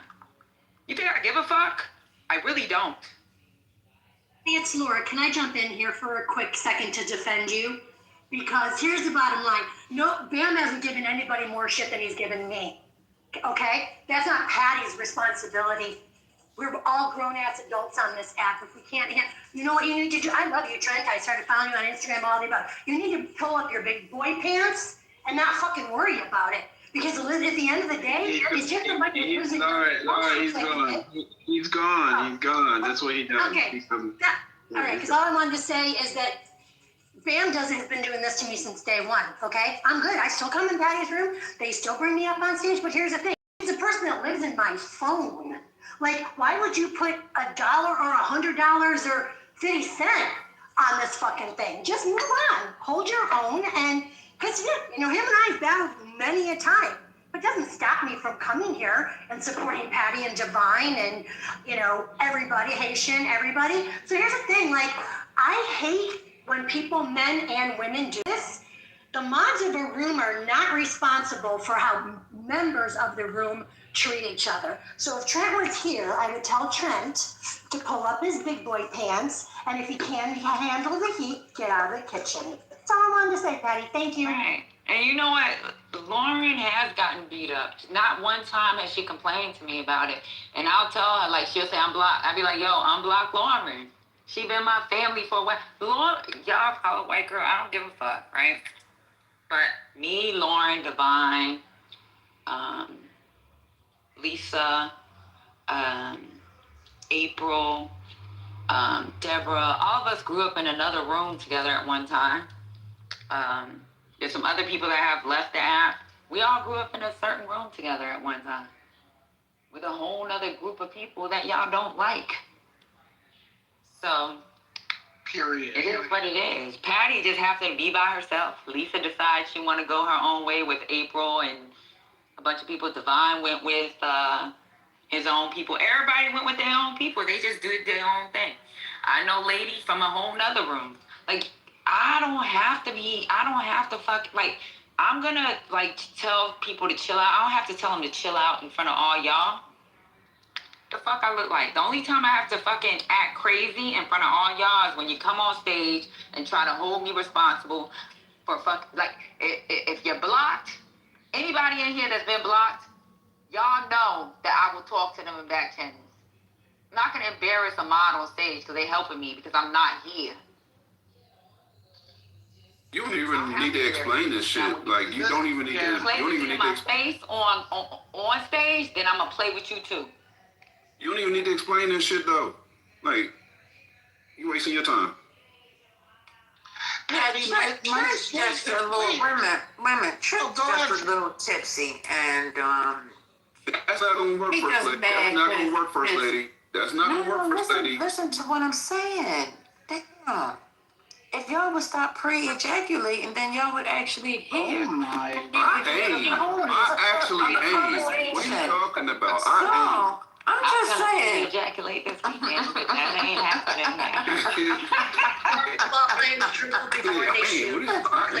All I'm saying is Trent is a little tipsy, and tonight he had a chance to get off and say what he wanted to say because he don't like when Bam be telling him to shut up and don't let him speak. So he just getting a little steam off.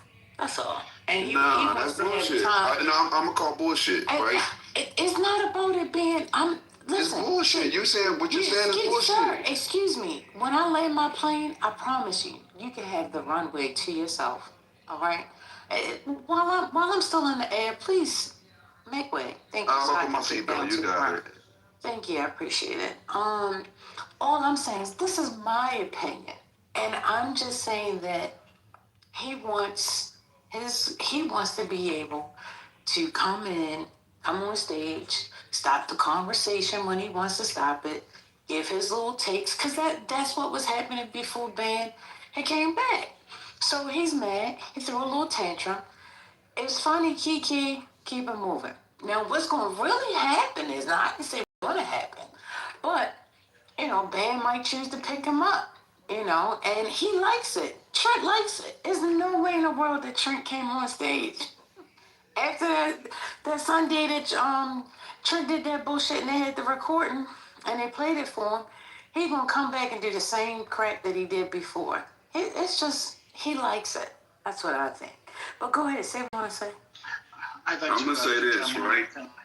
when you're dealing with a grown man, right? And I know that because I happen to be one. None of that what you said applies. None of it. The only thing that happens is when it's like being on E or anything else. It's a drug. It lowers your inhibitions. It does not change your mind state. I'm going to say that again. It lowers your inhibitions. It does not change your mind state. So you are not going to be feeling as inhibited at disclosing things that you already think that you didn't disclose previously. Those are your true thoughts and feelings. You're just revealing them under what we call alcohol courage. That is what he really thinks. Those are his true thoughts. There's no way to try to play this. He just no. He meant that shit. That's why he said that shit. Under the influence does not change. Like, What makes you think that I said that let me he finish. did not I'm gonna say let you know that? when I landed. Until then, buckle your seatbelt, man. Yeah, but my seatbelt is unbuckled because I want to know when did you think that I didn't The why say does that? not matter in this moment, ma'am. It does not. The But why I does just not want to know matter. why you think that I didn't say what you're saying. Let me finish though. So, like, I'm gonna give you. No, I'm not even gonna use that's a horrible example. So I'm glad you did interrupt me. Scratch that analogy. Thank you. You did me a service right there. When somebody says those things, he meant those things, and that's it. Like, that's a grown man expressing himself, alcohol or no alcohol. That's a grown man expressing himself, and that's what he really thinks. No disclaimer involved. That's it. Is it my turn? One mic on you, brother. Oh my God, thank you, mods. Thank you so much for the space. Let me tell you something. I know he wants this weird one-on-one. The bottom line is we're all adults. And even when Ban is not here, which is often, everybody battles with Trent. But a lot of us are very wise and we love the space and we respect the goop. And because we do that, and Ban is better at arguing with Trent, we yield. The bright ones yield for the purpose of the space because it's funnier than we are collectively. So that's why it happened. So even if Ban didn't exist, we would all be arguing with him and going back and forth. And then I'm going to say part two is that we're here in the morning. Like, this is not a big deal. Patty opens the room early. I'm there early. I'm sometimes doing my own room at 7:30 because I'm sitting in my fucking car in New York. And Ban is there, and we're all doing like regular, normal, like news stuff. And then, like, what the fuck? Trent comes in at fucking 12 after his lunch break from the cafeteria at Ford, and then you start giving us breaking news? Like, come on, bro. We're all adults. Right. And I don't know what I said that made you feel like you need to say that I was wrong. I didn't say or make excuses for him. I'm saying that he took the time because he's drunk to say what he's been feeling and what he hasn't been able to get out. I said exactly that. So you sitting there talking about, I disagree. You just said the same thing I said. You just said it in a different way. Numbnuts, Gemini. Exactly, Spiritus. And that's what he doesn't like. He doesn't like the fact that he can't come in here on lunch break and just get the mic and say what he wants to say, jump in front of everybody else. And multiple people have told him, even Gemini has told him, you can't just come in a conversation and interrupt it. Well, I gotta get back to work. And as if other people ain't here. He doesn't like that. And he doesn't like that most of the time. Ban shuts him down from being able to do that. So in his mind, he feels as though that's somebody controlling him and feels like he's being a narcissist. These are the different things that I think that he's been harboring. But tonight, because the courage was there, he just let it all out. That's all. So this is perplexing to me. To inconvenience an entire space of between, on any given day, 20 to 100 some odd people because you have 12 minutes to talk. To me, I don't know. The lack of self-awareness is strange to me. Like, I don't get it. How is he rushing y'all and it's y'all's room? I don't get it. And that's what I'm saying. There was a time when he could come in and he could just do that, because there might be a low in the conversation and he can come in with his border patrol updates and things like that, or the aliens. And so I just don't. I think he feels as though he needs to be. He wants his time back. That's all. That's why he said, "I'm willing to pay It's not his $100 time. for 30 minutes." Oh That's my what I'm God. saying. I get what you're saying, but you're not getting what I'm saying. But you've already said it. It's the self-awareness. He doesn't have it. He lacks that. So he thinks that it's everybody else's fault versus it's his own fault. Now understanding, we'll just come back when you do have the time. And when it's your turn, then you can speak. It's that simple. I said that's all. But instead, you'd rather see that everybody else is doing something to you versus you just accepting what it is. That's all. But it was funny to me because he said that I was in the space. When was this? A year ago? What is he talking about? Like, I don't even know what he was talking about. The man is crazy. I'm gonna be real honest, y'all. The grown men that act like toddlers and be like, "No, you." It's very hard for me to regard that. I don't understand how he's. I guess for me, the idea of being quote unquote controlled when he's controlling the space, I don't get that. Thank you for the space, First Lady. You've been missed, Gemini. Thanks for holding it down. You guys are the firewall. I appreciate you, Divine. No, wait, I'm sorry.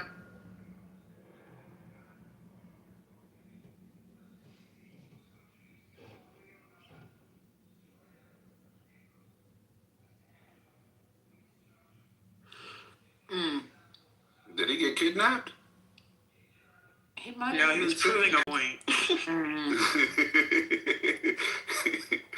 Oh man. Yeah, he's suggesting that we just move on with the conversation. That's all. It's 11:28. Have y'all ever had this? I'm about to eat. I'm about to eat. Good. Taliente. What's this thing called? What's that stuff called? Talenti. Tellerico? Oh, the ice cream? Oh, Talenti is shit. This is shit. The ice cream and sorbet. This is the devil. This right here. Wait, which flavor? This is the devil. Snickerdoodle. Oh my God. Have fun. No. No. I'm gonna have to put this back in the freezer. This is too much. Self-control. This is too rich. Period. Yeah, like my body is telling me this is too much. I can hear talking to me. Oh, talking is wild. It's good though. Oh, it's people trying to come on stage. Who these people is? Who this is? Who that? Who that is? Who that is? Oh, people Who that trying is, to come on Shawty? stage. Arthur. Who that is? First Lady, I missed you so much. I've told everyone in my house, and they have no idea who you are, but I'm like, there's this person in this room, and she makes my mornings, I fold my laundry, I do my dishes, and she's gone, and you guys don't understand and won't understand that. It has been a net negative for my life, so hearing your voice is a joy. You have such a wonderful disposition, and it adds value to my life. I don't know the politics of this club or anything like that, but you are an absolute joy. Oh, Pete? That's so sweet, Pete. That was beautiful. Thank you. Now watch Arthur say something he ain't got no business saying. Hey, Arthur. Hey. Oh, wait a minute. Do I know this Arthur? Who's that? I thought Arthur, you here to crash out? Yeah. No, I'm Come on, crash out, Arthur. I never come to crash out. I'm only. It's a different Arthur. Oh, Jesus. Oh, Jesus. Is there an Arthur that crashed out today? I've been busy. No, there's an Arthur who goes from 0 to 60 on the crash out in 1 second. All right, I'm gonna, in order to not trigger you, I'll go back to the audience. No, you're fine. I think I have a new friend named Smurf that I want to bring onto the stage instead. Oh, brother. Thrilling. Hi, First Lady. I agree with what P said. Hey, Jane. Thank you. How are you? How you feeling? Doing good, doing good. I'm dog sitting, babysitting for my sister's dog. So, family. That's what's up. How about you? You good? Yeah, I'm good. I'm about to put this ice cream back in the freezer. Damn, I have to go back downstairs. Shit. Stop bragging was what I was thinking down there. Really? Because I was thinking... Control and Yeah, I'm glad somebody else said it. I wasn't gonna say it because she's been in my throat tonight, but I felt the same way. I just kept it on mute. Jane's on stage. One mic on Jane. She's on stage.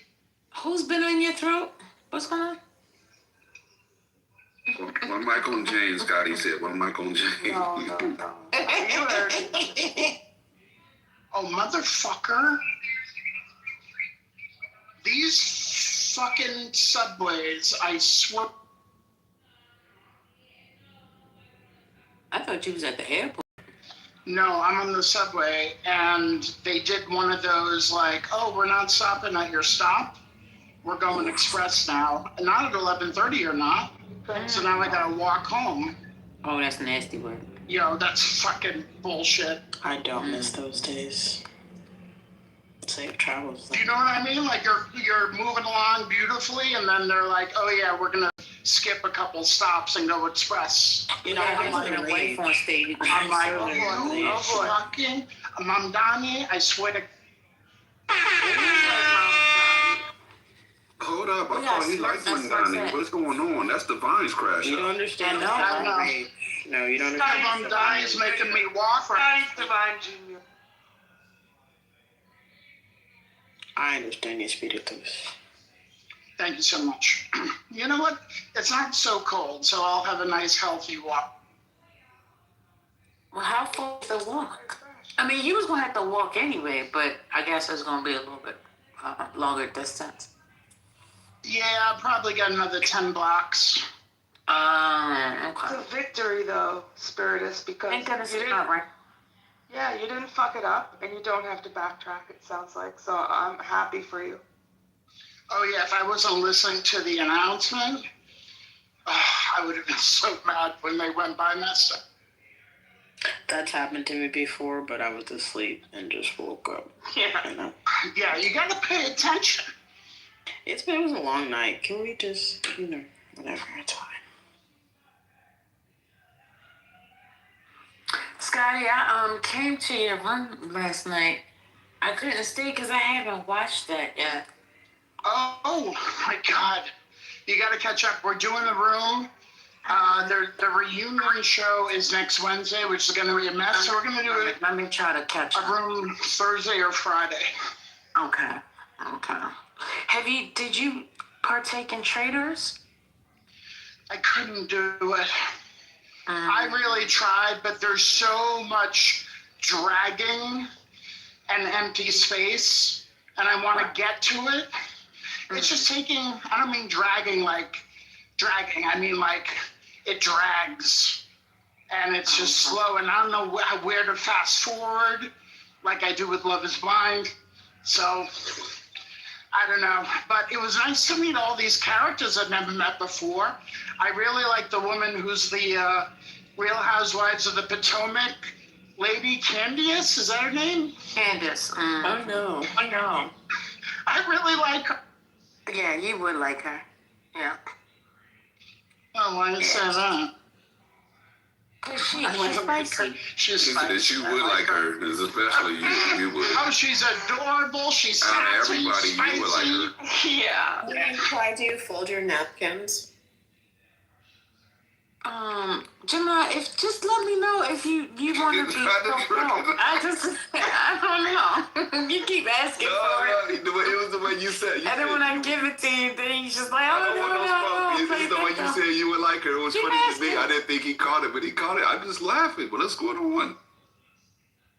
He said you would like her. Like there must be something about her I don't know. I was wondering what is she? Who is she? What is she like? And 30 said Jimmy gay. I don't know. Fuck outta She's here, bro. cute. I don't know. She's I cute. get it. She's sassy. She's smart. She's not a girl's girl, Scotty. I didn't hear that. My subtitles aren't working. I've missed the last few seasons, so I can't give you the update. I hear Wendy's going to jail, though. There's a possibility. She got the feds on her. Oh my God. But Candace hasn't been on for the past 2 seasons. Oh, really? Yeah. Okay. No, She had a baby. season 4 of Traitors. Wait, Or are you Candace talking had a about something baby? else? I thought she was talking about Potomac. I'm sorry. No, I Oh, am. So Candace had a baby? Yeah, she had a little baby. Mm-hmm. Good for her. Okay, I that's think, amazing. I don't know if she actually had 2 of them or just 1. But yeah. Well, that's her. That's amazing.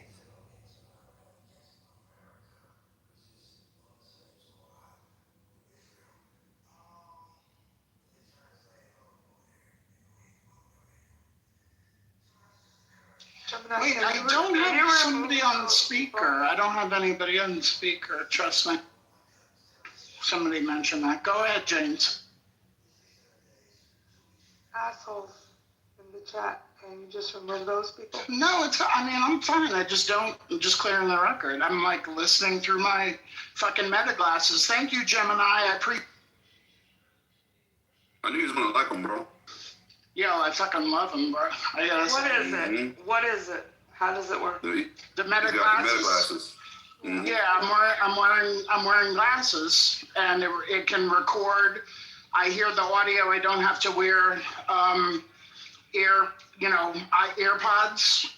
So I just listen through the glasses, and I have transition lenses, so it turns into sunglasses during the day when I'm outside. They're good. Wow. Their sound quality is great, at least for me. I don't know how it is for you. 5-star. You're obviously recommending. This is good. Okay.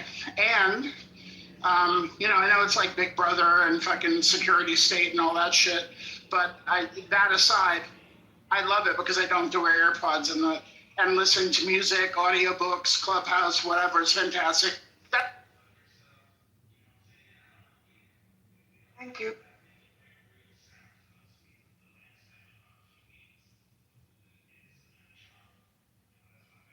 So is this one night only, First Lady, or do we get to have you back? Well, she's been around. Oh, okay. We missed it. One night sounds crazy. No, I'm just being cheeky. Yeah. It might be just a one-nighter. Who knows? One night is wild.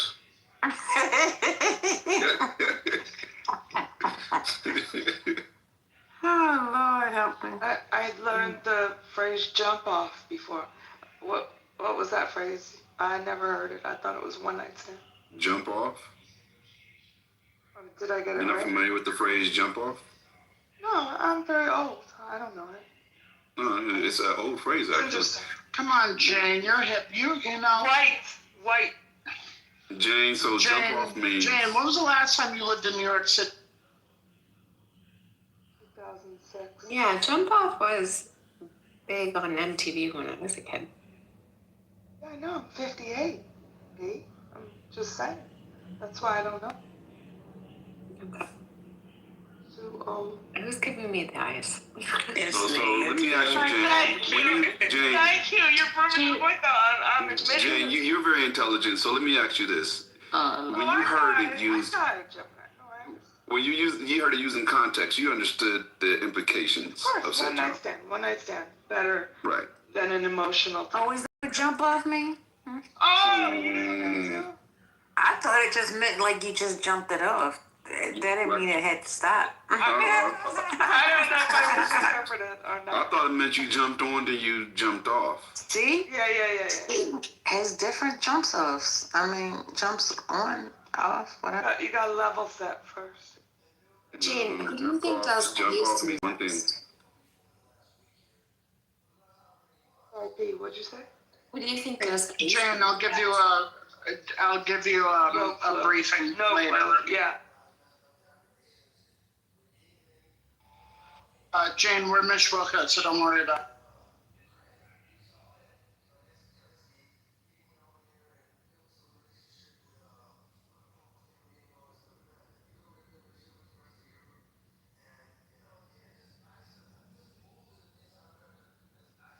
I heard somebody say something about Sweet said something about swallowing or something. He told, okay, so there was a back and forth.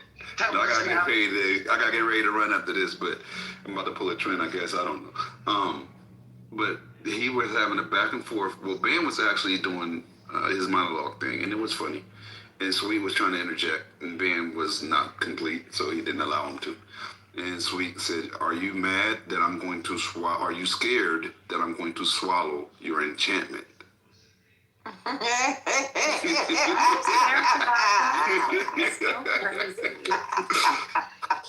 I highlighted that. I was like, hold up. That's he wrote it in the chat? No, he said it. He said it. Okay. He said it. And then I highlighted it. I'm like, hold up, what do you mean? You can't tell another man that he's scared about you swallowing his enchantment. And then he started reading from the Quran. Real quick, let me say, Gemini was offended because he's a fellow Californian, and he's like, brother, we both from out here. You fucking up the whole Cali thing that we got going on. Go ahead. That's very accurate. I told him, you can't be representing Cali talking about swallowing another man's enchantment. Like, that's not what we do. And then after that, the stage everybody just gave it to him for like ever. Then he tried to read from the Quran to justify what he meant by swallowing his enchantment, right? And then midway through his passage, I think, I dropped him, and people would say, you were supposed to let him finish reading because it's the Quran. He has to finish. I'm like, no, he's not going to finish. And then he came back up again, and it just got worse and worse. The more he tried to defend it, the worse it sounded. Like, I'm not articulating it well, but it was bad. Yeah, it was really bad. One of those weird Clubhouse moments where I heard it first, and I was going out to meetings. I was doing my makeup before, and just like the whole thing where it's like he said it, and I was like, oh, that's weird. And I'm like, my mascara, my blush, whatever. It just got like worse by the minute, and then he was reading the Quran, and I just was looking in the mirror, thinking like, what is going on? It wasn't good for Mr. Sweet. No, it wasn't. And then the women said they were going to steal that line. The women actually liked the line. They said that the women said they were going to actually steal the line. Yeah, they liked it. They said swallow your enchantment. Because he's saying that he's enchantilizing. And he's saying, hey, listen, you don't want me to get in there because you really don't want me to take it over. But he used the word swallow, and I guess that sent y'all to swallowed up. It's like super gay, and he thought the Quran was gay. And there's no problem with it being gay, right? So all the ladies were like, okay, maybe we can use this. It's kind of poetic. I'll tell you what, it was pretty gay.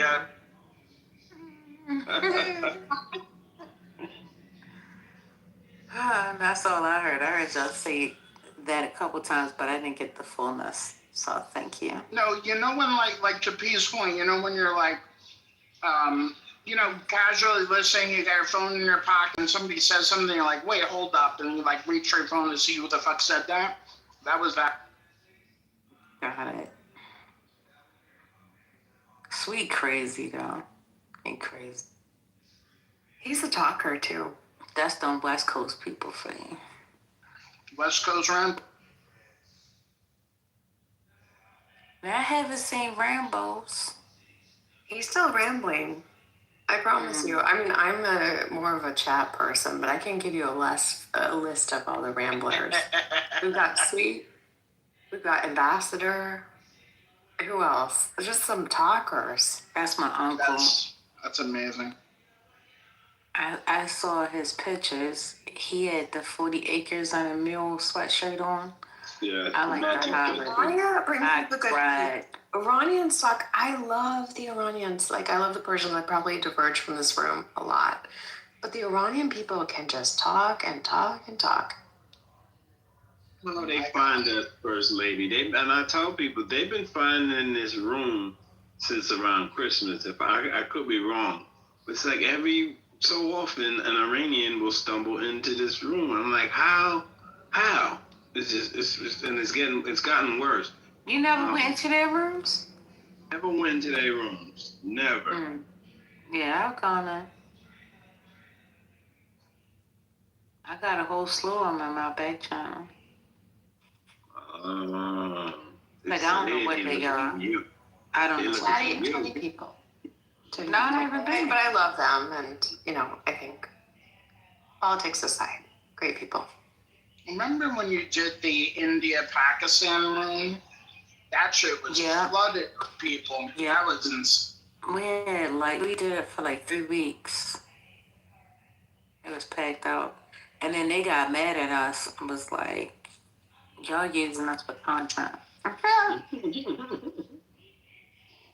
crazy. Yeah, I mean, what's that about? We're trying to, understand and get people's perspectives and using for content what? You making money? Is anybody making money on this? I don't...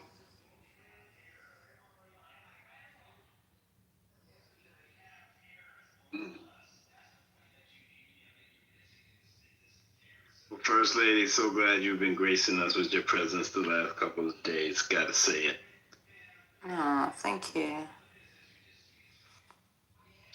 Hey, y'all, don't forget to put your clocks forward tomorrow. Tomorrow, yeah. I'm glad. Now, it is a little strange to me that they moved it up so fast. I was on a meeting this morning, and they was like, yeah, time goes forward. I said, no, that's next month. It's like, no, it's this week. Yeah, it's a little early. It's a little early for me to be on. Yeah, it's March, but I feel like it's late March. When they said it today. Yeah, it's usually late March. Yeah. Yeah, I was like, already? It's weird. But it's like a gift and a curse. We all gonna be a little bit groggy, but it is what it is. I like the extra hour of daylight we'll get in the evening. Yeah. Oh, you hate it? I like it. I hate it. I like when it gets dark early. No, because I can to be honest with you, I've been waking up earlier and earlier this past week, and even the week before it started. Around about 5 in the morning, my body just starts waking up, and I can't go back to sleep. Oh my God. It's because the time can change. See, I'm already adjusting to it. Yeah. You're a morning person. I am. Always have been. What do you do in the morning? What's your routine? Working from home is definitely different. But when I was an office person, man, get up, shower, get ready, put my makeup on, get dressed, perfume, get in the car, turn on my music, fuss and cuss through traffic. Now it's just get out of bed. You wake up early. What do you do with your time? It's kind of nice thing to have the morning. I'll tell you what she does. I'll tell you what she does. She wakes up. She kind of shakes her head, gets that hair going, sits on the edge of her bed, and does her affirmations for 15 minutes. And then she gets up and stretches and stares out the window and says, today is going to be a beautiful day. And she makes her bed and walks into the kitchen, prepares a beautiful cup of tea or coffee or something, and then she sits down at her laptop and checks her IG. Well, I'm thinking because I'm an early bird too, and I started waking up before my kids, and I've found just a nice kind of peace, even if I'm not getting up and going, just make myself a little breakfast, scroll through my phone, whatever, get my... I don't do breakfast in the morning. That's too early. I just made it up. I feel like you do the affirmations though. Yeah, well, I do them before I go to sleep when I wake up. But I also like to read my Bible, if I can, and get that in, even if it's just a couple of scriptures. That really helps to start the day really, really good. And I feel like my day is so much better when I do it that way. That's like affirmations.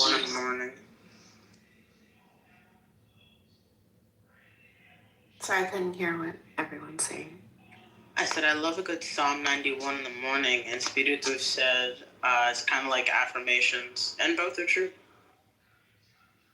I don't know what Psalm 91 is. Let me know.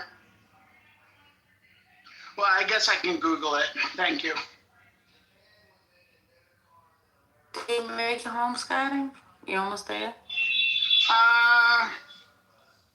Am I? I don't know. No, probably another 10 minutes or so. Damn. Yeah, I'm gonna cuss Madonna out for you.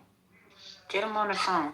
Yeah, it was at that weird moment where you're like kind of stuck between like stations and not much you can do. I just didn't want to pay again or go too far and then have to wait for another train to go back in the other direction. Yeah. And cabs and Ubers are too expensive, so. Oh my goodness. It's not like you don't have it. What's going on? I know, but it's one of those like, you know, I can walk it. You know, it's fine. I get it. Okay, I have a question for you, First Lady, and the ladies in the room, and maybe the ladies in the audience too. I got very frustrated today. My pajamas were not fitting in my pajama drawer, and I just threw them all out. Does anyone have a good pajama recommendation? Something that's like not ugly, comfortable, not too synthetic and, you know, crappy, but also not looking for anything crazy. I like the Savage Fenty. Personally, I like the cozy section, and I just, use the member credits. I'll give you a suggestion. I suggest you roll your pajamas instead of folding them. You may get a little more space in the drawer. There, don't worry. I bought the Marie Kondo book. She told me that, you know, you have to like fold all this stuff and do that and get rid of anything that doesn't bring you joy. Well, I put her book in the drawer and then I threw it out because it didn't give me joy. She's right, though. She's right. That's how I have to edit every so often because I live in New York. I have a finite amount of space. But I have an editor come over and help me do that. It sounds crazy, but you kind of... It's not crazy. It's a system, and I'm not great at that part of life. I'm good at a lot of other things. If you haven't worn it in a year, you got to give it away. So that's a start. Oh, no, I wear it, but it's just ugly. Oh, you wear it? Like, I think I can upgrade, and I just looked at it, I'm like, I don't even want to put this in there. I could do better, you know? This is almost anti-Semitic because joy is just a really, really tough issue for the Jew. So, like, you know, I don't know. It's often my answer. What am I gonna? No, well, let me level up on the trope. Yeah. Oh, I can't get rid of this because I got a good deal. Like, I can't get rid of that. It was on sale.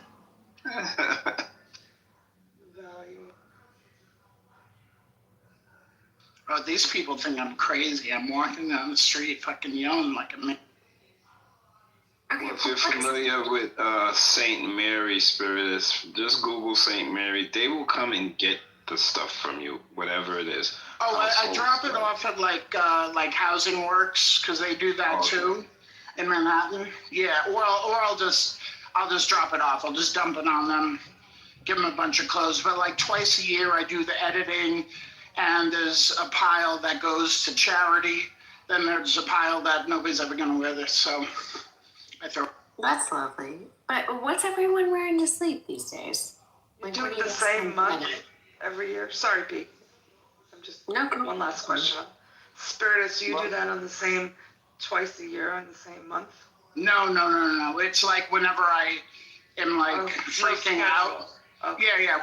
Whenever I'm spiraling out of control, and then that's when I'll. Back to P and the sleepwear question then. No, I'm just wondering what everyone is wearing to go to bed. That's all. I'm always hot, so I'm boxers and a t-shirt, no matter what the season is. And once in a while, I may put on my robe. I have a really nice robe they got me. I may put on the robe because I gotta like run downstairs or whatever. But I'm boxers and a t-shirt Those all are year. dad clothes for sure. I'm talking more about mom clothes. I want to see I what. don't know, y'all. Spirit is you got matching PJ. No, you would think with like little foot, what are they called? Like footsies or what are the ones with the feet? Pajamas? I don't have that. No, I just wear an oversized t-shirt and like boxers or something like that. Like really oversized. So it's almost like a, Dress. you know, a smock or nightgown. Yeah. It's so comfortable. That's what I have right now too. Yeah. Visa. I have a champion hoodie on over top of a t-shirt and a pair of flannel pajama pants. I can't find my Calvin Klein shirt that goes with the flannel pants at the moment. I usually wash them and fold them up together as a set, but I can't find it. So I am extremely cold in my old years, so I'm always bundled up. I just got a heated blanket for this reason too. I do. I have a heated blanket as well. Oh, Jesus, that's dangerous. That is so dangerous. Cold. Wait, let me ask Divine. Divine, are you in one of those New York City buildings where in the middle of winter it's fucking hot as fuck and you have the windows open all the time? Because that's right. I've been blessed. We actually have a house. But I was in one of those buildings when we first got together. Yes, It's fucking insane. No thermostat. It's just on or off. I told you what I used to do in Brooklyn. I lived in this walk up on the first floor and it was fucking freezing as hell.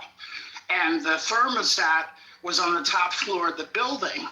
And because we were like freezing, I would, when we were really cold and the heat wouldn't come on, I would take a bowl of ice, walk up to the 5th floor, and put the bowl of ice on the thermostat so that I would get really cold, and then the heat would come on in my apartment.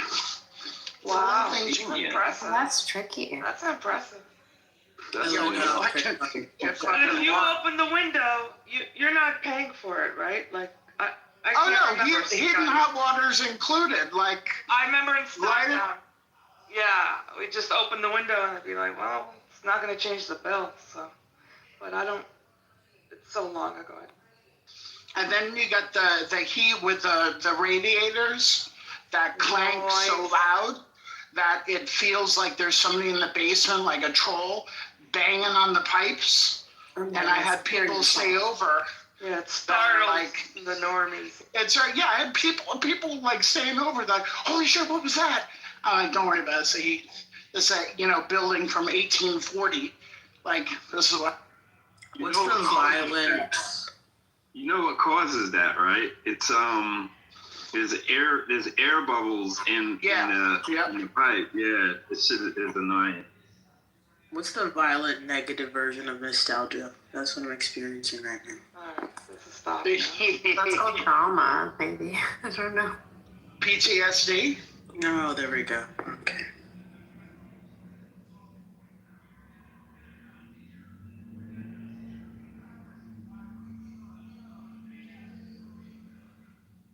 In Rockaway, I don't know if you know Rockaway, Spirit. We used to live on Beach 19th Street. Oh yeah, Two my big friends tall used to live buildings. there. Yeah. Oh my God, 100. Beach 9th Street. It's 19th Look, we Street. got Arthur Square. That's Arthur Square on the building. Hey. Listen, okay, there's only one Arthur. Everything else There's is just only an one true imitation. Right. Yeah. Everything else is just an imitation. Breezy Point is racist. Get Yeah, along Breezy with Point each other. Listen to your heart. One of the worst. One of the worst.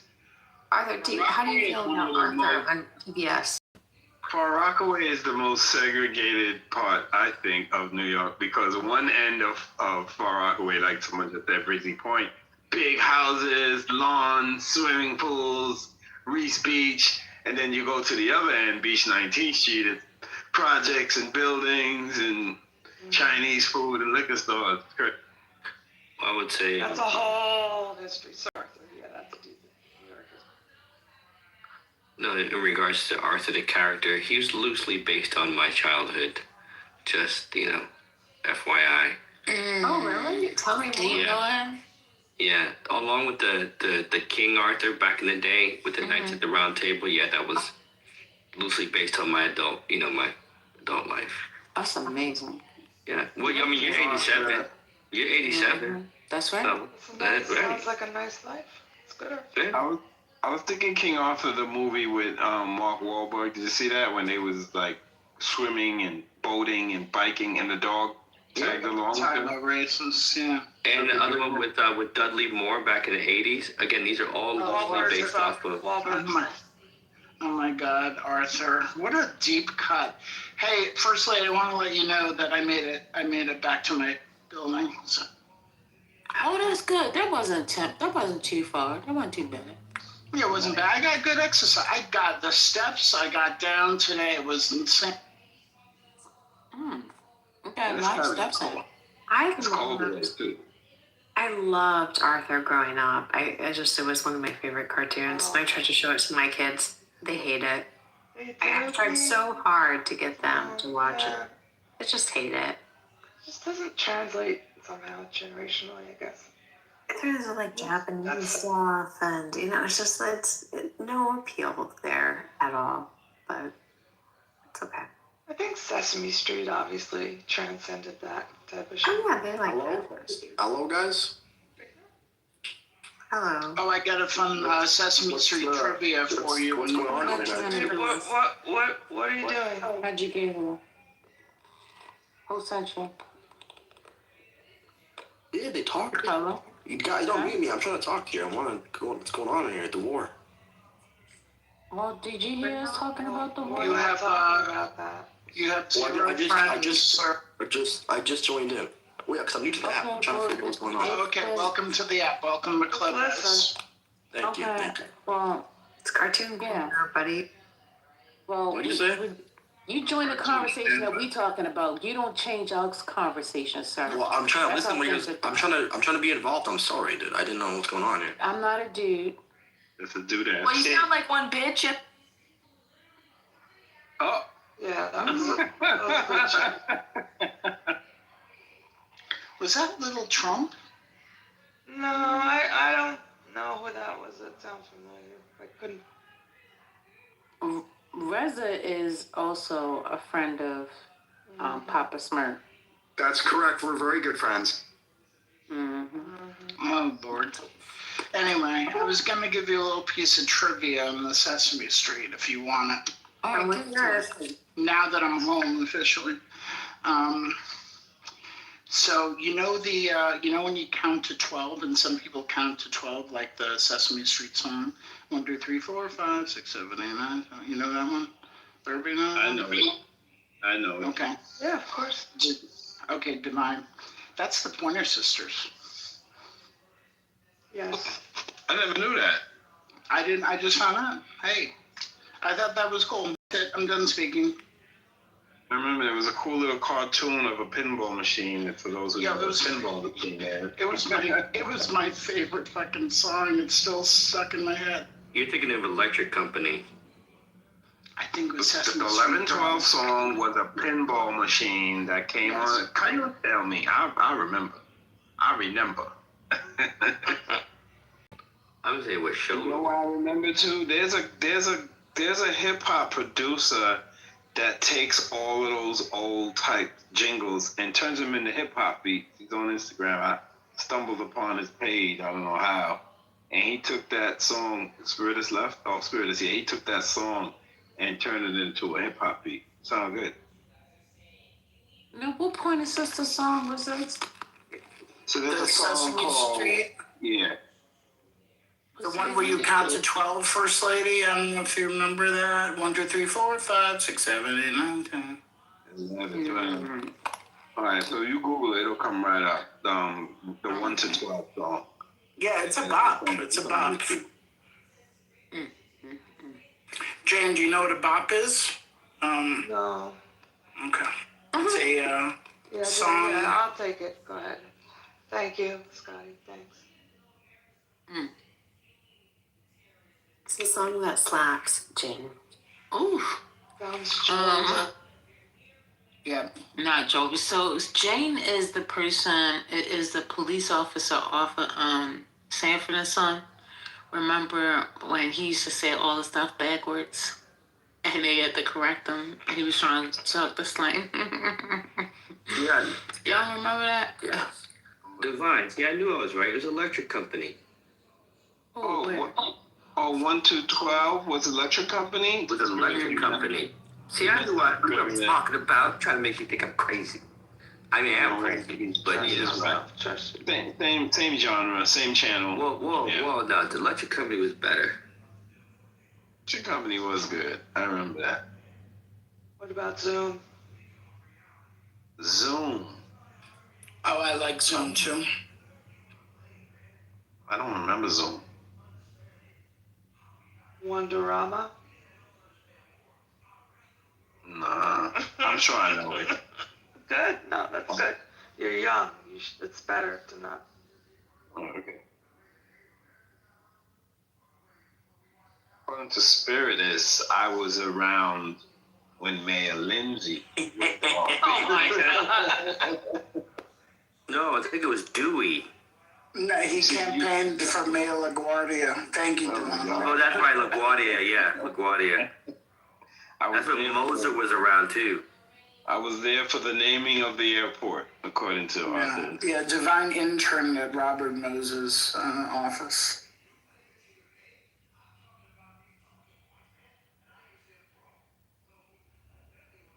What is the story in Rockaway now with real estate? Spirit. I don't know, but a friend of mine sold their like one bedroom, like kind of on the beach, but not with like a water view, but like a co-op. I think it was like 200K, something like that. In the 70s, my parents had a beach block bungalow, very Irish cop section, obviously white people. Well, my dad was a Jew, and he got very disenchanted one time with some anti-Semitism, and they sold it for $7,000. The story goes, so. Oh my God. A hasty, dumb decision, but. Bungalows in the 40s? Was that the? It was one beach 109. Oh, on the other side. Okay. Yeah. The Irish. Well, right now, the one families along Beach Channel Drive in like the 60s are going for about $650. Wow. Yeah. Wow. Still bad. I mean, they should be worth more, but still not bad. Yeah, you're right. I mean, it's far out. I mean, it just is. It's definitely no man's land. I hate it all. That beach, though. It's nice. But that beach is deadly. All right, so Reese Park is pretty safe, but where we lived by Beach 19, every summer, and it's probably to this day, every summer that damn beach takes a life. Wait, what do you mean? How? Like people drown? Riptides. Oh, wow. Riptides, yeah. But then if you grow up going there, and then, like me, you're on a Florida beach last week, and I wouldn't go in. Because I was like, I don't know about the riptides. And I was like, hearing my dad's voice, Divine, going, get the fuck over yourself, you know, Rockaway. You can't get in the beach in Florida. It's an intense New York, niche beach, Scotty. No, I understand. No, I know Jacob Reese. I know the gays like that one. Oh, and okay. I didn't know that. And yeah, I've never been there, but I have a client who's on Beach 147, which is in the Ponset, like after Bell Harbor. So it's like almost at the end. I don't know what it's like, to be honest, but yeah, they have a big ass nice house. I know that. Us Brooklynites, we would go to, I mean, when we were up to it, we would go to Reese, but we would also go to like Manhattan Beach, Brighton Beach. I hated Coney Island Beach. Coney Island Beach would just be so crowded. So we would go to Manhattan Beach and and Brighton Beach. It'd just be a bunch of old Jewish ladies tanning and shit. So you would pretty much have the beach right there. Oh, Brighton Beach, yeah, old Russians too. Let's be clear. Yes, that's water next to sand, but that's not the beach. It's cold. It's cold. It's murky. You can't see the bottom of the ocean. When you're young and it's hot and you got a BMX bike, it's a BMX bike with a lock and a knapsack with a pump and patches and a couple bucks to get a sandwich, we're going. That was heaven. Yeah, it didn't matter. My grandparents lived off of Ocean Parkway for a time, so they used to take me to Coney Island, back in the 80s. And, as a kid, like, who fucking cares? It was magical. In Rockaway, we went to Playland. They had their own little. It wasn't like Coney Island. It's an amusement park. Yeah, well, I think it was very segregated. Beach. What are the politics? Oh, Jones Beach is nice. Yeah, Jones Beach is great. Like that's the one that we preferred going to when we would be in New York. If we didn't go to like Cape Cod, which is closer to where I grew up. But Jones Beach was like the nice beach. They had good waves. The water was warm. I like all of that. It was really nice. Very segregated. Oh, is that right? It was a clean beach. They also have like a nude area too. Like if you walk down really far, I hated my friends for doing. Art for life. And we used to go to you ever went to Hexter State Park? We used to go there too. Like that Where's was that? No. It's on Long Island. It has a pool and I think it has a lake. I'm not sure. I was so young back then, but I know they definitely had a pool. It's just a state park on Long Island. It would be like a bus ride, block association type of thing, and we just used to look forward to going out there and just spending the whole day, picnic table, barbecue, the whole shit. Oh wow. Yeah, you know what? To be honest, like I know Jersey gets a bad rap, but man, some of their beaches are fantastic. Park, it's very nice. Yeah, we go down the Jersey Shore once in a while, and even sometimes we go further. We go to what's the one in Maryland? We went to the Maryland one like 2 or 3 times. That's far. Yeah, I go to I've been going the last few years. I've been going to Long Beach Island, which is about 2.5 hours south of New York. It's about 45 minutes north of Atlantic City. It's like its own little peninsula. It's really, really, really nice. But too many families, Jesus fucking. Is the water nice? The water's fantastic. They got good waves. The beaches are wide, and it's not very crowded either. The kids. I went with my daughter when she was little. Yeah, I went to Jones Beach with my husband like before we had kids actually. So this was like 10 years ago. And one of our very good friends who ended up being like our best man in our wedding, we stopped by his house in Howard Beach, and that was very fun. And it was a good experience. Just to kind of like get to know Long Island a little bit. I have no idea about any of the. Where's Howard Beach? Queens? Is that Queens? Yeah, it's Cross Bay Boulevard. Okay. You can enter Rockaway. You can take the Cross Bay Bridge into Rockaway. It puts you in like, I guess, the 40s. Or you get Marine Park Bridge takes you more towards. What's like his neighbor's backyard backed up to like John Gotti's backyard? I was gonna say that. Yeah, Howard Beach Like has a a rich canal, history of the Gottis. They used to run that whole strip. They also had that major incident there back in the early 90s or in the 80s, I forget. Yeah, that was in the 80s. It just felt like very New York for some reason. Very New York. Italian, very New York. Yeah, Good but here's also a fun fact. Like all of the beaches from Cape Cod and then all the way south, Jersey Shore, Long Island, all their water temperatures are warmer than the warmest water temperature off of California. It's so cold in California. You can't swim yet. What's that about? I didn't know that. Never been. Never. Yeah, California is cold. It's cold. So, I mean, obviously during the summer, so like the water temperature on the East Coast is, is pretty warm and reasonable for the summer, but the Southern California, like I think even all the way down to San Diego, but definitely LA is like either at or like a few degrees below at best. Like at any point during the year, it's gonna be, at its highest, it's still lower than the summer on the East Coast, if that makes sense. No, totally. I don't know where though. And I remember the first time I went to LA, like in the Pacific Ocean, like just beach day, which is very beautiful. Like the beaches are pretty great. The water's cold, but like some of the waves are pretty intense. And the way I thought, I was so arrogant because I'm a really good swimmer. And I was like, oh, I can, body surf and whatever. The way that I almost drowned, it fucked me up. It was so powerful. Oh. Yeah, it was bad. It was bad. I was like, all right, I'm going to take this seriously next time, because I was like out there and I like enjoying, and then some wave hit me, and then the undertow, I was like, oh, this is how people drown. Let me get back in. Oh man, I hate this. Scotty, So scary. excuse my interruption. What is the business of Reza and Smurf? Divine, forgive my. Oh, they don't go here as far as I know.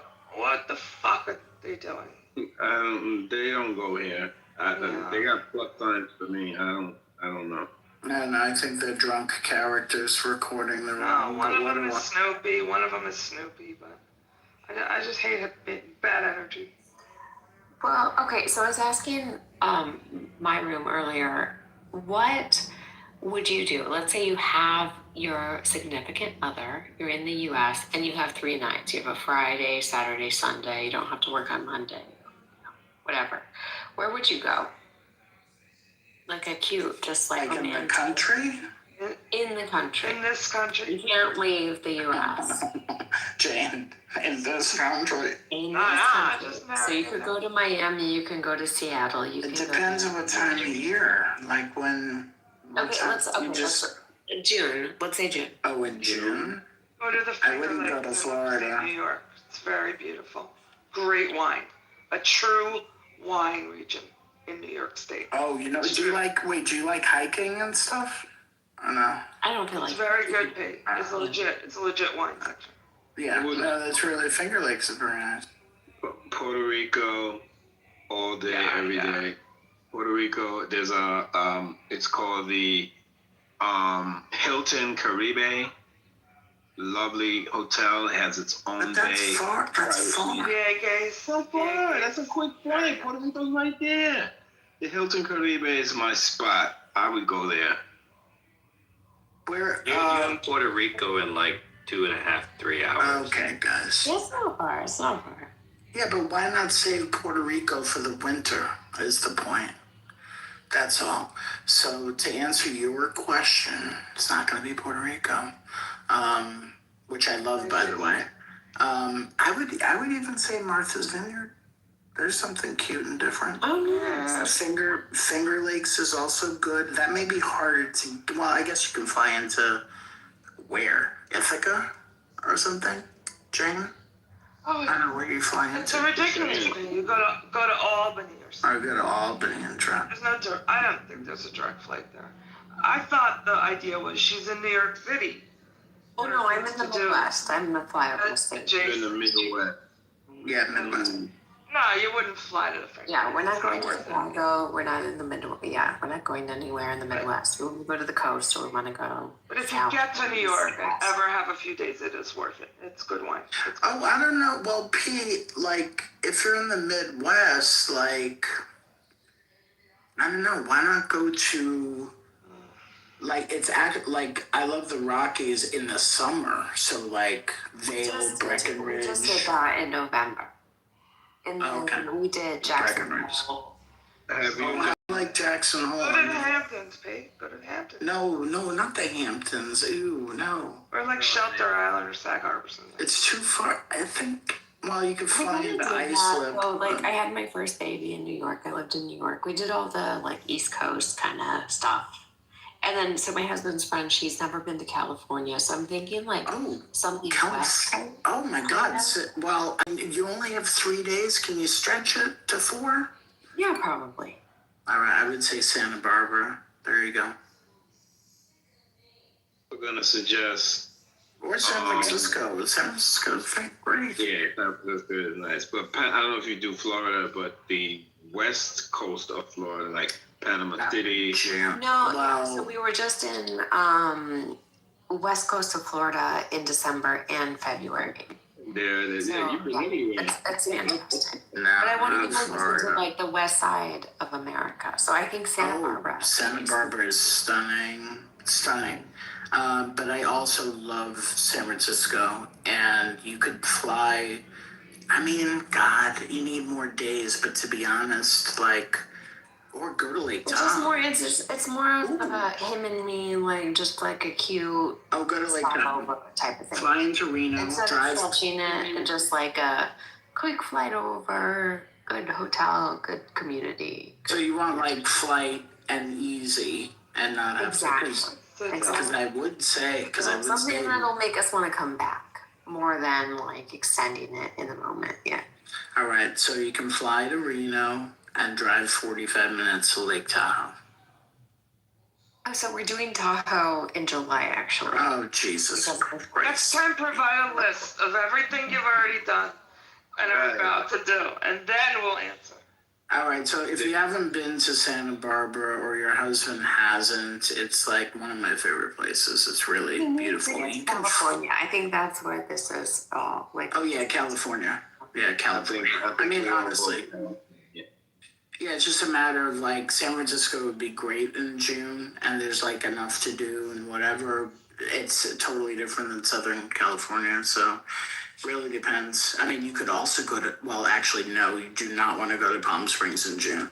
Well, what about these little towns? Everyone talks about like Monterey, right? Monterey is eventually get. Monterey and Carmel are fantastic. Then you fly into San Jose or fly into SF, and then you drive. It's a couple hours, but it's fucking scenic as fuck. So it's not like a laborious drive. It's like gorgeous. And Monterey and Carmel are stunning, like for real. And then if you really want to, you're close to Big Sur. You can drive, a little bit into Big Sur, and it is one of the most beautiful places that I've ever been. I've seen that hotel, where like the clouds are below the whole. You know what I'm talking about? Well, there's some like crazy expensive, beautiful hotel over there, but I've also stayed at like a really nice like kind of log cabin hotel thing that was really sweet in Big Sur, and then went on a hike into like the and in front of like giant sequoias, like it's stunning, like right on the cliffs. I love it.